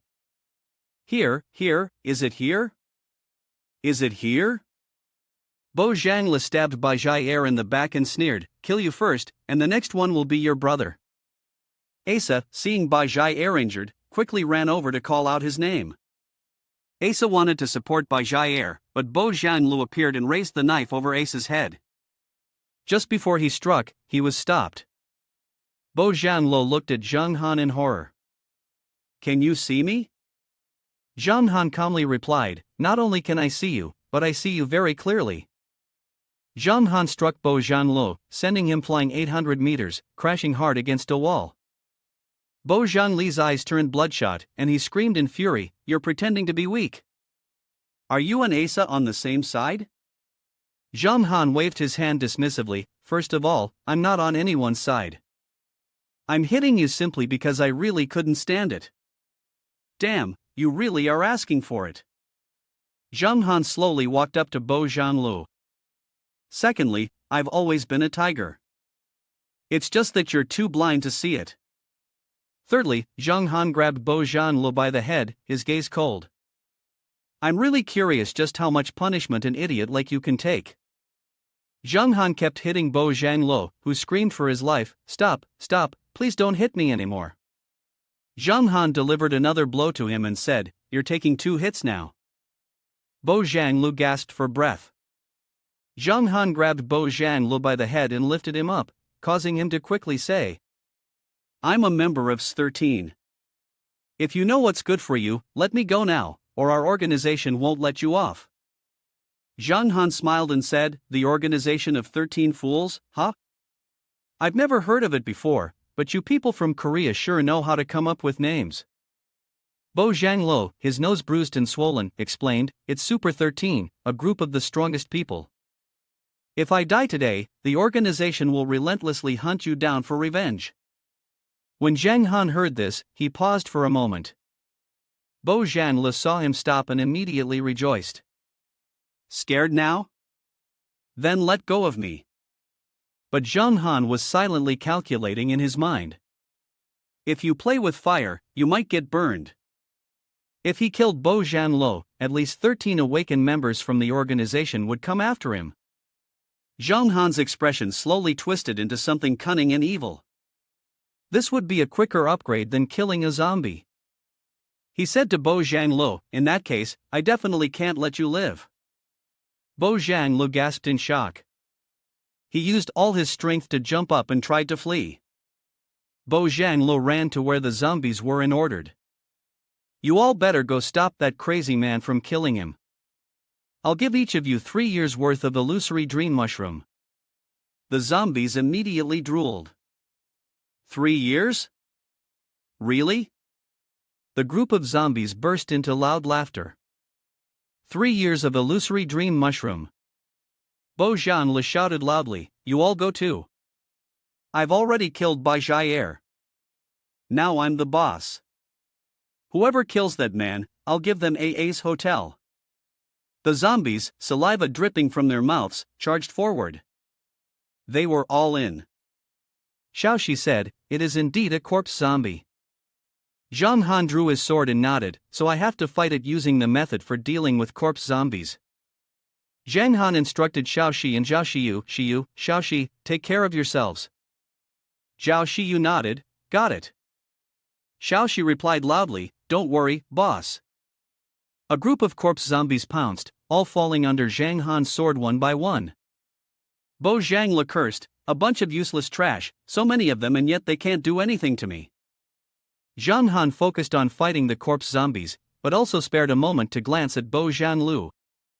On this side, Bo Zhanglu observed the chaotic crowd, coming up with his own plan, but it was enough for me to take advantage of the disorder and run away. Zhang Han raised his sword, "The fat sheep wants to run." He then shouted loudly, "Not so fast." After that, he directly hurled his sword toward Bo Zhanglu, piercing straight through his body. Having successfully defeated Bo Zhanlo, the system sent a signal, automatically acquiring an Energy Core X 1060 plus 8480% with innate talent, self-made sharp clip waiting for sale 7, uniform X 3, receiving moldy bread zone 100, polluted water X 50, pure water X 10, packed salted vegetables zone 150, instant noodles 40, illusory dream mushrooms 90. Various empty medicine bottles 47, acquiring Energy Core X 650 with 520 attack power plus 80%. Heaven's innate talent helicopter fully fueled zone, a common piloting skill zone, fragment of mysterious object 66, enchanting bones 20. The enchanting bone is a substance found only on those addicted to illusory dream mushrooms, a special material required to craft certain items. After the collection was completed, Zhang Han was excited. The helicopter is in my hands now. Then, he turned to look at the group of zombies in front of him. Now, for those who promised you, everything is dead. Zhang Han looked at the system's information board and thought to himself, this bewildering bone is something I've never seen before. I don't know if it will be of great use later on. Zhang Han raised his head to look at the zombies retreating, asking, is there anyone else who wants to come forward and offer their life? Over on this side, in the hospital room, Bajayr was lying in bed when he suddenly coughed twice. Asa turned around. Bajayr, he rushed to Bajayr's side, you're still alive? God bless you, you almost scared me to death. As soon as Bajayr regained consciousness, he began cursing, that bastard Bo Zhanlu was truly ruthless. You're the one who's been paying attention the most. You need to come up with a plan to deal with him quickly. At that moment, Zhang Han appeared and interrupted them, don't worry about it anymore, Bo Zhanlu was just killed by me. Zhang Han put his hands on his hips and tilted his head to look at the two of them, now, you should focus on figuring out how to survive yourselves. Zhang Han drew out his sword, polished it, and then spoke to Asa and the others, my memory isn't great, but someone said I poisoned them with bad intentions earlier, he pointed the tip of his sword at Asa, but how come I don't remember poisoning anyone? Zhang Han's expression was cold, you all help me remember. Asa was scared out of his wits and quickly shouted, a misunderstanding. It's all a misunderstanding. He kept blaming Bo Zhanlu, and we were also deceived by Bo Zhanlu. In his heart, he thought to himself, if I say it out loud, I'll be done for. Asa glanced outside the door and saw so many people staring at his shop, feeling as if he were already finished. Zhang Han coldly asked, is that so? He retrieved from the system the contaminated water collected from Bo Zhanlu, and the system notified him that the polluted water had increased by a factor of 50. Zhang Han calmly said, I bought pure water from Bo Zhanlu. If you drink it, I'll believe you. Facing the bottle of contaminated water that Zhang Han was pressing close to his mouth, Asa shook his head vigorously. No, I can't drink it, I can't drink it. Bajayr shouted, why can't you drink it? Tell us, Mr. Asa. Asa knocked the bottle away, I'll tell you. Zhang Han let go of the bottle. Asa patted his chest and said, Bo Zhanlu targets beautiful women and the wealthy. Either he sets traps to ruin their families, or he poisons them. That's his usual trick.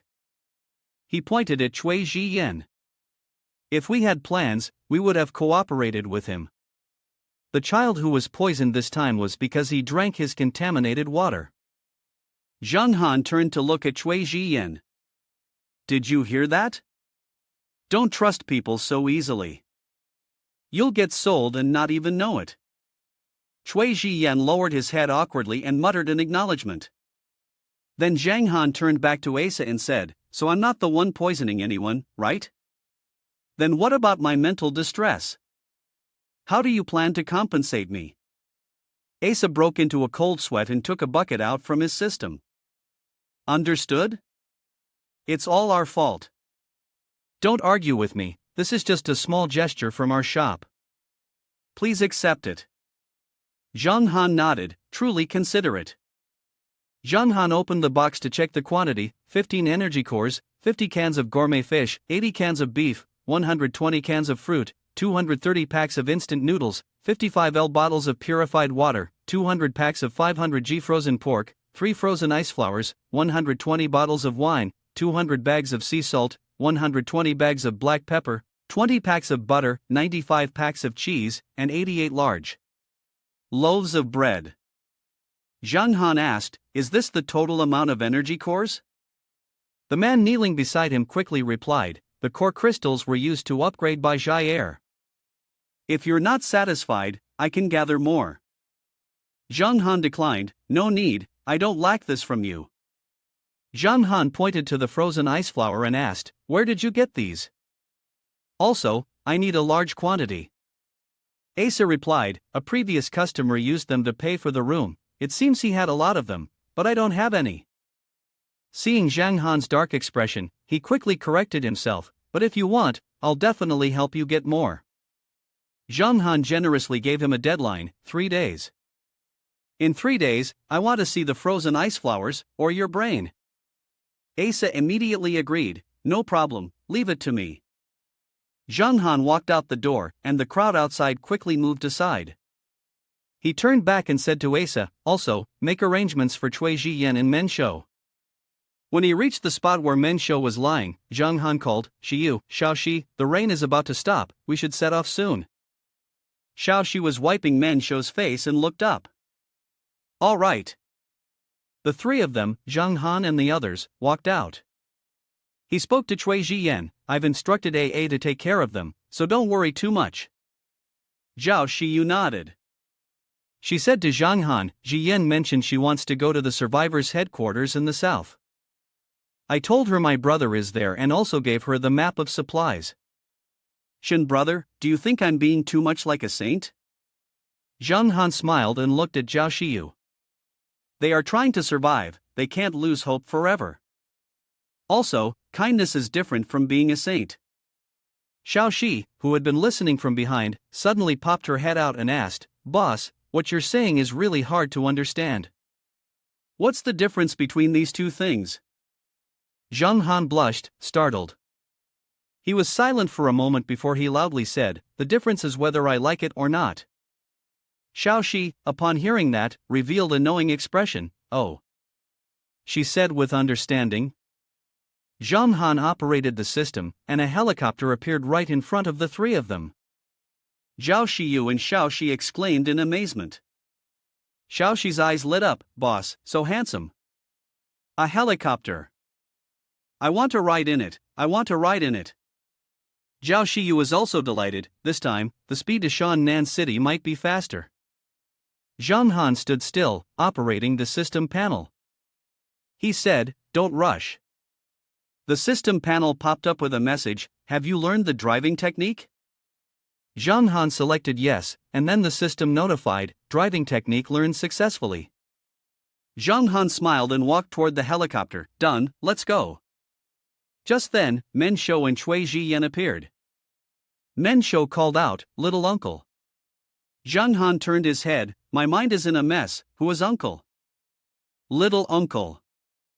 Men Shou called, "Little uncle, please wait a moment." Zhang Han sat down, silently reciting in his mind that he couldn't argue with children. "She's just a kid, a kid."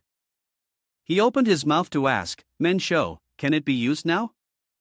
Men Shou nodded, took out a yellow card, and handed it to Zhang Han. "This is for you." As soon as Zhang Han took it, the system notification congratulated him on receiving a level 1 lucky card. Zhang Han looked at the glowing yellow card in his hand. "This is the information from the system sent to the level 1 lucky card. After use, the ongoing event's chances will develop in a way that benefits the collection of items dropped by the zombie. It will open an invalid supply box and extend the effect for 10 minutes. Cui Jiyan patted Men Shou's head and said, "I really don't know how to thank you all. I don't have anything I can give in return, but this is the only thing that might help you." Men Shou smiled brightly, "Thank you." Zhang Han frowned and asked, "Is this really okay? Isn't it that you need it more than I do?"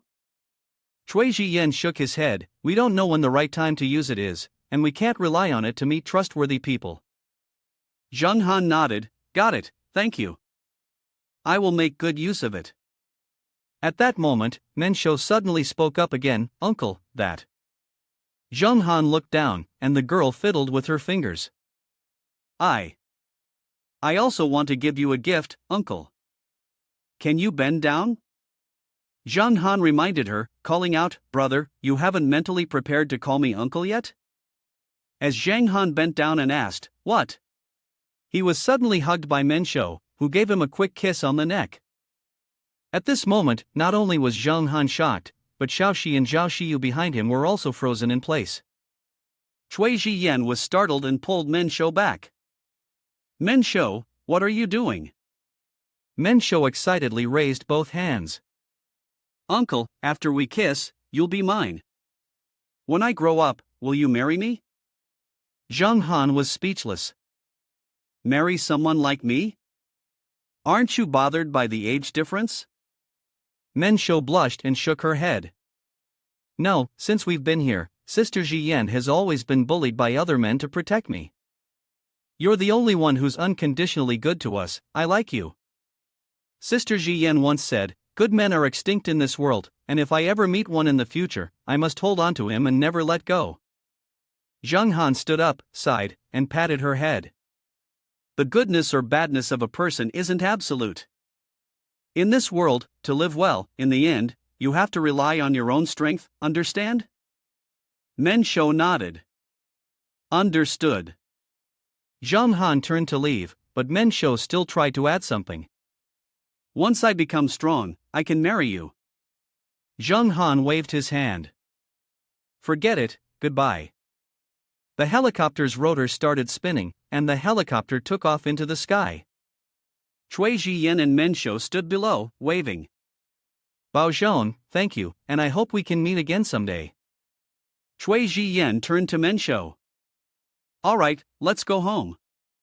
Suddenly, someone in a blue coat holding a cane approached from behind, startling both of them. Menshou said. Sister Zhiyan, there's someone over there. The man who had just arrived frowned as he looked at the helicopter flying away. What's going on? Not only do they have race cars, but now they even have helicopters. He stood, watching the helicopter fly further and further away, wondering how he could catch up. The helicopter flew through the air for a while. Zhang Han called out, We're here. Looking down at the swarm of zombies below, he said, That's the central hospital of Shannan City down there. Zhang Han maneuvered the helicopter back and forth. It seemed the hospital hadn't been cleared yet, there were a lot of zombies, so they'd need to be extra careful later. Xiao Xiu, sitting behind, spoke to Xiao Xi, Shin brother can even pilot a helicopter, and he's so gentle with girls. What a good man. Xiao Xi, sitting beside her, nodded. A good man. Zhang Han, feeling dejected, muttered, Please spare me. When will this strange atmosphere ever end? He turned his head and said, Menshou is just a child. Could you two stop being unreasonable? Xiao Xi immediately snapped back, How dare you say the girl is unreasonable? That's the classic line of a bad man. Xiao Xiu added fuel to the fire, Zhang Han looks all disheveled. It's precisely because he's so young, why didn't Shin brother just reject her outright? This is a crime. At that moment, the helicopter was about to land, and the zombies charged toward them like ants to food. Zhang Han activated the defense function, a green light enveloping the helicopter. Without hesitation, he grabbed his sword and rushed out. Is it zombies you're after? Zhang Han's eyes sparkled as his sword crackled with electricity. Let me, Zhang Han, slash a zombie in half. He continued, This good man will take out a few more. Having just said that, he added, Let's play with you all until we're done. On the helicopter, Xiao Xi and Xiao Xiu also drew their guns, providing support from a distance. Xiao Xi said, Boss, last time during the corpse-tide battle, you weren't this reckless. Xiao Xiu was slightly worried, it seemed like she had gone a bit too far. She would apologize later, but Shin brother really didn't seem to have much of a sense of boundaries. After a while, Zhang Han continued to slash his way through, relentlessly opening a path. The three of them reached the stairs. Zhang Han said, There are many corpses here, but not many that are difficult to deal with. They're easy to clear. Xiao Xiu nodded, There shouldn't be any more corpses in the yard. Xiao Xiu looked around in silence for a while before speaking. No, I'm sure there's still one big one. Xiao Xiu called out, Xiao Xi. Xiao Xi pointed towards the tall T-shaped building across from them, where suddenly a rumbling sound erupted. Zhang Han was startled. Could it be? The mutated leader of the corpses immediately appeared in front of them. Zhang Han frowned. Indeed, it was the leader. Xiao Xiu hesitated, but both of them looked towards Xiao Xi. How did Xiao Xi know? The leader seemed to have gone mad, attacking everywhere. Zhang Han wielded his sword and flew towards the leader. With a swift slash, he split the leader in half. The leader's body immediately fell to the ground in two parts. The system sent a notification about automatic looting being initiated. Suddenly, Zhang Han heard Xiao Xiu's urgent call, Shen brother, Xiao Xi. Zhang Han immediately turned around. Xiao Xi, what's wrong? Xiao Xi was kneeling on the ground, clutching her head. Headache. Xiu, my head hurts. Zhang Han walked over to support Xiao Xi. Xiao Xi said, right now, I have a headache. Does it have anything to do with me knowing that the leader would appear? Xiao Xi stammered, speaking vaguely, I'm not sure, but I knew there would be danger in this place. Zhang Han's expression became serious. The secret here might be bigger than I thought. Xiao Xi and Shiai Rui now look so alike, it really doesn't seem to be a coincidence. Zhang Han's sword cut through the door lock. The three of them entered, and he said, now I need to go in and find the number 7 rest talisman. Xiao Xi, how are you? Zhang Han asked. Xiao Xi rubbed her head. It's fine, I feel better now. My head doesn't hurt as much anymore. Zhang Han knelt on the ground and entered the small tower. The system alerted the use of the automatic tower, warning level 4. The three of them walked around and looked around. Xiao Xiu spoke up, there are many corpses here, but no sight of any zombies. Xiao Xi also said, could it be that this place was sealed off early due to early stage mutations? At this moment, Zhang Han's hidden system sent a new notification. Hidden system, there are 5 monsters in the building, 1 poisonous parasite, and they pose no threat to you. Zhang Han nodded and said, it's possible. In his mind, he silently assessed the situation, but the deeper they went, the more unsettling the corpses became. At first, there were dry human bodies, then half-human, half-zombie corpses, and also monsters he had never seen before. The three of them continued deeper inside, leaving behind a pile of mixed corpses scattered on the ground outside. Suddenly, Zhang Han remembered something, and his expression changed. Something's not right. The twisted, grotesque appearance of these bodies is very similar to the one from the Guhong drug. Could it be that these corpses are also the result of some kind of semi-finished drug effect? If that's the case, Zhang Han pushed open the research room door. Perhaps the source of Guhong's medicine research is here. Zhang Han brushed the dust off himself and said to Xiao Xiu and Xiao Xi, let's find the 7th resting charm first. The entrance must have been placed in a very concealed spot.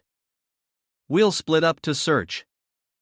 Unexpectedly, Xiao Xi stood still for a moment, then pointed in a direction. Xiao Xiu called out. Xiao Xi. The two of them, Zhang Han and Xiao Xiu, headed in the direction Xiao Xi pointed to. Xiao Xiu asked. Xiao Xi, how do you know this place? Did you really come here before? Xiao Xi ran ahead and answered her. I don't remember ever being here, but I know the location of the resting charm. There should be an elevator over here. Found it. Xiao Xi pressed the elevator button. The elevator door opened, and Xiao Xi turned around, smiling as she spoke to Xiao Xiu. Great, there's power from here down. Before Xiao Xi could finish speaking, Zhang Han and Xiao Xiu were startled by what was inside the elevator. At that moment, Xiao Xi also turned to look. Upon seeing the thing writhing and moaning inside the elevator, Xiao Xi immediately screamed. Mom! The three of them moved swiftly, jumping away from the elevator, shouting. It's the crying child. Zhang Han broke out in a cold sweat, holding his sword with caution. With a crying child here, how could the hidden system not send a warning? Zhang Han cursed inwardly. The system's messing with me. He moved to stand in front of Xiao Xiu and Xiao Xi and said, "You two, get back."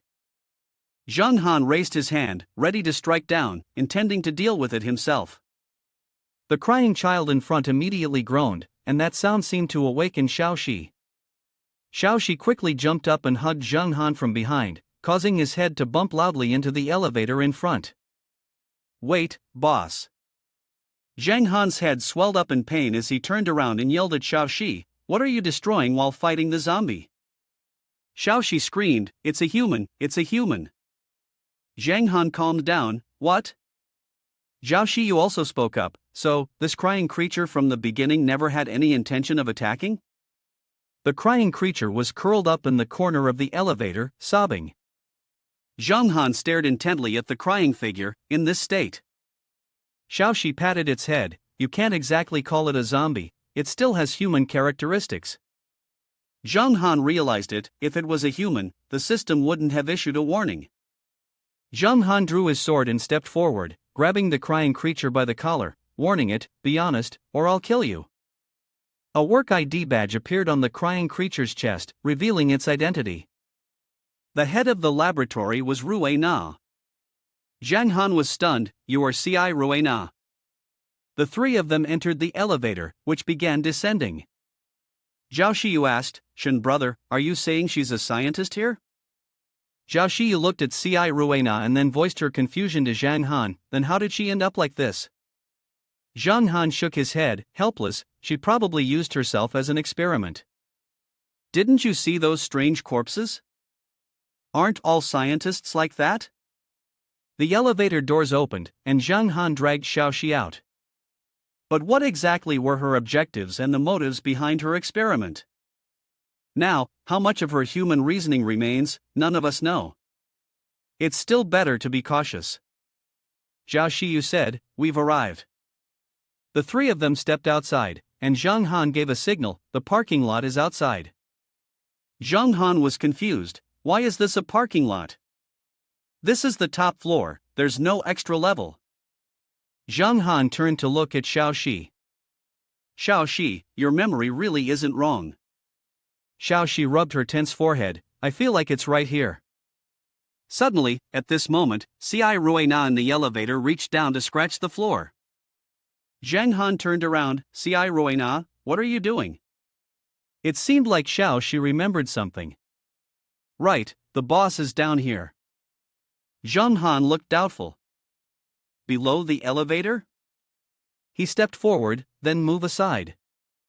With a swish, Zhang Han swung his sword down, and sure enough, a staircase appeared below. "There it is." Zhang Han turned his head and said, "You've really hidden it well, there's even an extra floor." Zhang Han took out a flashlight to light the way, and Shiai Rue Na crawled ahead. Zhang Han followed right behind her, turning back to remind, "Be careful, don't rush." Shiai Rue Na cried while crawling, and eventually, Zhang Han saw the door below. "Is it here?" He fumbled around for a switch. "Where's the light switch?" "The dust is everywhere." Xiao Xiu called out, "Shen brother." Zhang Han raised his hand to turn on the light. "It's fine, I've found it." The light flickered on, and Shiai Rue Na quickly crawled forward. Xiao Xiu, who had just entered, immediately asked, "Shen brother, over there." Zhang Han also saw something in front of the break room. "It looks like this place really is Shiai Rue Na's laboratory." Xiao Xiu continued, "Shen brother, this is break room number 7, right?" Zhang Han hesitated before answering. "It seems I didn't finish speaking, but you've already seen Shiai Rue Na rummaging through the paperwork." Zhang Han shouted, "Shiai Rue Na, what are you doing?" He rushed over to stop her. Hey, stop it. Are you looking for something or destroying things?" Shiai Rue Na handed the pile of papers to Zhang Han, who took them. "What? You specially found this for me to see?" As Zhang Han read the document, he silently thought to himself, "This shows that Shiai Rue Na's awareness is still relatively clear, but despite having a complete body, she couldn't control her actions like a normal person." Zhang Han mumbled, "This is a photocopy of an online conversation." It says here, Lin, "I think experimenting with bioenergy and combining it with microorganisms is absolutely a mistake. The structure of these microorganisms is very simple, with a high rate of genetic mutation. We've just started, and the experiment has already resulted in at least 5,000 strains. And while we were chatting, this number has been skyrocketing." Lin continued, "I happened to discover a type of bacteria infected by bioenergy. I say infected because they weren't set on fire by us using technical means, but the bioenergy actively attached to them. I feel like this bioenergy has some form of life. It seems to be able to find a suitable host to symbiotically coexist with it." On the second sheet, there was an image of some creature with a bizarre shape. It was written, Lin bacteria, which actively attaches to the host organism using energy, does not exhibit random mutation states but always proceeds to proliferate, divide, and replicate stably. I had never seen a second to 30th generation organism's genes capable of stable proliferation, but this red creature loves consuming everything that contains sugars and food derived from traditional energy sources. Of course, the food I refer to includes all organic life forms. I decided to destroy it. It absolutely could not be allowed to leak outside." The amount of information on the paper startled Zhang Han. The next page read, "Notice, all research staff at the Duya Life Science Laboratory, 56, were involved in a fire during an experiment, which ultimately resulted in a severe explosion. Currently, a rescue team has been deployed for an emergency search and rescue operation, but no survivors have been found. We send our respects to those at the forefront of exploring the eternal secret. They are our heroes." Zhang Han was puzzled. The eternal secret? He sighed and spoke to Xiai Ruina, "If only you could talk, the secrets are piling up, making everything even more obscure." On the other side, Xiao Xiu had reached and opened the door to rest chamber number 7. She called out, "Shin brother, come see this rest chamber." Zhang Han asked, "What's wrong?" Xiao Xiu pointed inside, and loudly said, "There's nothing inside. This chamber seems to have been broken for a long time." Zhang Han was startled and immediately rushed over. "What?"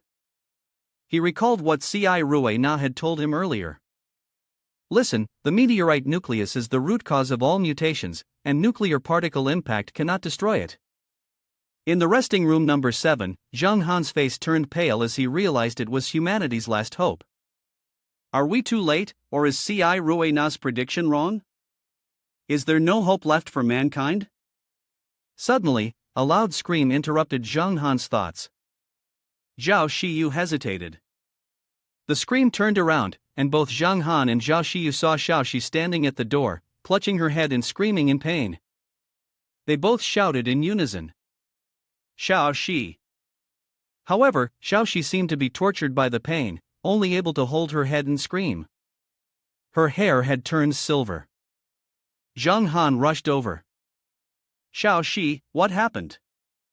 Xiao Xiu was also frantic. "Xiao Xi, your hair." When Xiao Xi looked up, her eyes had lost focus, and her face twisted in agony. Xiao Xi's body emitted a dark energy, and strange sounds came from its mouth. Xiao Xiu called out, "Xiao Xi, what's wrong?" The system also issued a red alert. The unnamed experimental subject of the 7th resting talisman had awakened, and Xiao Xi had reached its initial state. Zhang Han called, "Stay awake, Xiao Xi." The system continuously sent red alert notifications regarding Xiao Xi, in the form of information about a 9th-generation biohuman. The extreme genetic technique of water-blue spirit harmony perfectly matched the extremities of the 14-year-old core crystal energy. The new passive skill would naturally grow in strength as it aged. Through combat, study, and observation, any practical method could enhance its ability to adapt to the environment. No enhanced genetic blueprint was required, as it could undergo automatic genetic enhancement. Zhang Han said to Xiao Xiu, "Xiu, don't go over there, that's the experimental subject from rest chamber number 7. Xiao Xiu was taken aback. What? Zhang Han fell into deep thought. But this skill was too overpowered, if Xiao Xiu really lost control and started attacking us, I can't guarantee that I could suppress it. Suddenly, Xiao Xiu screamed and lunged at them, delivering a lightning-fast kick to Xiai Rui now beside her. Xiai Rui now was sent flying into the wall, and the system issued a red alert, with her health down to 19%. Xiao Xiu flew up again, aiming another blow at the spot where Xiai Rui na had landed, but fortunately, she quickly dodged. Xiao Xiu said to Zhang Han, she's chasing after Xiai Rui na. Could it be the experimental subject? No, is Xiao Xiu the one specifically created to destroy zombies? Zhang Han didn't respond, simply standing silently beside her, deep in thought. Relying solely on physical attacks had caused an 11% damage to Xiai Rui na in her third-grade zombie form. It's truly astonishing. Xiao Xiu even grabbed a chair, seemingly ready to charge. In the next moment, Zhang Han blinked and teleported to intercept the attack on Xiai Rui na. He grabbed Xiao Xiu's wrist. Little mouse, snap out of it, that person isn't a zombie, she's a human, you can't kill her. However, Xiao Xiu let out a strange smile, headbutted Zhang Han with full force, then yanked her hand free, catching him off guard and forcing him to dodge. Xiao Xiu looked like she had completely lost her mind. Zhang Han gritted his teeth. What do you mean just killing zombies? This is about killing someone who's completely lost their mind, someone who won't recognize anyone. As long as she moves, she'll attack. At that moment, Xiai Rui na, who had been behind, seemed to enter a new state. She began to scream loudly. Her body contorted in an abnormal way, and her screams grew louder, echoing through the entire Shannan city. Suddenly, Xiao Xiu seemed to sense something. She flew high into the air, then attempted to dive down and strike Xiai Rui na. The system sent a red alert to Zhang Han. The infected zombie in its third form had lost all human reason and transformed into a wailing creature, while simultaneously summoning a group of zombies. Zhang Han sighed in frustration, it was the same problem over and over again. Xiao Xiu slammed down hard onto the ground where Xiai Rui na had just stood. Xiao Xiu's eyes turned bloodshot as she prepared for another attack, but Zhang Han quickly teleported in front of her, blocking her strike. Xiai Rui na fled outside, and Xiao Xiu tried to chase her. Zhang Han shouted at Xiao Xiu, "You're not going outside. If you get lost, where will I find you? Stay here and recover properly, or I'll hit you." Xiao Xiu looked at Zhang Han, clenched her fists, and prepared to strike. A full-force attack from Xiao Xiu was blocked by Zhang Han. Meanwhile, Zhao Xiu was frantically searching through documents for more information. "Shin brother, hang in there. If Xiao Xiu is an experimental subject, there must be some material here to counter her." Zhang Han glanced behind him. "You better find it quickly. I can't hold on much longer." Zhao Xiu raised a notebook. I've got it, I found it. Zhao Xiu flipped through the pages and read aloud. "Let me see. If the physical transformation shows symptoms of dizziness, vomiting, if the physical transformation shows swelling in the limbs, if the physical transformation causes bleeding from the 7 orifices." As she read on, Zhao Xiu suddenly exclaimed, "Ah, it's this one, if the physical transformation shows tendencies toward violence." She paused, and Zhang Han hurriedly asked, "Tell me, what happens if the physical transformation shows tendencies toward violence?" Zhao Xiu sweated a little, then said something that left Zhang Han stunned. The rest of the materials were burned. Xiao Xiu had already taken a defensive stance, and because she was lost in thought, Zhang Han decided to go for one of her attacking moves. Boom! A loud noise rang out, and Zhang Han shouted, "Little mouse, are you really going that hard on me?" Xiao Xiu was still charging forward, preparing to attack again. Suddenly, Zhao Xiu leapt from behind Zhang Han and hugged Xiao Xiu tightly. Xiao Xiu. Xiao Xiu's gaze was unfocused. Zhao Xiu held her tightly and said, "Xiao Xiu, you can't do this. We're family, we can't harm family." Her words seemed to have some effect on Xiao Xiu. Zhang Han quickly took out a tranquilizer. "This is a good opportunity. She's so aggressive, let's make her learn to listen first." Zhang Han pressed Xiao Xiu's mouth shut with his hand and quickly shoved the vial of medicine into her mouth. "Here we go." Xiao Xiu screamed loudly, her hair slowly returning to its original pink-orange color, and her eyes refocused. Xiao Xiu collapsed towards Xiao Xiu. It was successful, Xiao Xiu had recovered to normal. Zhang Han nodded, and could only say that, for now, there were no issues. The system sent a notification: the side effect of the taming drug temporarily puts the subject into a coma for 5 hours, 37 minutes, and 23 seconds due to the nature of their constitution. The taming drug can only temporarily suppress violent tendencies, but cannot fully subdue them. Please prepare to increase the dosage and retry. At that moment, a rumbling sound came from above. Xiao Xiu looked at Zhang Han. Zhang Han responded to her, "Xiu, you take care of Xiao Xiu, I'll go check outside." Outside, the corpses were rolling like waves, with something emitting an energy that attracted them. Below the building, their red, bloodshot eyes illuminated the entire sky. Zhang Han drew his sword and sat, observing from above. These creatures were attracted here due to Xiai Rui now losing her humanity. Zhang Han sat on the rooftop, stretching his muscles and staying alert. The communication tower wouldn't last much longer, and higher-level corpses would definitely arrive soon. Anyway, it was inevitable. Zhang Han glanced at the king-level fireworks in front of him and thought, why not? Excited, he covered his ears when the fireworks exploded, and his soul screamed. "Let's go big." The loud noise and colorful fireworks caught the attention of the corpses below. Zhang Han drew his sword, using it to ignite a soul-burning strike. He thought to himself, this sound can be heard across half the city, all the corpses must have been attracted by it. Brothers, get ready to melt down. In the blink of an eye, Zhang Han had disappeared from the rooftop. He soared down from above, igniting the second level of soul fire. "The hotter you get, the more excited I become," Zhang Han smiled as his body radiated a surge of green energy that covered thousands of miles. He turned his head. Behind him, the lead monster and several other creatures were charging toward him. He activated the Crystal Core plus Tremor skill, then used it again, and once more, he activated the Crystal Core plus Tremor. Zhang Han's movements were as swift as lightning. A massive energy orb appeared in the sky. Calmly, Zhang Han threw it toward the leader. The zombies pounced toward Zhang Han, as though they had spotted a delicious prey. Zhang Han quietly calculated, soul fire of water level 3, each strand consumes 4 crystal cores, a total of 4 times the consumption, double the power. It's usually used in critical moments to save my life, or to kill high-level monsters with low health. But I'm different. Zhang Han unleashed his full strength. I have plenty of crystal cores. Who cares about players who recharge money? He activated the Soulfire plus Crystal Core plus Tremor skill. Inside, Xiao Xiu was helping Xiao Xiu find a place to hide. She needed to get Xiao Xiu to safety first before helping Shin brother.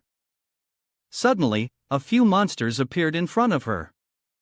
Xiao Xiu carefully laid Xiao Xiu down and calmly drew her machine gun, counting 6 of them.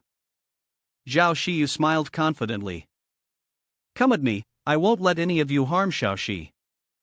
The monsters bared their sharp teeth and lunged forward. Xiao Xiu held the gun and attacked them, firing while counting 1, 2. She then used her hand to activate a new skill, but it was terrible. Most of the weapons and ammunition were left at Cui Jian's place, so she could only use other weapons to try her luck. She threw out a cord to restrain one of the monsters, 3. With a loud crash, the monster slammed into the wall. The monster, its neck tightly bound by the cord, made a rattling sound. Xiao Xiu was overjoyed. "Great, it's controlled now, struggle a little more and choke yourself to death." Suddenly, there was a noise that startled Xiao Xiu. She turned around and saw a monster creeping closer to Xiao Xi's position. She shouted, "Xiao Xi!" In her distraction while paying attention to Xiao Xiu didn't notice another monster charging toward her. It pinned Xiao Xiu to the ground. Xiao Xiu quickly drew out an electric baton. With great force, she thrust the baton into the monster's body, shocking it to death. Xiao Xiu sprang up, supporting herself on the ground, and quickly escaped the monster's grasp. In the blink of an eye, she was back on her feet, wielding a knife to attack from above. Shin brother had once said that the monster's biggest weak spot was its spine. Xiao Xiu made up her mind, 4 of them, kill. On Xiao Xi's side, there was a monster standing still. It didn't attack right away, instead, it was trying to determine whether Xiao Xi's face belonged to a zombie or not. Before it could finish processing the data, Xiao Xiu rushed over and threw a grenade at it. Get away from me, stay away from it. The grenade exploded. Xiao Xiu held Xiao Xi in her arms, shielding her from the blast, silently counting the 5 remaining creatures. After a while of fighting, Xiao Xiu was panting heavily, exhausted. She looked at Xiao Xi lying in her arms, completely drained, but thankfully only 1 venomous creature remained. However, when Xiao Xiu lifted her head, she saw the 2 monsters still advancing toward her. She froze, wondering how these 2 were still alive. The shadow of the creatures loomed in front of her, and she blamed herself for being so weak. Even though she was part of a team, she was so powerless that she couldn't even catch a glimpse of their backs. She recalled the powerful image of Zhang Han fighting, without any low-level abilities. Xiao Xiu sank into the despairing darkness, feeling that if she wasn't protected from behind, she would be shoved into the safest armored mech. She thought of Xiao Xi again, but she closed her eyes and took a deep breath. I also want to protect you all. Xiao Xiu helped Xiao Xi to her feet. No matter how weak she was, she still wanted to protect them. Xiao Xiu carried Xiao Xi on her back and suddenly turned to flee, causing the monsters to be startled, not understanding what was happening. I survived alone in a safe room for months, escaping is my specialty. She took long strides, running as fast as she could. The elevator had delayed Ci Rue Na earlier. Xiao Xiu quickly carried Xiao Xi into the elevator, pressed the button, trying to close the door to separate them from the monsters. Outside, it was likely the safest place here. Just as the elevator doors were about to close, Xiao Xiu suddenly threw Xiao Xi inside and rushed out, shoving the monsters away. The elevator door closed, and Xiao Xiu glanced at it, smiling. She whispered to herself, Xiao Xi, you'll be fine. 2 monsters lunged at Xiao Xiu, one of them still having the rope from earlier wrapped around its neck. She screamed in panic. In that life or death moment, a flash of yellow light suddenly shot across, causing Xiao Xiu to look up. It was Zhang Han, who quickly took down the monsters. Zhang Han stopped in front of Xiao Xiu, crouched down, and asked her, Xiu, are you okay? Are you hurt? Xiao Xiu was dazed. Shen brother. Zhang Han continued to explain, the outer trials took a bit longer than expected. I'm sorry. Xiao Xiu's eyes welled up with tears. She rushed forward, hugging Zhang Han's waist and cried loudly, I thought I really wouldn't see you again this time. Xiao Xiu, filled with guilt, cried even harder. I'm sorry, I'm so weak. I can't even deal with a few monsters, just causing more trouble. You were in danger outside, yet you came back to save me. Zhang Han stood still, staring at Xiao Xiu who was sobbing. You've never been able to help, and you never deserved to be by my side. Even during the last trial, you were controlling the armored mech, and still needed me to save you. At that moment, Zhang Han suddenly spoke up, if we're talking about strength, the peak human limit right now isn't all that strong. Xiao Xiu trembled, looking up at him. Zhang Han grinned and continued, but since when have you not been able to help? Please, just now you killed 3 monsters all by yourself and saved Xiao Xi. And before that, it was you who saved my life. Xiao Xi was lying with her eyes closed on one side, and Zhang Han began to stretch his hand out to count. You're very smart, not only can you do housework, but you also know how to cook. If it weren't for you. Xiao Xiu felt embarrassed hearing Zhang Han's compliment and he continued. In this end-of-the-world scenario, Xiao Xi could torture me to death. The important thing was that Zhang Han paused for a moment, then confidently pointed to himself and said, That's the man's responsibility. Protecting women is also the duty of a man. Xiao Xiu asked softly. Shen brother, thank you for comforting me. I will definitely become stronger. But can I still continue being your teammate? Zhang Han immediately responded. Not a teammate. He reached out and gently stroked Xiao Xiu's cheek. You are an important family member. Just as he finished speaking, there was a loud noise coming from the inside of the elevator, startling both of them. The elevator door opened, and Xiao Xiu stumbled out, still dazed. Xiao Xiu called. Xiao Xiu, you're awake. But when he looked more closely, something wasn't right. Her gaze was unusual. Be careful. Xiao Xiu screamed and lunged toward Zhang Han and Xiao Xiu. Xiao Xiu. But before she could get close, she fell, hitting her face on the floor, triggering a hidden system prompt. Under the effect of the submissive drug, the target was temporarily in a state of coma. 4 hours 53 minutes 33 seconds. Xiao Xiu asked Zhang Han. Shin brother, what's wrong with Xiao Xiu? Zhang Han lifted Xiao Xiu and replied. She's asleep. I thought to myself, this girl has such a strong constitution. Even after being drugged, she could still move. Luckily, she's asleep now. Zhang Han carried Xiao Xiu on his back, noting that the child would wake up in over 4 hours. During this time, they needed to find a suitable place to rest, but the laboratory they had been in earlier was no longer safe. Xiao Xiu followed behind and suggested. The psychiatric ward downstairs in the hospital is not very private. Let's go to the document room and see if we can find anything useful. The two of them rummaged through various papers, documents, county records, the hospital's development history, and floor plans of the hospital. Xiao Xiu shouted. Shin brother, come look at this might be useful. Zhang Han took the paper and looked at the information on it. The Central Hospital in Shannan City, the Epidemic Control Station in Shannan City. He murmured. Is this a composite map of Shannan City? Zhang Han recalled the marked area deep in the northwest forest where the nuclear radiation had been recorded, likely the place where the crystal had fallen years ago. But this area had been damaged, so they couldn't go there directly. To ensure safety, they would need to find several sets of radiation-proof clothing first. The Epidemic Control Station in Shannan City likely had a route spanning over 10 miles, and it would probably take about an hour to get back. Zhang Han turned to Xiao Xiu and said, Xiu, I need to go to the Epidemic Control Station in Nanshan. You and the mouse stay here and wait for me to come back. Xiao Xiu nodded. Okay. Zhang Han continued. The zombies outside have been cleared, but for safety's sake, we should still take precautions. Before long, they had packed up, and Xiao Xiu lay quietly on the bed. Xiao Xiu laughed. So we really do need to be cautious. Xiao Xishan brother, isn't this a bit exaggerated? Zhang Han waved his hand, taking a souvenir photo was fine, he wouldn't tell it to him.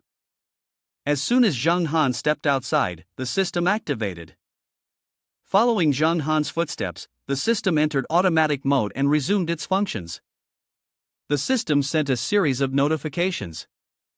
Received 52,000 C energy cores, 680% talent, 899x speed-up fertilizer, 290x evolved human blood, 758x flexible skin, 550x sharp claws, 32x abrasion-resistant skin, 16x corrosive fluid, 125x quick fertilizer, 1x advanced pet food, 4x energy cores.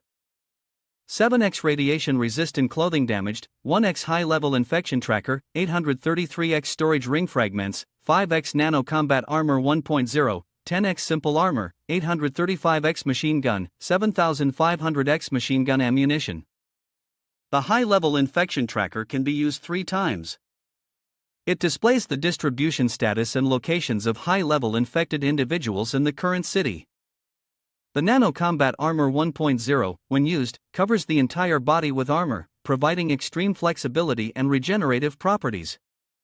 When enduring heavy attacks, the armor becomes extremely sturdy, withstanding damage.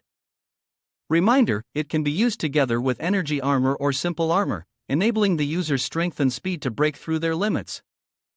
However, it has no defensive capabilities. The radiation-resistant clothing is damaged with holes and cannot be used. On the chest, it read Shannan City Epidemic Prevention Center. Zhang Han glanced at the information, then reorganized it in his mind. The simple armor seemed almost like a transformation when worn. Zhang Han clicked to try it on, and a translucent layer of armor appeared on his body. It seemed like it didn't directly alter his outward appearance. In some sense, it was quite good. This thing wasn't bad at all. However, the problem was that Zhang Han paused for a moment, then looked at the number of energy cores displayed on the system and shouted in frustration, "Energy cores are important, but the drop rate is so low, and we even have double the drop rate of the miners here." He held his head in agony. 1,000 energy cores equals 1 energy core. Upgrading with 4,000 energy cores equals 4 energy cores times 100L. More than 8,000 people infected with Type 3. Zhang Han shouted, "Last time, nothing dropped at all. This time, I killed 4 Type 3 mutated creatures, and only 4 dropped. Upgrading really is getting harder and harder." The system chimed again. "The gifted glass has been used. The genetic evolution direction now has a death whirlpool +1, weakness perception. The energy evolution direction now has energy refinement, soul burn, and speed boost." Zhang Han murmured, "At least there's still the gifted glass." The system sent him individual information about each skill. Death whirlpool required a close combat weapon. Swinging the weapon in hand would create a powerful energy vortex around him. After the vortex ended, he would leap into the air and perform a heavy strike on the strongest enemy or designated target, dealing 500% damage. Energy refinement 1/3 can consume 1,000 energy cores to form 1 energy core. Success rate: if failed, the energy cores will be returned. The total number of energy cores he currently had was 10,019. Zhang Han was angry. The result was extremely frustrating, and now this energy core was far from enough. Zhang Han quickly turned around and ran outside, realizing that only by fighting the zombies could he stay on the right track. He needed to start quickly. He moved as if flying, eagerly anticipating the possibility that the quarantine station might offer some surprises. The sky outside was clear, and the Shannan quarantine station was surrounded by numerous zombies.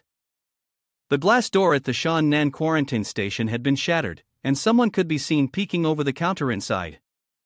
A female zombie, crying out in despair, was leading the group of monsters around. A girl with short hair blocked the way and asked, "Hongyi, what's the situation?" The girl named Hongyi replied, "It's not good, they won't leave." Hongyi analyzed the situation. The intelligence of that female zombie is very high. She's leading them and is looking for us. Behind her, several girls were crying out of fear.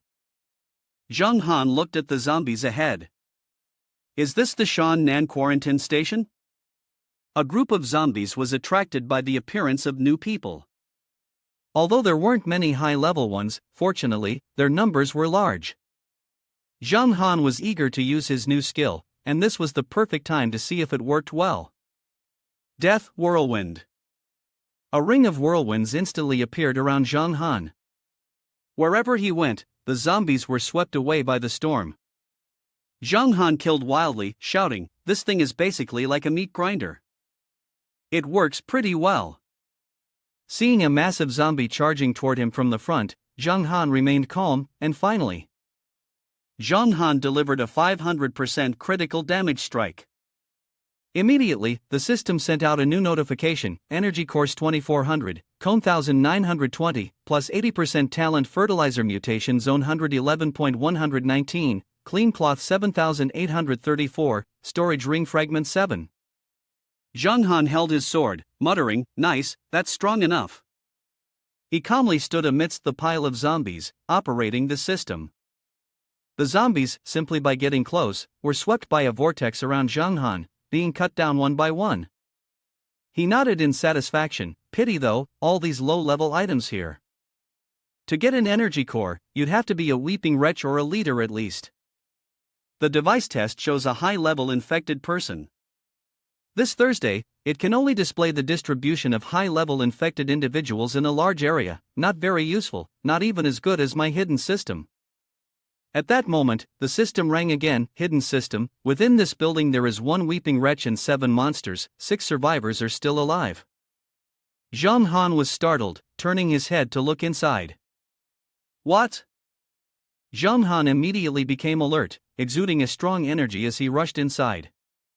There's a weeping wretch, not even one can get away, even the smallest one is still meat.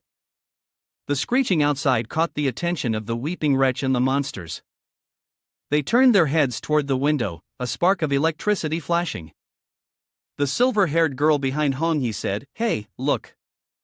It seems like someone's killing the zombies below. Could it be the 9th team coming back?" The pink-haired girl behind her spoke up, "Never mind, Captain, while they're not looking for us, let's run quickly." Suddenly, a monster turned around and looked in their direction, letting out a screech. The silver-haired girl quickly covered the pink-haired girl's mouth. Wongji said, "Keep it down, everyone follow me, be careful as you retreat." Wongji helped the others stand up. "Don't make a sound, move quietly," one of the girls unexpectedly cried out. Wongji whispered, "If you shout like that, the girl over there will scream." "Captain, behind you." Wongji turned pale and spun around, they had been discovered.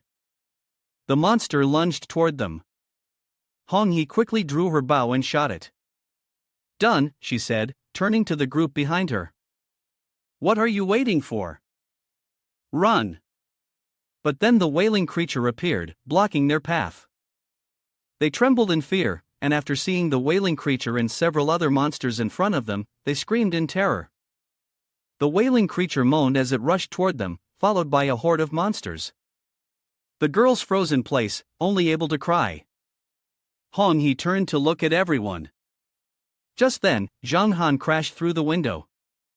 "I found it," he said, leaping forward to slay a monster in front of Wongji, a mixed-breed creature. Each slash of his sword landed 2, 3, 4, and then 5. Zhang Han asked, "Is that all?" A golden light radiated from Zhang Han as he eagerly stood before the wailing creature. "Finally, it's your turn." The wailing creature let out a long, sorrowful cry, turned, and tried to flee. Zhang Han sneered, "Trying to run?" Zhang Han attacked, his sword pressed tightly against the back of the crying beast. "Stay there obediently," he said. With one swing of the sword, coupled with the skill of the energy core and the shockwave, Zhang Han shouted, and the energy core dropped. The system notification automatically acknowledged the acquisition. Zhang Han sighed, tears welling up in his eyes. Indeed, the drop rate was absurdly low. Suddenly, a voice called out, snapping Zhang Han back to his senses. "Wow, you're so handsome." Zhang Han turned around. "Oh, are you all right?" The girls who had been clapping earlier now stopped. The silver-haired girl spoke, "We're fine, luckily you're here." "You're so strong." Wongji appeared, stepping in front of Zhang Han. The silver-haired girl asked, "Who are you? How did you end up here? And how could you kill a person infected with the silver type with just one strike?" Even when Zhang Han had been fighting the monsters nearby, it was impossible to clearly see how this person had managed to act so decisively and swiftly. Zhang Han glanced over, his vigilance bordering on rudeness, and he snapped, "Clearly, I'm the one who saved you." "Isn't that right?" He continued without hesitation, "I don't expect to thank you, but I'm here looking for radiation suits. If you could offer them as a token of appreciation." Wongji muttered, "Who directly asks someone for a thank you gift? So uncourteous." The silver-haired girl nudged Wongji and said, "Well, thank you for saving us, but we don't have any radiation suits on us." She added, "Actually, we came here to find radiation suits too, but someone got here before us." When Zhang Han saw the sparkling necklace around the neck of the silver-haired girl, the system sent a message. The system was hidden, and the roar of a person lamenting could attract high-level infected creatures in a combat state within a 3 km radius. Zhang Han's eyes lit up. This was a good item. With it, he wouldn't have to roam around fighting monsters anymore. Zhang Han walked forward, pointing to the silver-haired girl's chest. "Got it, if there's no radiation-proof clothing, then just give me this. If not, I can buy it." The silver-haired girl didn't understand right away. "Huh, this is too big, what are you saying?" She stepped forward and pushed Zhang Han away. Stay back. Zhang Han was confused. I'm talking about that pendant. What do you want? Hong He was stunned. Pendant? The necklace? The silver-haired girl explained, "Oh, this necklace. You saved us, so this little thing is naturally nothing." Hong He quietly said to the silver-haired girl, "Sister Xiao, this is evidence from Team 9. They caused us to be ambushed by high-level zombies. How can we give it to him?" The silver-haired girl, whose name was Xiao, also whispered in reply, "We all know this was dropped by Team 9, but as long as they don't acknowledge it, there's nothing we can do. It's better to give it to the benefactor, to return the favor." Hong He was silent for a moment. This made sense. The girl walked up and handed the necklace to Zhang Han. "Here you go. I'm not sure how to address you." Zhang Han took the necklace and smiled brightly. "My name is Zhang Han." The silver-haired girl introduced herself and her teammate. "Zhang brother, let me formally introduce us. We are the 8th squad of the Heavenly Legion of the Four Horsemen. This is our team leader Wei Honghe, and I'm Guan Xin." After finishing his words, Guan Xin continued, "The protective clothing you need, although we don't have it on hand, there might still be some available at the base. Would you like to come with us and try your luck?" Zhang Han was surrounded by a group of people and felt awkward because of the suggestion. The girl with purple hair eagerly said that their base was nearby, so he should come along. Zhang Han thought that the only option would be to get radiation protective clothing there, so he reluctantly agreed. The purple-haired girl eagerly grabbed his hand, saying she would thank him properly and that their car was waiting downstairs. Zhang Han pulled his hand back without any hesitation, secretly thinking the girl was being too forward. Despite the rejection, the girl smiled brightly and replied, "Okay." Her friends noticed that she had feelings for Zhang Han and began to gossip again. The red-haired girl complimented that Zhang Han had a tall figure, a steady personality, and could stand shoulder to shoulder with the Four Horsemen. A brown-haired girl angrily disagreed, saying there was no way he could compare to the Four Horsemen. She then lectured them, saying their love belonged to the Four Horsemen. The blonde-haired girl shyly nodded. The red-haired girl, somewhat dissatisfied, remarked, "Hong He is overreacting." The brown-haired girl understood more, knowing that Hong He was a die-hard fan. On the car, the conversation echoed. Zhang Han asked, "What's point accumulation?" Sister Xiao kindly explained that it was a rule at their base. When on a mission, one could accumulate points, and once enough points were earned, they could go eat with the Four Horsemen. Upon hearing this, Zhang Han still didn't understand who the Four Horsemen were, and immediately, everyone exploded with praise for them. They were a super idol group, each member handsome and strong. Seeing their passion, Zhang Han was somewhat at a loss for words. After hearing what they said, he concluded that these four were women-dependent leeches. The red-haired girl retorted, "That's not true, they are very strong." The other girls chimed in. "They are our motivation, we are the ones being protected." Zhang Han reminded them. "The car is moving, it's dangerous to stand like this." One girl seriously said that they were just nearby searching for supplies, while the Four Horsemen were on a mission in more dangerous areas. Zhang Han listened to the whole explanation and came to a conclusion once more. It seemed that these four had considerable strength.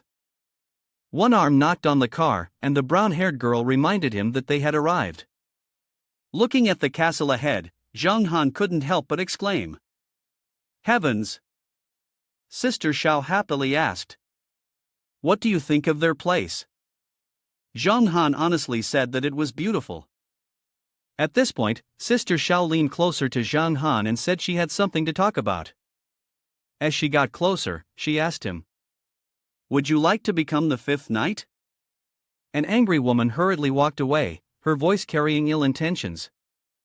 The 9th team listens so well, the 8th team will definitely not be able to return. Unfortunately, Guan Xin was quite pretty, but having lunch with Wei Honghe, she let out a sigh. "Then tell me to just die." The woman in question was furious and scolded them. "You guys are really playing tricks." One of them responded, They're weak, you can't blame me for that. The others agreed. Sister Xiao approached the curtain that was blocking the way, calling out for the person inside to hold back a bit. She angrily pulled the curtain aside. The person inside was completely unashamed and even acted intimately with the girl next to her. Sister Xiao helplessly sat down and said, "There are many ears and eyes around here." She said one sentence that woke everyone up. If they don't go to get the spirit core, how can they level up? Looking at the people drinking by the lake, how dare they have a party here? Sister Xiao was about to leave when the person on the bed hugged her and said, "It's not the same as before. Now, they're stronger and have more power to influence things." Moments later, her whole body was covered in blood. The cold-hearted man said that they no longer cared about pleasing anyone. The others weren't too surprised. The person called Aluan, sitting on the bed, declared, "From now on, their lives will be decided by themselves." Outside, there was a noisy commotion. The people in the room continued to argue about who would have to eat with the girls this time. Someone else expressed dissatisfaction that Team 9 was unproductive. Aluan also grew angry and wanted to go outside to check why the girl had called him. Aluan showed no mercy and killed her like she was trash. Right at the door, 3 girls were blocking the way. One of them said, "I didn't receive any notifications. You can't come in." On the opposite side, a girl wearing a backpack said, "I have 1,000 points." She then added, "And just now, I made a great achievement coming back from the quarantine station so I could meet Aluan." The girl with purple hair replied, "Even so, that's not enough." "And who's that man next to you, Guan Xin?" Guan Xin wrapped his arm around Zheng Han's and said, He's the 5th knight, Zheng Han." Hearing her introduction, the group was taken aback and exclaimed, "Huh? The 5th knight?" The girl who was with them also called out in surprise, "Sister Xiao." Guan Xin continued, "He's really strong. If he can join the company, we will definitely grow stronger." Zheng Han, feeling annoyed, waved his hand and turned around, saying, I never agreed to be the 5th knight." Suddenly, a hand lifted his chin. The girl with purple hair said, "Just this kid?" Guan Xin, don't think that just because you were once loved by the 4 horsemen, you're something special. You let in any stray dog or cat. Nearby, the girl with the backpack shouted, "Idiot, let go of him." The man's strength was indeed extraordinary. He immediately removed her hand from his chin. To her surprise, he spoke, "Don't get me wrong. I'm just a passerby looking for supplies." Then, with a slight anger, he twisted her arm behind her and said, "But who are the dogs and cats you're talking about?"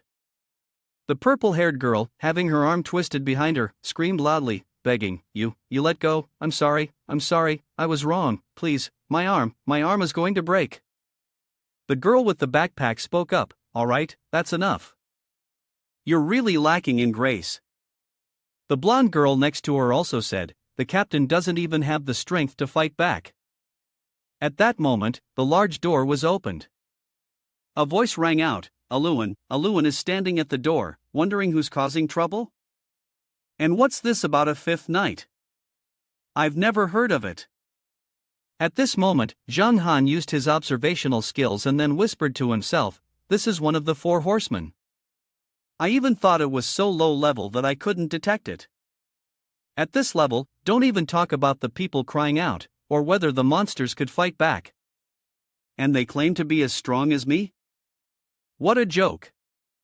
This is just a freeloader living off women." He then released the girl with purple hair and continued thinking, but decided this had nothing to do with him. Once he finished his thoughts, he spoke up, "It's a misunderstanding. There is no 5th knight. It's your 8th team that led me here to find supplies. If anyone has radiation protection gear, just name your price. Once I get the supplies, I'll leave." Aluan, upon hearing this, was confused. The girl with the backpack, who had been running, said, Yes, Aluan, a lot of things happened during this mission, but my points are finally enough, so I can have dinner with you."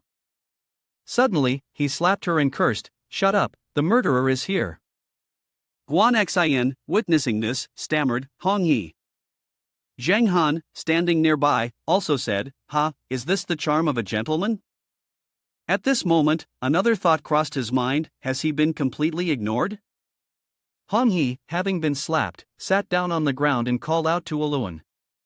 He pointed at her and shouted, "Earlier, people from the 8th team barged into my room and killed someone. The 8th team has betrayed us. Hurry and arrest them." Upon hearing this, the brown-haired girl unexpectedly shouted, "What? Someone's dead?" Hong He stammered and said, This is a misunderstanding."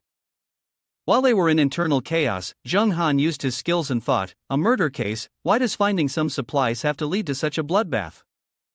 He glanced around stealthily, noticing that none of the people in this group were wearing radiation-proof clothing, and he had to run before getting caught up in it.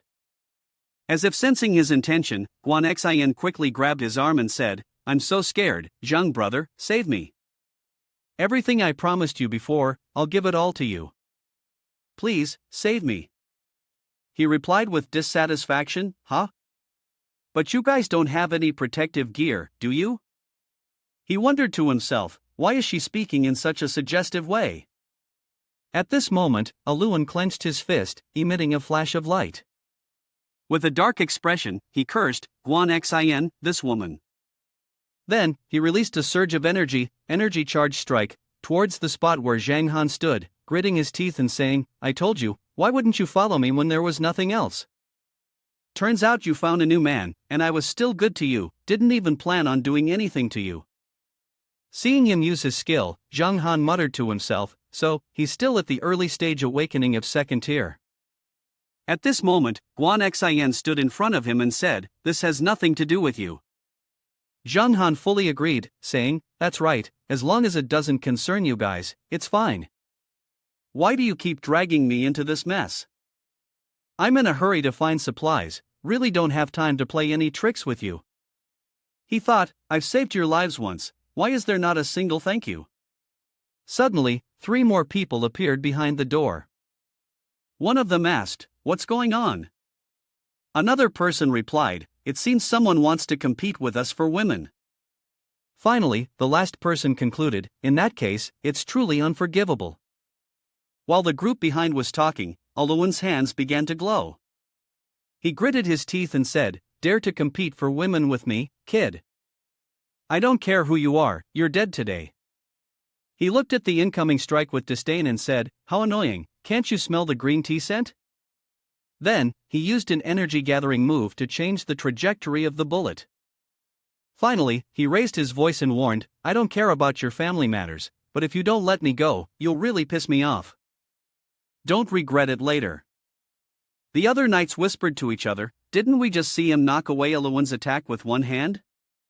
One person from the group spoke up and advised, "He's too strong, Aluan. Maybe we should just let him go." Aluan immediately countered, "Let him go? Just because he has some strength, he dares to act arrogantly in the 4 Horsemen's headquarters?" He even said it himself, "No wonder Team 8 dared to betray us.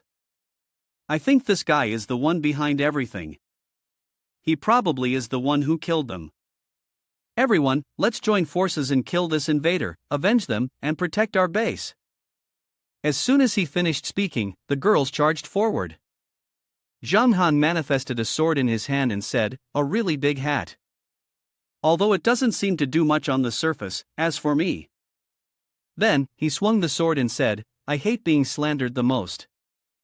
One of his swords struck, sending 3 girls flying toward the knights. They screamed in pain, it hurt so much. Zhang Han was enraged, gritting his teeth and growling, "If you don't explain yourself today, I will flatten your camp." Hearing this, Guan Xian was also taken aback. Suddenly, Guan Xian beside him let out an enigmatic smile. He glanced over and muttered, "She's smiling."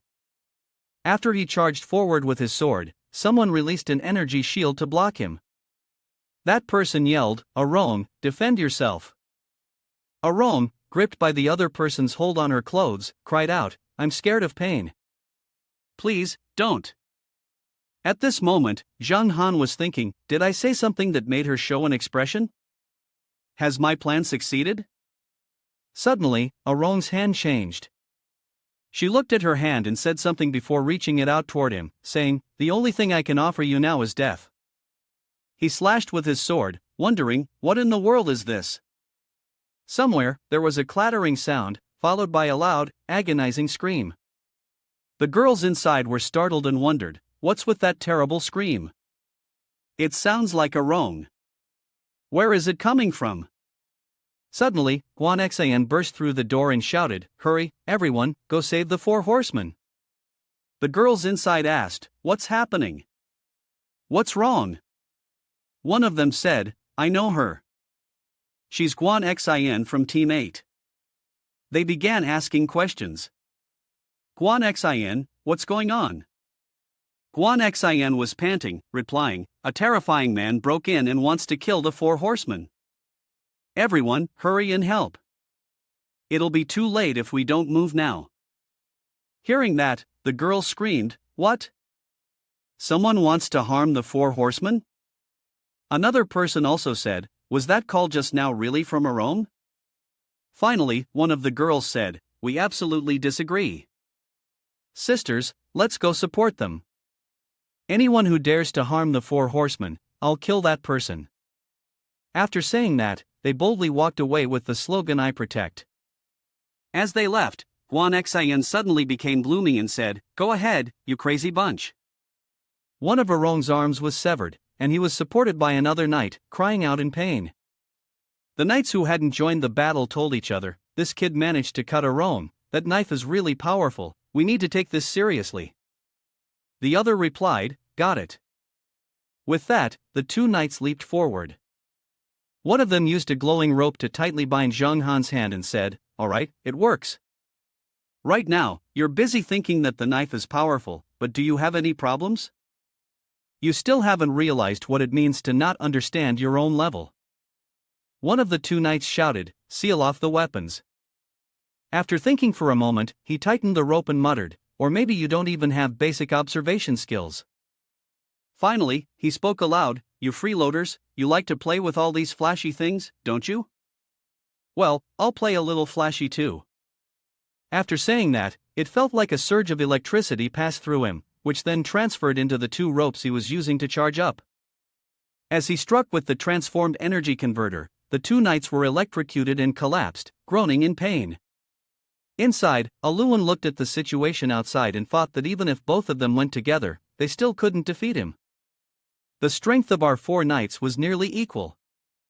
While he was thinking, Arong was crying and moaning, "Aluan, it hurts so much, help me." One knight had been struck by lightning and collapsed in front of them. Suddenly, Aluan became terrifying and said, "Arong, in your condition, there's no saving you." He continued, "You have the strongest defense ability among the 4 of us. I didn't expect it to turn out like this, but now that it has." When Arong weakly said, "Help me," Aluan's hand was already near his neck. Then, he twisted Arong's neck forcefully and cruelly said, "It's better if you die by my hands, that way I can level up." At that moment, a bolt of lightning struck the remaining 2 knights. They were electrocuted and convulsed on the ground, then started to rise again. Suddenly, a hand appeared behind Zhang Han, and Aluan's body began to glow. Seeing this, Zhang Han called out, "You." At this point, the notification board popped up, showing the upgrade to an intermediate level awakened person. Finally, Zhang Han understood everything. "Oh my god, you're not someone who kills comrades to level up?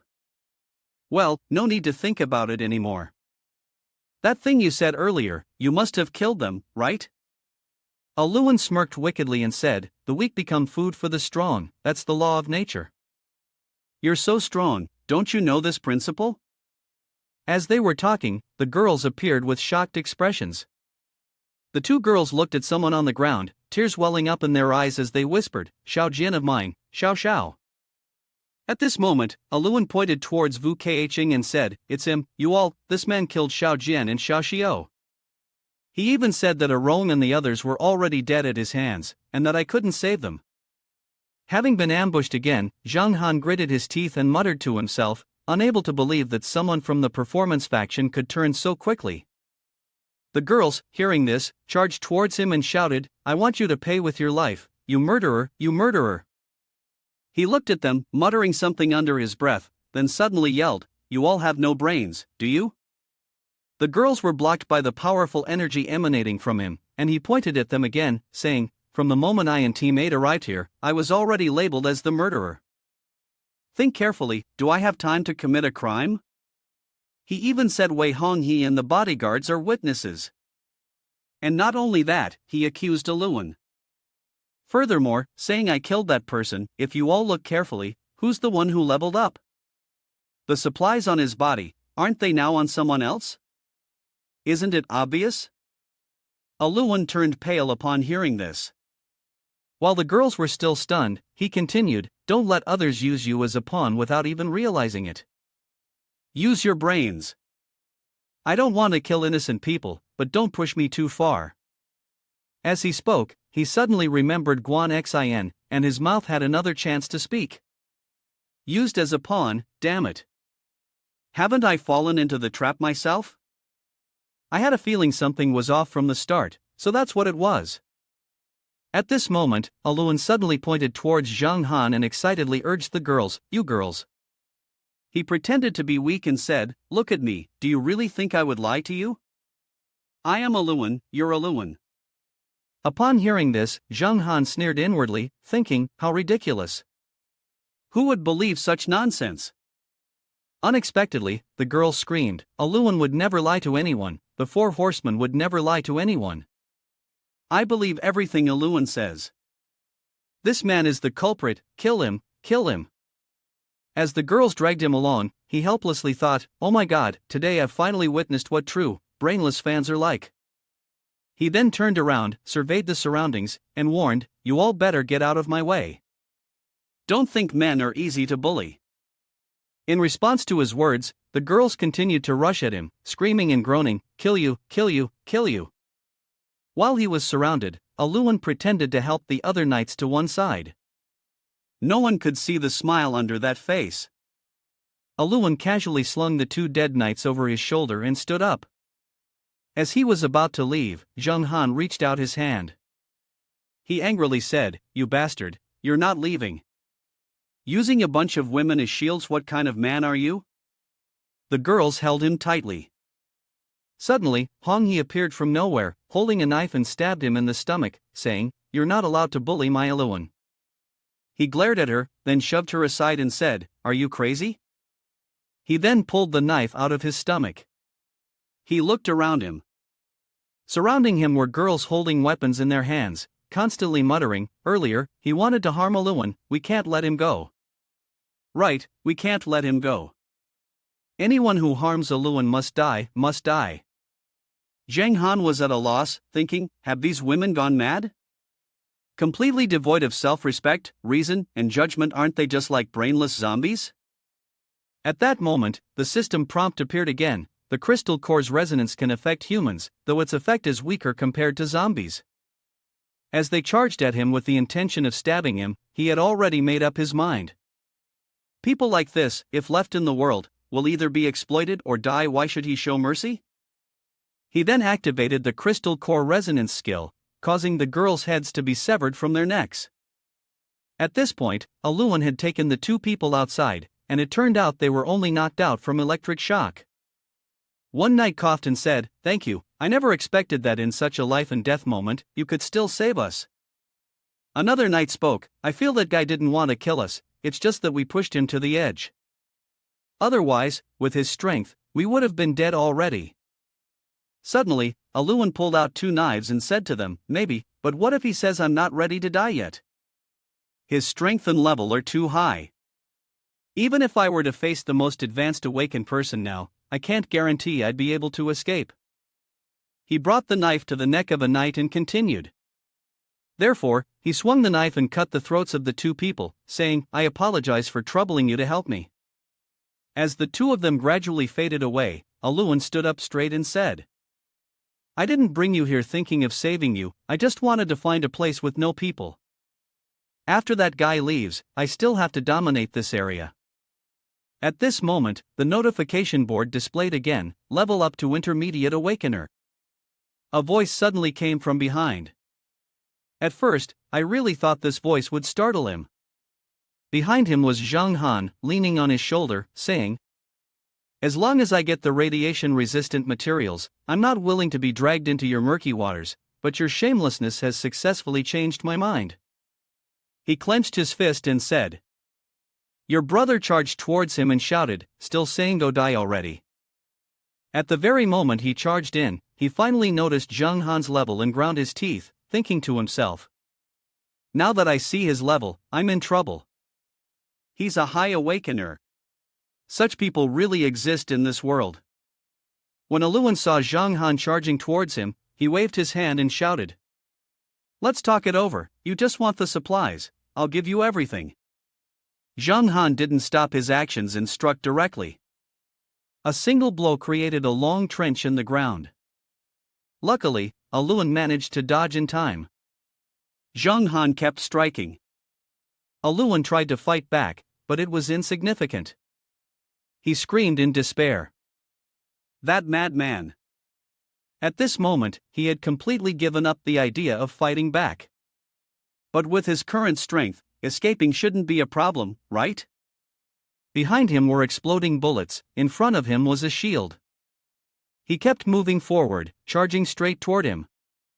At this moment, the man concentrated his energy into the wall, the door swung wide open, and he retreated, screaming. Zhang Han noticed something, he thought. Inside the large containers that Aluan had broken open, many zombies appeared. He used his soul crystal skill to clear the zombies quickly. Aluan kept running while glancing back in disbelief, his hands continuously smashing open other containers. Another large group of zombies emerged. He ran, thinking to himself, it was such a dilemma. But with so many zombies, if he could just block that monster, even for just a second, it would be worth it. Suddenly, Zhang Han's gaze sharpened. He blew the head off a zombie, then swung his sword and kicked Aluan in the back.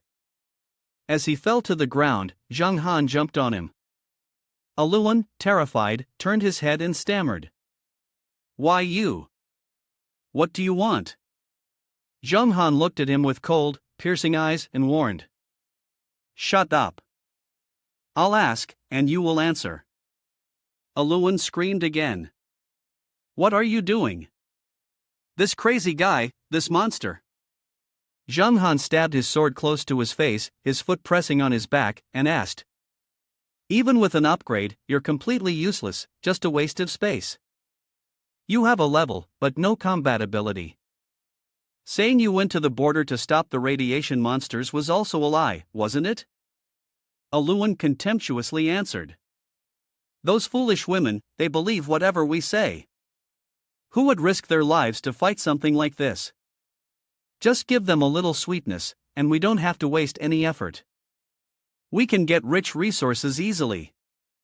Upgrading is also simple. I told you, how about teaming up with me? Let's call ourselves the Doomsday Twin Heroes. Even though we are here, we can still live the modern days, maybe even better. At that moment, Zhang Han thought to himself, so, you're not going to hunt monsters, but the radiation monsters at the border really do exist. He then drew his sword and asked. What about the radiation materials? You didn't go to the border, so how did they get lost? I don't know about that either. It's not something important. Aluan didn't answer directly, but instead asked, forget that. What do you think about the combined idea of the Doomsday Twin Heroes I mentioned? He didn't respond. He swung his sword down, and blood sprayed out. Then, gritting his teeth, he cursed. Didn't I tell you to die? You animal. At that moment, the system interface displayed the attribute notification. He turned around to look at the densely packed zombies, then his gaze froze as he looked in one direction. In that direction, there was a large zombie with chains and several smaller zombies wearing masks. A tall man, wrapped in chains, with red, menacing eyes, emitted a terrifying sound. Zhang Han found it interesting. A slip-up, time to send you off. He was about to grab a knife to kill the tall one, when suddenly a voice interrupted him. Don't hurt him. A long-haired girl ran out quickly, standing in front of the tall man, urgently calling. Zhang brother. The girl, looking worried, said. The radiation clothes you need, I'll give them to you. Please, I beg you, if you want to kill him, kill both of us instead. Zhang Han appeared quite annoyed, and he was about to swing his sword forward, making her panic and fall to the ground. Zhang Han stopped pretending to be irritated with me. Did he really think I wouldn't kill her? Tell me, what was the purpose of using clothes to gradually trick everyone here with radiation? The poor girl sobbed as she recalled. The purpose was, of course, to send everyone here to hell. From the first time I saw you, I knew you could help me. On the brightly lit stage, 4 people were performing. A beam of blue light shone down where everyone was standing. The long-haired girl and her boyfriend were both confused by everything happening around them. During the performance of the 4 horsemen, my boyfriend and I were suddenly pulled into this situation. However, both of us gradually started to enjoy ourselves. After adjusting in the initial period, we began to accept the reality, feeling that as long as we were together, nothing else really mattered. But it was then that things started to change. The 4 horsemen began to adopt the posture of saviors, standing before everyone, using the excuse of fighting against the radiation monsters to organize their fanbase to look for supplies. They were the same 4 men who had been performing on stage earlier. However, over time, I realized that the number of men in the camp was decreasing. My boyfriend and I decided to escape the camp. My boyfriend led the girl to run away, and then my boyfriend disappeared as well. Suddenly, the girl was left alone in the camp, and I was pushed towards those 4 men.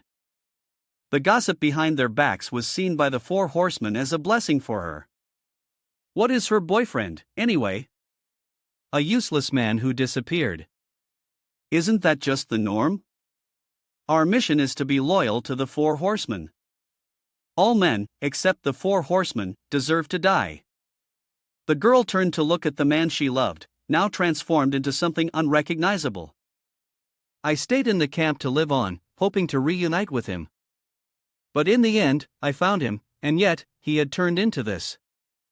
She slammed her hand down hard on the ground in anger. It was the 4 horsemen who did this to him, and the others in the camp are all accomplices. Including Wei Hongyi. What's even more shameless is that those 4 used their daughter to help them upgrade. She collapsed in sorrow onto the ground, but they never came to the border to fight against the monstrous radiation, those despicable liars. At this moment, Zhang Han finally understood. So, you used me to kill everyone here. The long-haired girl suddenly ran off, apologizing. Using you, I am truly sorry, but someone like me, seeking revenge, has no other choice. She was pushing open a door to the inside. The girl quickly lifted a cover to reveal the items she had hidden. She handed the items to Zhang Han. These are the protective suits I promised you, 4 sets in total. I've said what needs to be said. If you want to kill me, then do it. I hope to die with my boyfriend. Zhang Han then realized that the radiation suits had been hidden here all along. No wonder I couldn't find them anywhere in the camp. Zhang Han gathered energy, the thing I needed was obtained, and killing those people in the camp also brought in a lot of supplies. We can consider this a draw. He intended to leave, but did not forget to speak to the long-haired girl. I have no reason to kill you, and I'm in a hurry. If you want to die, go ahead. Zhang Han then handed her a knife, adding, But does that zombie boyfriend of yours really want to die with you?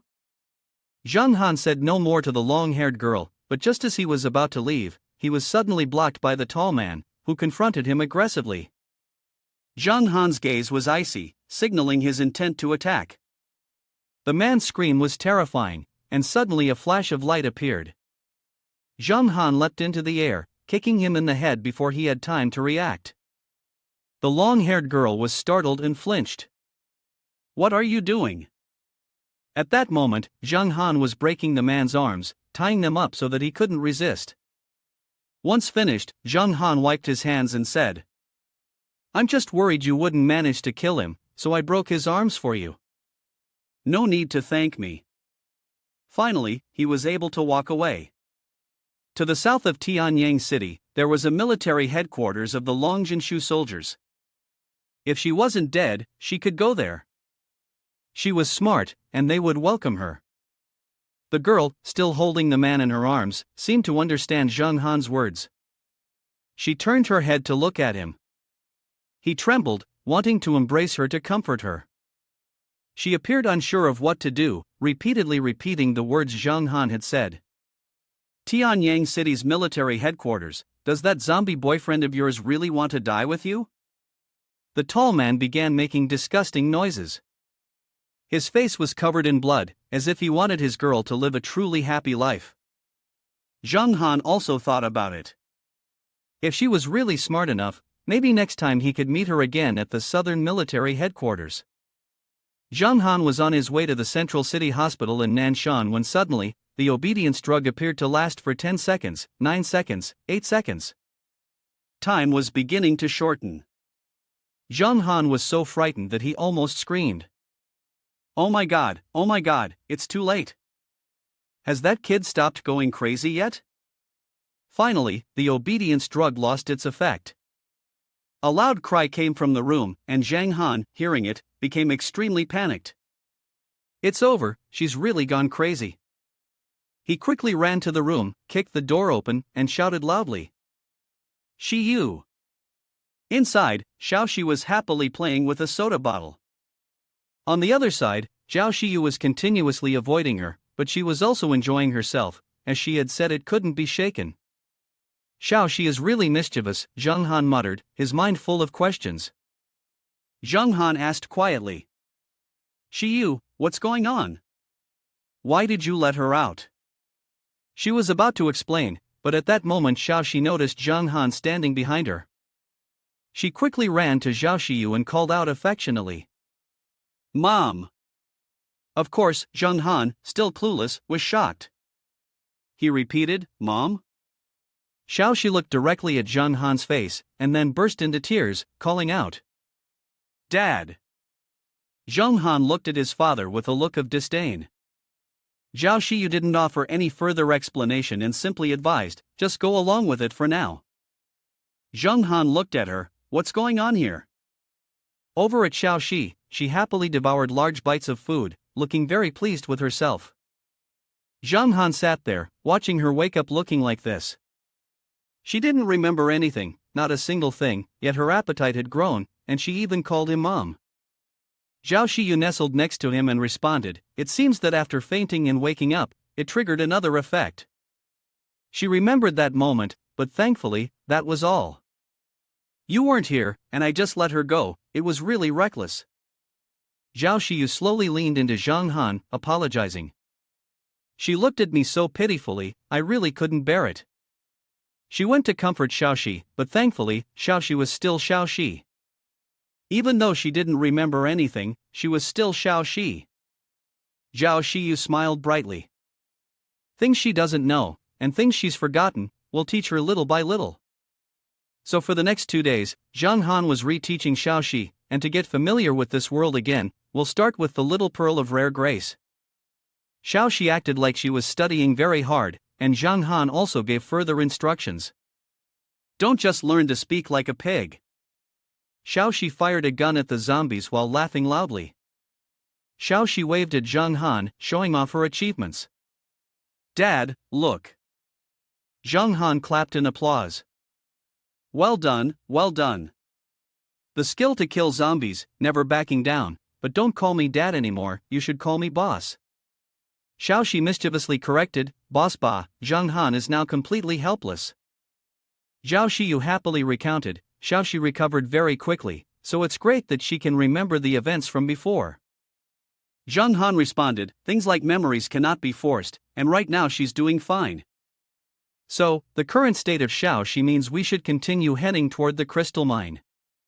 The display showed that the total energy of the crystal core was 1,000, and the total number of energy cores was 4. Zheng Han called out to Xiao Xiu, little mouse, stop playing. After lunch, we have to set off.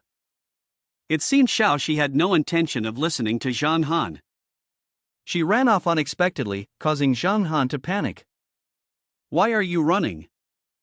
Zhang Han gestured toward something green and called out to Xiao Xiu, seriously, I have to go after her. Xiu, adjust the aircraft. Xiao Xiu quickly agreed. Got it. In the hospital corridor, Zhang Han repeatedly called, Mouse, little mouse, Xiao Xi, stop messing around. We need to go. Suddenly, there was a loud laugh, followed by a groan.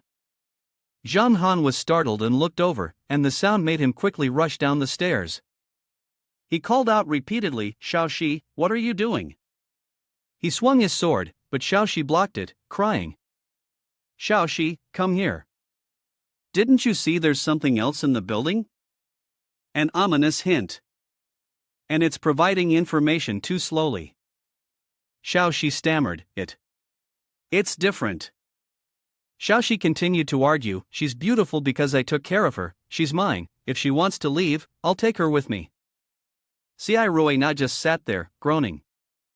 Zhang Han was startled, looked at her, and wondered, You're Xiai Ruina, how did you end up like this? Xiai Ruina pointed at the empty needles beside her without being able to answer. Zhang Han swallowed in shock. He hadn't seen her for a few days, and here she was, secretly injecting herself. Although he didn't know who had done it, she seemed to be looking better. He wondered how her mind had recovered. Zhang Han quickly crouched down, making Xiao Xi think that he had harmed Xiai Ruina.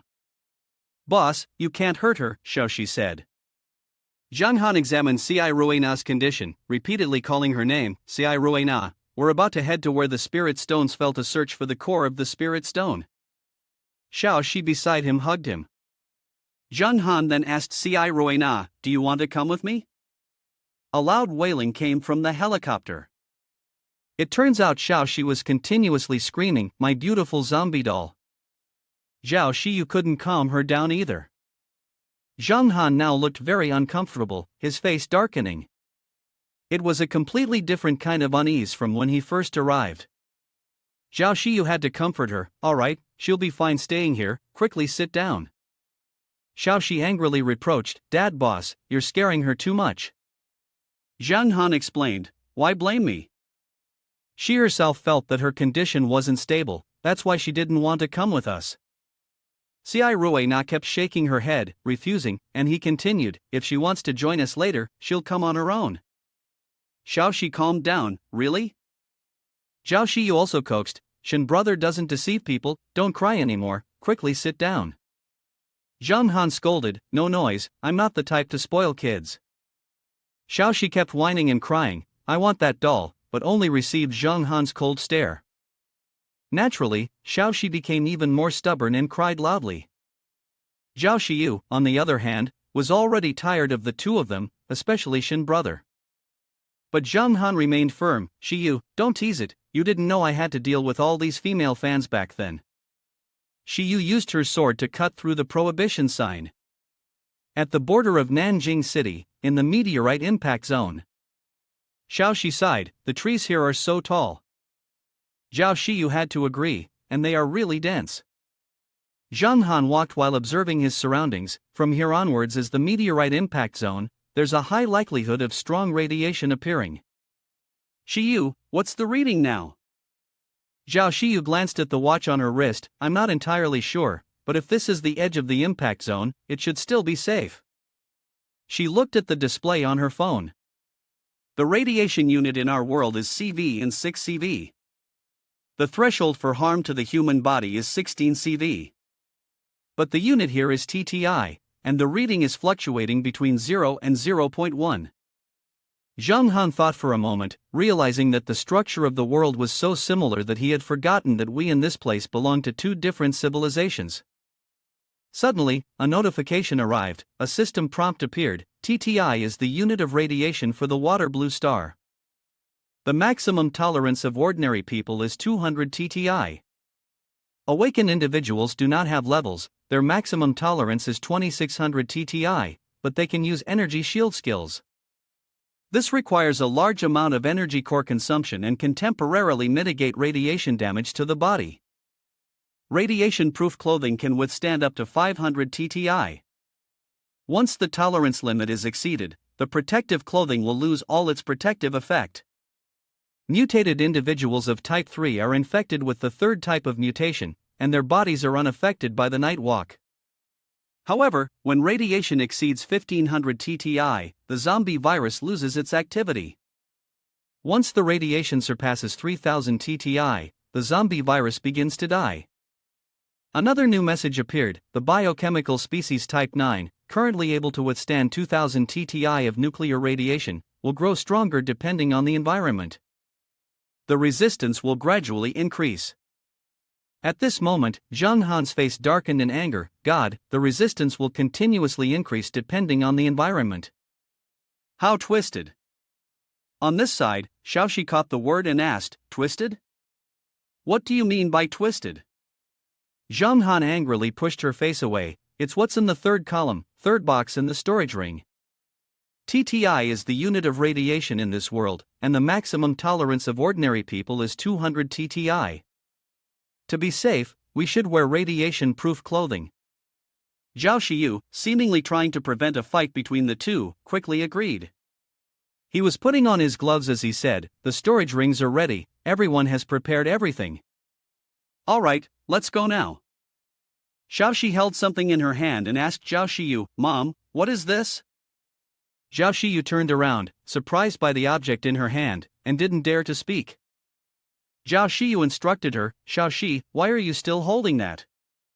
Hurry up and throw it away. But of course, Xiao Xiu wouldn't listen. Why? Zhang Han asked helplessly, can't you two feel a bit nervous? He looked around, initially thinking it was a forest, but it turned out this place had once been a city. It was just that, without human interference for some time, it had transformed into something else. The deeper they went, the larger the trees grew, and even the X-rays seemed to be suspended in midair. Zhang Han guided everyone to the National Forest Park, the place where the meteorite had fallen. Xiao Xiu seemed to see something and called out, Shen brother. She looked at her watch, the radiation levels had already risen to 230 TTI. Your guess was right, the closer we get to the meteorite, the stronger the radiation. Zhang Han looked around. Starting from this point, this was an area where humans could not survive. But along the way, not even a single zombie had been seen, which only made people feel more uneasy. Even though the four horsemen and their soldiers had never reached the border, they could confirm that this was a place where the radiation monsters existed. Could it be because of them? They stood in front of a house, and Zhang Han appeared worried. The radiation here has exceeded 1000 TTI, he said. Xiao Xiu jumped up excitedly, is this the destination?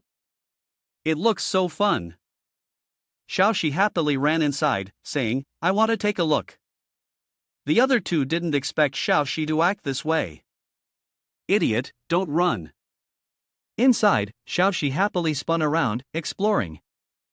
The trees were tall, and suddenly there was a strange sound. The other two chased after her, with Zhang Han calling out. Little mouse, the situation here isn't clear yet, how can you be running around like that? Xiao Xiu also had to call Xiao Xiu. Xiao Xiu pointed towards Zhang Han. Over there, boss, over there, there's something. Zhang Han turned in surprise. What? Zhang Han quickly reminded her. Be careful, something might come out. A bird with bright red feathers swooped down in front of them. Both Zhang Han and Xiao Xiu thought it looked dangerous, but Xiao Xiu was different, she seemed quite fond of it.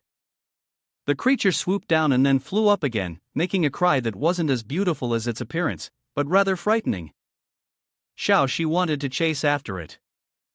Beautiful. The feathers are so beautiful, I want to have it. If Zhang Han hadn't stopped her, she probably would have chased after it. Stop, are you a fox? Xiao Xiu seemed disappointed. It flew away. The system hid the energy beast, based on the absorption of radiation from its growth. This one was a level C energy beast in its mature state, with radiant feathers. Zhang Han thought for a moment. The radiant energy beast might be this one. It didn't seem that dangerous, even if it was, he could probably fight it off. Xiao Xiu, on the other hand, kept whining. Boss, catch one, catch one. I want to keep it, I want to keep it. Of course, Zheng Han firmly refused. No, we won't discuss it. Of course, it's because I'm not childish, definitely not because I can't fight back. On the other side, Xiao Xiu laughed so hard that it almost caused internal injury, and changed her offer one after another. 1500 TTI, 2000 TTI, 2100 TTI, 2200 TTI, 2200 TTI, 2300 TTI. Zheng Han asked with concern. Xiu, how do you feel? You don't look very well. Xiao Xiu spoke up to reassure him. I'm fine, it's probably just a psychological effect, I feel a bit tired. Shin brother, from now on, every few steps we take, the radiation index will increase by 100 TTI. It seems we are getting closer and closer to the stone pit. Xiao Xi is also quite exhausted, and I'm really tired too, I want to sleep. Zheng Han looked at the reading on the watch, 2400 TTI. Although they had protective gear, they were approaching the limit of what an awakened person could endure.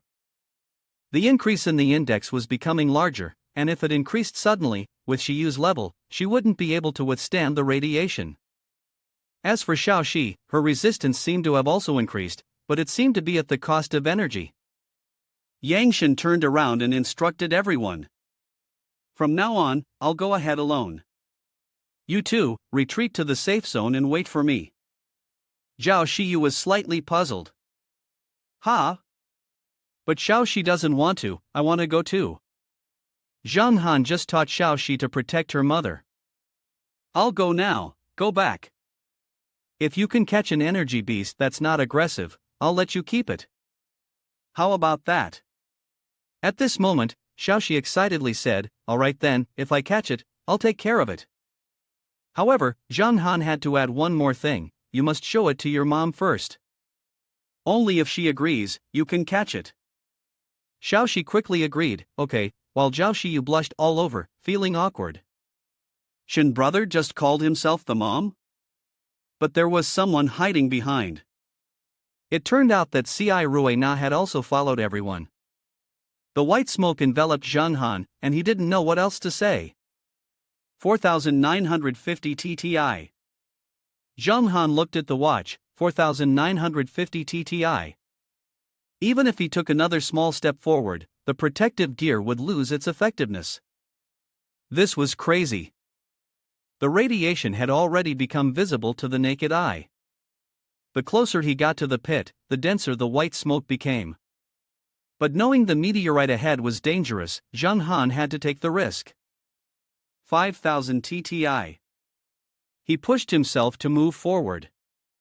His protective suit began to tear. Zheng Han realized the problem, the suit couldn't withstand it. Finally, his protective suit was completely torn apart. Zheng Han decided to activate the energy wall. Surrounded by the energy wall, Zheng Han was protected, so as he crawled forward, he wasn't affected by the spreading white radiation. When he reached the spot, he stopped mid-air, where the white mist was emanating. Zheng Han exclaimed, found it. He frowned and said, reaching out to touch the gemstone that was firmly embedded in the rock's surface. This is the center of the crystal shard, the strongest energy in this world.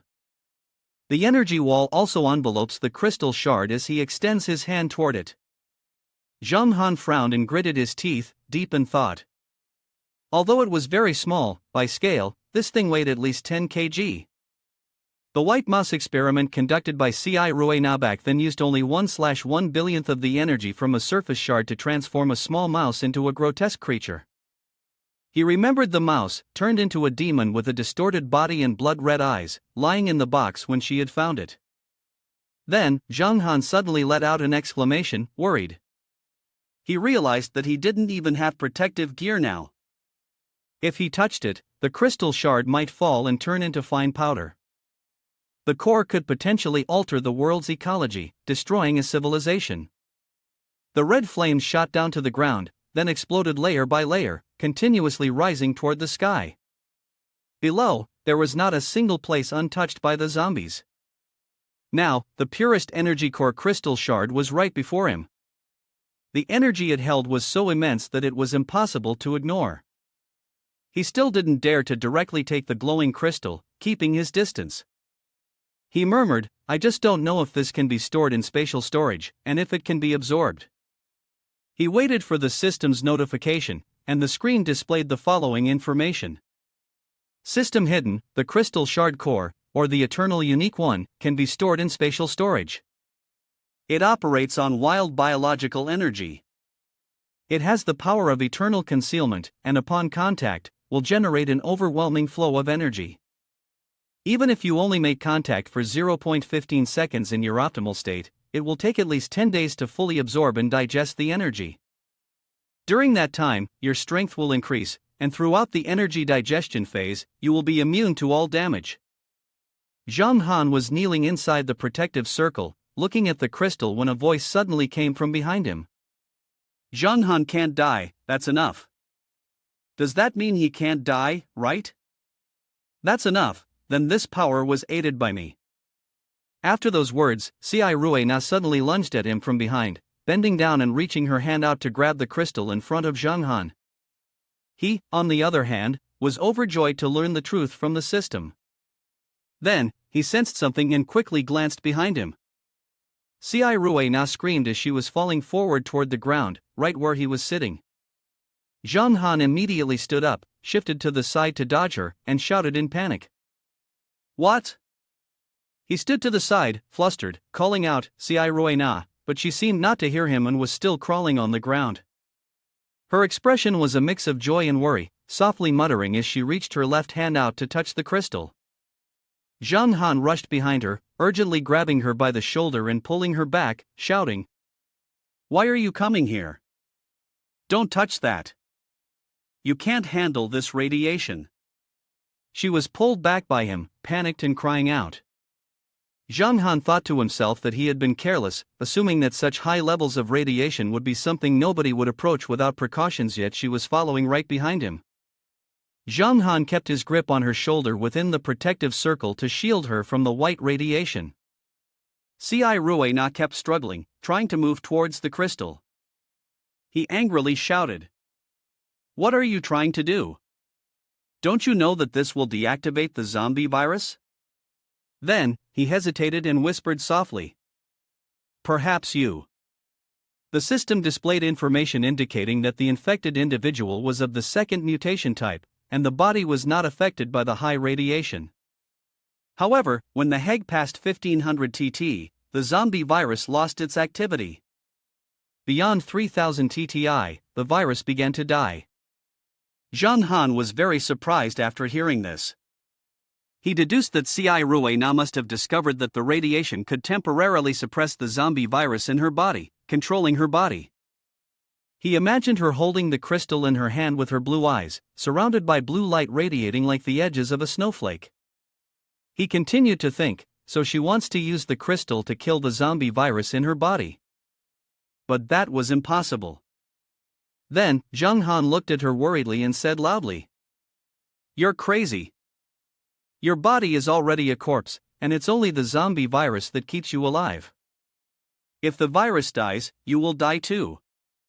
She cried and struggled, tightly closing her eyes and screaming, trying to break free, but she couldn't because he held her shoulder firmly.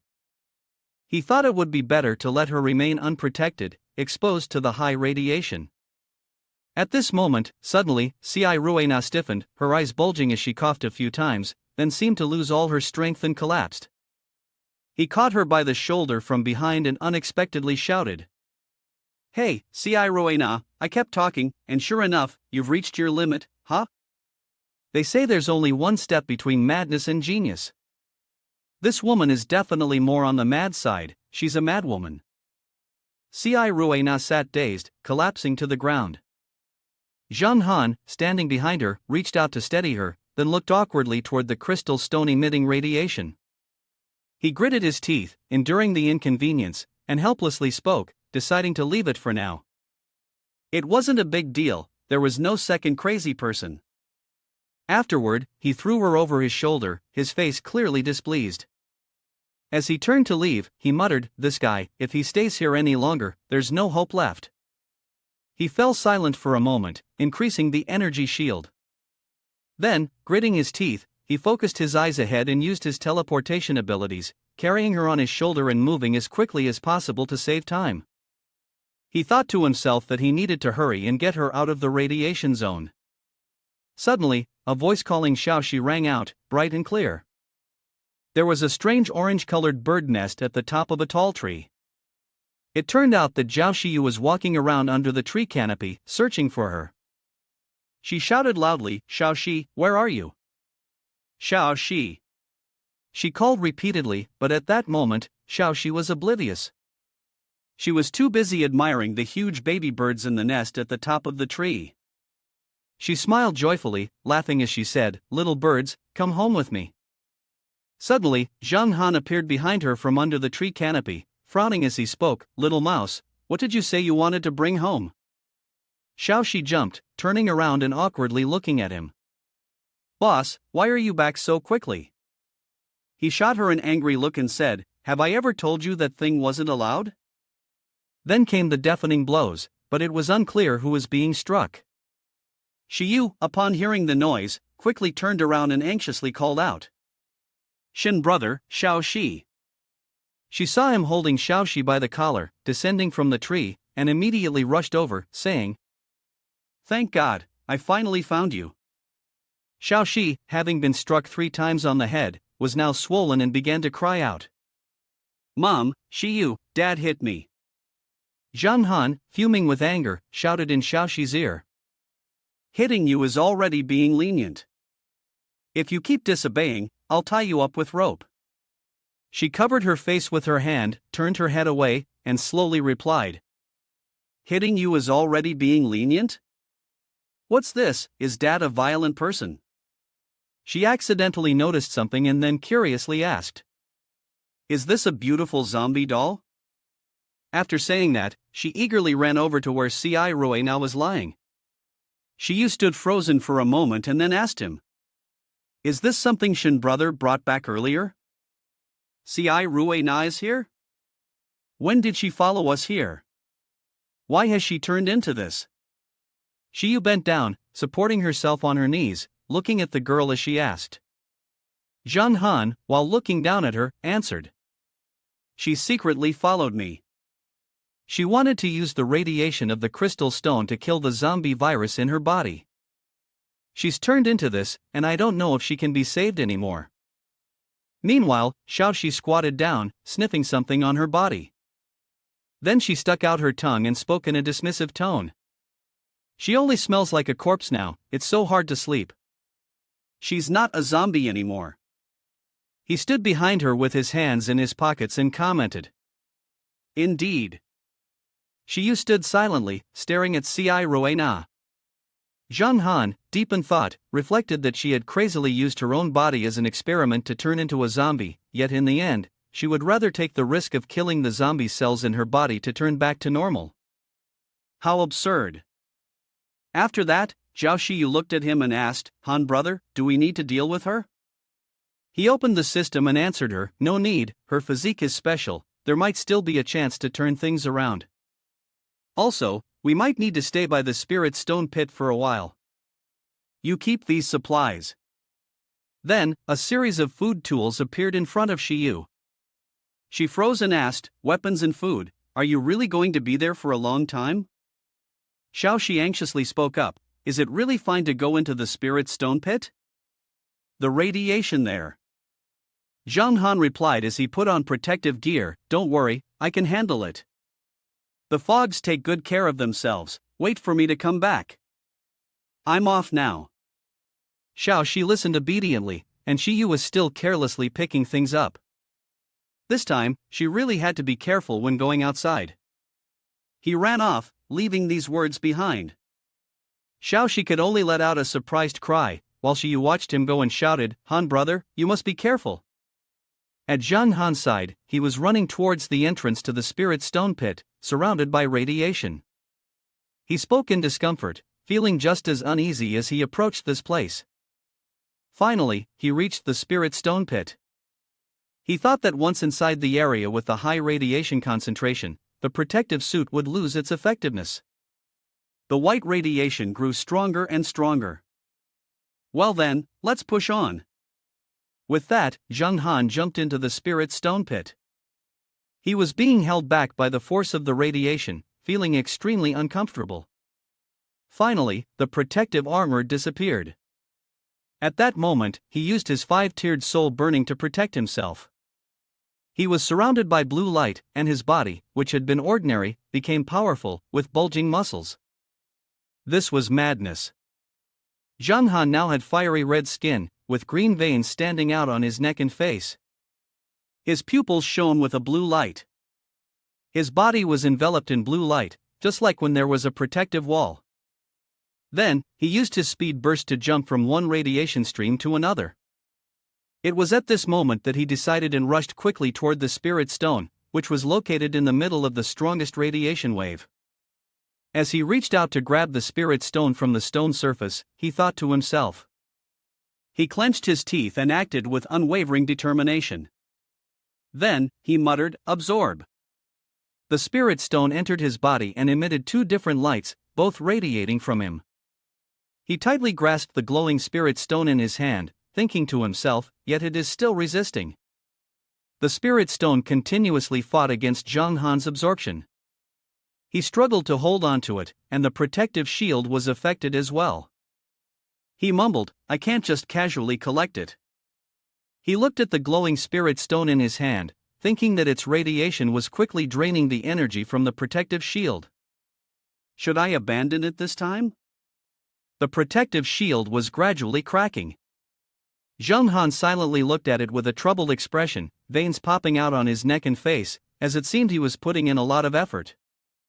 Then he whispered, "How can I give up like this?" He silently tried to convince it for me. He continued to push with his hands, applying force on the spirit stone he was collecting. Soon, the system displayed the image of the spirit stone with the text below, "HNH Spirit Stone, 1 piece." He muttered under his breath. "All right."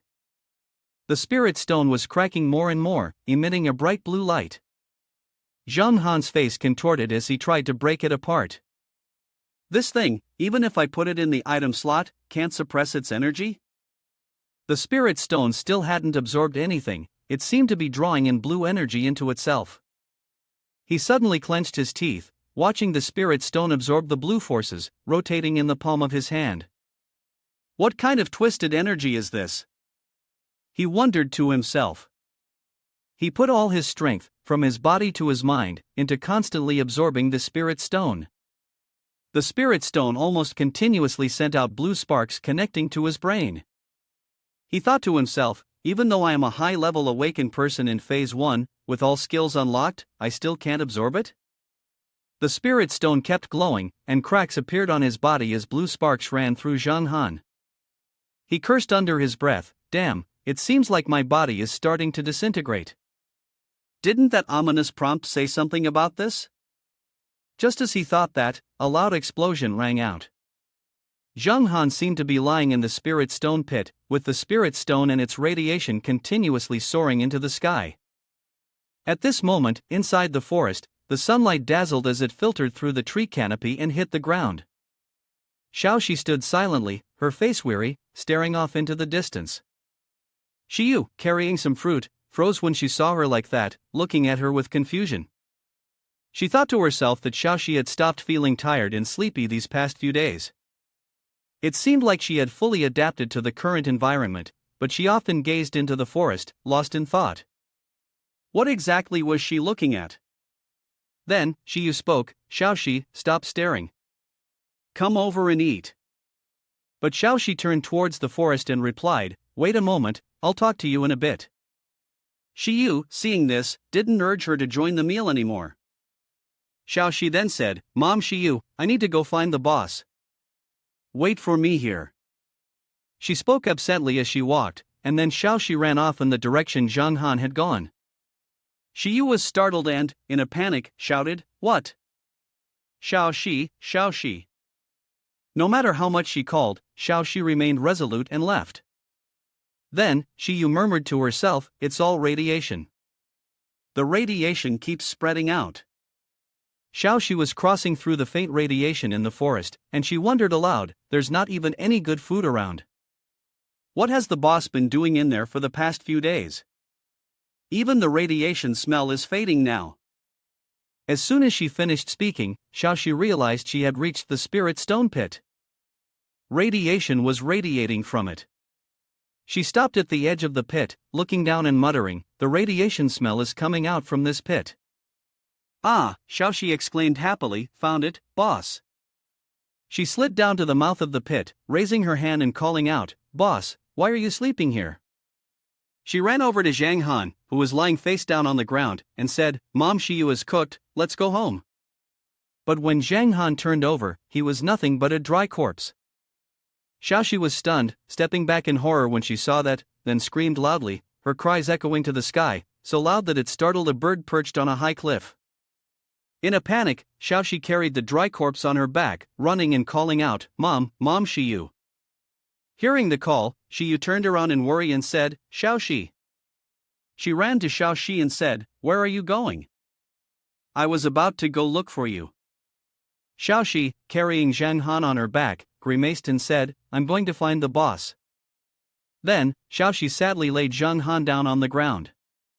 Xiu gasped in horror when she saw the charred corpse, shouting, Han brother, Han brother."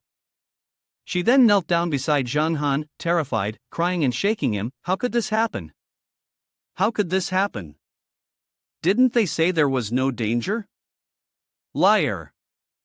Xiao Xiu, breathing heavily, said, "Mom Xiu, don't cry, the boss is fine." Xiu, tears streaming down her face, didn't believe her words. "You say he's fine? But look at him, there's no breath, no heartbeat anymore." She touched the blackened body lying on the ground as she spoke. Then, Xiao Xiu sighed, her voice tinged with frustration as she said, "Anyway, there's nothing to worry about, boss is just sleeping soundly, Xiu's mother really doesn't need to worry." She remained silent, not responding. Xiu furrowed her brows and thought. Xiao Xiu's words sounded absurd, but it seemed like she felt something strange. After all, it was she who brought Han brother back. I couldn't believe that Han brother, so strong, would easily die. She continued to think. Now, with Han brother in such a state, Xiao Xiu, with her innocent mindset, wasn't aware of the gravity of the situation. I had to act, I had to take care of everyone in his place. A while later, Xiu walked towards the helicopter landing on the ground. Xiao Xiu, holding a glass of water, looked at her, bewildered, and said, Oh.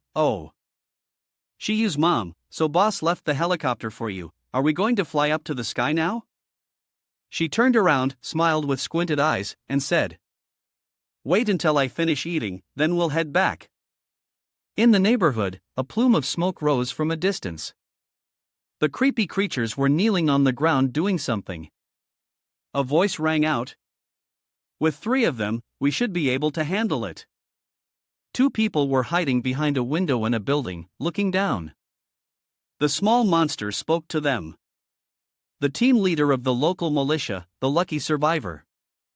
Dong Taijun's face was serious as he said, "I'll deal with the one that's alone first. You two, go around the back and use the structure to distract the other 2. Don't let them get past here before I manage to take it down." The 2 behind him responded in unison. "Understood." Then, he turned and loudly declared, "All right, let's begin the operation now." The soldiers behind him turned and went to carry out their tasks. Dong Taijun just conjured 2 large axes and thought that while it wasn't paying attention to this side, now was the time for him to place 1 foot on the windowsill. Just as he was about to jump down, he was startled by a loud scream. The girl with pink hair turned her head and anxiously said, "You haven't even designated the position yet, and you're making such a loud noise." That scream was from the guy who got scared when the iron pipe fell. The girl next to him helped him up, and he, still shaken, apologized, "I'm sorry, I got too nervous and tripped." The pink-haired girl then hurried to the window and asked Dong Taijun, "Captain, what's the situation now?" He gritted his teeth, looking extremely tense as he leaned against the wall. The monster turned its head, and upon seeing them through the window, its eyes turned bloodshot, glaring at them menacingly. Dong Taijun furrowed his brows, gripping his weapon, and while jumping out of the window, he shouted, "There's no choice, let's go." The pink-haired girl, standing by the window, exclaimed, "Captain." As soon as he swung both axes down, creating sparks from the friction with the ground, the monster quickly jumped to avoid the blow. Seeing this, he was taken aback and shouted, "Damn it, this is a mess now." Turning around, he laughed foolishly upon seeing a group of monsters surrounding him.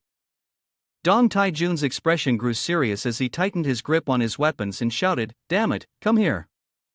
We just need to knock one down first." Having thought this through, he jumped up and charged straight toward the monster on the ground. Then, with a grimace, he swung his axe down, using all his strength to strike its head. Just as he was about to hit its shoulder, two other monsters jumped up, aiming to attack him from behind.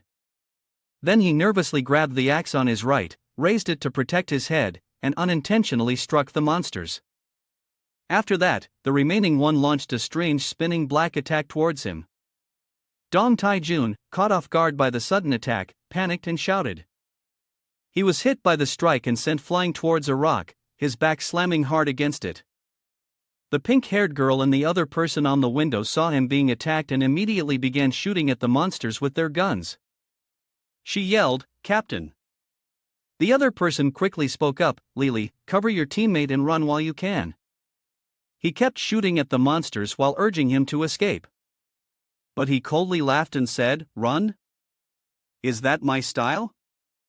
Then he shakily lifted the rock and said, "Moreover, I've already run." With all his strength, he threw the rock towards the monsters and shouted, "Do you think I'm waiting here to be your food?" The monsters screamed and used their attacks to shatter the large rock. As the rock broke, Dong Taijun suddenly appeared behind it, holding his weapon and shouting.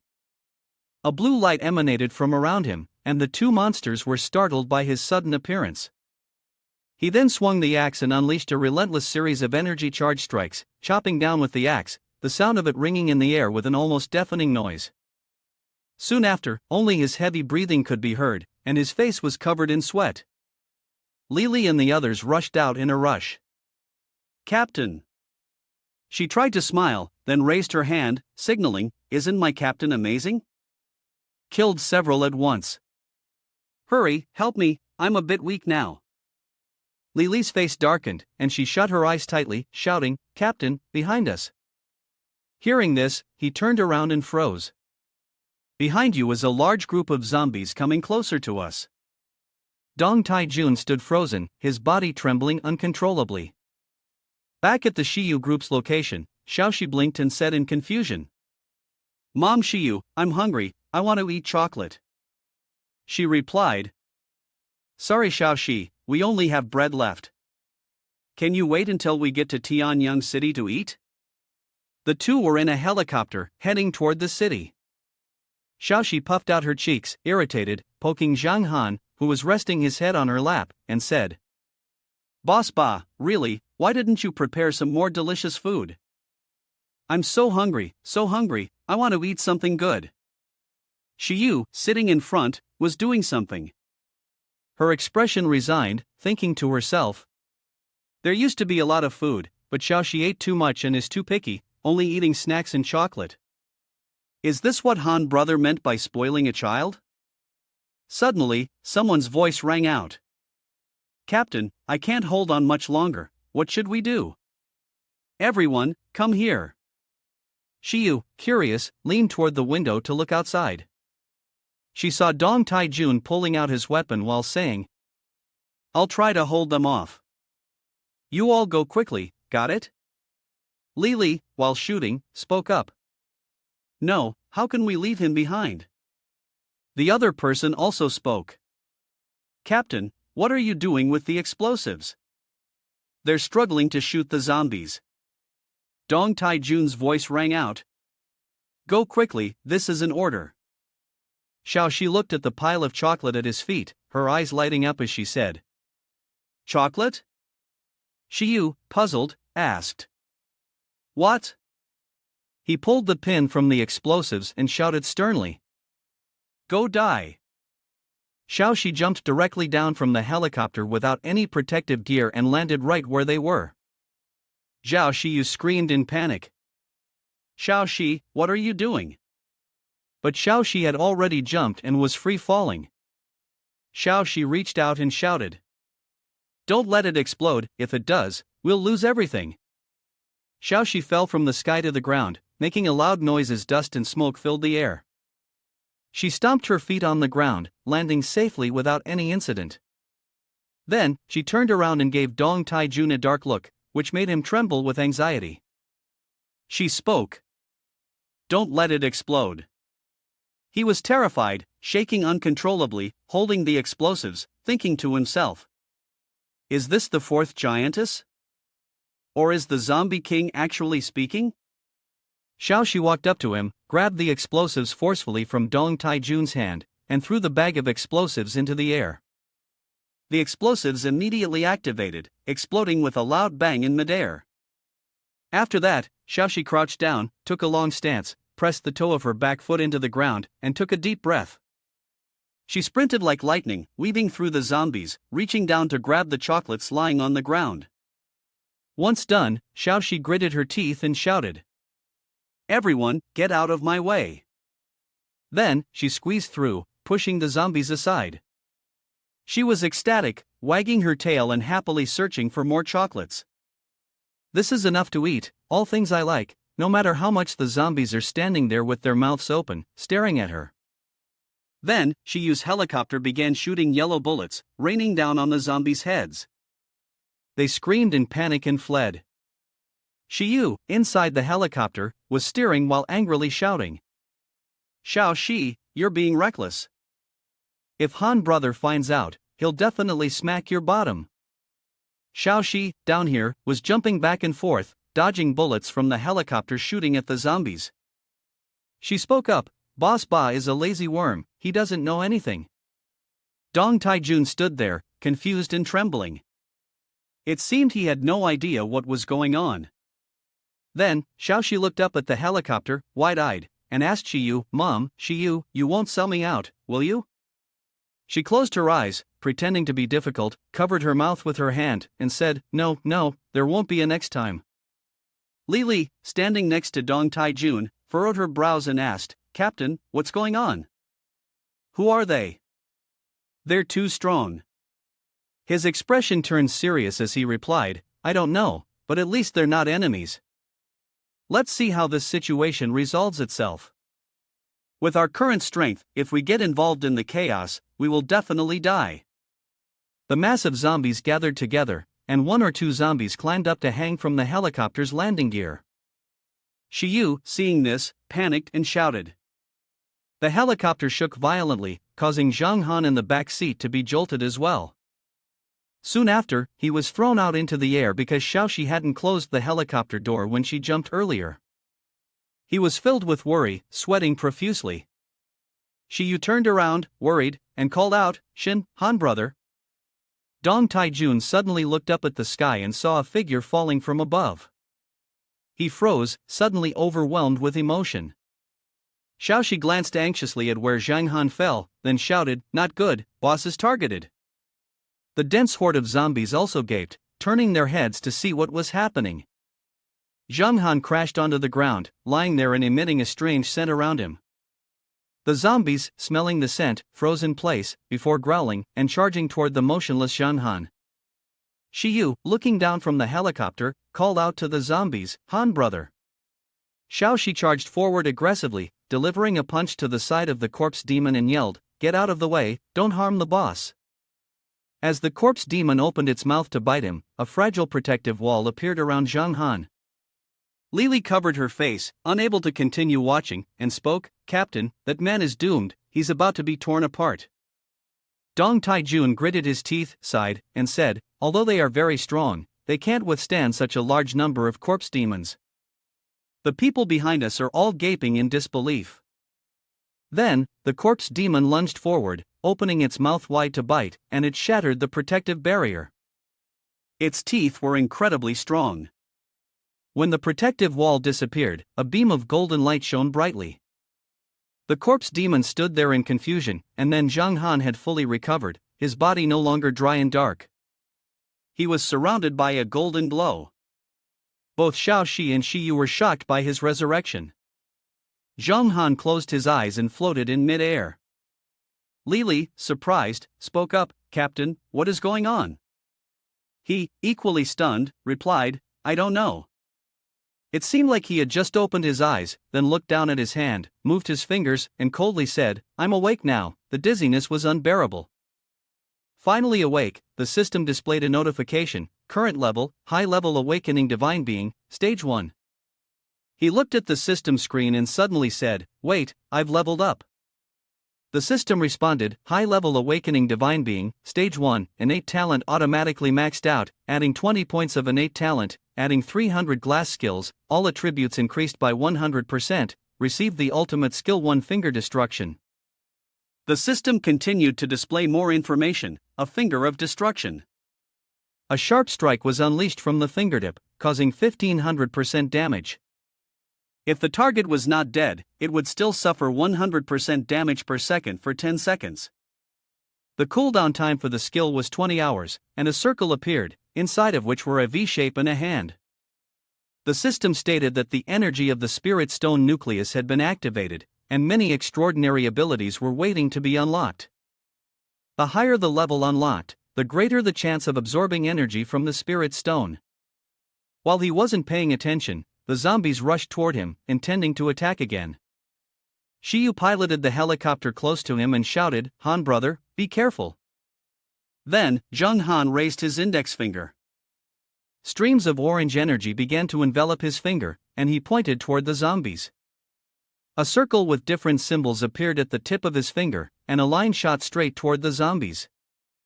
They were struck, crying out in pain. The power of the attack was so strong that it pierced through the zombies and flew straight into a building taller than 5 floors, shattering the glass. Then, it continued to pierce through several more buildings. Its size was like a large tube, and it eventually disappeared, leaving only white smoke rising. Lily gasped in astonishment and spoke up. "Captain, am I seeing things?" Dong Tai-jun was just as stunned as she was. "It seems like we've just witnessed a terrifying figure." A middle-aged man was standing, questioning a maid. "Have you found the person with the frozen ice flower?" She lowered her head slightly, frowning, and replied, "Shopkeeper, the person who supplied the frozen ice flower before, he's dead." Hearing this, he immediately became furious and shouted, "What?" He then slapped the maid's cheek while angrily yelling, "Useless! Why didn't you find him earlier? The 3-day deadline is almost here. Zheng Han may return and not find the frozen ice flower, and we will all be doomed." She was slapped hard on the cheek, and it was turning red. Suddenly, a voice rang out. "Oh, you've met Zheng Han." The young man wearing a black cloak, standing behind him, spoke and then smiled wickedly. The shopkeeper glanced back, confused, before something swiftly lunged forward. It turned out that he had rushed forward to grab his throat, grinning and asking, "Where is Zheng Han?" The shopkeeper, terrified, turned pale. As the young man tightened his grip on his neck, he raised his hand toward the sky and warned, "I'm giving you 3 minutes to answer, or you will die." It turned out that he was a member of S13. Jin Dongji, the shopkeeper, struggled to breathe, his face contorting in pain. He cried out, his mind racing, "This person's aura is so powerful, who is he? A friend of Zhang Han, or an enemy?" Then, he tried to stay calm and looked at him, saying, "Customer. Zhang Han headed northwest, but I don't know why you're looking for him."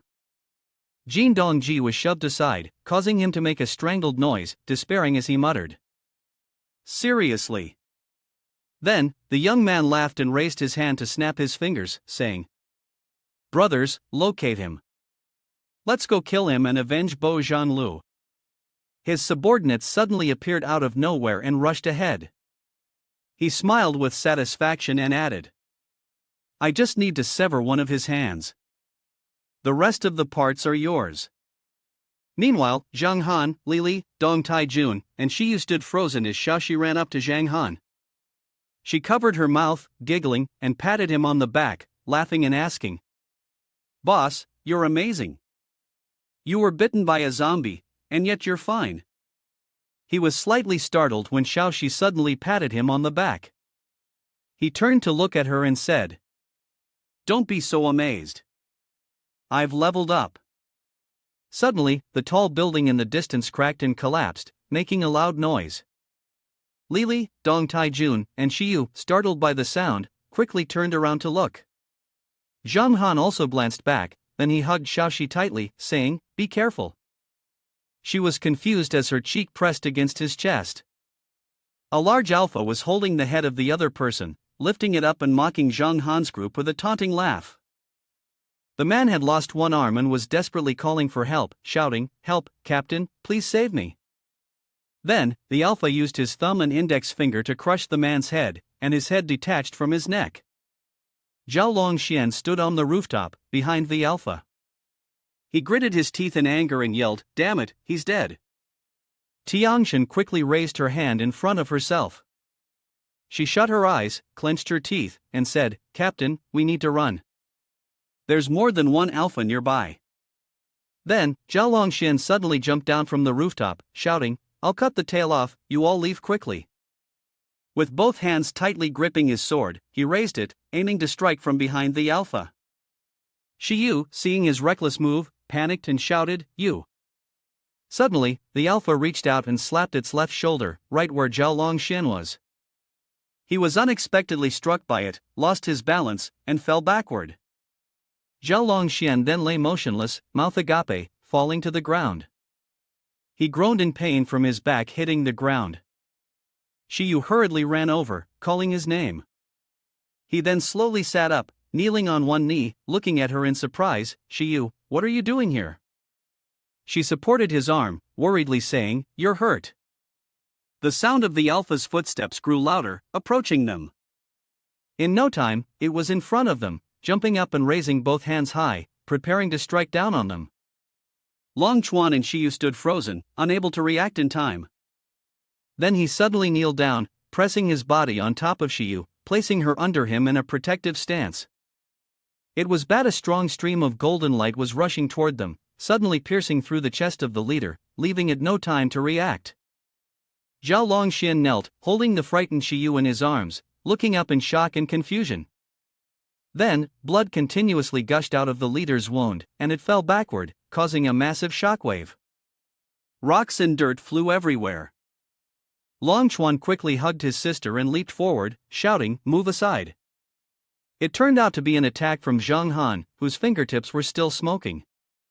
Xiaoxi, who was behind him, peeked her head up, wide-eyed, and said, "Boss 3, you almost hit Mother Xiu." Zhang Han awkwardly smiled and replied, urgently controlling his breath. Then both of them looked toward them. Zhang Han extended his hand and asked, "Xiu, is Captain Zhao injured?" Upon seeing him, Xiu called out to him, "God." Then she added, "We're fine." "Thank you for saving both me and him," Zhao Longxian said, looking at him with a puzzled expression. Zhang Han thought to himself that it was his move earlier. There was no way. Tiangshan, who had been hiding, spoke up, "Kid, that was the move that killed the leader." The person standing on her left said, "As expected, I wasn't wrong. The leader is hard to deal with, even with heavy weapons. He killed it in an instant." The person on her right also commented, "He wasn't as strong the last time we met him." Then he and Xiaoxi jumped down from the rooftop of the building.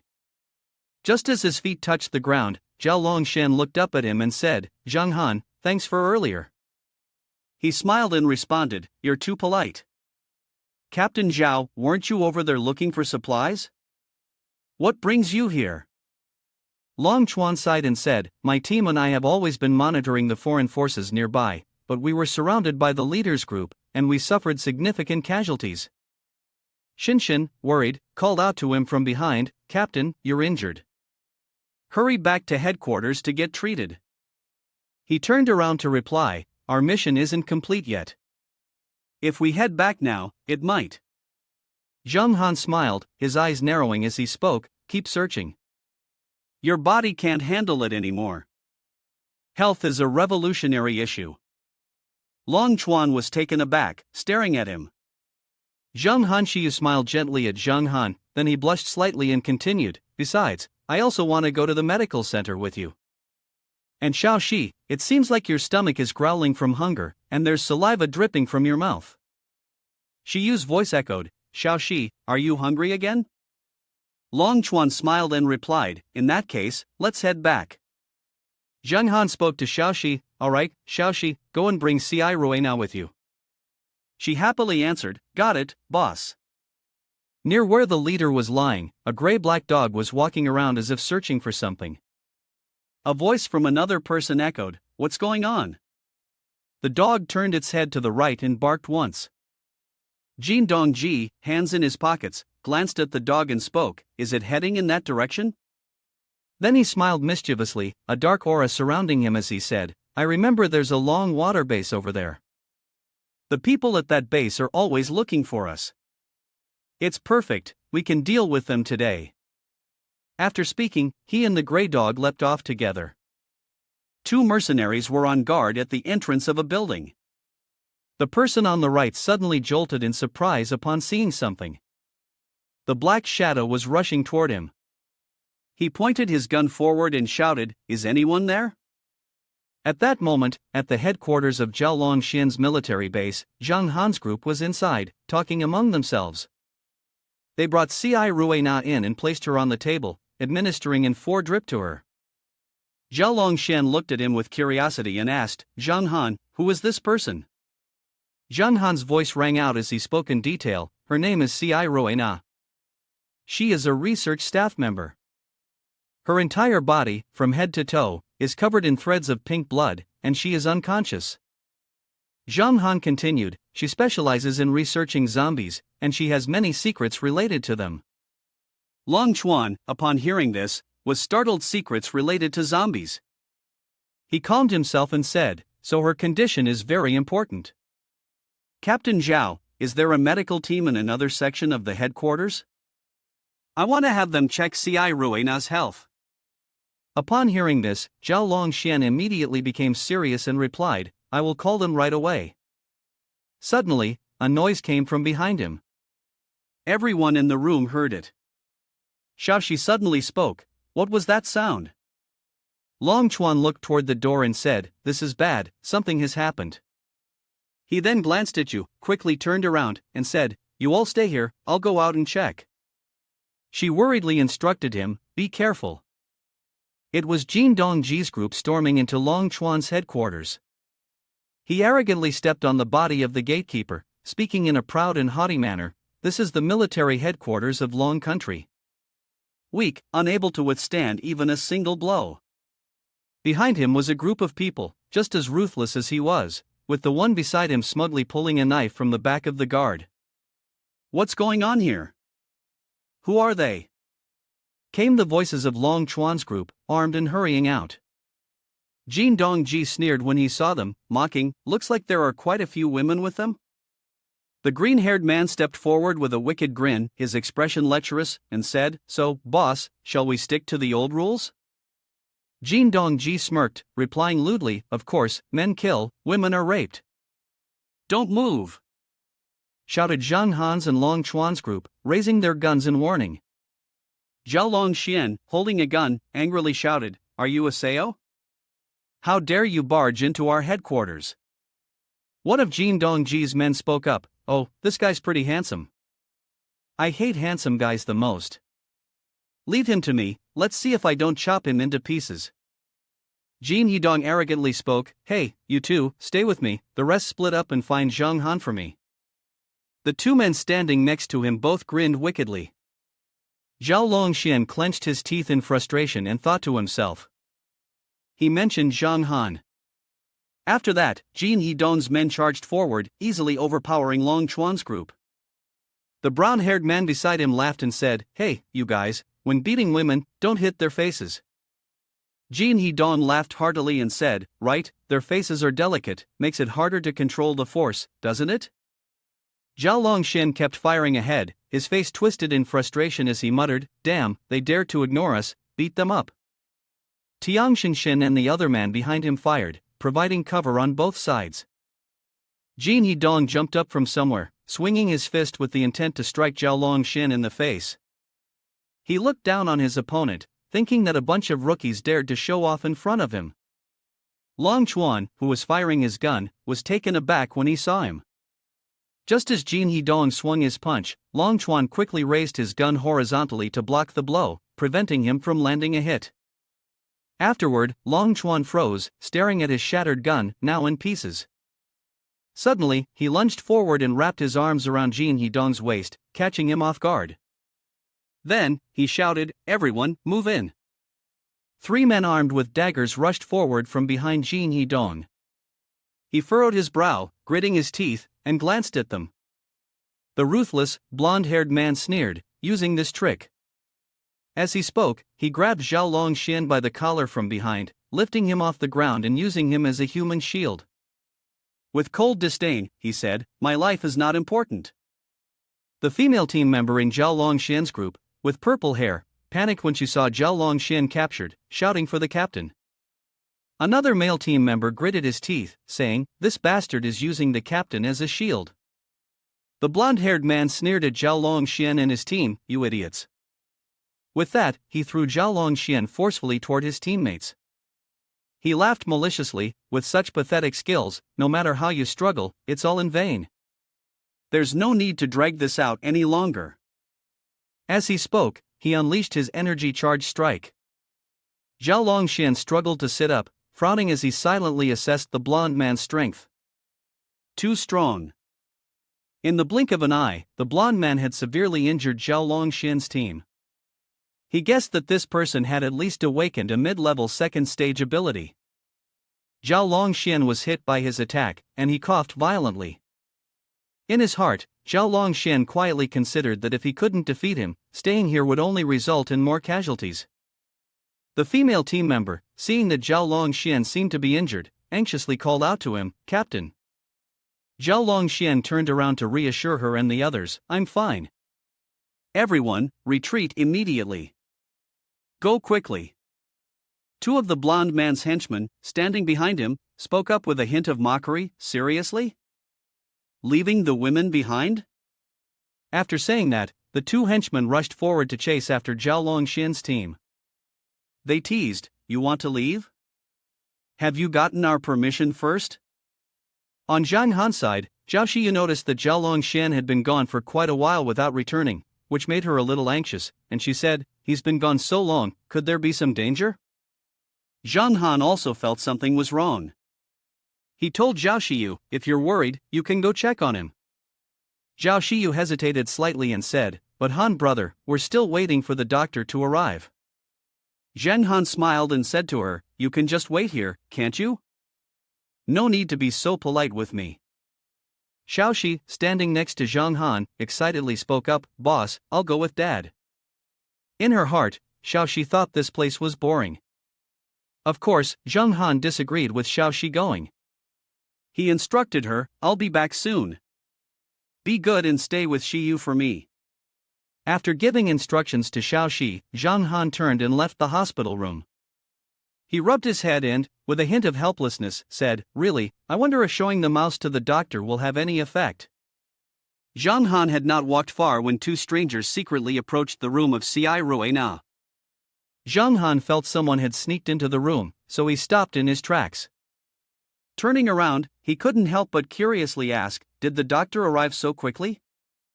The 2 strangers, one with red hair and glasses, and the other with a bald head, boldly entered Xiai Ruina's room. The red-haired man with glasses, upon seeing Zhao Xiu and Xiao Xi, teased, "Hiding 2 beauties here, huh?" When Zhao Xiu noticed their arrival, she asked, "Are you 2 doctors?" The red-haired man with glasses smirked and countered her question, "Doctor? Is this some kind of game?" Playing games with beautiful women, no matter how long, is fine, as long as you tell me something. At this point, his face turned cruel, his voice cold as he continued, "Do you know a person named Zhang Han? Where is he?" Hearing him mention Zhang Han, Zhao Xiu was startled. She thought to herself, "This person isn't a doctor, but he's looking for Han brother. Could he be an enemy of Han brother?" The red-haired man observed Zhao Xiu's expression and guessed she knew Zhang Han. He then threatened her, "Seems like you know exactly who he is. Answer me obediently, and maybe you'll suffer less while playing this game." At that moment, Xiao Xi suddenly leaped onto the man, shouting loudly, "Pervert, stay away from my Xiu mom." Caught off guard by Xiao Xiu's attack, the red-haired man immediately spat blood. The red-haired man grabbed Xiao Xiu's ankle and yanked her down. He held Xiao Xiu tightly in his arms and spoke mockingly. This woman is pretty strong. I like that. Xiao Xiu was startled by his embrace and screamed. Let me go. Let me go. The bald man standing behind him, confused, spoke up. Mr. Duan likes this kind of woman? Don't the ones over there smell more like women? The red-haired man smiled slightly, a hint of mockery in his tone. Well, then you don't understand the appeal of these lively little ones. Zhao Xiu, seeing Xiao Xiu being captured, was anxious and called out loudly. Xiao Xiu. Zhao Xiu hurriedly drew her gun, aimed it at the two red-haired men and the bald one, and shouted sternly. Let Xiao Xiu go. Get out, or I will shoot. The bald man threatened Zhao Xiu in return. Put the gun down. I still want you to play with me properly. Mr. Duan hates it when others point guns at him. The red-haired man chuckled, a challenge in his voice. Go ahead, shoot. I dare you. To everyone's surprise, Zhao Xiu actually fired. She shot several rounds at the two men. The red-haired man quickly released Xiao Xiu and leaped to dodge the bullets Zhao Xiu fired. He sneered coldly. Damn woman. He lunged forward, grabbing Zhao Xiu by the throat and lifting her off the ground. He gritted his teeth, shouting. You thought shooting me at the cemetery last time would go unnoticed? Zhao Xiu struggled as he choked her. She found it hard to breathe, coughing violently. At that moment, the bald man had already subdued Xiao Xiu. Seeing Zhao Xiu in danger, Xiao Xiu screamed in panic. Mom! Xiu! The bald man, holding Xiao Xiu from behind, tightened his grip on her and coldly threatened. Don't run! The wind-blown woman is definitely beyond saving. Now, it looks like you're the only one left to play with us. On the other side, the red-haired man raised his hand, preparing to strike and take Zhao Xiu's life. He smugly laughed and said, Now you can join him down there. Zhao Xiu gritted her teeth in anger as she glared at him. She thought to herself that she was surely going to die this time, so she quietly called out to Zhang Han one last time, Han brother. At that moment, Zhang Han indeed appeared. He crushed the red-haired man's two arms, rescuing Zhao Xiu. Zhang Han's move was so swift that the red-haired man didn't even realize what had happened, with his arms broken in an instant. It took him a few seconds before he let out a loud scream. The bald man, who was controlling Xiao Xiu, suffered the same fate and had both arms broken by Zhang Han. In a panic, he called out to the red-haired man, Mr. Duan. Zhang Han coldly remarked, I heard you two were looking for me. The red-haired man collapsed to the ground, trembling all over. He struggled to lift his eyes to look at Zhang Han and asked weakly, When did you kid? Zhang Han casually introduced himself, I am Zhang Han. Zhao Xiu, seeing Zhang Han return, joyfully called out, Han brother. The red-haired man, whose arms were nearly torn off by Zhang Han, roared in fury, Kid, you dare to sneak attack when I'm unprepared? I'll take your worthless life. Zhang Han sneered and said, Do you think you can turn the tables just because I caught you off guard? Zhao Xiu, feeling a bit uneasy, said to Zhang Han, Han brother, be careful, this guy is very fast. Zhang Han gently reassured her, Don't worry, Xiu. With those words, he easily subdued the red-haired man. Zhang Han drew his sword and mocked, a name like that makes you nothing more than a clown. After speaking, Zhang Han decisively slashed him with a horizontal strike across the chest. The red-haired man coughed up blood and was gasping for breath. How is this possible? Before he died, he whispered, How are you so strong? Zhang Han looked down at him from above with disdain. He spoke indifferently. With only this much skill, you dare come for revenge, and even harm my teammates. The system then sent a notification to Zhang Han, initiated self-assessment, received energy core X0 plus 5600, 80% potential added, and storage ring shard X337, a technological map, a rare skill visceral desire, and a strange puppet. After reading the notification on the screen, Zhang Han furrowed his brow and held a tiny puppet in his hand. Curious, he asked. A puppet, what is this strange thing? Xiao Xiu, standing beside him, excitedly exclaimed. Boss! The bald man, who had been watching the whole scene from the corner, was trembling in fear and silently thought. What's going on? He shook with fear and asked himself. Mr. Duan was a second-tier, intermediate-level awakened one, yet he was killed by this kid in an instant. At this moment, Zhang Han coldly approached the bald man, holding his sword. His gaze was sharp, his voice carrying a murderous intent. Big brother, you're heading to hell now, why don't you go join him? The bald man shuddered, weakly begging. Please, don't. A flash of blue light flickered. The bald man screamed in agony as he spun around. Zhang Han leapt forward, swung his sword toward him, and shouted. Dare to mess with the women around me? None of you will leave alive. The shrill scream of the bald-headed man echoed, followed by a flash of cold light from Zhang Han's sword as it swept past his body. In an instant, Zhang Han had dealt with the bald-headed man. He looked at him disdainfully, watching as he died with his eyes wide open. Suddenly, a loud noise rang out, catching Zhang Han's attention. Immediately after, a terrifying explosion occurred in front of him, forcing him to raise his hand to shield his face. Amidst the smoke and dust, Zhao Longshan suddenly coughed up blood, his body covered in injuries as he staggered and fell backward. Zhang Han anxiously shouted, Captain Zhao. Xiao Xiu, seeing Zhao Longshan covered in blood, was horrified and rushed over. She shouted loudly, Mr. Zhao. Xiu gently shook Zhao Longshan awake, tears streaming down both sides of her face as she sobbed, Brother, what happened? Don't scare me. Xiao Xiu turned to Zhang Han and asked, Boss, what's wrong with him?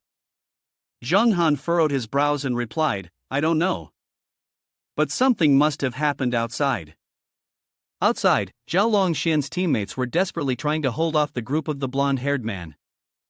A brown-haired girl was firing rapidly at the enemy while instructing the other team members, Quick, stop them. Don't let them get any closer to the captain. Surprisingly, the blonde-haired man and his companions seemed unaffected by the hail of bullets.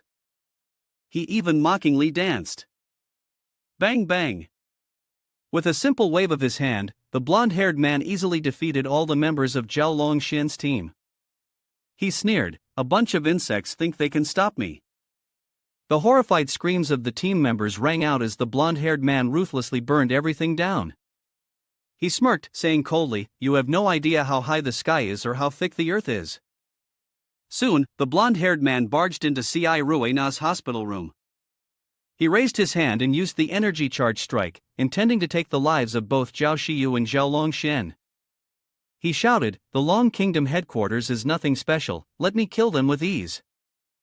Faced with the fierce attack from the blonde-haired man, Xiao Xiu could only helplessly hold the already unconscious Zhao Longshan in her arms. At the moment when both of their lives were in danger, Zhang Han appeared from behind and grabbed Xiao Xiu's shoulder. Using his blink technique, in an instant, Zhang Han managed to evade the blonde-haired man's deadly strike, taking both Xiao Xiu and Zhao Longshan to safety. Witnessing Zhang Han's astonishing speed left the blonde-haired man momentarily stunned. Zhang Han shot a cold glare at him, his voice low and firm, Damn it, you've attacked my people time and time again.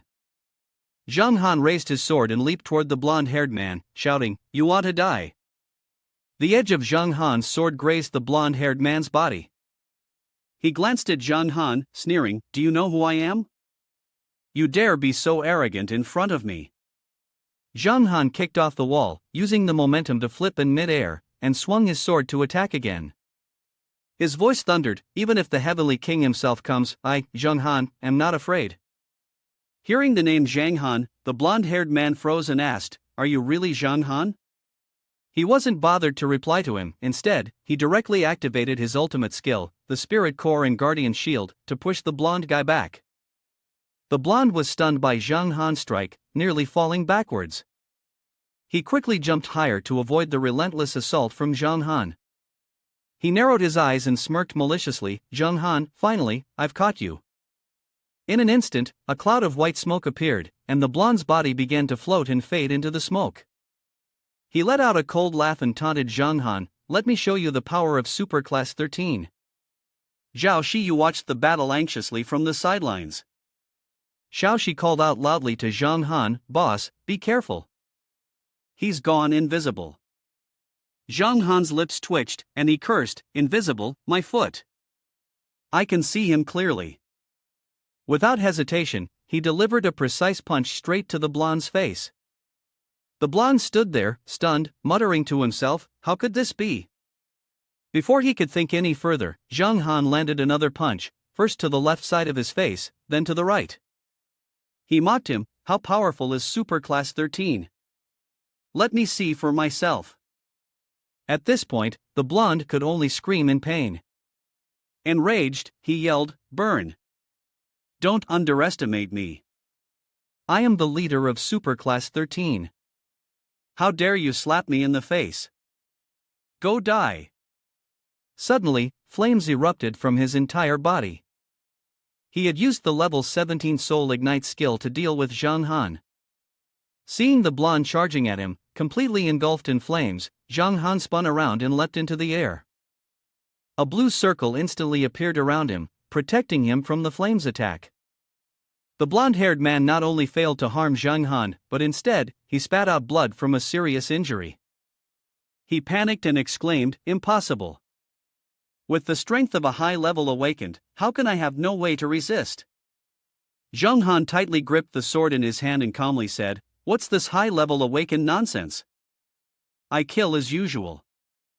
With that, he swung his sword down. The blade of Zhang Han's sword gleamed with a cold light, and the blonde-haired man realized he had no way out. He panicked and shouted, "Zhang Han, I admit you are strong, but my mystic martial shield is very solid, you can't break it. How about we negotiate?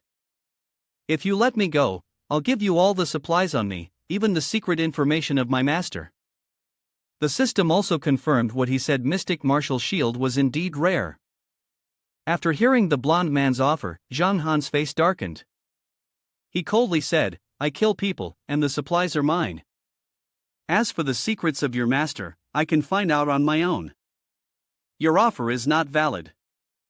Hearing this, the blonde-haired man ground his teeth in anger. "You!"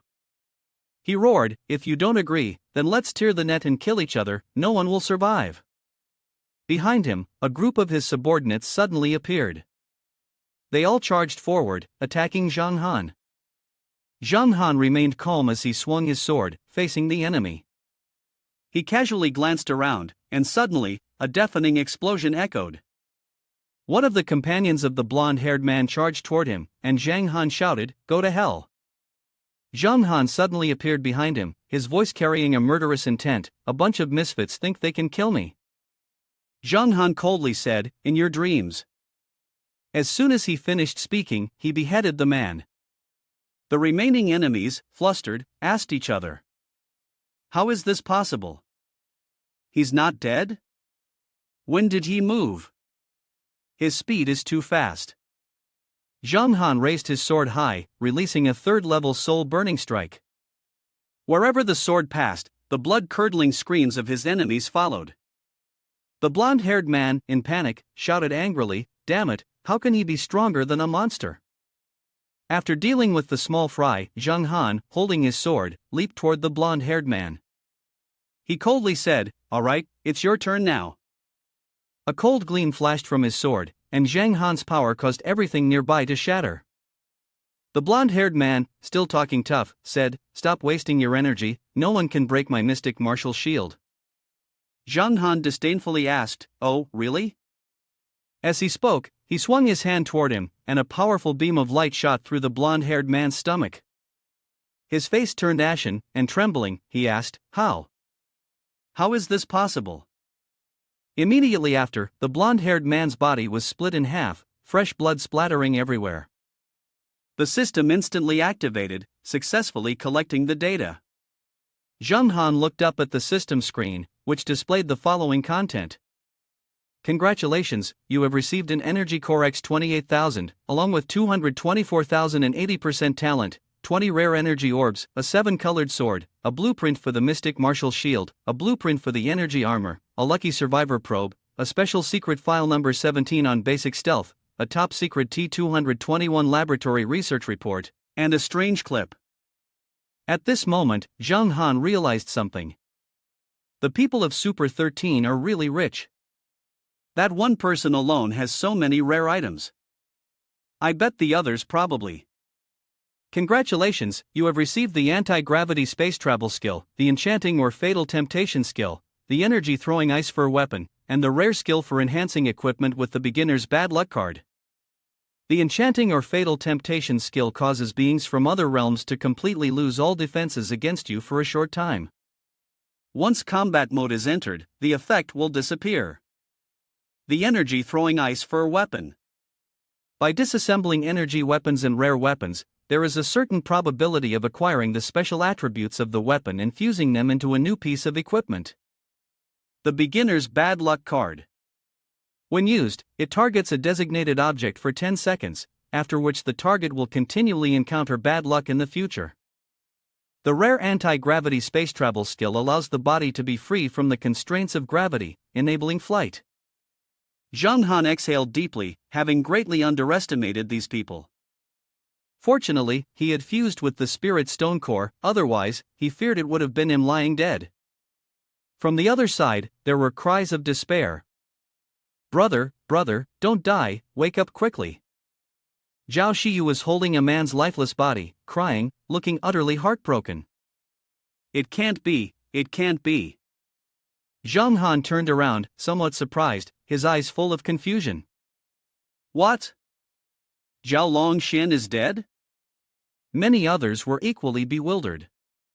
Captain Xiao Xiu, in deep agony, kept calling. Brother! Zhang Han was quickly running over as well. This is wrong, this can't be happening. The red-haired girl was also crying bitterly. Xiu mourned, the captain is dead. But Xiao Xiu shook her head repeatedly, refusing to accept the truth. No, it's not true, someone over here is crying so much, all because they saved me. Captain Zhao. Everyone is deeply saddened by Zhao Longxian's passing. Zhang Han immediately sensed something was off. He rushed forward to support Zhao Longxian's body. Xiu, let me check Zhao Longxian. Xiao Shi also wondered. Boss, what are you doing? Zhang Han touched the ring on his finger, searching for clues. His eyes sharpened, and soon, he discovered the issue. As he touched the ring, a puppet figure appeared. Not again, this puppet. Zhang Han was examining the issue. The slot in the third-tier ring was urgent, as he placed an object with no apparent use into it, taking up a very illogical amount of space. But what was strange was that it seemed like there was too much emptiness in Captain Zhao's ring. Zhang Han began to have doubts. Aside from these puppets, there seemed to be nothing else. Xiao Xiu was still crying. Han brother, he won't die, right? Her sobs were full of distress.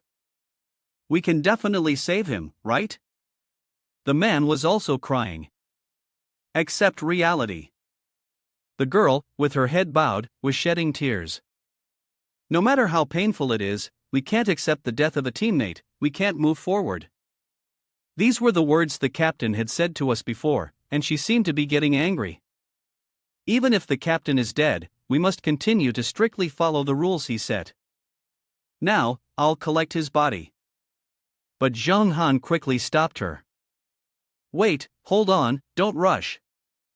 Zhang Han calmly told everyone to stay calm, Captain Zhao might not be dead yet. Everyone was shocked by Zhang Han's words. What? The girl in red even asked again. Really?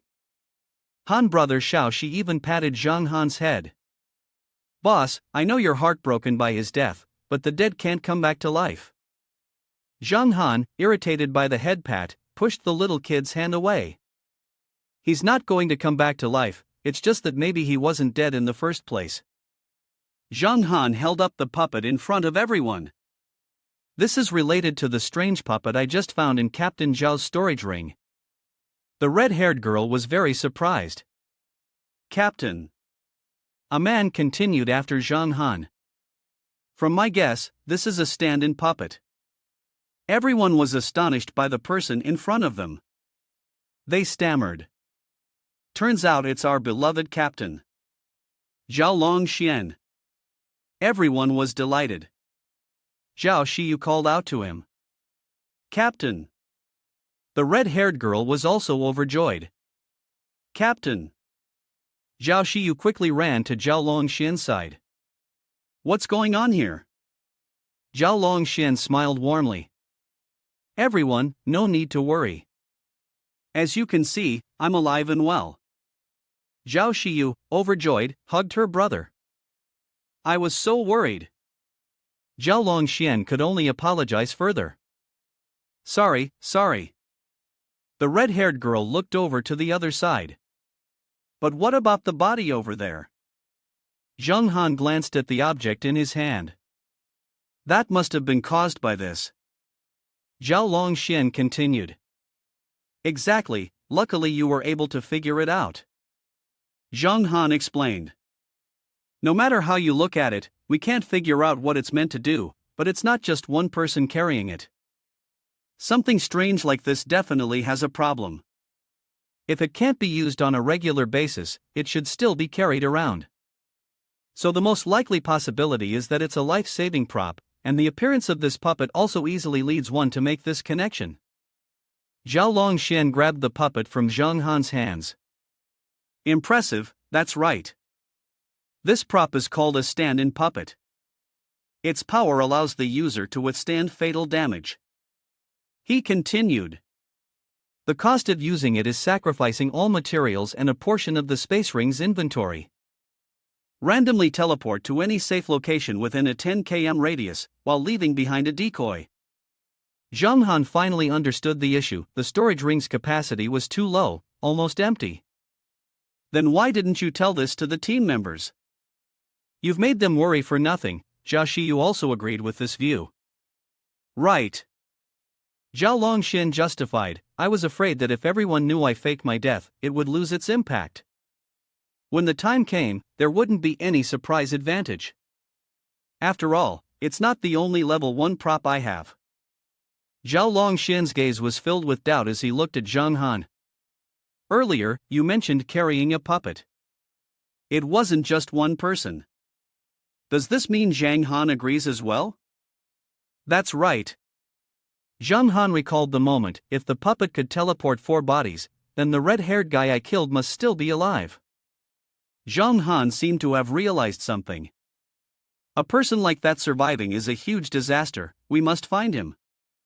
Over at Ace's side, he was sitting with Bai Jia when the latter noticed something on the bulletin board. Bai Jia turned pale when he saw Ace spit out a mouthful of water. What's wrong with you? Ace asked. There's a message from Zhang Han on the bulletin board, Bai Jia replied. Frozen ice flour is no longer needed. Go find the red-haired man from Super 13. Asa read the message aloud for him. Zhang Han is still alive. He told me to look for someone from Super 13, Asa said. Bai Jia was furious. What? Alive? He screamed to the heavens and the earth, is it really impossible for us to escape that kid's demonic grasp? Everyone is exhausted. Never mind. If he's still alive, it's better to offend his enemies than to offend him. He dragged Bai Jia along with him to inform all the sales staff to put all their efforts into searching for the red-haired man, Super 13. Zhang Hao, on the other hand, was searching for something this week's list of supplies, contributions, and distribution. He was startled when a message came in, and someone rushed over to report. Not good, Your Excellency. Zhang Hao asked in return, what's going on? Why the panic? The man replied, a lucky survivor just arrived, someone's causing trouble. Please, come quickly. Zhang Hao immediately tensed up, is it happening again? Why is this happening? I'll go check. The man quickly agreed. A crowd of henchmen surrounded in a circle, with a pink-haired girl holding something in her arms. One thug wearing a black sleeveless shirt shouted loudly, swearing. Damn it, Why do you people eat different from us? Another man spoke up, yeah, we're all in the same company, why the discrimination? The pink-haired girl was startled upon hearing this, trembling in fear. The thug didn't stop there, continuing, is it because our religion is different from yours, so you discriminate and oppress us? The girl responded, her voice shaking, no, it's not like that. From outside the door, Zheng Hao slowly approached the dimly lit room. The noise inside was constant, with loud sounds emanating from within. Why don't you just hand over what you have in your hands? This is what I found on my own, the girl said timidly. Immediately after, he threw the door open, his face filled with murderous intent as he stared at the thug. The thug kept threatening the girl with harsh words. Do you want a beating? Out of fear, the girl crouched down, adopting a defensive posture. When the crowd saw him, every one of them was stunned. They all shouted in unison. Zheng Hao. He stepped in and spoke clearly. Everyone, you're absolutely right. I respect your beliefs. At the same time, he ordered the pink-haired girl. You go outside first. Leave this place to me. The girl, as if grasping at a lifeline, quickly obeyed. God's messenger. She hurriedly escaped through the door, successfully fleeing from the group of thugs. One of the people in the crowd, a person in charge of the headquarters, spoke up. You say you're God's messenger, and yet someone dares to claim to be a divine messenger? Then came a series of insulting words. The gods you follow are fake. Zheng Hao calmly replied to them. Everyone, our gods are very tolerant. If you have any needs, feel free to tell me. The man in the black tank top, still furious, shouted at him. Our needs are simple. All the good stuff must be shared with us, or it's discrimination. Without showing any fear, Zheng Hao responded. Understood. You just said our god is a false god, so your god must be Zhang Han, right? Nearby, two elderly women in their 40s stood there, hearing this, and proudly replied to him. Of course, you should abandon your false god belief. Our master will save you. Suddenly, his expression changed, and his eyes turned cold, as if he wanted to destroy everything in front of him. Very well, I now understand your needs. If you believe your God can save you, then I will give you 10 seconds to pray for your God to appear and prove its existence. The prayer is very simple, just save one of your lives. Then, he slowly began the countdown. 10, 9, 8, 7, 6, 5, 4. One of them looked at him and interrupted. Life, what do you mean by that? The atmosphere began to grow suffocating, more tense. A strange, terrifying green light emanated from his body. One of the old women stammered. Divine Spirit doesn't appear in ways that humans can comprehend. Don't think you can use this method to bully our master. And so, the numbers he counted continued to decrease. 3, 2, 1. It's time. Let us see what the blessing of each other's divine spirits differs. His power was revealed, and one by one, he dealt with each person in the crowd swiftly and effortlessly. None of them could stop him. They all helplessly fell to the ground, helpless against his punches, which landed without fail. Zheng Hao moved as fast as lightning, his left hand reaching out, prepared to grab the head of the muscular man in the black sleeveless shirt. My divine spirit grants me such strength, yet your gods can't even respond to your prayers. He quickly grabbed the man's head, causing his whole body to ache incessantly. The man's companions, upon witnessing this scene, were utterly stunned and shocked. Then, he replied, so, whose divine spirit is the fake after all? The man, after receiving a beating from him, cried out in pain, help me, this is terrifying. After dealing with them, all that was left were splatters of red syrup scattered across the floor and the group of unconscious individuals lying there. Since he had been somewhat brutal in his actions, even his shoes got stained with the red syrup, leaving 2 deep red shoe prints on the floor. Quite a bit of time had been wasted. The new list still hadn't been finished yet. Right, there was a private message earlier, I haven't checked it. He muttered to himself. Opening the system to check the message, his face immediately turned pale with panic. Oh, it's from Zhang Han. If only I had looked at it earlier. Suddenly, he felt something was wrong. He couldn't understand the message he had just received, which urged him to quickly find the red-haired man, Super 13. Meanwhile, Zhang Han had already spread the information to everyone. All right, the arrest warrant has been sent out. Hopefully, we can find that person soon. The green screen of the system was skillfully operated by him. Then, the icons for the items were displayed on the screen, and he realized, a bit flustered, that it was time to organize the supplies. Zhang Han reviewed the items he had gathered in the system. Recently, the materials collected were too many. He used the ones that were useful first. When he pressed his finger on the icon in the system, a ding sound rang out. Then, a notification was sent to him: you have lost 11,500 storage ring fragments, 25,000 energy cores. The storage ring successfully upgraded to level 9, and he cheerfully replied, great.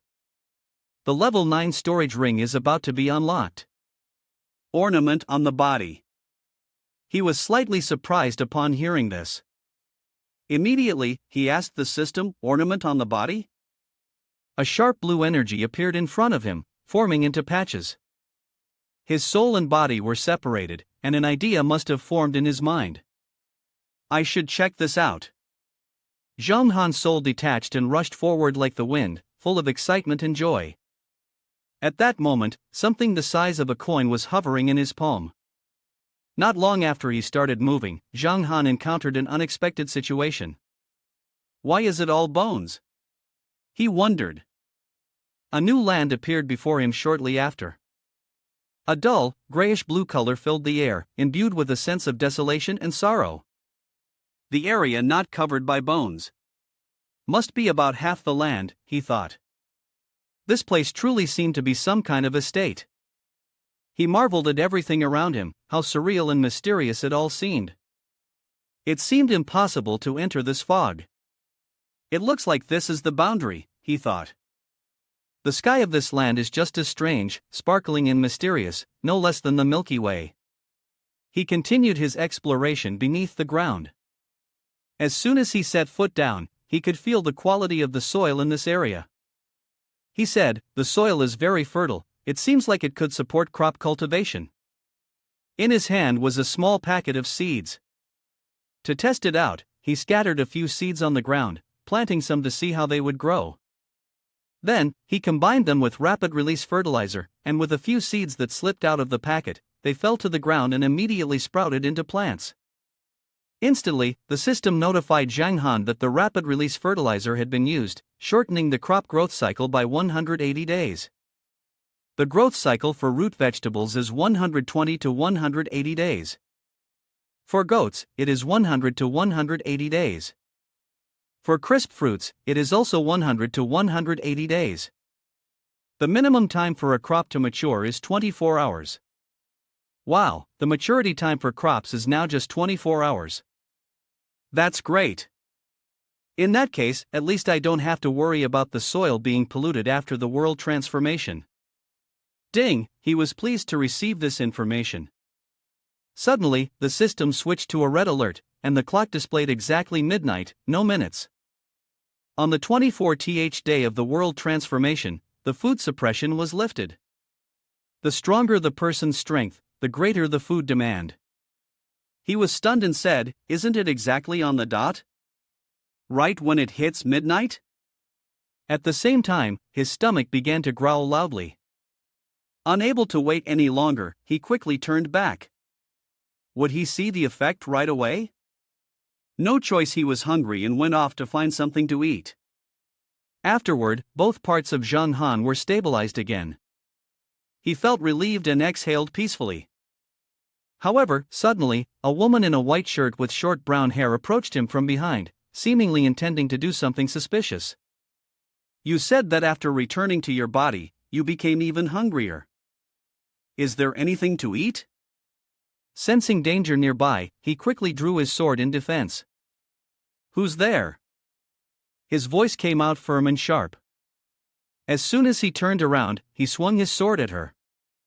He realized the woman froze for a few seconds, thinking, why is it her? Why Xiai Rui Na? Standing in front of the sword pointed directly at her face, Rui Na was too frightened to speak. You scared the hell out of me. When did you wake up? Zhang Han asked her, but she stood there, frozen, saying nothing at all. Seeing this, he patted her head, checking if she had fully recovered. Why wasn't she speaking? Could she still not be well? She appeared embarrassed. Suddenly, she grabbed his wrist, tightening her grip so quickly that he couldn't react in time, thinking, that was fast. Ruena's face clearly displayed panic, as if she was in a complete daze. Zhang Han was being pulled along, his face full of alarm, silently thinking, this isn't good. What does she want to do? Xiai Ruena clutched his arm and dragged him into the room, a mindless smile on her face. She pointed at the bathroom, indicating she wanted to take a bath. He was puzzled. You mean you want to take a bath? Upon hearing that he understood, Ruena grinned with delight. He, feeling embarrassed, turned his flushed face away. You go ahead. Why are you calling me? She furrowed her brows, feeling a bit confused and embarrassed, her two hands touching each other. Zhang Han suddenly realized that she meant her hands couldn't be washed, so he said, I'll help you. Ruena didn't mind at all, still showing an excited expression. Seeing this, he quickly covered his eyes as if he weren't really covering them, shouting loudly like a pig being slaughtered, don't do this, men and women should not touch each other. No! Zhang Han immediately pushed Ruena inside, making her startle, then slammed the door shut. From within, his horrified voice could be heard, hey, stop laughing, what's wrong with me helping you wash? The scene shifted to a long road, with large vehicles driving in one direction. Someone was using binoculars to assess the situation and spoke, is this the headquarters of the Zhanghan Church? Inside the headquarters, the sound of a bell rang out loudly, causing a commotion. A woman hurriedly rushed in, her tone frantic as she reported. This is bad, Your Excellency, we've detected a team approaching, and they are not friendly. Zhang Hao immediately turned around, raising a question, what? An intruder? She was extremely frightened as she informed him, we've detected 3 different groups of survivors approaching. To the south are the Nila people, to the west are the Shidong people, and behind us, there are still quite a few black people. Meanwhile, Zhang Han and Xiai Rui now were sitting in the bathroom. He was drying her hair while asking, back in the bathroom earlier, I didn't mean to look at your body, don't blame me. She turned around, giving a slight smile. He panicked and said, don't move. At that moment, Xiao Xiu pushed the door open and rushed in, loudly shouting, Boss, let's go out and play, Xiao Xiu is behind us. He turned red in the face, stammering as he called, Xiao Xiu. The little girl eagerly asked, what is Boss Ba doing? Meanwhile, Xiu's cheeks were flushed. Calmly, Mr. Gu replied in a clear voice, nothing. Xiu stepped forward and said, Han brother, we've been at the headquarters for a long time. Do you think we should go back to the base for a visit? He pulled up a map using the system and analyzed it. Speaking of which, Zhang Hao's base is only about 40 kilometers from here. We could visit him and check on the seeds we gave him last time, I wonder how they've grown. The system notified that teleportation could be initiated, with a waiting time of 3 days. When the teleportation happens, it would transport the leader's companions along as well. Members not in the organization were limited to 10 people, while those in the organization had no limit. He read the message and exclaimed, we can teleport now. Xiu smiled and said, I haven't tried teleportation yet. Do you want to give it a go? He replied, sure, let's try it now. He pressed the red round button on the screen. Then, everyone disappeared into the void. At Zhang Hao's base, everyone was anxiously discussing things. Li Bingyu spoke up, the drone scouts report that people are getting close to us, less than 3 kilometers away. Jinyu, sweating nervously, said, we just fought this afternoon, losing over half our forces. We only have 120 combat personnel left. What should we do?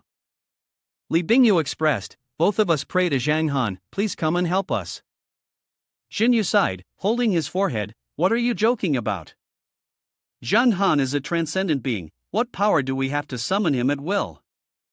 Zhang Hao raised his hand and spoke in a loud, reassuring voice, everyone, don't panic. We've already overcome worse, why should we fear this small obstacle? Suddenly, another young man rushed in, panicked, and announced an ominous omen. Divine Envoy, the Nila forces have reached the southern square and are preparing to launch an attack. The black-clad soldiers are moving quickly, they've reached the Wangshan Hotel past the farm and are seemingly assembling something. He pointed to the camera and continued, the Shidong people are the most difficult to deal with. I managed to get images of a drone before it crashed, I'll show everyone. These are images of the unfortunate people hanging from the tank. They are bait for the zombies, who are rushing toward them like a swarm of bees. The scene is terrifying, apocalyptic, like the end of the world. Those watching turned pale, shuddering in fear. So many zombies, we're doomed. What should we do? We need to run. Zhang Hao gritted his teeth and cursed, damn it, what a bunch of vile, insidious scoundrels. The crowd outside began shouting loudly. We want to meet the sect leader. Yes, we demand to meet the Divine Envoy. The young man with glasses spoke, the Divine Envoy is busy, if you have anything to say, you can speak with me first. But they kept shouting. Who are you? Right now, the enemy is invading. We demand Zhang Han to appear and save us. At that moment, someone stepped forward and asked, what's going on here? They all shouted in unison, Divine Envoy Zhang Hao, what's all this commotion? A person ran up and reported, Sir, the followers say there is an enemy invasion, and they request Zhang Han to reveal himself. They are causing a scene. Li Bingyu, who was watching, bluntly commented, followers? I think they are spies sent by the Shidong people. The crowd angrily shouted, you shouldn't slander us like that. They continued to provoke loudly, how dare you accuse us of being spies? We just want to meet Zhang Han. That's right, the general is about to arrive. How could Zhang Han not make an appearance? Bingyu casually tossed his hair and added, Corpse Tide is about to launch a secret attack, and neither the In people nor the Black people know about it. How could you possibly know? The man was left speechless, stammering, well, we have our own channels of information. Suddenly, a green light appeared from behind, causing everyone to panic and scatter in all directions. What is this? Zhang Hao exclaimed in surprise as he saw the person approaching, instantly recognizing the famous Zhang Han. Zhang Han had only just begun to speak, saying Zhang, before being interrupted. Who are they? Could the leader be Zhang Han? The crowd rushed forward, respectfully speaking loudly, it can emerge from the air, it can emerge from the air. Who else but Zhang Han could do that? Hurry up, pay your respects to Zhang Han. He stood there, confused and dazed. What? He asked, flustered. Zhang Hao, what's going on here? Xinyu, equally clueless, asked, Zhang bro, should we go help them? Zhang Hao suddenly smiled and said, yes, you're right. With that, he stepped forward, greeting warmly, Zhang Han, it's truly wonderful to see you reveal yourself. Actually, our base is facing a significant threat. I hope you can take action. The more Zhang Han listened, the less he understood. Huh? He asked in confusion. Threat? Zhang Hao answered seriously. Yes, I've heard that a corpse tide is heading toward the base. Zhang Han looked up at the sky and said, is that so? Then I'll go take a look. He used gravity manipulation to fly straight into the sky, leaving everyone watching in awe. I saw it. Zhang Han is flying up. Oh my god, Zhang Han is truly extraordinary. Zhang Hao watched him, silently thinking. Has he become stronger again? Does Zhang Han have no limits? He grew even more excited, and now seemed like the perfect time for this. Up in the sky, Zhang Han looked down at the situation below. An entire forest of zombies was moving in. He was very surprised. Is this for real? These guys are intentionally luring the corpse tide here. Just as he descended, Zhang Hao anxiously asked. Zhang Han, what's the situation? Zhang Han replied. Someone's intentionally luring the corpse tide. The 3 survivors are all at most mid-level awakeners, not much to worry about. Speaking of which, what did he just call me? Zhang Han continued. We'll joke later, let's deal with those guys first. At this moment, Xiai Ruina pointed at herself and made a few unintelligible sounds. He realized. Oh, Ruina, you want to test your skills? Seeing that he guessed correctly, she smiled and nodded. Zhang Han trusted her greatly and handed over the task. Okay, those Shidong guys are all yours. He then reminded Xiai Ruina. Don't overdo it, be careful. She lightly accepted, waved her hand to say goodbye, and swiftly took off. Everyone who saw it couldn't help but exclaim, the speed is incredible. Zhang Hao on this side felt a bit uneasy and wondered to herself if she could really handle it alone. Zhang Han, looking very calm, reassured her, saying, don't worry, she knows her own limits and will do what she can. He gently asked, how are the crops I asked you to plant going? Zhang Hao felt more at ease and happily pointed to the other side. The sky was clear, with soft rays of sunlight shining on the lush fields, where many people were hard at work. As she walked, Zhang Hao explained the situation. The farming is going very smoothly. We've got 300 people working the land. Right now, we can harvest about 4 tons of crispy fruit and 7 tons of tuberous vegetables each week. Zhang Han smiled in satisfaction and said, good, in 6 days, the suppression of the mutant apocalypse will be lifted. Although it would only be partially lifted, the entire land had been polluted, leading to mutations. He suddenly turned to Zhang Hao, then said seriously, therefore, no matter how tough it gets, we cannot slack off. In these 6 days, we need to put all our strength into storing the crops. Zhang Hao immediately replied, yes, sir. The large truck slowly drove deeper into the area. The man with the crew cut sneered and spoke, our 4 battle teams are in position, we can launch a full-scale attack at any time. The man with the spiky hair, who was watching through binoculars, responded, to break through the defenses of the Long Kingdom, how many battle teams do you think we need? He disdainfully answered, the Long Kingdom's people are small and weak, 1 team is enough. The man agreed with a sneer, yeah, I feel the same way. Last time when we cancelled the water and electricity supply mission, even the heating wasn't enough, it was over then. I hope the people of Long won't disappoint me. He suddenly paused. What is that? Through the binoculars, the image of Xiai Ruina zoomed in quickly, heading straight toward them. They all rushed forward, shouting, look at that. Something is charging out from the Long Army's camp, it's so fast. Ruina leapt high, performing a graceful flip that left them dumbfounded. Only then did they realize the person in front of them was a woman, but it was too late. Ruina, with her hands full of sharp claws, slashed a line across them, leaving their bodies covered in wounds. The man with the slicked back hair charged forward with a knife, despite his face turning pale with fear. Whether or not it was an ambush, it didn't matter, as she only needed to swing her hand and the knife shattered effortlessly. He stared at the broken weapon, now just the handle, so scared that he almost wet himself. Before he could even repent, Ruina had already stabbed him with her hand, sending him to meet his ancestors. The man with the spiked hair was in shock, thinking to himself, how is this possible? He stood frozen, unable to do anything, silently telling himself, it's like I have the strength of someone from the second realm, but I still got killed.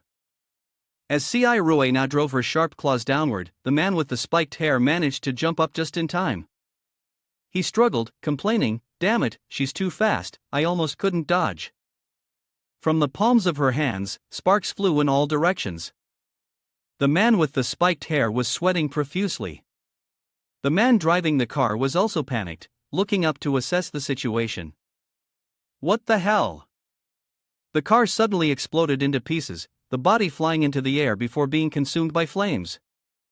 The man with the shaved head fell straight down, screaming in agony. The others rushed over to check on him. Leader, are you alright? He angrily slapped one of them and cursed. Idiot, what are you standing there for? Get up here. All of his subordinates grabbed their guns and charged forward. Yes, yes. Xiai took a deep breath and then screamed loudly. A terrifying shockwave hit the group running toward them. The zombies on the left were drawn in, and even those on the right turned to look. It was as if they were hypnotized, madly rushing toward them, wanting to devour everything in their path. They screamed in terror. What the hell is this? How can that woman summon zombies?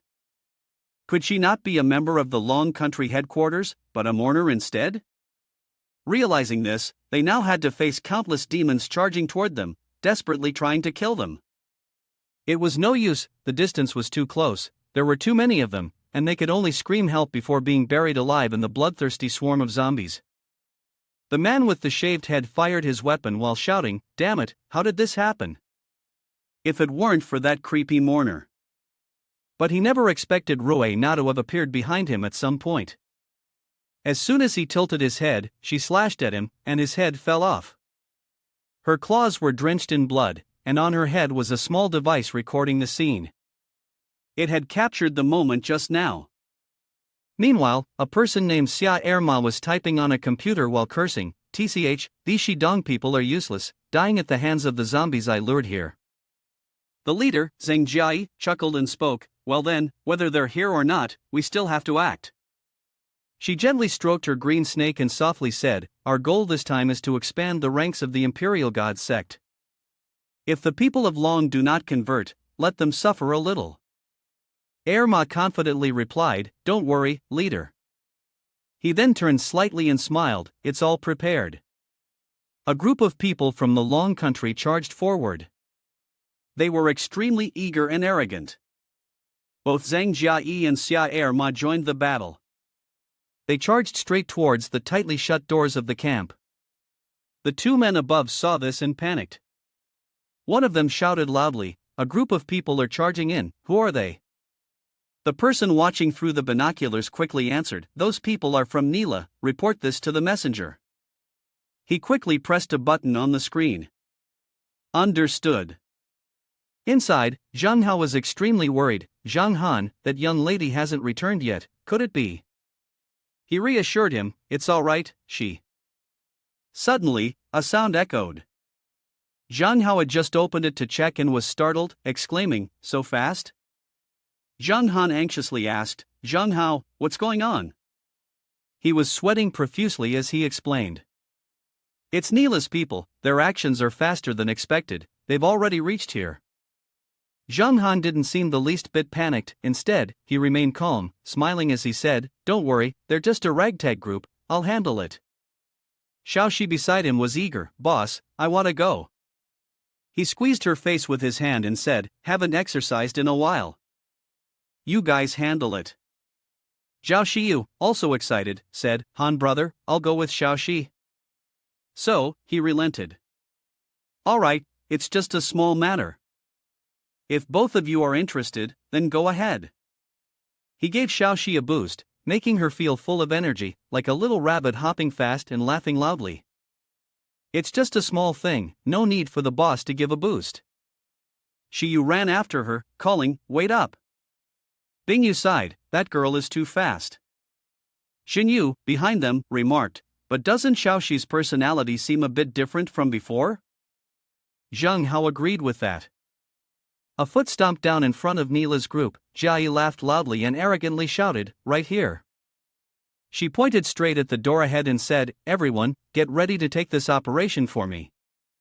Ma behind her suddenly had a dark look on his face, as if in panic. I rushed forward to hug Jiai, warning, "Danger, leader, be careful." Zhang Jiai had just spoken, "What?" The head of the subordinate had been blasted apart. The one who fired the shot was Xiu, and she felt a bit disappointed. Her partner earlier had seemed quite like a leader, but unfortunately, she couldn't end her life with one blow. Xiaoxi spoke up to comfort her, "Mother Xiu, don't be sad, leave it to me." The little girl ran forward at lightning speed, her face wearing a bright smile. is she the one playing with the snake? Irma immediately stood in front, shouting, "Leader, step back." She thought to herself, "Hurry up," but Xiao Xiu kept charging forward. The little girl threw a punch ahead and said, "Hello, invader, you have to throw a punch back." But in the end, it was she who was knocked away, spitting out a mouthful of dark red blood, falling backward in pain. Shiai rushed to catch her, shouting, "Sia Irma!" Irma lay motionless, blood spilling from her mouth. She struggled to speak. "Sorry, leader, I am so useless." Shiai frowned and said, "Damn it, she dared to hurt you this badly," and then released the snake from her neck. She screamed in fury, "I will never forgive." The enormous snake opened its mouth wide, revealing 4 sharp fangs. Xiu called out, "Warning, Xiao Xiu, quickly dodge." But the snake had already bitten into half of the little girl's body. Jia noticed Xiu hiding in the corner and said, "There's another accomplice, I will immediately order them to capture her for me." The subordinates obeyed. The snake swallowed Xiao Xiu whole, but then it began to thrash on the ground. Jia was extremely shocked, her face darkened. "What is this?" "The snake's belly is swelling up, the flesh is cracking open there." Xiao Xiu tore through the flesh from the inside and leaped out, blood splattering everywhere. She landed on the ground and immediately ran straight toward Neela's group. One punch, and a whole bunch of people fall. "Your little snake is too fierce, not fun at all." Jia, now too frightened to stand, stumbled. "How is this possible? She's not dead, and she killed my pet snake." She pulled the sword from the ground, cursing furiously, then raised it high to gather strength, her mouth still spewing insults. "Give Xiao Qing back to me." But just as Jia swung down, Xiao Xiu had already shifted to behind her. The girl extended her hand forward and mocked, "You're too slow." Then, without hesitation, she struck the opponent's back with a palm, causing Jia to spit out a mouthful of dark red blood. Jia was knocked down to the ground by the blow, causing the subordinate beside her to tremble in fear. Xiao Xiu stood tall, sneering at the woman. Neela just watched as Jia lay sprawled on the ground, her body covered in blood, thinking to herself, "Damn it, how can such a monster exist here?" In an instant, Jiayi's will to survive flared up, and she ran off, turning her head back while declaring loudly, "I won't suffer a loss here, we'll fight again another time." Xiao Xiu bent low, then sprang up with force, her voice pressing down. "Hey, I haven't even finished fighting. Where do you think you're going?" Xiu lay on the ground here, holding her gun pointed forward. "This place isn't somewhere you can just come and go as you please, is it?" She aimed straight at her head, then fired a powerful shot. The bullet flew towards her, and Jia, now terrified, screamed with a pale face. "No, don't." The bullet passed through, tearing her flesh apart in an instant. Xiao Xiu excitedly cheered, "Wow, you're amazing, Mom." Xiao Xiu smiled and said, "It's Xiao Xiu who's amazing. I'm just helping a little." Before they could take 2 steps, the ground began to tremble violently. Xiao Xiu turned her head, looking around, confused. "What's that sound?" Xiu wondered, "An earthquake?" Both of them looked down and saw a horde of zombies charging towards them. The sight was terrifying. She screamed, "This is bad, it's the corpse tide." Then she grabbed Xiao Xiu's hand and pulled her along. "Run, quickly!" Shiai Rui now returned, struggling as the zombies multiplied like ants. Rui Na's group trembled. "What's happening? What should we do?" They collapsed to the ground, cursing, "Damn it, we can't run anymore." The screams grew louder, like a sound coming from the dark depths of hell. Ruina leapt far ahead, then lunged, doing her best to hold the zombies back. The young man up high saw this and roared, "This is bad, the corpse tide is here. They're trying to close the door." Zhang Han and Zhang Hao rushed out in a hurry, and he was very puzzled. "What's going on? Hasn't the corpse tide been dealt with?" Zhang Han paused, and both of them stood high above, looking down at the horde of evil spirits swarming the ground. The terrifying corpses with ghastly faces and bloodshot eyes were even more horrifying. The people above were overtaken by fear, not even daring to fire their guns. When the monstrous army began to move faster, they suddenly screamed in panic, urging for action. Quick, quick, attack! Zhang Han rubbed his chin thoughtfully, wondering how to put it into words. Although Shiai Ruena could summon corpses, he looked down at her, desperately eliminating each one, and continued thinking, but if she can't control them completely, that's a problem. Summoning them only to fight them herself is just too ridiculous. Zhang Hao, on the other hand, was anxious. Zhang Han, aren't you going to take action? The man holding a gun next to them frantically reported. No. We can't, the corpses are about to break through. As soon as he spoke, we should run, he received a slap from Zhang Hao, accompanied by a firm reprimand. What are you saying at such a crucial moment? Zhang Hao tried to calm them down.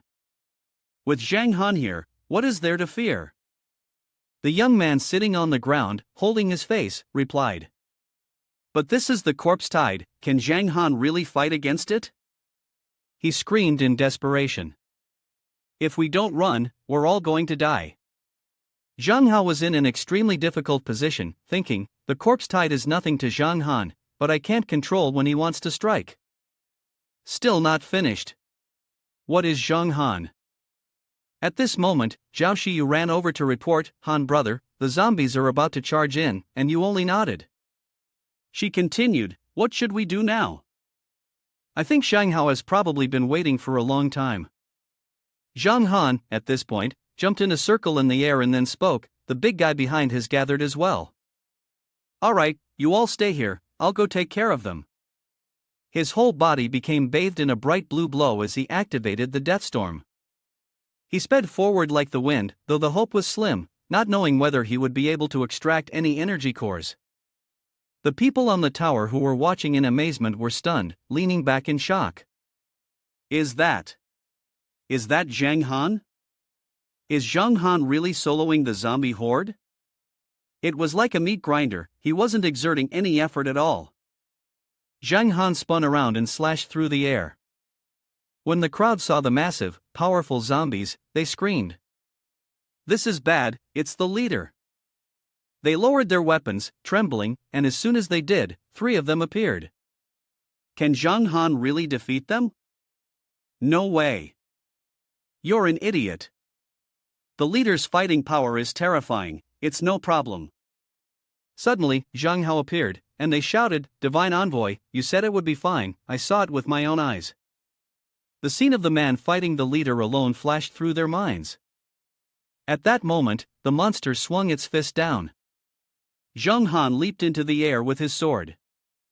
If one were to say, handling it wasn't difficult. He truly believed the problem was the number, it was more than he had anticipated with the energy cores and the reinforcement. Zhang Han grumbled irritably, this is so annoying. It's going to be exhausting if it continues like this.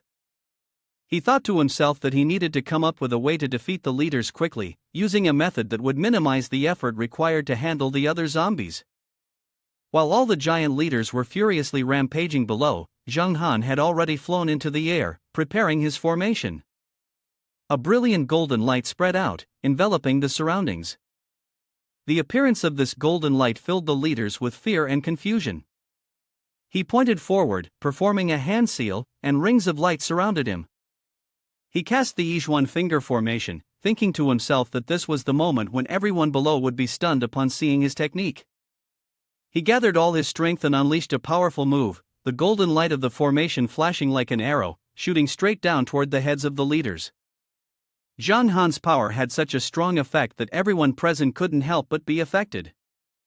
With a single finger, Zhang Han triggered a terrifying explosion, sending plumes of smoke and flames rising. Those leaders who couldn't escape in time were struck down by his finger. The explosion was so intense that everyone had to shield their faces, and as the smoke began to dissipate, people murmured in disbelief.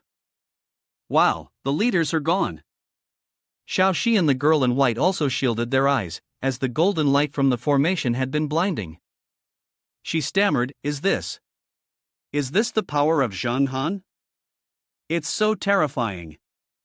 Noticing the unexpected explosion, Zhang Han quickly turned to pull the pink-haired girl along, his voice hurried but still tinged with confidence. Sorry, I didn't properly test the full power of the wave strike. His words seemed to confirm that everything was still under his control. However, the leader of the pack, who had not yet been eliminated, was already starting to stir, preparing to advance. The girl looked at him with a frightened expression. His gaze fell into deep thought as he silently considered a new strategy to completely eradicate them. But it wouldn't work, there were still many left alive at a distance, and the residual shockwave wasn't strong enough. Suddenly, he pushed the pink-haired girl back, saying, "Step back a little." Having exhausted too much energy, he decided to use a different method. His eyes were firm, showing no hesitation. He thought to himself, constantly using such energy-draining tactics isn't the way. Let's try something new. Immediately, Zhang Han deployed 2 automatic vigilance towers. When the leader approached, they would fire powerful sparks designed to eliminate them before they could rise up and attack. A sound echoed as the automatic system was successfully activated. Thoughts continued to race through his mind. This efficiency isn't bad. The system successfully collected the required amount, and the 2 machines sounded their warning alarms. He leapt onto the roof of a high-rise building, to the surprise of everyone. There's nothing more to do for now. Let's head back, he quietly told himself. The man in the blue outfit bowed respectfully, his expression one of loyalty as he spoke. Divine Messenger, I have carefully heeded every suspicion through the power of Zhang Han. The man holding the gun, looking at him, responded, very, very good. This person thought to himself, although I'm still shocked by the power he has now. The girl in the white dress looked at him with admiration, unable to hold back her curiosity about his new weapon. What kind of new weapon is that of yours? She asked. He didn't hide anything from her and answered honestly. It's a weapon I just acquired not long ago. I'm testing it out a bit now, trying to take down the leader without getting hit. But the purification efficiency isn't bad. Xiao Xiu and the other girl happily jumped around in excitement. Zhang Han also smiled brightly, feeling as if a heavy burden had been lifted off his shoulders. The 2 men holding guns stood next to 2 automatic turrets, keeping a vigilant watch as they talked. The man in black spoke up, complimenting him. Our Zhang Han is really something. The man in white wasn't to be outdone and chimed in. Who says otherwise?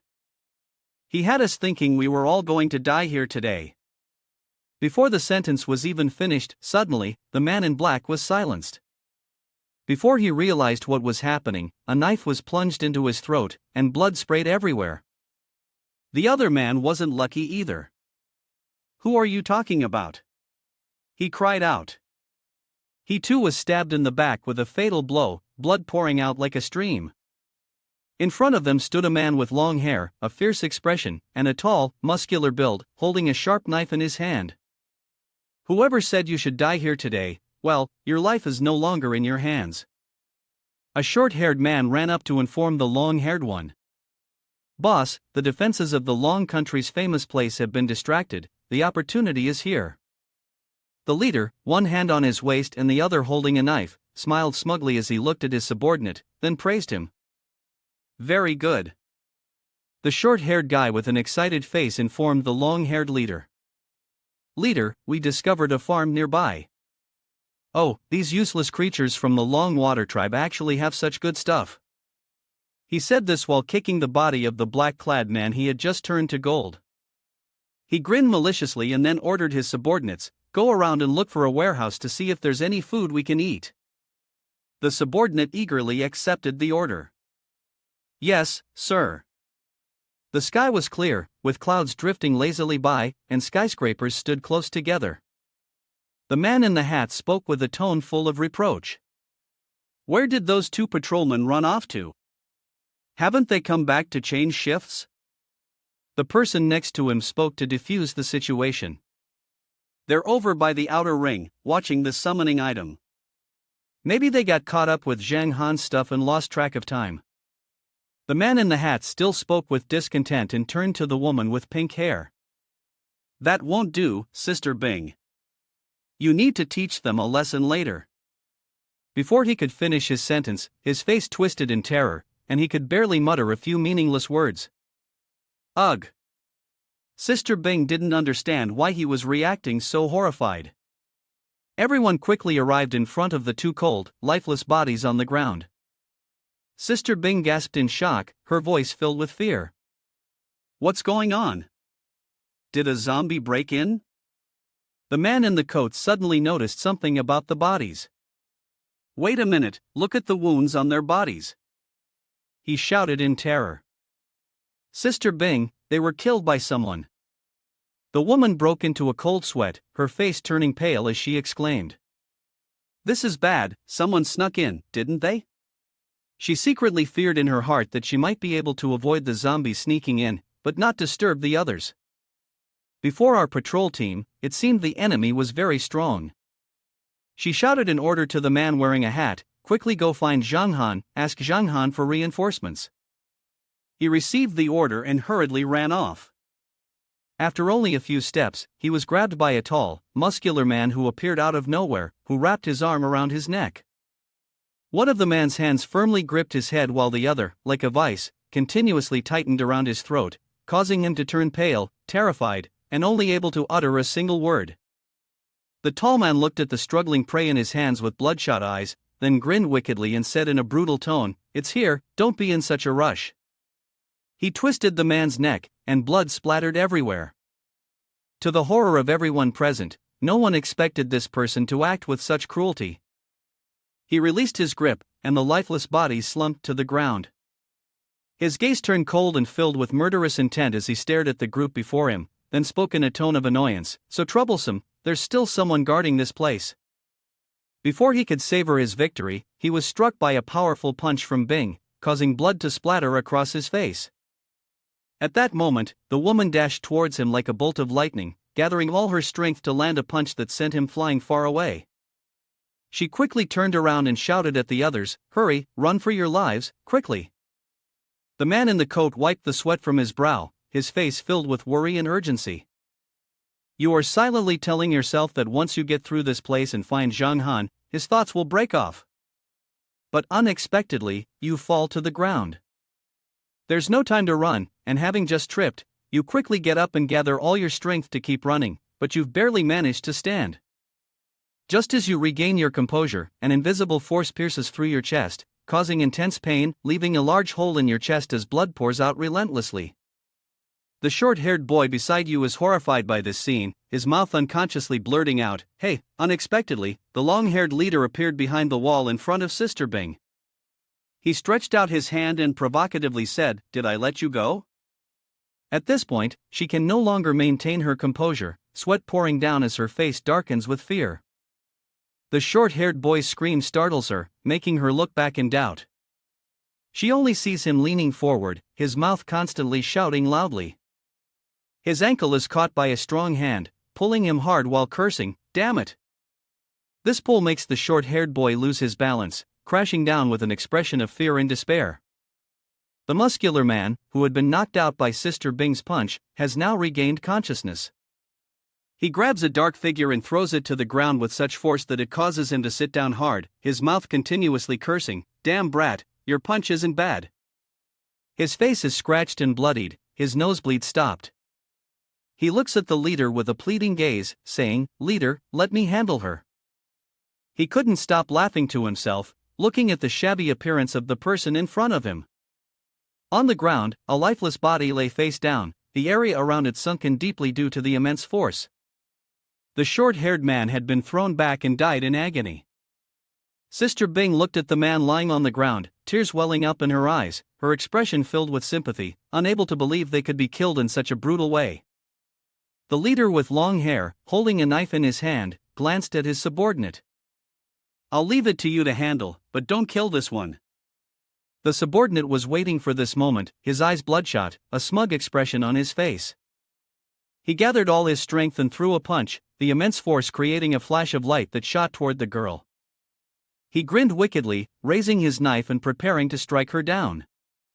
She had no time to dodge, only able to clench her fist, her eyes wide open in shock. He leaped and swung the knife down, and she helplessly raised her hands to shield herself. Unexpectedly, the leader's knife flew toward him, blocking his strike. The subordinate, not satisfied, glared angrily and shouted, "Leader!"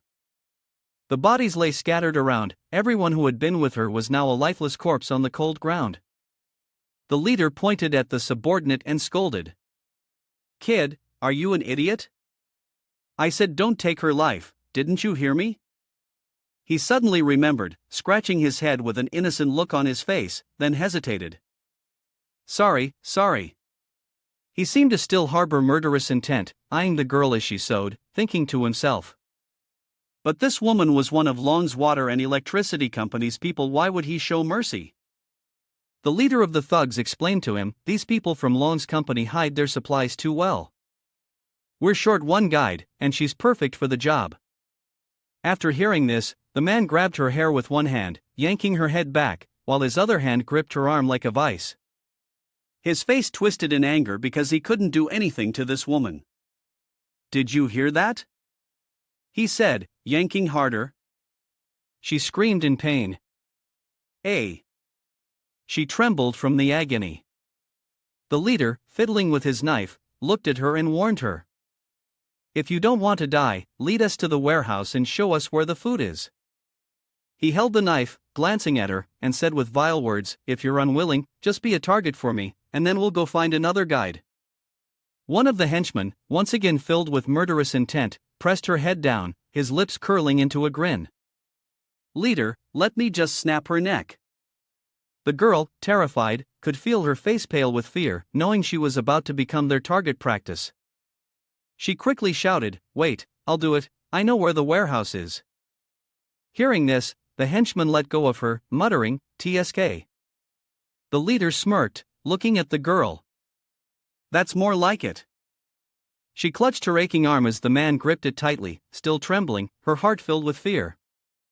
"Damn it, there are 2 patrol teams on this side." No one came to check before the shift change. Glancing at the henchman, she realized the only thing she could do was hold them off for now and figure out how to alert others later. She spoke to the short-haired man. They went this way. Behind her were the leader and a group of burly henchmen.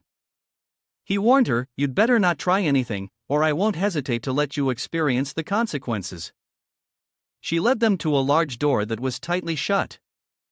She pointed at it and said to the leader, "This is the warehouse. That guy is extremely crafty." He ordered her to open the door. As she reached for the handle, some of the henchmen began flattering the long-haired man. Just as expected of the leader, finding someone to lead the way really works wonders. "All right, let's go in and have a look." The door began to open, and one of the henchmen was astonished. Oh, here." The leader's face showed clear satisfaction. The goods inside looked quite abundant. They rushed into the warehouse, which was filled with many crates. They marveled as they went, and the long-haired man ordered, "Search everything." A blonde subordinate tore open a sack and happily reported, "Leader, I found a lot of seeds." The scarred man next to him was also tearing open a sack filled with items, then turned and said, "There are sweet potatoes here." Hearing this, the leader took the things they had just found in his hands, one hand full of seeds and the other holding sweet potatoes. He couldn't help but laugh loudly. "Great, this trip has been well worth it." He ordered his subordinates, "You all take everything here, put it in your storage rings, you can get a little more that way." The short-haired man froze when he heard that. He yelled out in a panic, Hey, don't forget about me." The girl didn't understand what was happening with them. She quickly turned around and ran outside, thinking to herself that while these people were distracted by the food, it was a perfect opportunity to escape. Bingyu nimbly ran out and closed the door behind her. She was both panicked and dazed, trying her best to calm down as she tightly shut the door, preventing anyone inside from escaping. The muscular men inside heard the noise and instinctively turned their attention towards the direction she had just fled. The long-haired leader with a beard was just as frantic. As soon as he saw this, he jumped down and dashed like an arrow, chasing after her. "What's going on? Can't you even tie one person up?" One of the subordinates, flustered, replied, "Sorry, boss, we didn't expect the woman to run. He screamed, berating, of course she can run, she has legs. The leader's anger and frustration reached their peak. He raised his fist with full force, preparing to deliver a blow of a lifetime. So when you catch her later, don't leave her legs intact. He poured all his strength into his punch, hitting the door with all his fury and frustration for letting the rat slip away so easily. True to his title as leader, his punches carried such power that they made a huge dent in the massive iron door. Even the girl outside was startled by the force, causing her to stumble back. Just imagine, if someone were to receive a few punches from him, they'd probably be heading straight to meet their ancestors soon enough. In the end, he managed to break through the door and see his prey, Bingyu, standing outside. The moment she saw the leader's eyes peering out, her face turned pale, unable to react at all, frozen in place like she'd been sprayed with hardening spray. Zhang Han. In this dire situation, she immediately thought of Zhang Han to save her. She had to find Zhang Han. Help, help, someone help. On top of a building, the four of them stood waiting for updates from the others. Suddenly, Zhang Han felt something. I think I heard something. Rui Na, standing right next to him, awkwardly pointed towards herself. He asked her. Xiai Rui Na, did you hear it too? The sound came from that direction. She quickly reacted and pointed westward, signaling to him. Xiu, still not understanding what was happening, asked him. Han brother, what's going on? Xiu, you and Xiai Rui Na seem to have heard a cry for help from over there. Do you remember what's in that direction? But the gunfire is too steady, I can't be sure. She was startled and quickly said. That direction, isn't that the agricultural area? The grain storage is over there too, right? He immediately turned around and replied. Then it's possible that someone is sneaking in for food. Xiu, let's go check it out. Xiu, in a decisive tone, said. Boss, I want to go too. Meanwhile, Bingyu was still playing her little game of catch me if you can with the terrifying leader. She was running back and forth, screaming in desperation. Help, help! Fortunately, a knife from the opposite direction stabbed straight into his rough hand. Blood began to ooze out incessantly, splattering everywhere. One of his subordinates cried out, "Leader," after he was hit like that. Not only did he not scream in pain, but he also raised his hand, sighing at life. Damn women, so it turns out they came here looking for reinforcements. Zhang Hao arrived just in time, shouting loudly, "Who are you? Why did you break into our camp?" She heard this and stammered, trembling as she said, Zhang bro, you see, there are so many corpses over there, luckily she's fine." At that moment, her eyes were filled with tears, streams of them running down the cheeks of this pretty girl. What was even more terrifying was that the leader, still enraged, was trying to drive them away. It's fine, daring to play with knives with me, do you still want to live? Looks like they've poked the hornet's nest this time. He charged towards them like a whirlwind, his murderous aura intense, saying, "People like you are sitting on the most profitable camp nearby. What do you think you're here for?" The next moment, Zhang Han appeared, grabbing the sharp knife blade to shield the boy, which left him utterly stunned. Zhang Hao awkwardly said, robbers?" She was overjoyed as if she had struck gold and shouted his name, Zhang Han. The leader angrily said, "Little brat, who are you?" Her voice whispered softly, "Zhang Han, I think they are the third team who wants to ambush our camp. These people are really strong, please be careful." He replied, "It's fine, just a bunch of bandits, nothing to be afraid of." When he heard Zhang Han say that, he immediately exclaimed, "Pretty bold words. This time, he's not going in unarmed, he's going all out with heavy weaponry." A huge axe materialized, and at first, I just wanted to sneakily make something, but now that it's come to this, going big isn't so bad. It's not their lucky day because this guy is reckless, he's not scared at all, calling on 500 of his men to fight to the end. Follow me and let's wipe them all out, take over their stronghold. Zhang Hao couldn't hold back and moved forward, ready to take things to the limit with them.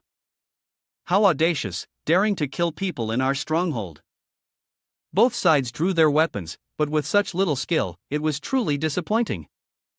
In the next moment, the sword in his hand shattered into several pieces, leaving him stunned.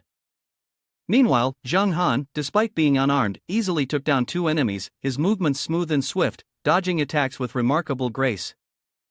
The leader thought to himself, this kid isn't that scary, but that guy, I fear he's not just a liar. On the other side, Xiu was also fighting fiercely, without hesitation. The women he brought along were the same, unlike the useless ones from earlier, making it hard for my younger brothers to deal with them. His younger brothers were all big, strong guys, but they were being hit every time by these girls, never missing a beat. With a fierce look and killing intent, he approached, saying, as long as I kill one person first, where can they run? Seizing the opportunity while his opponent was off guard, he pointed the sharp tip of his knife at his neck. Suddenly, the figure of the leader gradually became blurry, no longer clearly visible. Zhang Hao, confused, said, it's an afterimage that reacted. It's too late. He replied. He tightly gripped the large axe and swung it, causing the air around them to violently shake. As a result, he was severely injured, coughing continuously, his throat burning red. Seeing this, he slowly walked over and said, a crippled long water weakling can't even block 3 of my moves.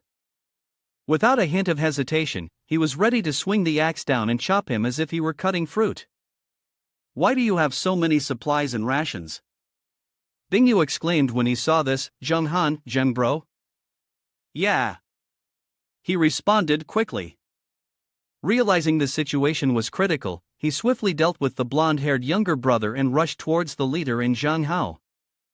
With just one throw, both of the powerful men were knocked forcefully into each other, writhing in pain. The impact was so great it shattered a nearby wall, and nothing could block it. Moreover, he twisted the leader's arm and began to forcefully manipulate it. I told you, you're just a thug, and you want to kill my teammate, he whined, his face turning pale, as if crushed, his wrist felt like it was being pulverized, and the bones crackled like broken fragments, yet he still had enough strength to dodge his blows. Damn it, you're attacking me from behind. What? Zhang Han decided not to show any mercy to this scum and swung his sword, aiming directly at him. Do you think I need to sneak attack someone like you to kill you?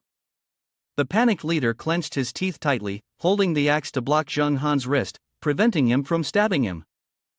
Then, he swiped the axe to the left and spoke, earlier, when you successfully ambushed me, I dodged, but you remained calm and did not respond. The blade of the sword and the edge of the axe scraped against each other, producing a screeching sound. The leader yelled, don't think I'm afraid of you. The 2 of them were struggling in a fierce standoff when Zhang Han's eyes suddenly flashed red. He spoke, deliberately provoking him, really? The leader, enraged by this, immediately retorted. Zhang Han continued, I enjoy seeing someone like you choke on their words. He then used his left hand to gather energy for a move. His hand glowed golden, and upon seeing this, the leader's expression changed. Zhang Han spoke again, pointing his finger at him, still so defiant, even when death is near. The leader froze, as if rooted to the spot. The move pierced through his forehead, his eyes bulging out as he fell backward. He let out a painful scream before collapsing to the ground. One of his subordinates rushed forward, shouting, Leader, are you all right? The leader tumbled to the ground, rolling a few times before coming to a stop in front of his subordinate. He glared, his arm trembling uncontrollably as he reached out toward his underling, struggling to utter, you.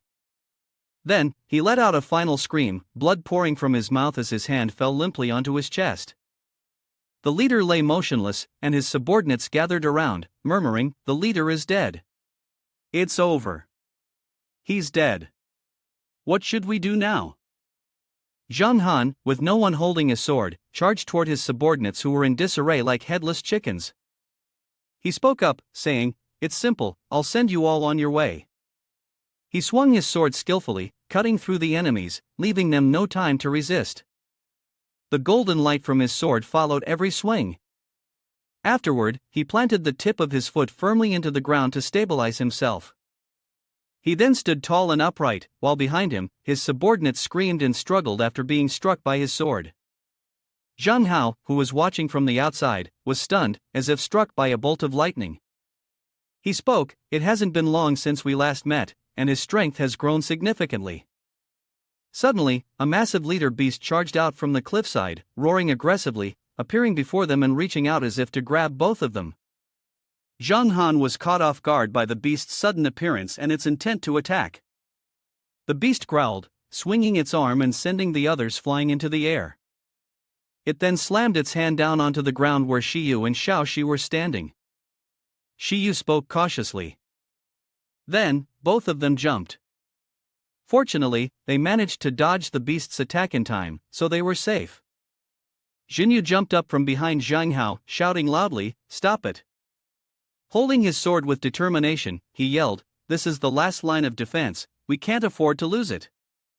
Unfortunately, the beast viciously kicked its foot toward the two of them, causing Zhang Hao to cry out in pain as he fell backward. Jinyu was also affected, stumbling and dropping his dagger. Meanwhile, Zhang Han continued to wield his sword, moving forward. He silently wondered, how strange, how could a fish slip through the net? Then he leapt up and flew towards the leader. It had already seen him. He continued to think, could it be that he missed a line of defense? Then Zhang Han gritted his teeth and gathered strength in both hands, thrusting his sword into the quasar bone of the leader's head. It was struck so painfully that it opened its mouth wide and screamed. Taking advantage of the opening, he executed a move with his index finger aimed at its mouth. He then fired a shot, and all that could be seen was a flash of yellow light, but the leader was nowhere to be found. That technique had taken the leader's head. Now, it was left with just its body, beginning to lose its balance. Zhang Hao, Jinyu, and the others stood there, stunned. Zhang Hao was overjoyed, clenching his fists tightly and exclaiming, "That's great, once Zhang Han takes action, there's no problem anymore." He then jumped onto the roof of a tall building. From the height, he looked down and saw that the 3 guard towers were still intact. He murmured to himself, "The warning guard towers are still up, and the bodies are scattered on the ground, the white smoke hasn't even dissipated." Then he wondered to himself, how did the leader get here? But then he shook his head, half closing his eyes, thinking that it didn't matter, this was something to investigate later, for now, he had to deal with the issue at hand. He stood on the rooftop, raised his hand high, signaling for the 2 guard towers, surrounded by blue light, to be pulled back towards Zhang Han. Xiu ran up behind him, laughing, "Han brother, your equipment is incredible. If you sell it, you could definitely make a fortune." He was stunned when he heard her say that. Then he pondered for a moment and spoke, half-heartedly, "That's right, I have a lot of this, it can definitely be sold for a good amount. If we say we're doing it, we're doing it. Let me find a way now," he said as he opened the system screen and began searching. At the Isaac Hotel, the zombies had gathered in large numbers, rushing towards the entrance of the hotel.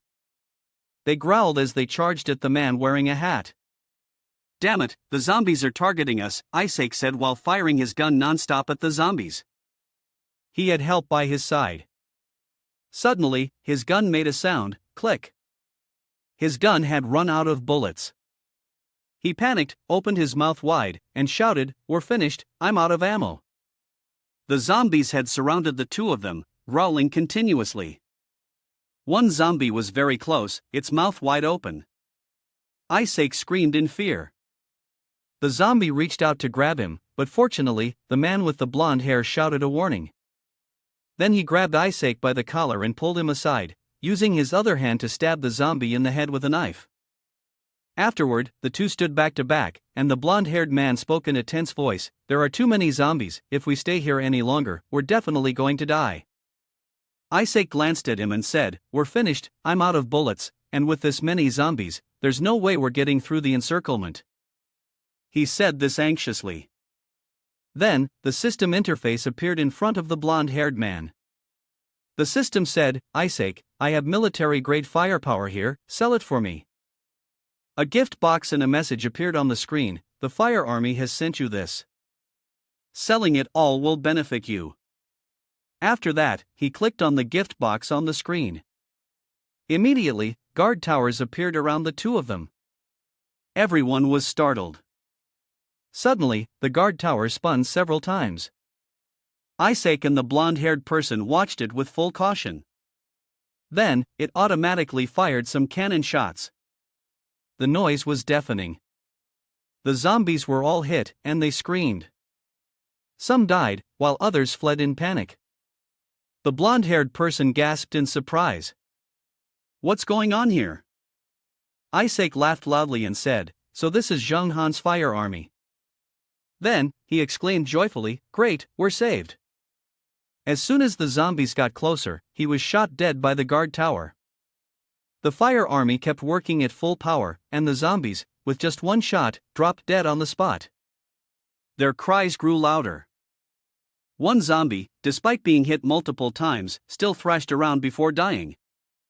After that, it fell motionless to the ground. Isaac and the blonde-haired person stood frozen, watching it fall. He glanced at the fire army and said, "Zhang Han's weapons are terrifying." Isaac continued, "How did he get this?" The blonde-haired person also asked, "Did he really give you these weapons?" The two of them then discussed the fire army with each other. In reality, the fire army had wiped out all the zombies, and their corpses were scattered across the ground. Then, Isaac, while pointing at the system screen, said that he wanted me to sell a set of 150 spirit stones. The blonde man exclaimed, "Is it that cheap?" He then sighed and said, "Indeed, it's cheap, but I guess this is the trial price before it becomes famous. The price will definitely increase." At that moment, Zhang Han was standing on the spacious rooftop of a building, surrounded by many people who were making a lot of noise and commotion. She looked at the group and wondered, "Han brother, what did you gather everyone for?" Then, he signaled for Zhang Hao, who was behind him, to come forward, and calmly answered her, to organize the business territory. He continued, "Zhang Hao, bring them all over here." Zhang Hao replied, "Yes." He then pulled the chain that was restraining the group of zombies behind him. Everyone was startled when they saw the chained zombies. The man in the blue robe sighed and said, "Those are zombies, right?" The girl in the red dress, terrified, asked, "What do you want to do with them?" Zhang Hao dragged the chained zombies into the large iron cage, then released them before quickly closing the door and retreating swiftly. Zhang Han's voice echoed, "Everybody, the zombie threat we saw earlier showed us that some people are too weak, but our business territory does not need the weak." He spoke sternly, "That's why I've set up a trial for everyone to pass." The zombies continued to make noise and reached out through the bars of the cage. Zhang Han coldly continued, "Those who pass can stay, those who don't, leave immediately." Zhang Hao nodded silently behind him. "What? Zhang Han, do you mean that we should fight against the zombies?" The brown-haired person spoke in panic. Then, Zhang Han responded, "That's right, those who endure for 10 minutes will pass." Someone else's voice rang out, "No way! With so many zombies, how can we survive?" The crowd kept murmuring among themselves. Zhang Han was right, the base had no place for the weak. "I have the confidence to make it through."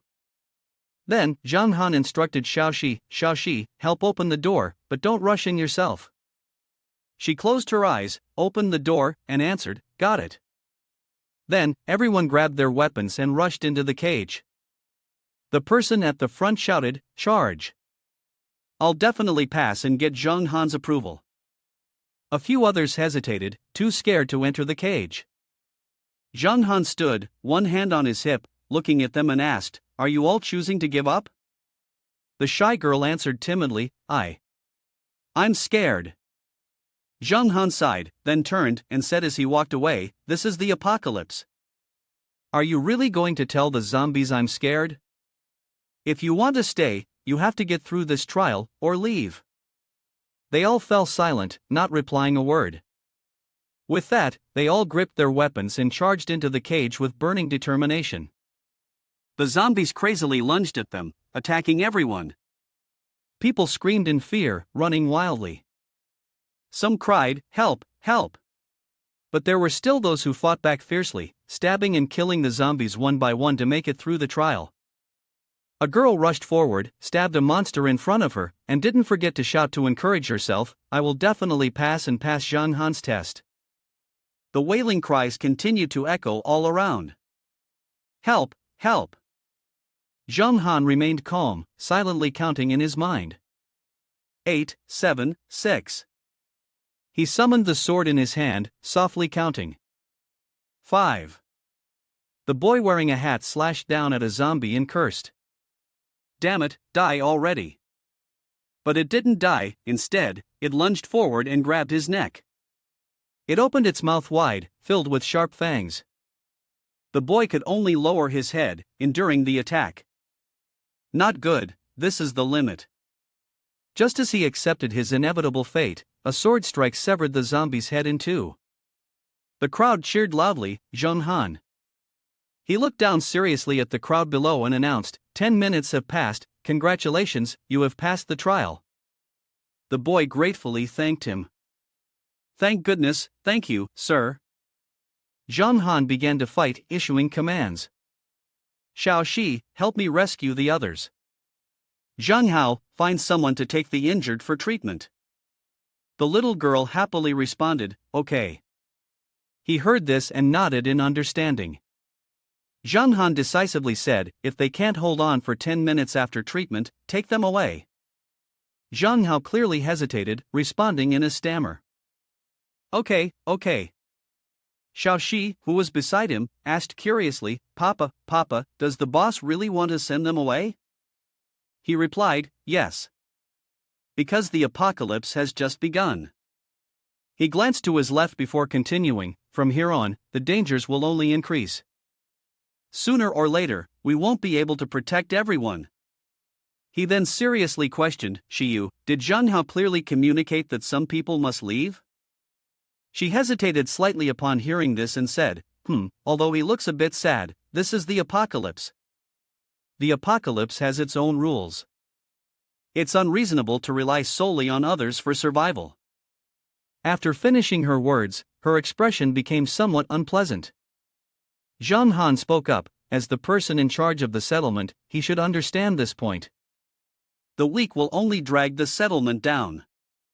He glanced at the people lying motionless on the ground, noting how easy it was to gain others' sympathy, then added, but carrying so many lives on his own will eventually cause him to be overwhelmed. Zhang Han said very seriously, therefore, I hope they can live well. Xiao Xiu, and Zhang Hao, all of them.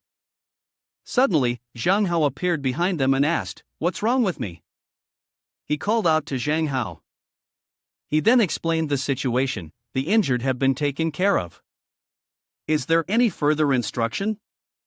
Zhang Han responded, you should rearrange the settlement's defenses, so that we don't have the same gaps as before. He agreed and immediately said, right, I'll go now. Then the three of them turned and walked away. Zhang Han spoke up, all right, then we should rest now.